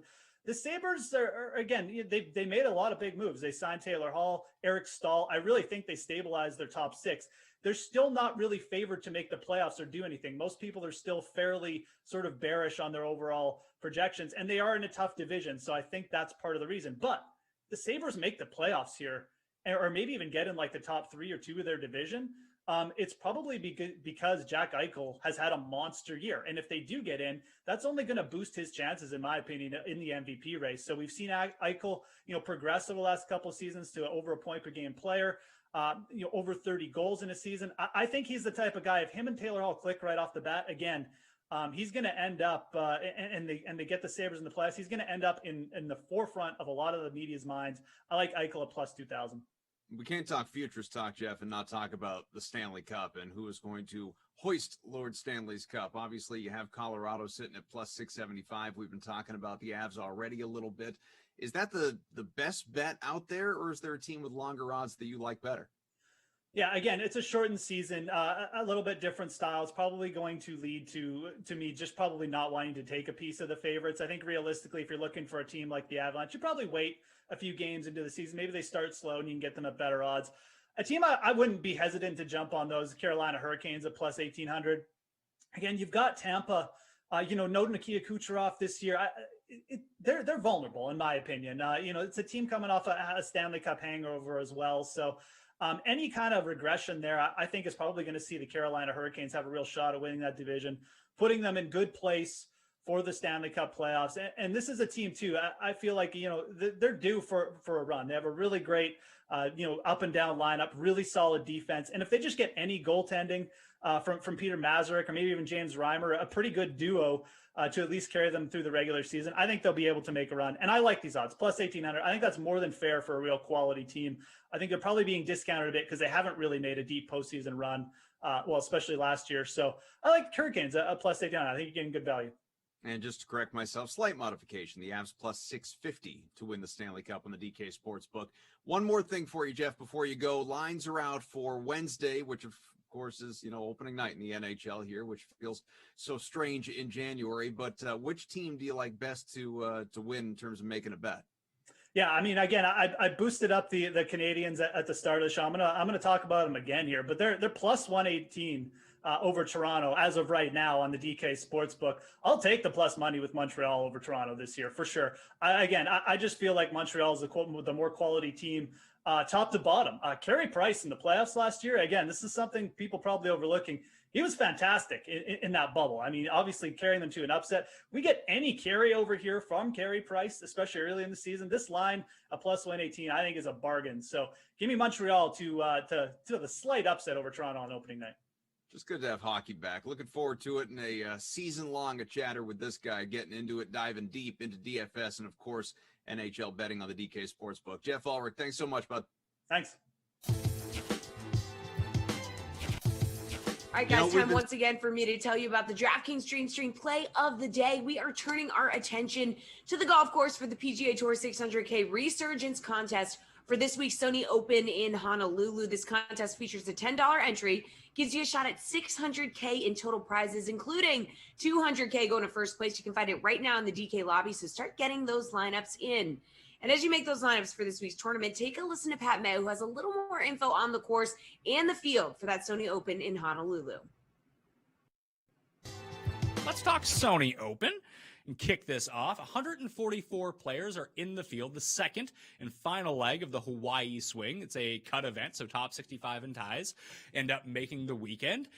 Lineup lock will probably be around noon on Thursday. No official word on that because the tee times aren't out, so you'll have more time than usual. But on DraftKings, we're back to a cut event, the most fun that we can have. And it's still only 144 players in the field, so not a full field event of the 156, but not the small 132 as well. Cameron Smith is the defending champion at this course. He ousted Brandon Steele in a playoff at 11 under last year. Now, before that, Kuchar had won at 22 under, Kazire 17 under, Justin Thomas 27 under when he fired the 59 in the first round, Fabian Gomez 20 under, Jimmy Walker 23 under. So Cameron Smith's minus 11 was actually the highest score since Vijay Singh won in 2005. They actually had to play the final round with preferred lies because of the wetness and wind that had hit the course over the first 3 rounds. So it was very weather related. This is a coastal course, so when we think about corollaries, and we'll jump into that once I start sharing my screen and doing my first deep dive. I haven't seen anything about the Sony Open yet. This is the purpose of the show. What do I see initially? And then I can kind of work on it from there. But Mayakoba is the clear crossover. Kuchar won at 22 under. Like I said, 2 years ago, he won Mayakoba as a part of the final event of the swing season that year. Patton Kazire the year before also accomplished that same double. Victor Hovland is not playing, who won at Mayakoba at the end of 2020, so it's up for grabs. Also, a big lean towards players that have played at the Tournament of Champions the week before. Last year, it got kind of skewed because, A, it didn't quite play out like a normal Sony Open with 11 under being the winning score, and Cameron Smith did not play in the Tournament of Champions, but Kuchar, Kazire, Thomas Gomez, and Walker before that had all played at Kapalua 7 days before, so you do get a leg up on everyone. So I would put a more of a lean towards the players that did play at the Tournament of Champions. Now, at the same time, the players that do participate in the Tournament of Champions tend to be better players because they had won in the previous season, or at least they're in better form. But the one big takeaway from Cameron Smith last year is, yes, he ended up winning. No, he did not play the week before, but he did play in the President's Cup, which was in the middle of December because it was in Australia in 2019. I think it was the first 6 or the first 7 winners on the PGA Tour last season were all a part of that President's Cup.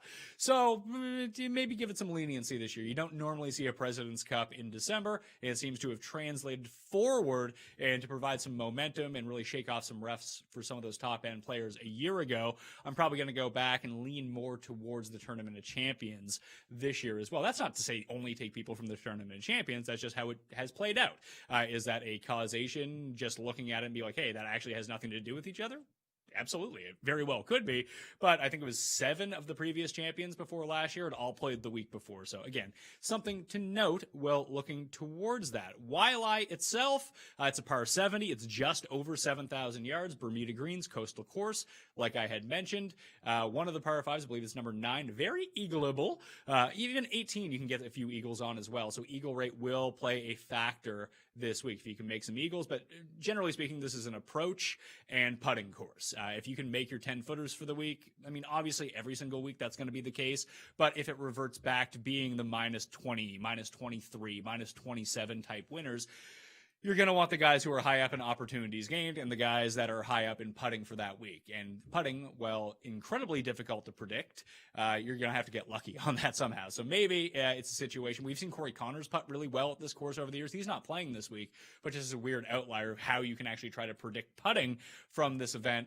It's kind of difficult to do. So rely more on your ball striking, more on your approach and opportunities gained, and hope that your guy gets super lucky with his putter and ends up gaining like 5 strokes for the week, and you're going to be good to go from that circumstance. And because it is such a short course, a par 70, like I said, 7,044 yards, any skill set can kind of play here. It's not a bomber's course. It's not an accuracy course. Very few players, at least per tour average, actually hit the fairway at Waialae Country Club. It's almost like 50-50 fairway to rough, but hitting the rough isn't super penal at Waialae, so it really doesn't matter all that much. In my key stats, I've actually included good drives gained versus the field, and that kind of takes it out. It takes out accuracy a little bit more. Basically, what that tells you, good drives are, even if you do miss the fairway, but you hit a green in regulation, is counted as a good drive. Wind can always play a factor, so we'll dig into that later in the week. You might want to consult that before playing any first-round leaders, showdown contests, or even picking your final team if you want to wave stack. Maybe there's not going to be anything as it pertains to the wind this year, but it has cropped up and really wiped out certain waves at the Sony Open in the past.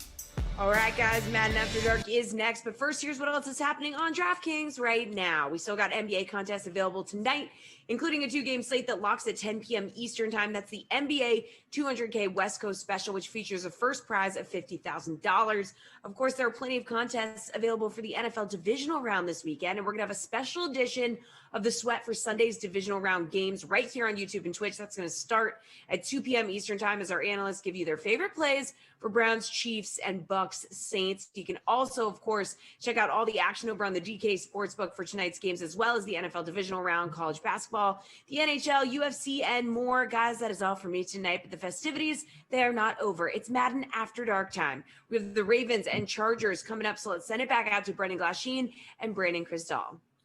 Jesse, thanks so much. Good night. All right, here we go. Brandon Cristal, it's good to see you. Good to see you. I'm jealous between Jesse's sweater that we see on the DraftKings commercials. You got the cool tie-dye Bill Walton inspired hoodie there. I want some DraftKings gear. This is what you have to do, man. You say this out loud, and then you put the pressure on people that watch, aka our producers and bosses that have the call, and we'll put the ball in their court now. So, all right. I like what you did there. Okay, we'll see if they can mail me one to Colorado. I'm happy to share my address.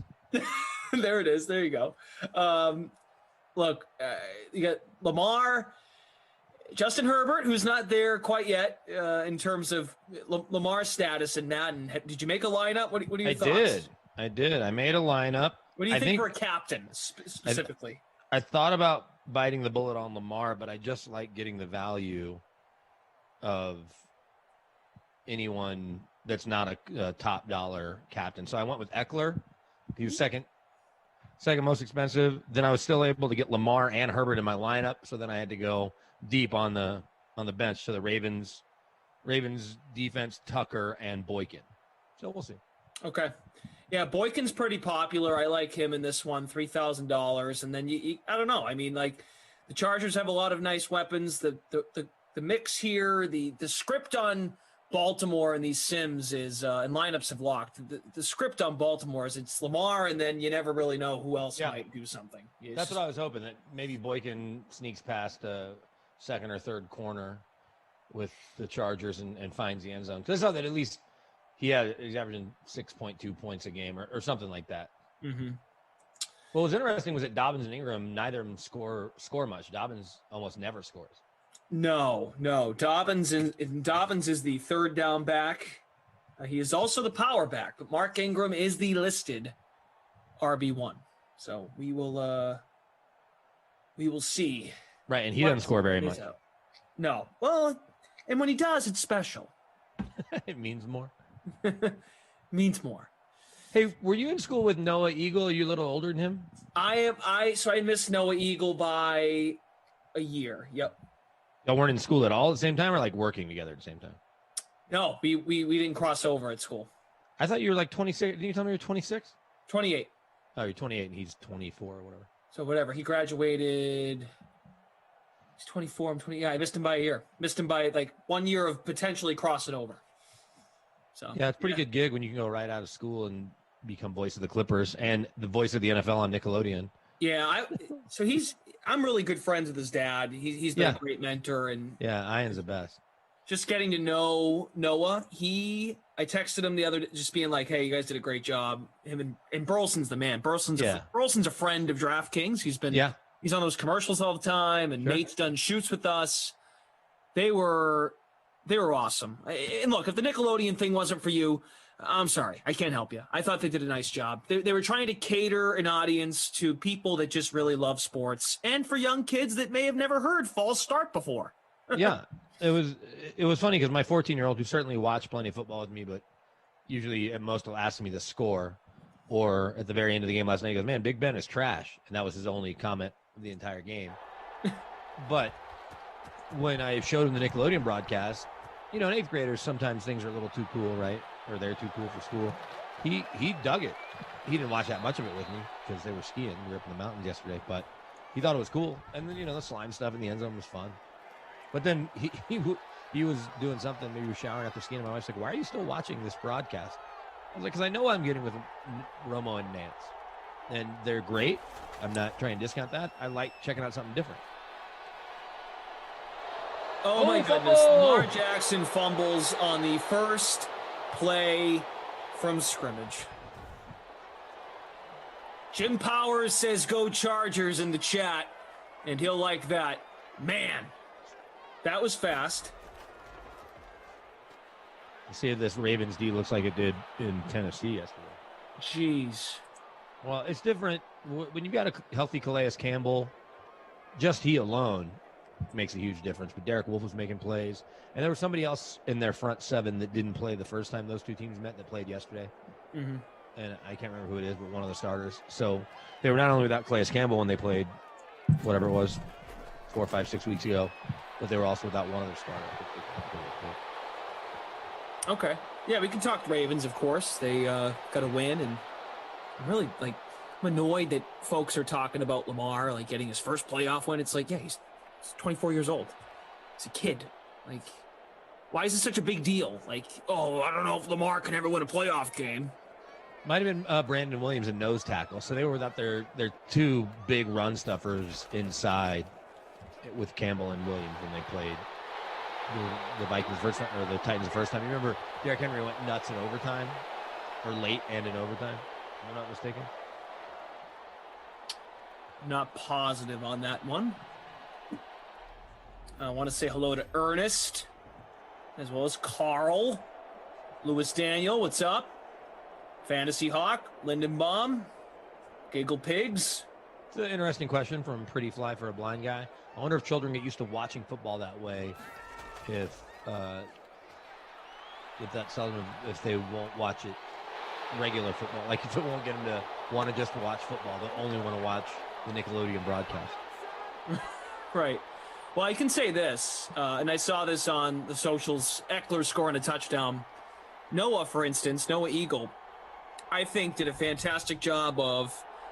He almost inspired a kid to want to go into broadcasting, and then maybe I forget their names, the actors and the actress that was on the air. Yeah, I didn't know. I assume that's who she was. She was from a Nickelodeon show. Yeah, she's from a show. I don't even know. I forget her name. But she probably inspired a young lady to want to get into a booth and go into just impersonating, being on the air. So I thought that part was cool. And Burleson was just so relatable. Burleson was the cool parent everyone wants. Yeah, Nate was going to be perfect for that. Not that other analysts couldn't have done it too, but he's pretty good. Look, you see him goofing around plenty on Good Morning Football. I remember when he first got to NFL Network, thinking other than he wore a lot of plaid suits, and I gave him a hard time when I met him at Super Bowl. But I was like, you could just tell that he had it. I didn't know that he would get to this level like this, where he's on. There's Bart Scott, I guess, was close, but Bart Scott at least went to a Pro Bowl or two. Nate Burleson, next, I guess, say Charles Davis, has the biggest job for the least accomplished football player. Now, he played a long time, but he just didn't do anything. He was a solid NFL receiver. He's never a Pro Bowler, certainly not a guy that was helping win championships. Charles Davis, I guess, only played 2 years in the league, so he's even a better example. Solomon Wilcox only played a couple years, too. But Nate is on the biggest show CBS does, and then he's also on NFL Network's Cornerstone show, and does a great job at both. And I agree with you. I thought he was great on the broadcast. And I did think that girl, I didn't go out of my way to pay attention to this is, oh my God. Oh my God. A lot. But I did think she clearly had done her homework, right? She didn't just show up hey, this should be neat. Teach me about football. She knew what she was talking about to some degree. I'm sorry.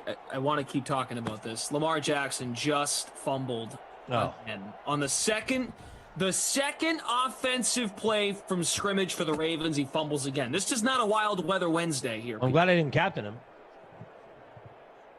Wow, I did. But he is in my roster. Damn. It was well done.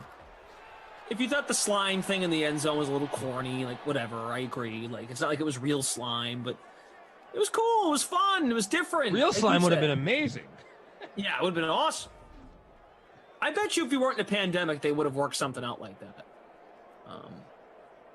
And something in these times, we need something a little fun. Let's loosen it up a bit. I thought it was good. It was good. So, It definitely changes the way the industry works here going forward, for sure. So I thought it was great. I enjoyed it. 2nd down and 11. I'll tell you what, Jim Powers, if you are a real big Chargers fan, you're loving every second of this. Mike Williams spun down. That's a catch at the 13-yard line. John Markowitz, what's up, bud? Thanks for coming back. Good to see you. Slightly lone, or lawn, excuse me. How you doing? Tony Romo has the biggest job compared to on-field accomplishments. Tony Romo's the Cowboys leader in every statistical category. Yeah. So. Yeah, I disagree with that. I agree with you. I disagree with Pretty Fly. And he went to 4 or 5 Pro Bowls. Nate Burleson never sniffed a Pro Bowl. Like, we could pull up Nate's numbers, and I'm not trying to pick on Nate. I'm more proud of what he's been able to accomplish, all things considered. But do you think he ever even had 1,000 yards in a season? It's a good question. Let's look it up. I'll look it up. He might have once, opposite of, like, Calvin. Is Eckler going to score again? Down at the line. So Nate played 11 years. His 2nd year in the league in Minnesota in 2004.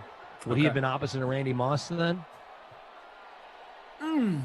Probably, because when did Randy Moss get to Boston? 2007. Yeah, so he's opposite of Randy Moss. Let's look. I'll click He on has the... 68 catches, 1,006 yards, 9 scores, and still didn't go to the Pro Bowl that year. After that, his next best year was 8-12 in Seattle, and he was never over 800. He's never over Williams touchdown. Oh, there you go, Mike Williams. I thought about Ross. Yeah, Moss was on that team. And he scored, I think he scored 39 times. So, look, Nate was a good player. He was a good player. But Boomer Esiason was a league MVP. Phil Simms was a Super Bowl MVP. And used to obviously be their #1 game analyst. Bill Cowher's a Hall of Fame coach. And Nate Burleson's a guy that you have to go look up his resume to realize he played for 3 teams. So. All right, guys. Not a great start if you have Lamar Jackson, especially if he's in your captain spot. But Mike Williams and Austin Eckler with touchdowns. Williams, 33.7% in the $500 free contest. Eckler, 59% in the flex, 12% captain. And here's Lamar ownership, 45% in the captain, 88% in the flex. We have Glash and Brandon Cristal. We have Michael and Andrew on the production side, Jim and Asher from Game Ops. So, and the chat, please weigh in. How do you feel about the Ravens here coming up in their next matchup? I'm sure you got into this with Koff last sim, just discussing what's ahead here for Baltimore. A little bit. We kind of went broad and just I gave thoughts on each game from Sunday, and then we kind of looked ahead and our predictions for this weekend. It won't surprise me at all if the Ravens can win. And the one thing I said is I think they're going to run all over the Bills. I don't love the Bills' defense. I love Tremaine Edmonds, and I like Tre'Davious White. I looked up all-pro teams to see that Edmonds didn't even make all-pro. But Cole Beasley did somehow. Not somehow. I mean, he was second-team all-pro, though. It's pretty impressive. They have 4 or 5 really good players, but because Josh Allen is one of them, they're certainly a favorite. Their O-line's solid. But I won't be surprised at all if the Ravens come in and win that game 20-17, 23-20, something like that. Because that Ravens D is legit, too. Right. It's all about, really, if the Ravens can get to Josh Allen and just get this dude out of his rhythm. Well, Josh Allen's worse than Tannehill by there's a significant gap. But A.J. Brown, who scored on that little push-off early, that was about all he did. Corey Davis did even less. And the Ravens said, okay, we've got 2 of the best corners in football. Humphrey and Peters have been all pro. And Humphrey's the highest paid corner in football. We're going to leave you on the island, and the other 9 guys are going to sell out for Derrick Henry. Now, you don't have to do that because of the Bills' run game, but those guys are good enough that you can leave them one-on-one with Diggs enough and help everywhere else. Right. And make all the other guys. Or you can double Diggs and make Isaiah McKenzie and Cole Beasley and John Brown beat you. Don't fumble. No, you didn't fumble. Seriously, don't. And he slid like a baseball player, something Lamar does not do in real life. Yeah, that's a good point. Like, maybe the game plan against the Buffalo Bills for the Ravens defensively, let's take away Diggs and make him beat us using everybody else. Yeah, I mean, that Dawson probably Knox. should have been the thing a while ago. whenever you play these guys, Sure. and it's probably been an attempt. Who knows? Well, right. There's a reason Diggs is first team All-Pro and had a great year. He can't do it again. Lamar cannot do this again. I mean, I'm talking now the sim, everybody. He can do it 300 again. yards or a fumble? A fumble. That's what I was waiting for, another fumble. So, yeah, I mean, like, and look, folks that are in on the Ravens, so folks think it's going to be Ravens-Chiefs. So do you think, if that is the scenario, are you guys that believe, so the chat, if you believe in Lamar Jackson against Buffalo, are you folks also fading a Josh Allen this week when you're making your lineups? I'm curious. Would you play Josh Allen in the fantasy lineup this week? So I run this fantasy game that I actually invited you to. Rossi was the only one that took me up on it, where you pick a quarterback, a running back, a wide receiver tight end, and then a flex running back, wide receiver tight end. And you can only play them once. So you're playing 16 players over 4 weeks. And the trick to it, and actually one of the guys that's in the league that's a friend of a friend of a friend's like, hey, I think I see you on Madden Sims sometime. I think that's you. I'm like, yeah, that's me. But you have to, once you make your pick, unless that quarterback loses like Big Ben, where he scores a ridiculous number of points anyway because of the yards, you have to pick either all AFC until the Super Bowl or all NFC, because the last thing you want to do is alternate and end up where you pick Brady in week 1 and Mahomes in week 3 and they're playing each other in the Super Bowl. So you have to pick Chad Henne, you get no points. So I spent a lot of time thinking about what quarterback I'm going to play. I played Brady last week, so it's Rodgers against the Rams D. It's certainly not Wolford or Goff. Or it's Breeze, but then if I play Breeze and then because I've already played Brady, I'm kind of hosed next week if I were to play Rodgers, right? And then one of them, Rodgers or Brady, gets to the Super Bowl. So it's a long way of answering. Would I play Josh Allen? Probably not. He'd probably be my 7th quarterback without thinking about it much. Rams quarterback, whomever, are 8th and 9th. But then Allen's probably 7th. Is there somebody you'd play him ahead of? So wait, you mean 7th out of? Are you talking? There's 8 quarterbacks this weekend. Okay, so you're talking or about 9 if you count whatever's going on with the Rams. So with 9 QBs, I'm putting the LA QBs 8 and 9. I'm putting Josh 7th again without thinking about it, because he may end up with better numbers than Breeze potentially. I was thinking Breeze. And so I'd maybe even stay away Brady, from Breeze. man. Like I hope the Bucks win. Like, okay, I'm a Brady dude, but like I don't know, man. Like, Koff Brady is now is- pulling for the Packers, by the way. Say this again? I told him how you took exception to him pulling for the Alex Smith story. He's now pulling for the Packers. He's been on the Packers all year as his NFC team. So he doesn't mean that. I hear you. He said he's not pulling for the Saints to beat Brady because he's pulling for the Packers. So I didn't really understand why. So he's not going to actively cheer against Brady, I guess is what he was saying.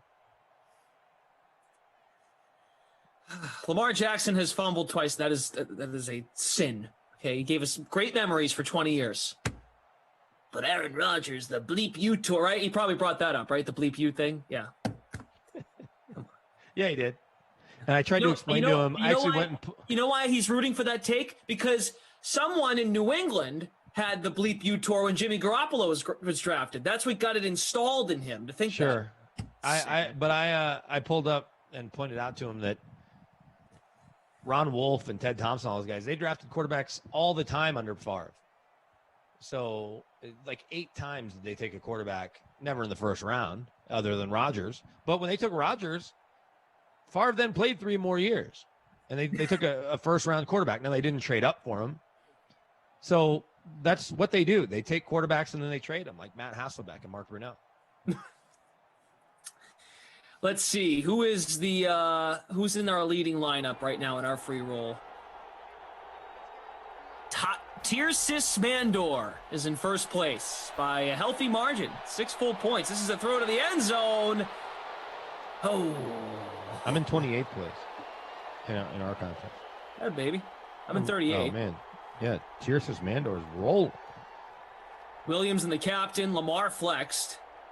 Lamar 92% in the DK SimFam friends free roll. 60 minutes of Hall of Fame talk. LOL. Hollywood Brown's in there. Touchdown. Berthel Green. Go Lamar. Yes. Holding. Oh, you get a flag.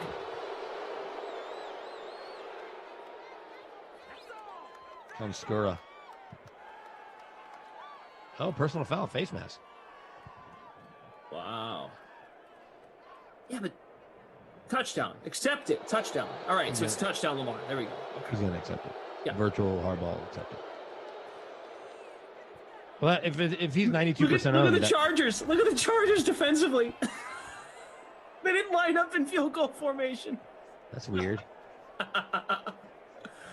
Oh, that was kind of funny. Little weird. Someone should screenshot that. That was kind of funny. All joking aside, they had like a what was it, a 4-man front? I want to look at this. I want to look at this again. I've got it right here in front of me. Yeah, they're in a 4-3. They already got a 4-man front. Oh, guys, ready for the extra point. I don't know why I think that's so funny. Here, I'll screen grab it for you. Sorry. Been doing these since March. Little things, everybody. Just give you a laugh. Sean Preston is Tiersis Mandor. Nice job, Sean. Obi-Wan, it's over, Anakin. I have the high ground. What's up, Obi-Wan?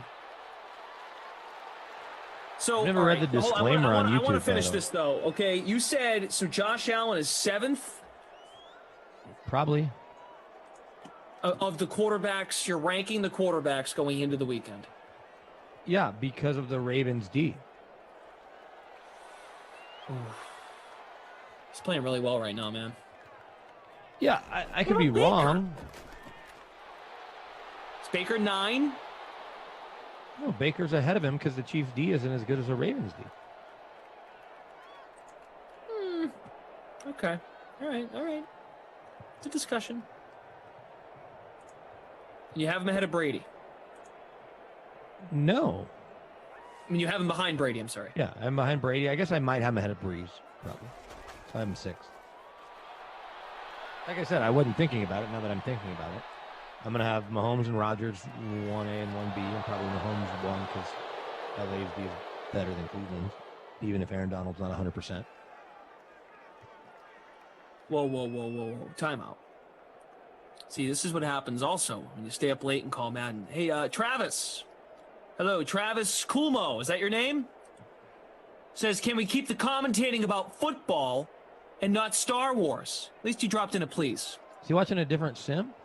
So, Travis. No, because I did the Obi-Wan thing. Oh. You'll want to take this up with Obi-Wan, who's been here since day one. Obi-Wan and I are brothers, okay? He is one member of the Sim fam. That's tradition right there, okay? So say you're sorry.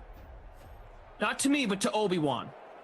Or he will use the Force on you, Travis. I'm done. Sorry, Travis. Thanks for watching. I screen grabbed the field goal formation for you. Thank you. That's tradition right there. I always say that to Obi-Wan. Every sim. And that's enough of the Star Wars talk. Gain of 5 for Eckler. Up over 50 yards. Oh, I'm down to 29. Maybe I was 29 before.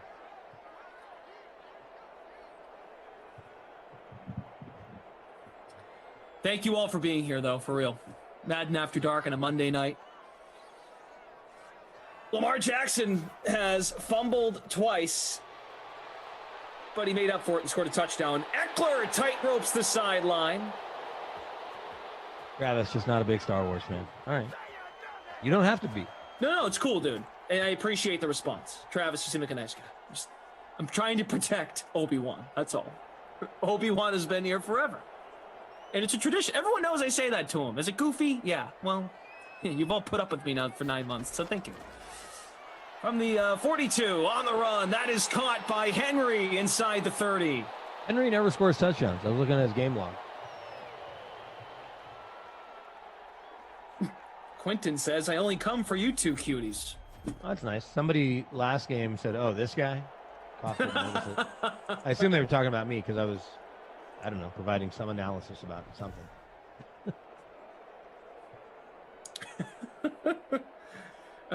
Justin Lee, my 15th cousin. How are you, Justin?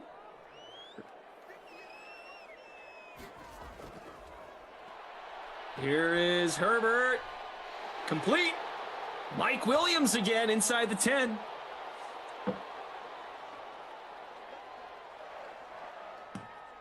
What game do you feel most confident in picking divisional round weekend? That's a good question. And actually, it's worth noting because I'm in a pick'em game where you have to pick a loser, and I'm one of the 8 finalists. So I took the Bears the other day, so I'm still alive, and I could pick any of the 8 teams. I haven't picked any of them. It started midway through the year. It was the second round because I got knocked out in like week 3. So, the Rams. I picked the Rams to lose. I'm most confident picking the Packers at Lambeau with John Walford starting. I know Sean McVay and Matt LaFleur know each other and all that. They work together in D.C. And was Matt on Sean's staff for a year or not? Am I making that up? Because he was obviously in Tennessee before he got the Packers job. Matt LaFleur? Yeah. Was he the quarterback's coach for a year, the OC for a year in Tennessee, and then the head coach? I believe 2017. Yes. 2017 Rams OC, 2018 Titans OC, where he actually got to call the plays, and then he's been the Packers head coach. Do we think Matt LaFleur is a great coach, or does it help when you have Aaron Rodgers? Obviously, it helps when it's hard to tell, is what I'm saying. I think the fact that they're in year 2 together, Aaron Rodgers in LaFleur's system, and there's Keenan Allen. They're spreading it around in L.A. Allen, Williams, and Eckler, each with a touchdown. Yeah, I think it's a little bit of both. I think Aaron Rodgers is bought in. They're in year 2 together, and that offense is grooving. Like, I don't know if Tyronn Lue was a good coach in Cleveland, but when he took over for, what's my man's name? David Blatt. He had LeBron James and Kyrie Irving and Kevin Love, so that made it pretty easy to win a championship, or easier. That and, I guess, Draymond Jones getting suspended. I'm just saying, it wasn't like Tyronn Lue took over. Green. Yeah. Or Draymond Green. But it wasn't like Tyronn Lue took over the Kings and took them to a championship. Like, LaFleur is going to be in the NFC title game for the second straight year. And that's noteworthy. But let's pretend they decided to get sideways with Aaron Rodgers and he's on, I don't know, name a team that isn't the Patriots next year. Is Matt LaFleur back in the NFC Championship game with Jordan Love? Probably not. Certainly not next year, I wouldn't think. Yeah. Yeah, but they did a good job. I mean, look, you can say what you want about the Jordan Love draft pick. Or A.J. Dillon in the second round when they already had 2 other running backs that play more than he does. Yeah. I understand why they did that to some degree because they're going to let Aaron Jones walk. Yep. And you saw Dillon in that game late in the year where Jones wasn't 100% and he went nuts. Steven Komarick says LaFleur's play calling definitely helps Rodgers. Yeah, maybe so. And I remember that there was that golf tournament in Tahoe, and Chris Sims went out there to do, because NBC Sports runs it. Chris Sims did his podcast basically on camera on the course, following guys around. And Chris Sims is the biggest Aaron Rodgers fan on the planet. And they're talking, and Rodgers is telling Chris, because he knows that he and Kyle are really tight, Kyle Shanahan, how crazy that offense is, just how the offense gets receivers open, especially considering this is pre-Debo, pre-Emmanuel Sanders and San Fran last year. And Rodgers just marveling at how the run game opens things up and allows these receivers to run free. And they were really bad receivers in San Francisco to that point. Yeah. So LaFleur running basically the same stuff Kyle runs, which is what Rich Scangarello tried to run with the Broncos last year. He tried to have some influence on Peterson and the Eagles this year, but, none of that ever really came to fruition. It's what Stefanski runs to some degree, because he really liked the Kubiak influence. I mean, it all kind of blends together, and everybody runs the same plays, so I know that's kind of silly to talk about. But Stefanski's running his version of Kyle Shanahan's offense. No, it makes sense. I think it's been I think just the fact they're in year 2 together. Aaron Rodgers has never had any change prior to Matt LaFleur. And the good news, too, is like you look at, just to use Brady as a comparison, like Brady had to leave New England to get all of these different things. The only thing that's really changed for Aaron Rodgers is just the coach. I mean, everything's still intact. He still has Devontae Adams. Say what you want about Green Bay's weapons over the years. Rodgers has propelled many of those guys around him. But that's okay. I guess I'm making my own argument against the stupid draft that they had.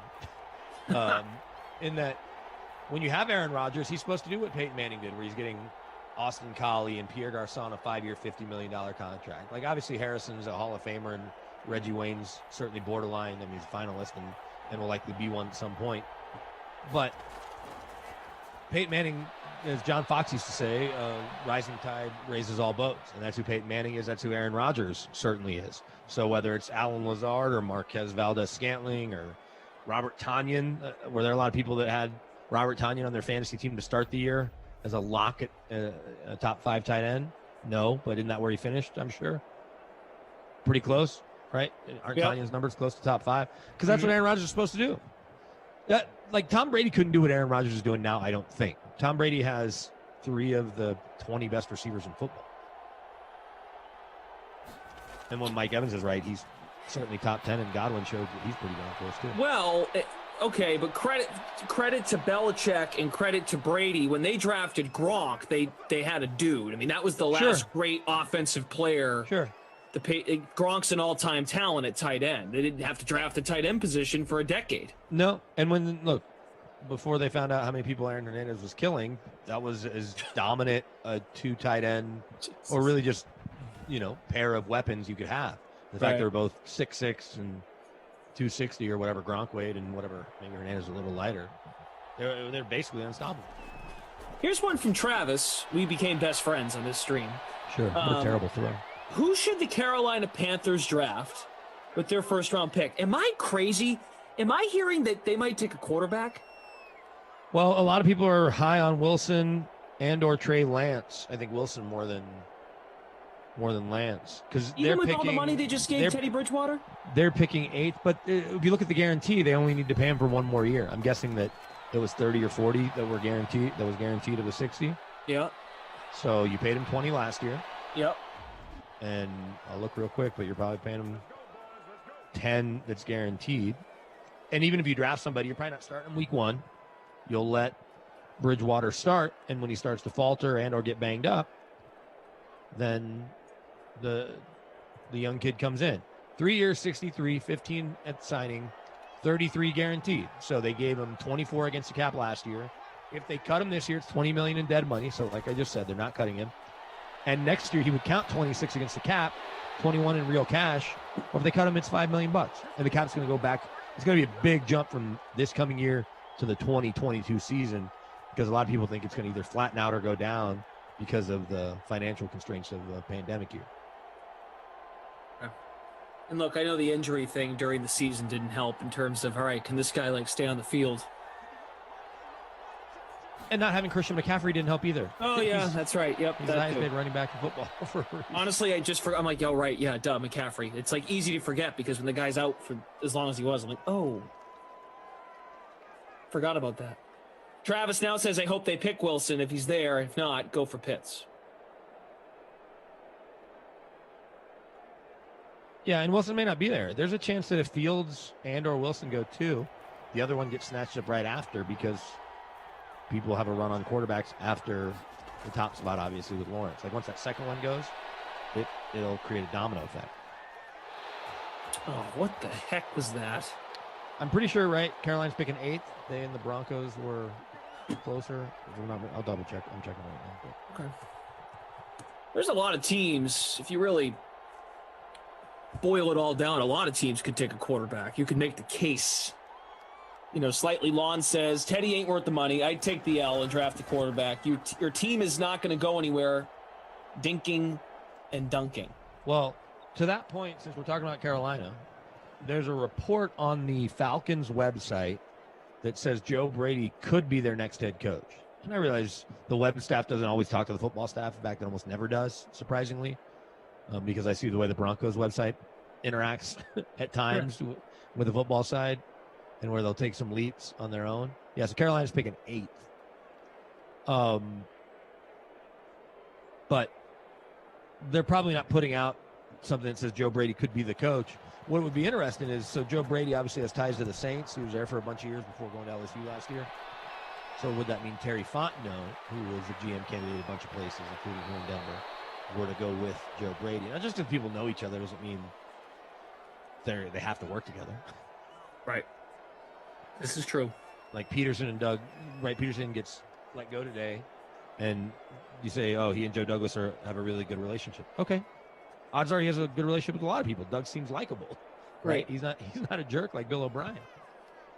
Yeah, guys. I mean, come on. It's like dating. Like if you have a really good relationship with someone as friends, I just want to be friends. I don't want to be more than friends. I don't want to ruin our friendship.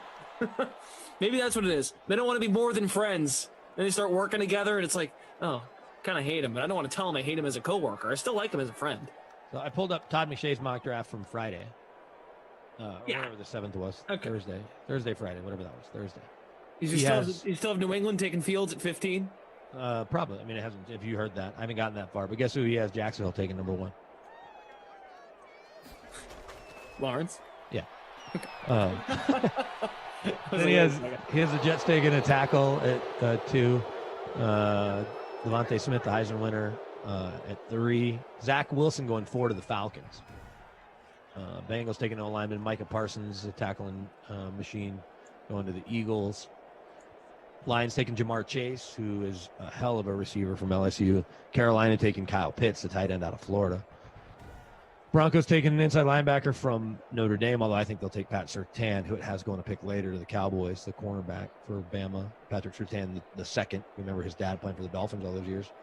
And as I'm scrolling down, Fields 15. Yeah, the idea that Fields would get past 8 or 9 seems almost impossible, because I don't think he would be there at 15 for the Patriots to get him. I think he's going to, if he doesn't go 2 or whatever, or even 4 to Atlanta, someone will all of a sudden pick 8 will roll around, and they'll be like, oh, we can get from the Patriots. We can get from 15 to 8. We don't need to wait till 15 and hope he's there, or a team that likes him. We can get from 14 to 8. So it's not that a field to the Patriots doesn't make sense. I just don't see him slipping to 15. All right, let's look at the stats. Herbert has thrown 2 touchdowns, 1 to Mike Williams and 1 to Keenan Allen, 74 yards on 9 of 11 passing. Lamar, 6 of 10, 55 yards. Bad Boys of Pop says, I won $500 on Madden Sims last week and lost all of it, and more over the weekend on Real Football. I think that maybe I was meant to live as an avatar. Yes. Perhaps. But keep playing. I'm supposed to tell you that. Eckler, 10 carries, 83 yards, and a touchdown. So he's trending towards the bonus. Lamar, I'm in 12th place. Fumbles, has 72 and a touchdown. I'm in 12th place. Oh, boy. I'm in the 50s, 55th out of 162. Hey, you got to play on 162. Come on, baby. Sure. Well, maybe not this year. I guess we'll see. Yeah, probably not. Well, maybe. Basketball's in a little bit of trouble. Not that we have to spend a lot of time with it. Not of getting all the games in, just of getting them in on time. You want to say hi? Okay. Sarah, just walking by. Give me the look. You all know what that is, right? She's not talking to the board of directors. Yeah, exactly. Stop Yellow, I think that's how you say it, says, on drafting a QB, talking about, so he goes, or he or she goes through the draft order saying 1, Jacksonville, yes. 2, Jets, probably. 3, Miami, who knows. 4, Atlanta, 35% chance. 5, Cincy, no. 6, Philly. 7, Detroit. 8, Carolina. No trade-ups. Meaning, are you trying to say there that 6, 7, and 8 will or won't? I'm starting to think now with this Doug Peterson news that Carson Wentz is not going anywhere. Yeah, that or... Right? Like they'll try to bring in a coach to work with him. Maybe Frank Wright and the Colts are trading for him. But yeah, I don't know. I guess there's a chance that Doug really loves Jalen Hurts and says we can win with Jalen Hurts. Sorry that we screwed up. Howie, you screwed up the deal for Carson and made it so prohibitive to move him. But the Lions could certainly draft a quarterback. Is Matt Stafford going to be there forever? I was going to look up. Matt Ryan isn't going anywhere anytime soon. His contract is not tradable. at least this year. Like the idea that he could be reunited with Kyle Shanahan seems almost impossible financially. I don't know how much of the original team has to keep as it relates to the signing bonus, how much that counts against the cap. But I know they can't flat out cut him, or it counts like $45 million against the cap. I'm double checking right now. It's like 45 or 49. So I'm not saying Atlanta wouldn't draft a quarterback at 4, especially if they love one of them, specifically Zach Wilson, or maybe Trey Lance, or Justin Fields. But Matt Ryan's going to be the starter next year. I mean, you're not going to pay a guy $30 million to not play. Right. I wouldn't think, although the Eagles just did it. Stop Yellow now clarifies. I don't know what those teams are doing. Gotcha. Oh. Yeah, none of us do. Yeah. Joseph Odom, what's up? How is Casey doing? How's the boss? Hope you guys have had a good night building Subarus. Subaru's got a big sponsorship at Copper Mountain here in Colorado. Subarus are all over the place, Joseph. Look at that. See, Joseph? We care about you. Colorado cares about you. So Matt Ryan's on a 5-year, $150 million deal. He just finished year 3. Had they have cut him in year 1 after he signed it, it would have been 96.9 in dead money. Last year, 79. This year, it would have been 78.85. Next year, if they cut him, it counts $49.937 million against the cap. Now, his actual cap number is $40 million against the cap, even though it's only 23 in cash. Mm-hmm. So he is taking up, if the cap stays right around 175 at $40 million, I'm not good at percentages, but that's a big chunk that Matt Ryan cost you next year. They have an out in 2022 where it still costs them 26 in dead money. I mean, they're going to be eating some of this Matt Ryan deal if they can't trade him. But they certainly can't cut him. And I don't think they would. That's the tricky thing, though, with the rookie quarterback, is you want to get him going as quickly as you can. So you open. Like Justin Herbert now has the Chargers on the clock for 4 more years. And you're saying, okay, well, for the next 3, we're getting him for nothing. And then in the 3rd year, we're going to get him for 20 or whatever. Or 5th year, I mean. Same with Josh Allen. Josh Allen's in year 3. They could sign him to a new deal like they just did with Patrick Mahomes. If Buffalo wanted to, but they don't have to. Mahomes had a little bit stronger leverage with, a regular season MVP and a Super Bowl MVP. Right. But Josh Allen could have a Super Bowl MVP in a couple of weeks. It won't be the craziest thing in the world if it happens. No, it wouldn't. I mean, as I say that, I would be shocked if they get through Kansas City. But, yeah, no, you make a good point. Has DraftKings put out any of the, our experts here put out their week 2 playoff kind of numbers, lineups for quarterbacks, and see, am I way off on my prediction of Josh Allen? Is he 3rd, probably? Well, I mean, those are 2 different questions, right? Fantasy versus, like, how you just feel about the position. And right. Earlier we were talking about fantasy, though, right? I was talking about fantasy. I wasn't talking about which quarterback I could have on my team. I would take him 3rd. Oh, okay. I was just talking fantasy. Sorry. I'm taking him ahead of all those old guys. Well, maybe not Rodgers. All right. No, I'm taking Josh Allen 3rd right now, maybe ahead of Lamar. I think, ahead of Lamar, because I like the long-term ability. I'm just not convinced that Lamar's going to be able to use his legs like that when he's 30. Gotcha. I didn't follow that. I was just talking fantasy. That's why my setup was so stupid. Well, I was talking about fantasy and picking a quarterback for the week. Only fantasy. Right. If I'm just ranking quarterbacks, I'm ranking him 3rd behind Rodgers and Mahomes. And not in that order, probably Mahomes first. Erwin says, take a peek at Julio Jones too, BK. Falcons are tied up. Yeah, their cap situation is not good. You're now in 5th place in the contest. Well, that's exciting. According to Lewis Daniel, who now says he's 1 spot behind you. Glad he's keeping track. I'm in 66. There you are. Yeah, BK Denver Sports. David Russell's in 4th. System 1 is in 1st. Sean Preston has dropped to 9th. Here is Herbert on 2nd and 7. Yeah, Herbert. He scrambles. He's taken off. He's in for a touchdown. Might have gone up with it.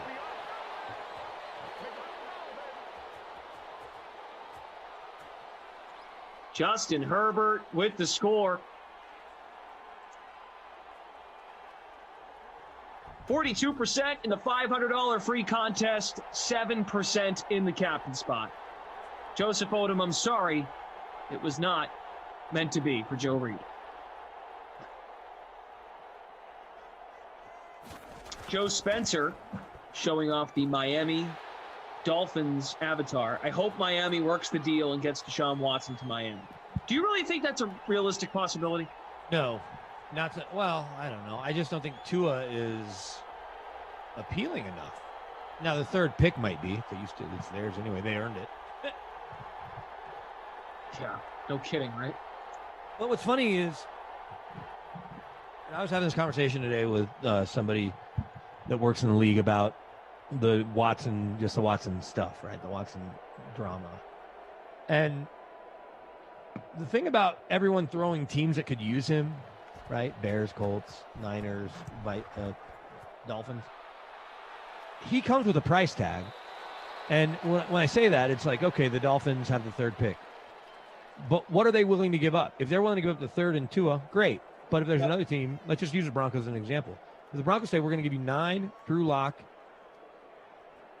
pick a wide receiver, just whatever, Tim Patrick, probably not Jerry Jeudy. And then 2 or 3 more ones, or 2 more ones and 2 twos. They're saying we're going to give you 6 premium picks. That's great that the Dolphins or the Niners want him. But because there's an actual price tag, there can be a bidding war. And if you're trying to build from the ground up, and Kazarian says, yeah, I want all the picks, and my owner is a lot to handle, then, and I think Cal McNair gets that from his dad, as best I can tell, knowing the stories that are out there about his late father. And so just, being a little too meddlesome at times. But if the Broncos make the best offer, or just name a team, right? If there's a team out there that makes the best offer, if the Colts make the best offer, it doesn't matter if the Niners or the Dolphins seem cooler. I get Deshaun has a no trade clause, so I guess he could tell them to screw off, but Slightly Juan says they should draft Manti Te'o's invisible girlfriend. That was actually something I saw on social media after the broadcast. That was pretty good. Yeah. Jimmy B, thanks for the reminder. Yes, the buzzword in 14 minutes. I could think of something. We don't have to. We could. We should. Guys, let's get to work. First time asking on this sim. Smash that like button. Just about 400 of you here. Thanks for hanging out. We understand there's another big college football game on here tonight, so appreciate you hanging. Dobbins, 22 yards, as we've got 3.5 left in the third, 28-10. Brandon Cristal is sitting in 8th place in the free roll. Love to see familiar names up here. CJ71's in 3rd, David Russell in 4th, Madden Crazies in 5th, a tie for 5th. I'm trying to see if I'm on the DraftKings Nation website, trying to see if there's any stuff for next weekend yet. You see the Jared Valdir story, by the way? Yeah, so my phone's been going off. My buddy just sent this to me. I haven't had a chance to look at it. Never mind. That's not what I got. Apparently, Evander Kane from the Sharks filed for bankruptcy. That's what I received from my friends. He probably needs to get a new financial advisor.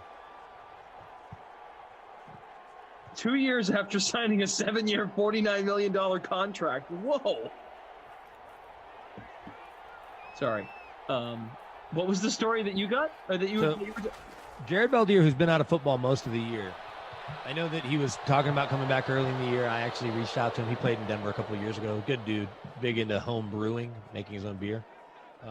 He was on the couch this year. Didn't sign with Denver, didn't sign with anybody, but went to the Colts a week or two ago to their practice squad. But because of COVID rules, they were able to elevate him for the game. Yeah. Even though he's a practice squad guy. So because he's a practice squad guy, he isn't on their active roster. Thus, they could cut him right away, or he could be claimed by another team. So the Packers went ahead, because he was with the Packers last year, I think. Packers went ahead and grabbed him off the Colts roster because they're banged up or need some depth. So he's going to play for the Colts. He's the first player in NFL history to play for 2 different teams in the playoffs, assuming he dresses, but I guess he's on their roster. So he goes from the Colts in the playoffs in week 1 to the Packers in week 2 of the playoffs. That's nuts. So he won't be playing, right? Possibly. I wouldn't think. Yeah. But he'll probably dress. He knows all their stuff because he was with them last year. Bold strategy. Wasn't it the Bills, speaking of, we were talking Josh Allen for quite a bit. Weren't they the only team to have one of their quarterbacks quarantine like the whole season? Jake Fromm. Yeah, he didn't go to practices all week for in case a worst case scenario came up. Well, and I can tell you, as someone who covers the team that started Kendall Hinton at quarterback, well, actually, technically, Philip Lindsay started at quarterback, took the first snap of the game. It's something all 32 teams should have done. Yeah, I was shocked by that. That the Bills were the only one to do that. Well, I'm sorry, I brought that up, went down that road, but that just occurred to me. Smart. I look, and then the Broncos did it with their COVID kicker that they brought in. They brought in a COVID kicker the same week they sequestered Bortles and had Kyle Shermer, Pat's son, who was with the Chiefs a year ago and then was working as a grad assistant this year. And they ended up never actually having to activate him because no one ever tested positive. But you should have had a COVID kicker that could kick and punt and a COVID quarterback. Right. Well, and producer Andrew's on the ones and twos tonight, says Heineke was the Washington football team quarantine QB until last week. Okay, there you go. So there's an example. I think a lot more quarantine QBs became a thing after that Broncos debacle. That's true. You're right. The Bills have done it since the beginning. That's kind of what I was getting at. Yeah. So, makes sense. Eckler's hit the bonus, everybody. He's got a touchdown. Lamar is at 98 yards rushing at a touchdown, so he's at least made up a little bit for the 2 fumbles. Herbert has a rushing touchdown, 22 rushing yards. Dobbins with 28. I'm in 12th now. That's a bummer. On the receiving end, you'll be all right. You're right in the mix. Williams has 29 yards and a touchdown. Hollywood Brown, 47 yards. Eckler, Brown, and Williams, 3 receptions apiece. These quarterbacks want to run today. And Keenan Allen's lone catch is for a touchdown. So, there you have it. Dems to stats. 18-point game. Chargers in front. Justin Herbert, I saw Brother Phil mention this. Justin Herbert in these sims, he's hard to figure out. Very hard to nail. He'll absolutely stink it up against, say, Carolina, then come right back and shred a quality defense like Baltimore. It's always a dice roll. So it's working out for you. You're in 12th. Yeah. Well, right. My Herbert Lamar stack looking like a genius, especially when Lamar runs it in here or throws it to Boykin. All right, where are you going, Lamar? Oh, he slid before the first down. These baseball slides are so uncharacteristic. Who do you like to get the Chargers head coaching job? That's a good question because it's not that I haven't followed it. There was a bunch of names that were thrown out, and that's one thing talking with somebody in the Broncos building about how they're going about their GM searches. They have only interviewed 5 candidates at this point. They've kind of narrowed it down to the 3 of those 5, but they may open it up to just talk to a few more folks. I think Carolina, trying to find a GM to pair with Matt Rule, has talked to somewhere between 10 and 20 different guys for an hour and a half. And I don't know why you wouldn't at least talk to everybody. Why you wouldn't talk to Eric Bieniemy and Ryan Daboll and Josh McDaniels and Arthur Smith. Because when you can just put them up on a video screen in front of you and talk to them for an hour or two and pick their brains, see the way they look at football. Would it mesh with what you're doing? What do they think of your roster? So I'd heard that Daboll was high on their list. Whoever it is going to be, 1, inheriting a very good roster with an exciting young quarterback, and 2, inheriting a team that manages to get hurt more than any other team in football year after year at very key spots. Let me see if somebody that's following it more closely is handicapping it better than I just did.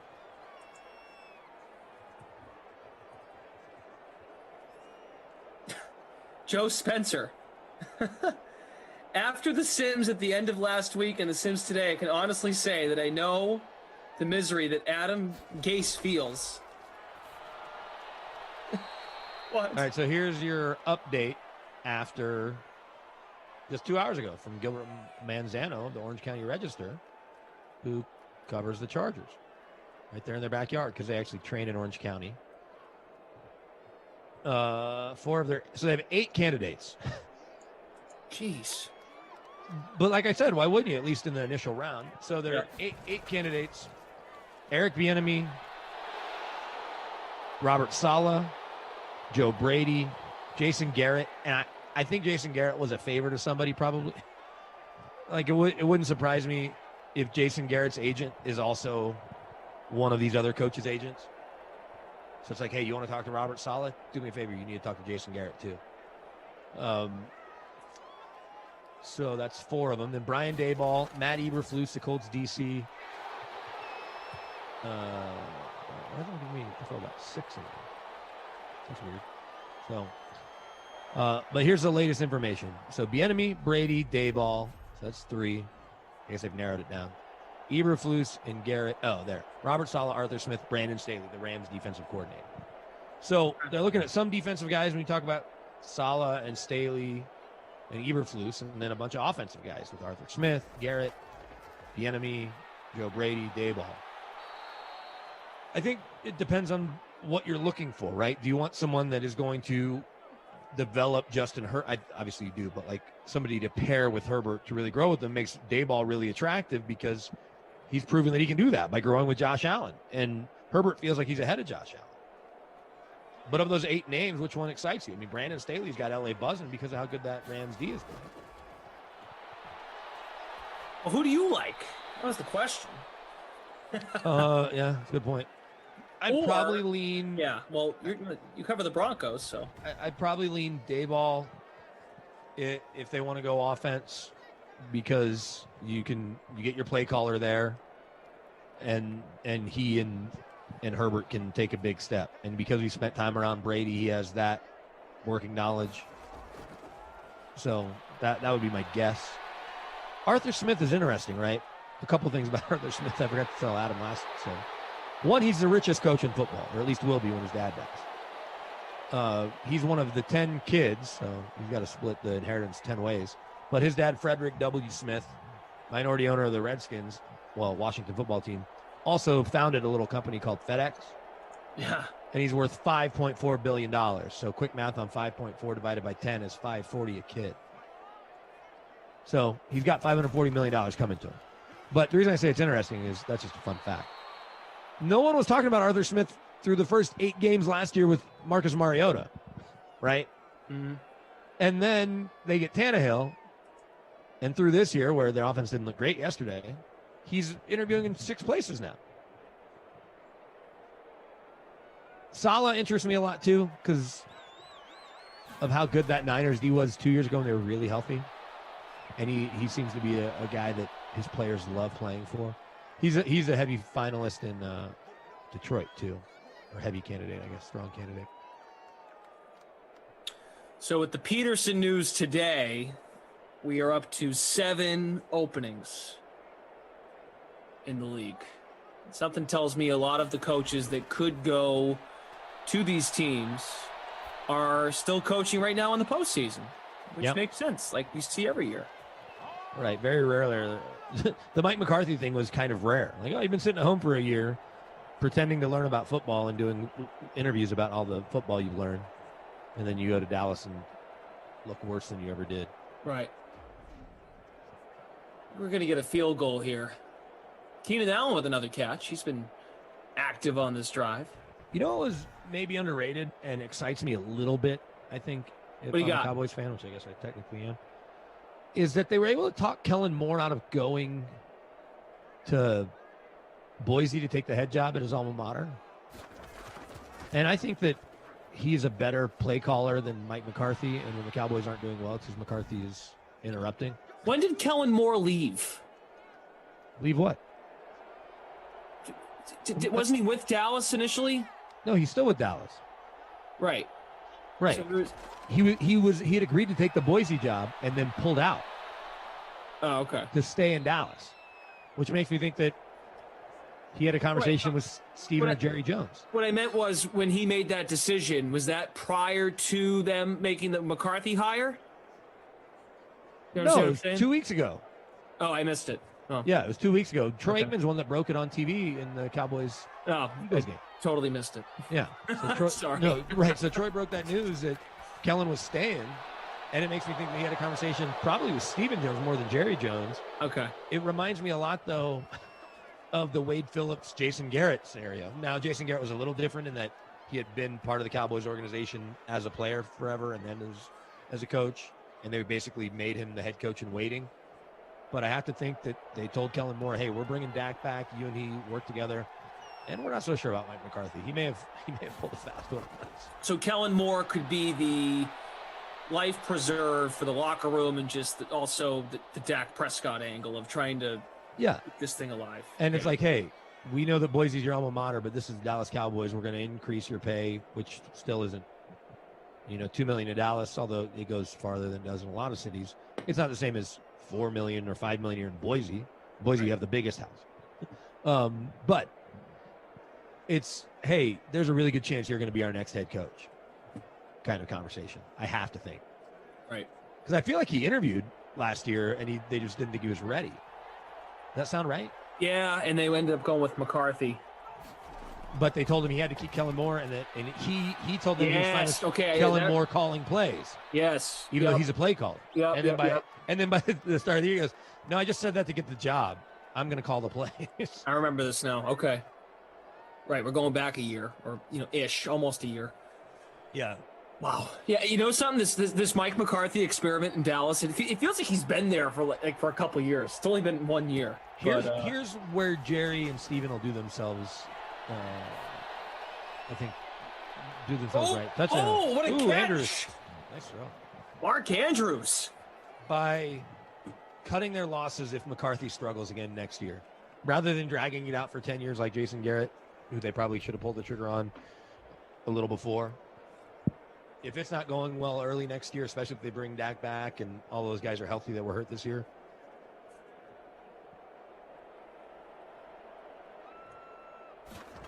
Yeah, Fantasy Hawk says Jerry Jones won't lose a bidding war. There's no way he's paying Kellen Moore more than Boise was going to pay him, but I have to think there were some assurances, or at least some potential assurances, right? Yeah. That's the beauty of Jerry being the GM and owner and his son running the show, is that you don't have to worry about some sort of change, right? Damn it! I forgot about the buzzword. I missed it. It's 11. I'm a bad person. No, you can say it now. Pick it. Pick it in the Nah, you can't do it, man. It's quiet hours, man. Oh, you said it right before. Yeah, that's the name of the game. There's only one rule. Well, it's a few rules. This is sacrilegious, no buzzword. All right, Mike Bizzle.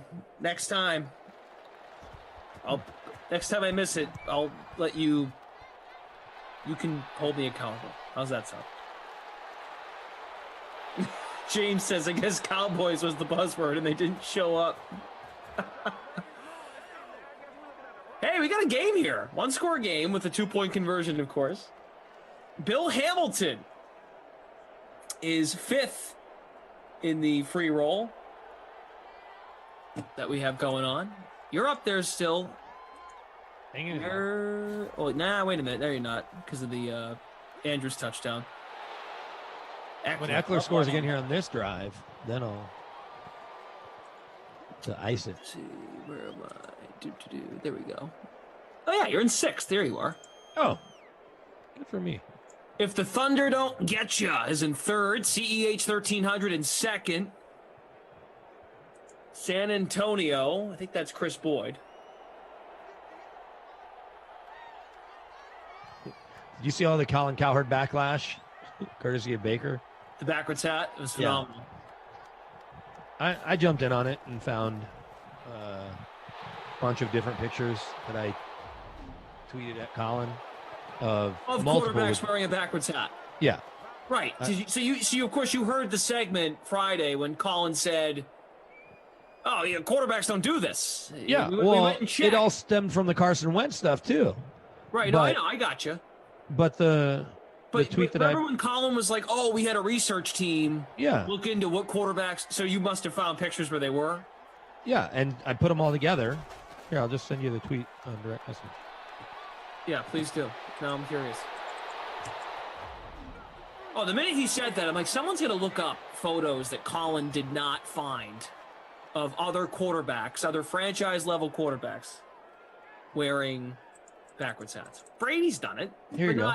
The argument was... The pictures of Brady with his hat backwards are infinite.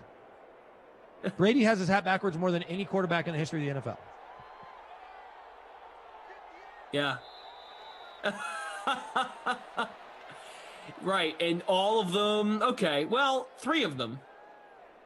Brady, Rodgers, Wilson at the podium. That was Colin's argument, to be fair. At the podium, Rodgers had his hat backwards at the Super Bowl that year, and I get he was a little younger then. Yep. Wilson, I get people were bagging on Tony Romo earlier. Tony Romo wore his hat backwards all the time. But yeah, he's saying at the podium you have to look presidential, right? Right. Well, in front of sponsorships, and I'm giving you the keys to $1 billion franchise. Yeah. Look, Colin's good at hitting his, not necessarily buzzwords, but buzz themes, and that whole element is part of it. Hey, Colin is the best at doing his show, better than any other person is at doing their show. Like he does his show perfectly. I listen to him a lot, and this is going to end the game. There it is. Right, Fantasy Hawk. Yep, Brady at the podium's done it in his jersey. I haven't seen one with the jersey on here, but yep, I see this one you sent me here. Wilson, Rodgers, Brady. Breeze is on the sideline. Patrick Mahomes is in his kitchen. Yeah, Mahomes just doesn't wear a hat a lot. Mahomes is wearing like a bandana or whatever that's called. It's not really a full do-rag. It's like a Chiefs ripped mesh bandana thing. Yeah. Do you think the sponsors give a damn about Patrick Mahomes with his funky haircut and his bandana? Or are they happy that he's their quarterback and their business is getting not necessarily free advertising, but they don't have to pay Patrick Mahomes to be a sponsor because they're already paying the Chiefs. They just get all the Patrick Mahomes love. Yeah, it's kind of a bad take, you know. Not the strongest take. Yeah. Colin's got plenty of strong takes. That's not one of them. All right. Eckler, man, 152 rushing and a touchdown. Lamar, 111 and a touchdown. Did fumble twice. And Herbert, 20 rush yards and a touchdown. Dobbins only 28 rushing. Hey, third place. There you go. San Antonio, I think is Chris Boyd, who was in the chat here a few moments ago. Yep, that's Chris Boyd. Nice job, Chris. He said he came in first in the Brendan Brandon tournament. So Eckler got us 44 points. What'd Lamar get in the captain spot? 40. 40.65. Yep. Who was captain more? Because it's going to be close. I guess because Eckler scored more, cost a little less. Mm-hmm. He should be the player of the game. Yep. Eckler was the second most expensive behind Jackson. Yeah, but it was like $4,000. So look at the players you could add by saving that $4,000 for a guy who outperformed him. Right. So who are you going with? Eckler. Okay. Pride of Eaton, Colorado. Yeah. In Western State of Durango. So, good stuff to Chris Boyd. Brandon Cristal came in third. CEH 1300 in second. Looking at how about the Not My Kid Award? We got to figure that one out. Dobbins kind of stunk. What Dobbins do? He had 5 carries, 28 yards. Yeah, that's easy. Well, and his ownership number was significant, noticeable. Let's find it. Dobbins. I got it. Let me find it. Hold on. Give me a second. Gosh darn. Well, yeah, we can just give it to Dobbins. I didn't put you on the spot. No, it's okay. We need to be better. Surprised you didn't have it memorized. Just give me a lineup with Dobbins, please. Look at it. I'm not yelling at anyone. I'm looking at the freaking lobby. Well, we're just going to give it to Dobbins anyway. Yeah, Dobbins, you got it. Way to go, JK. Yeah, he blew it for me. So, all right.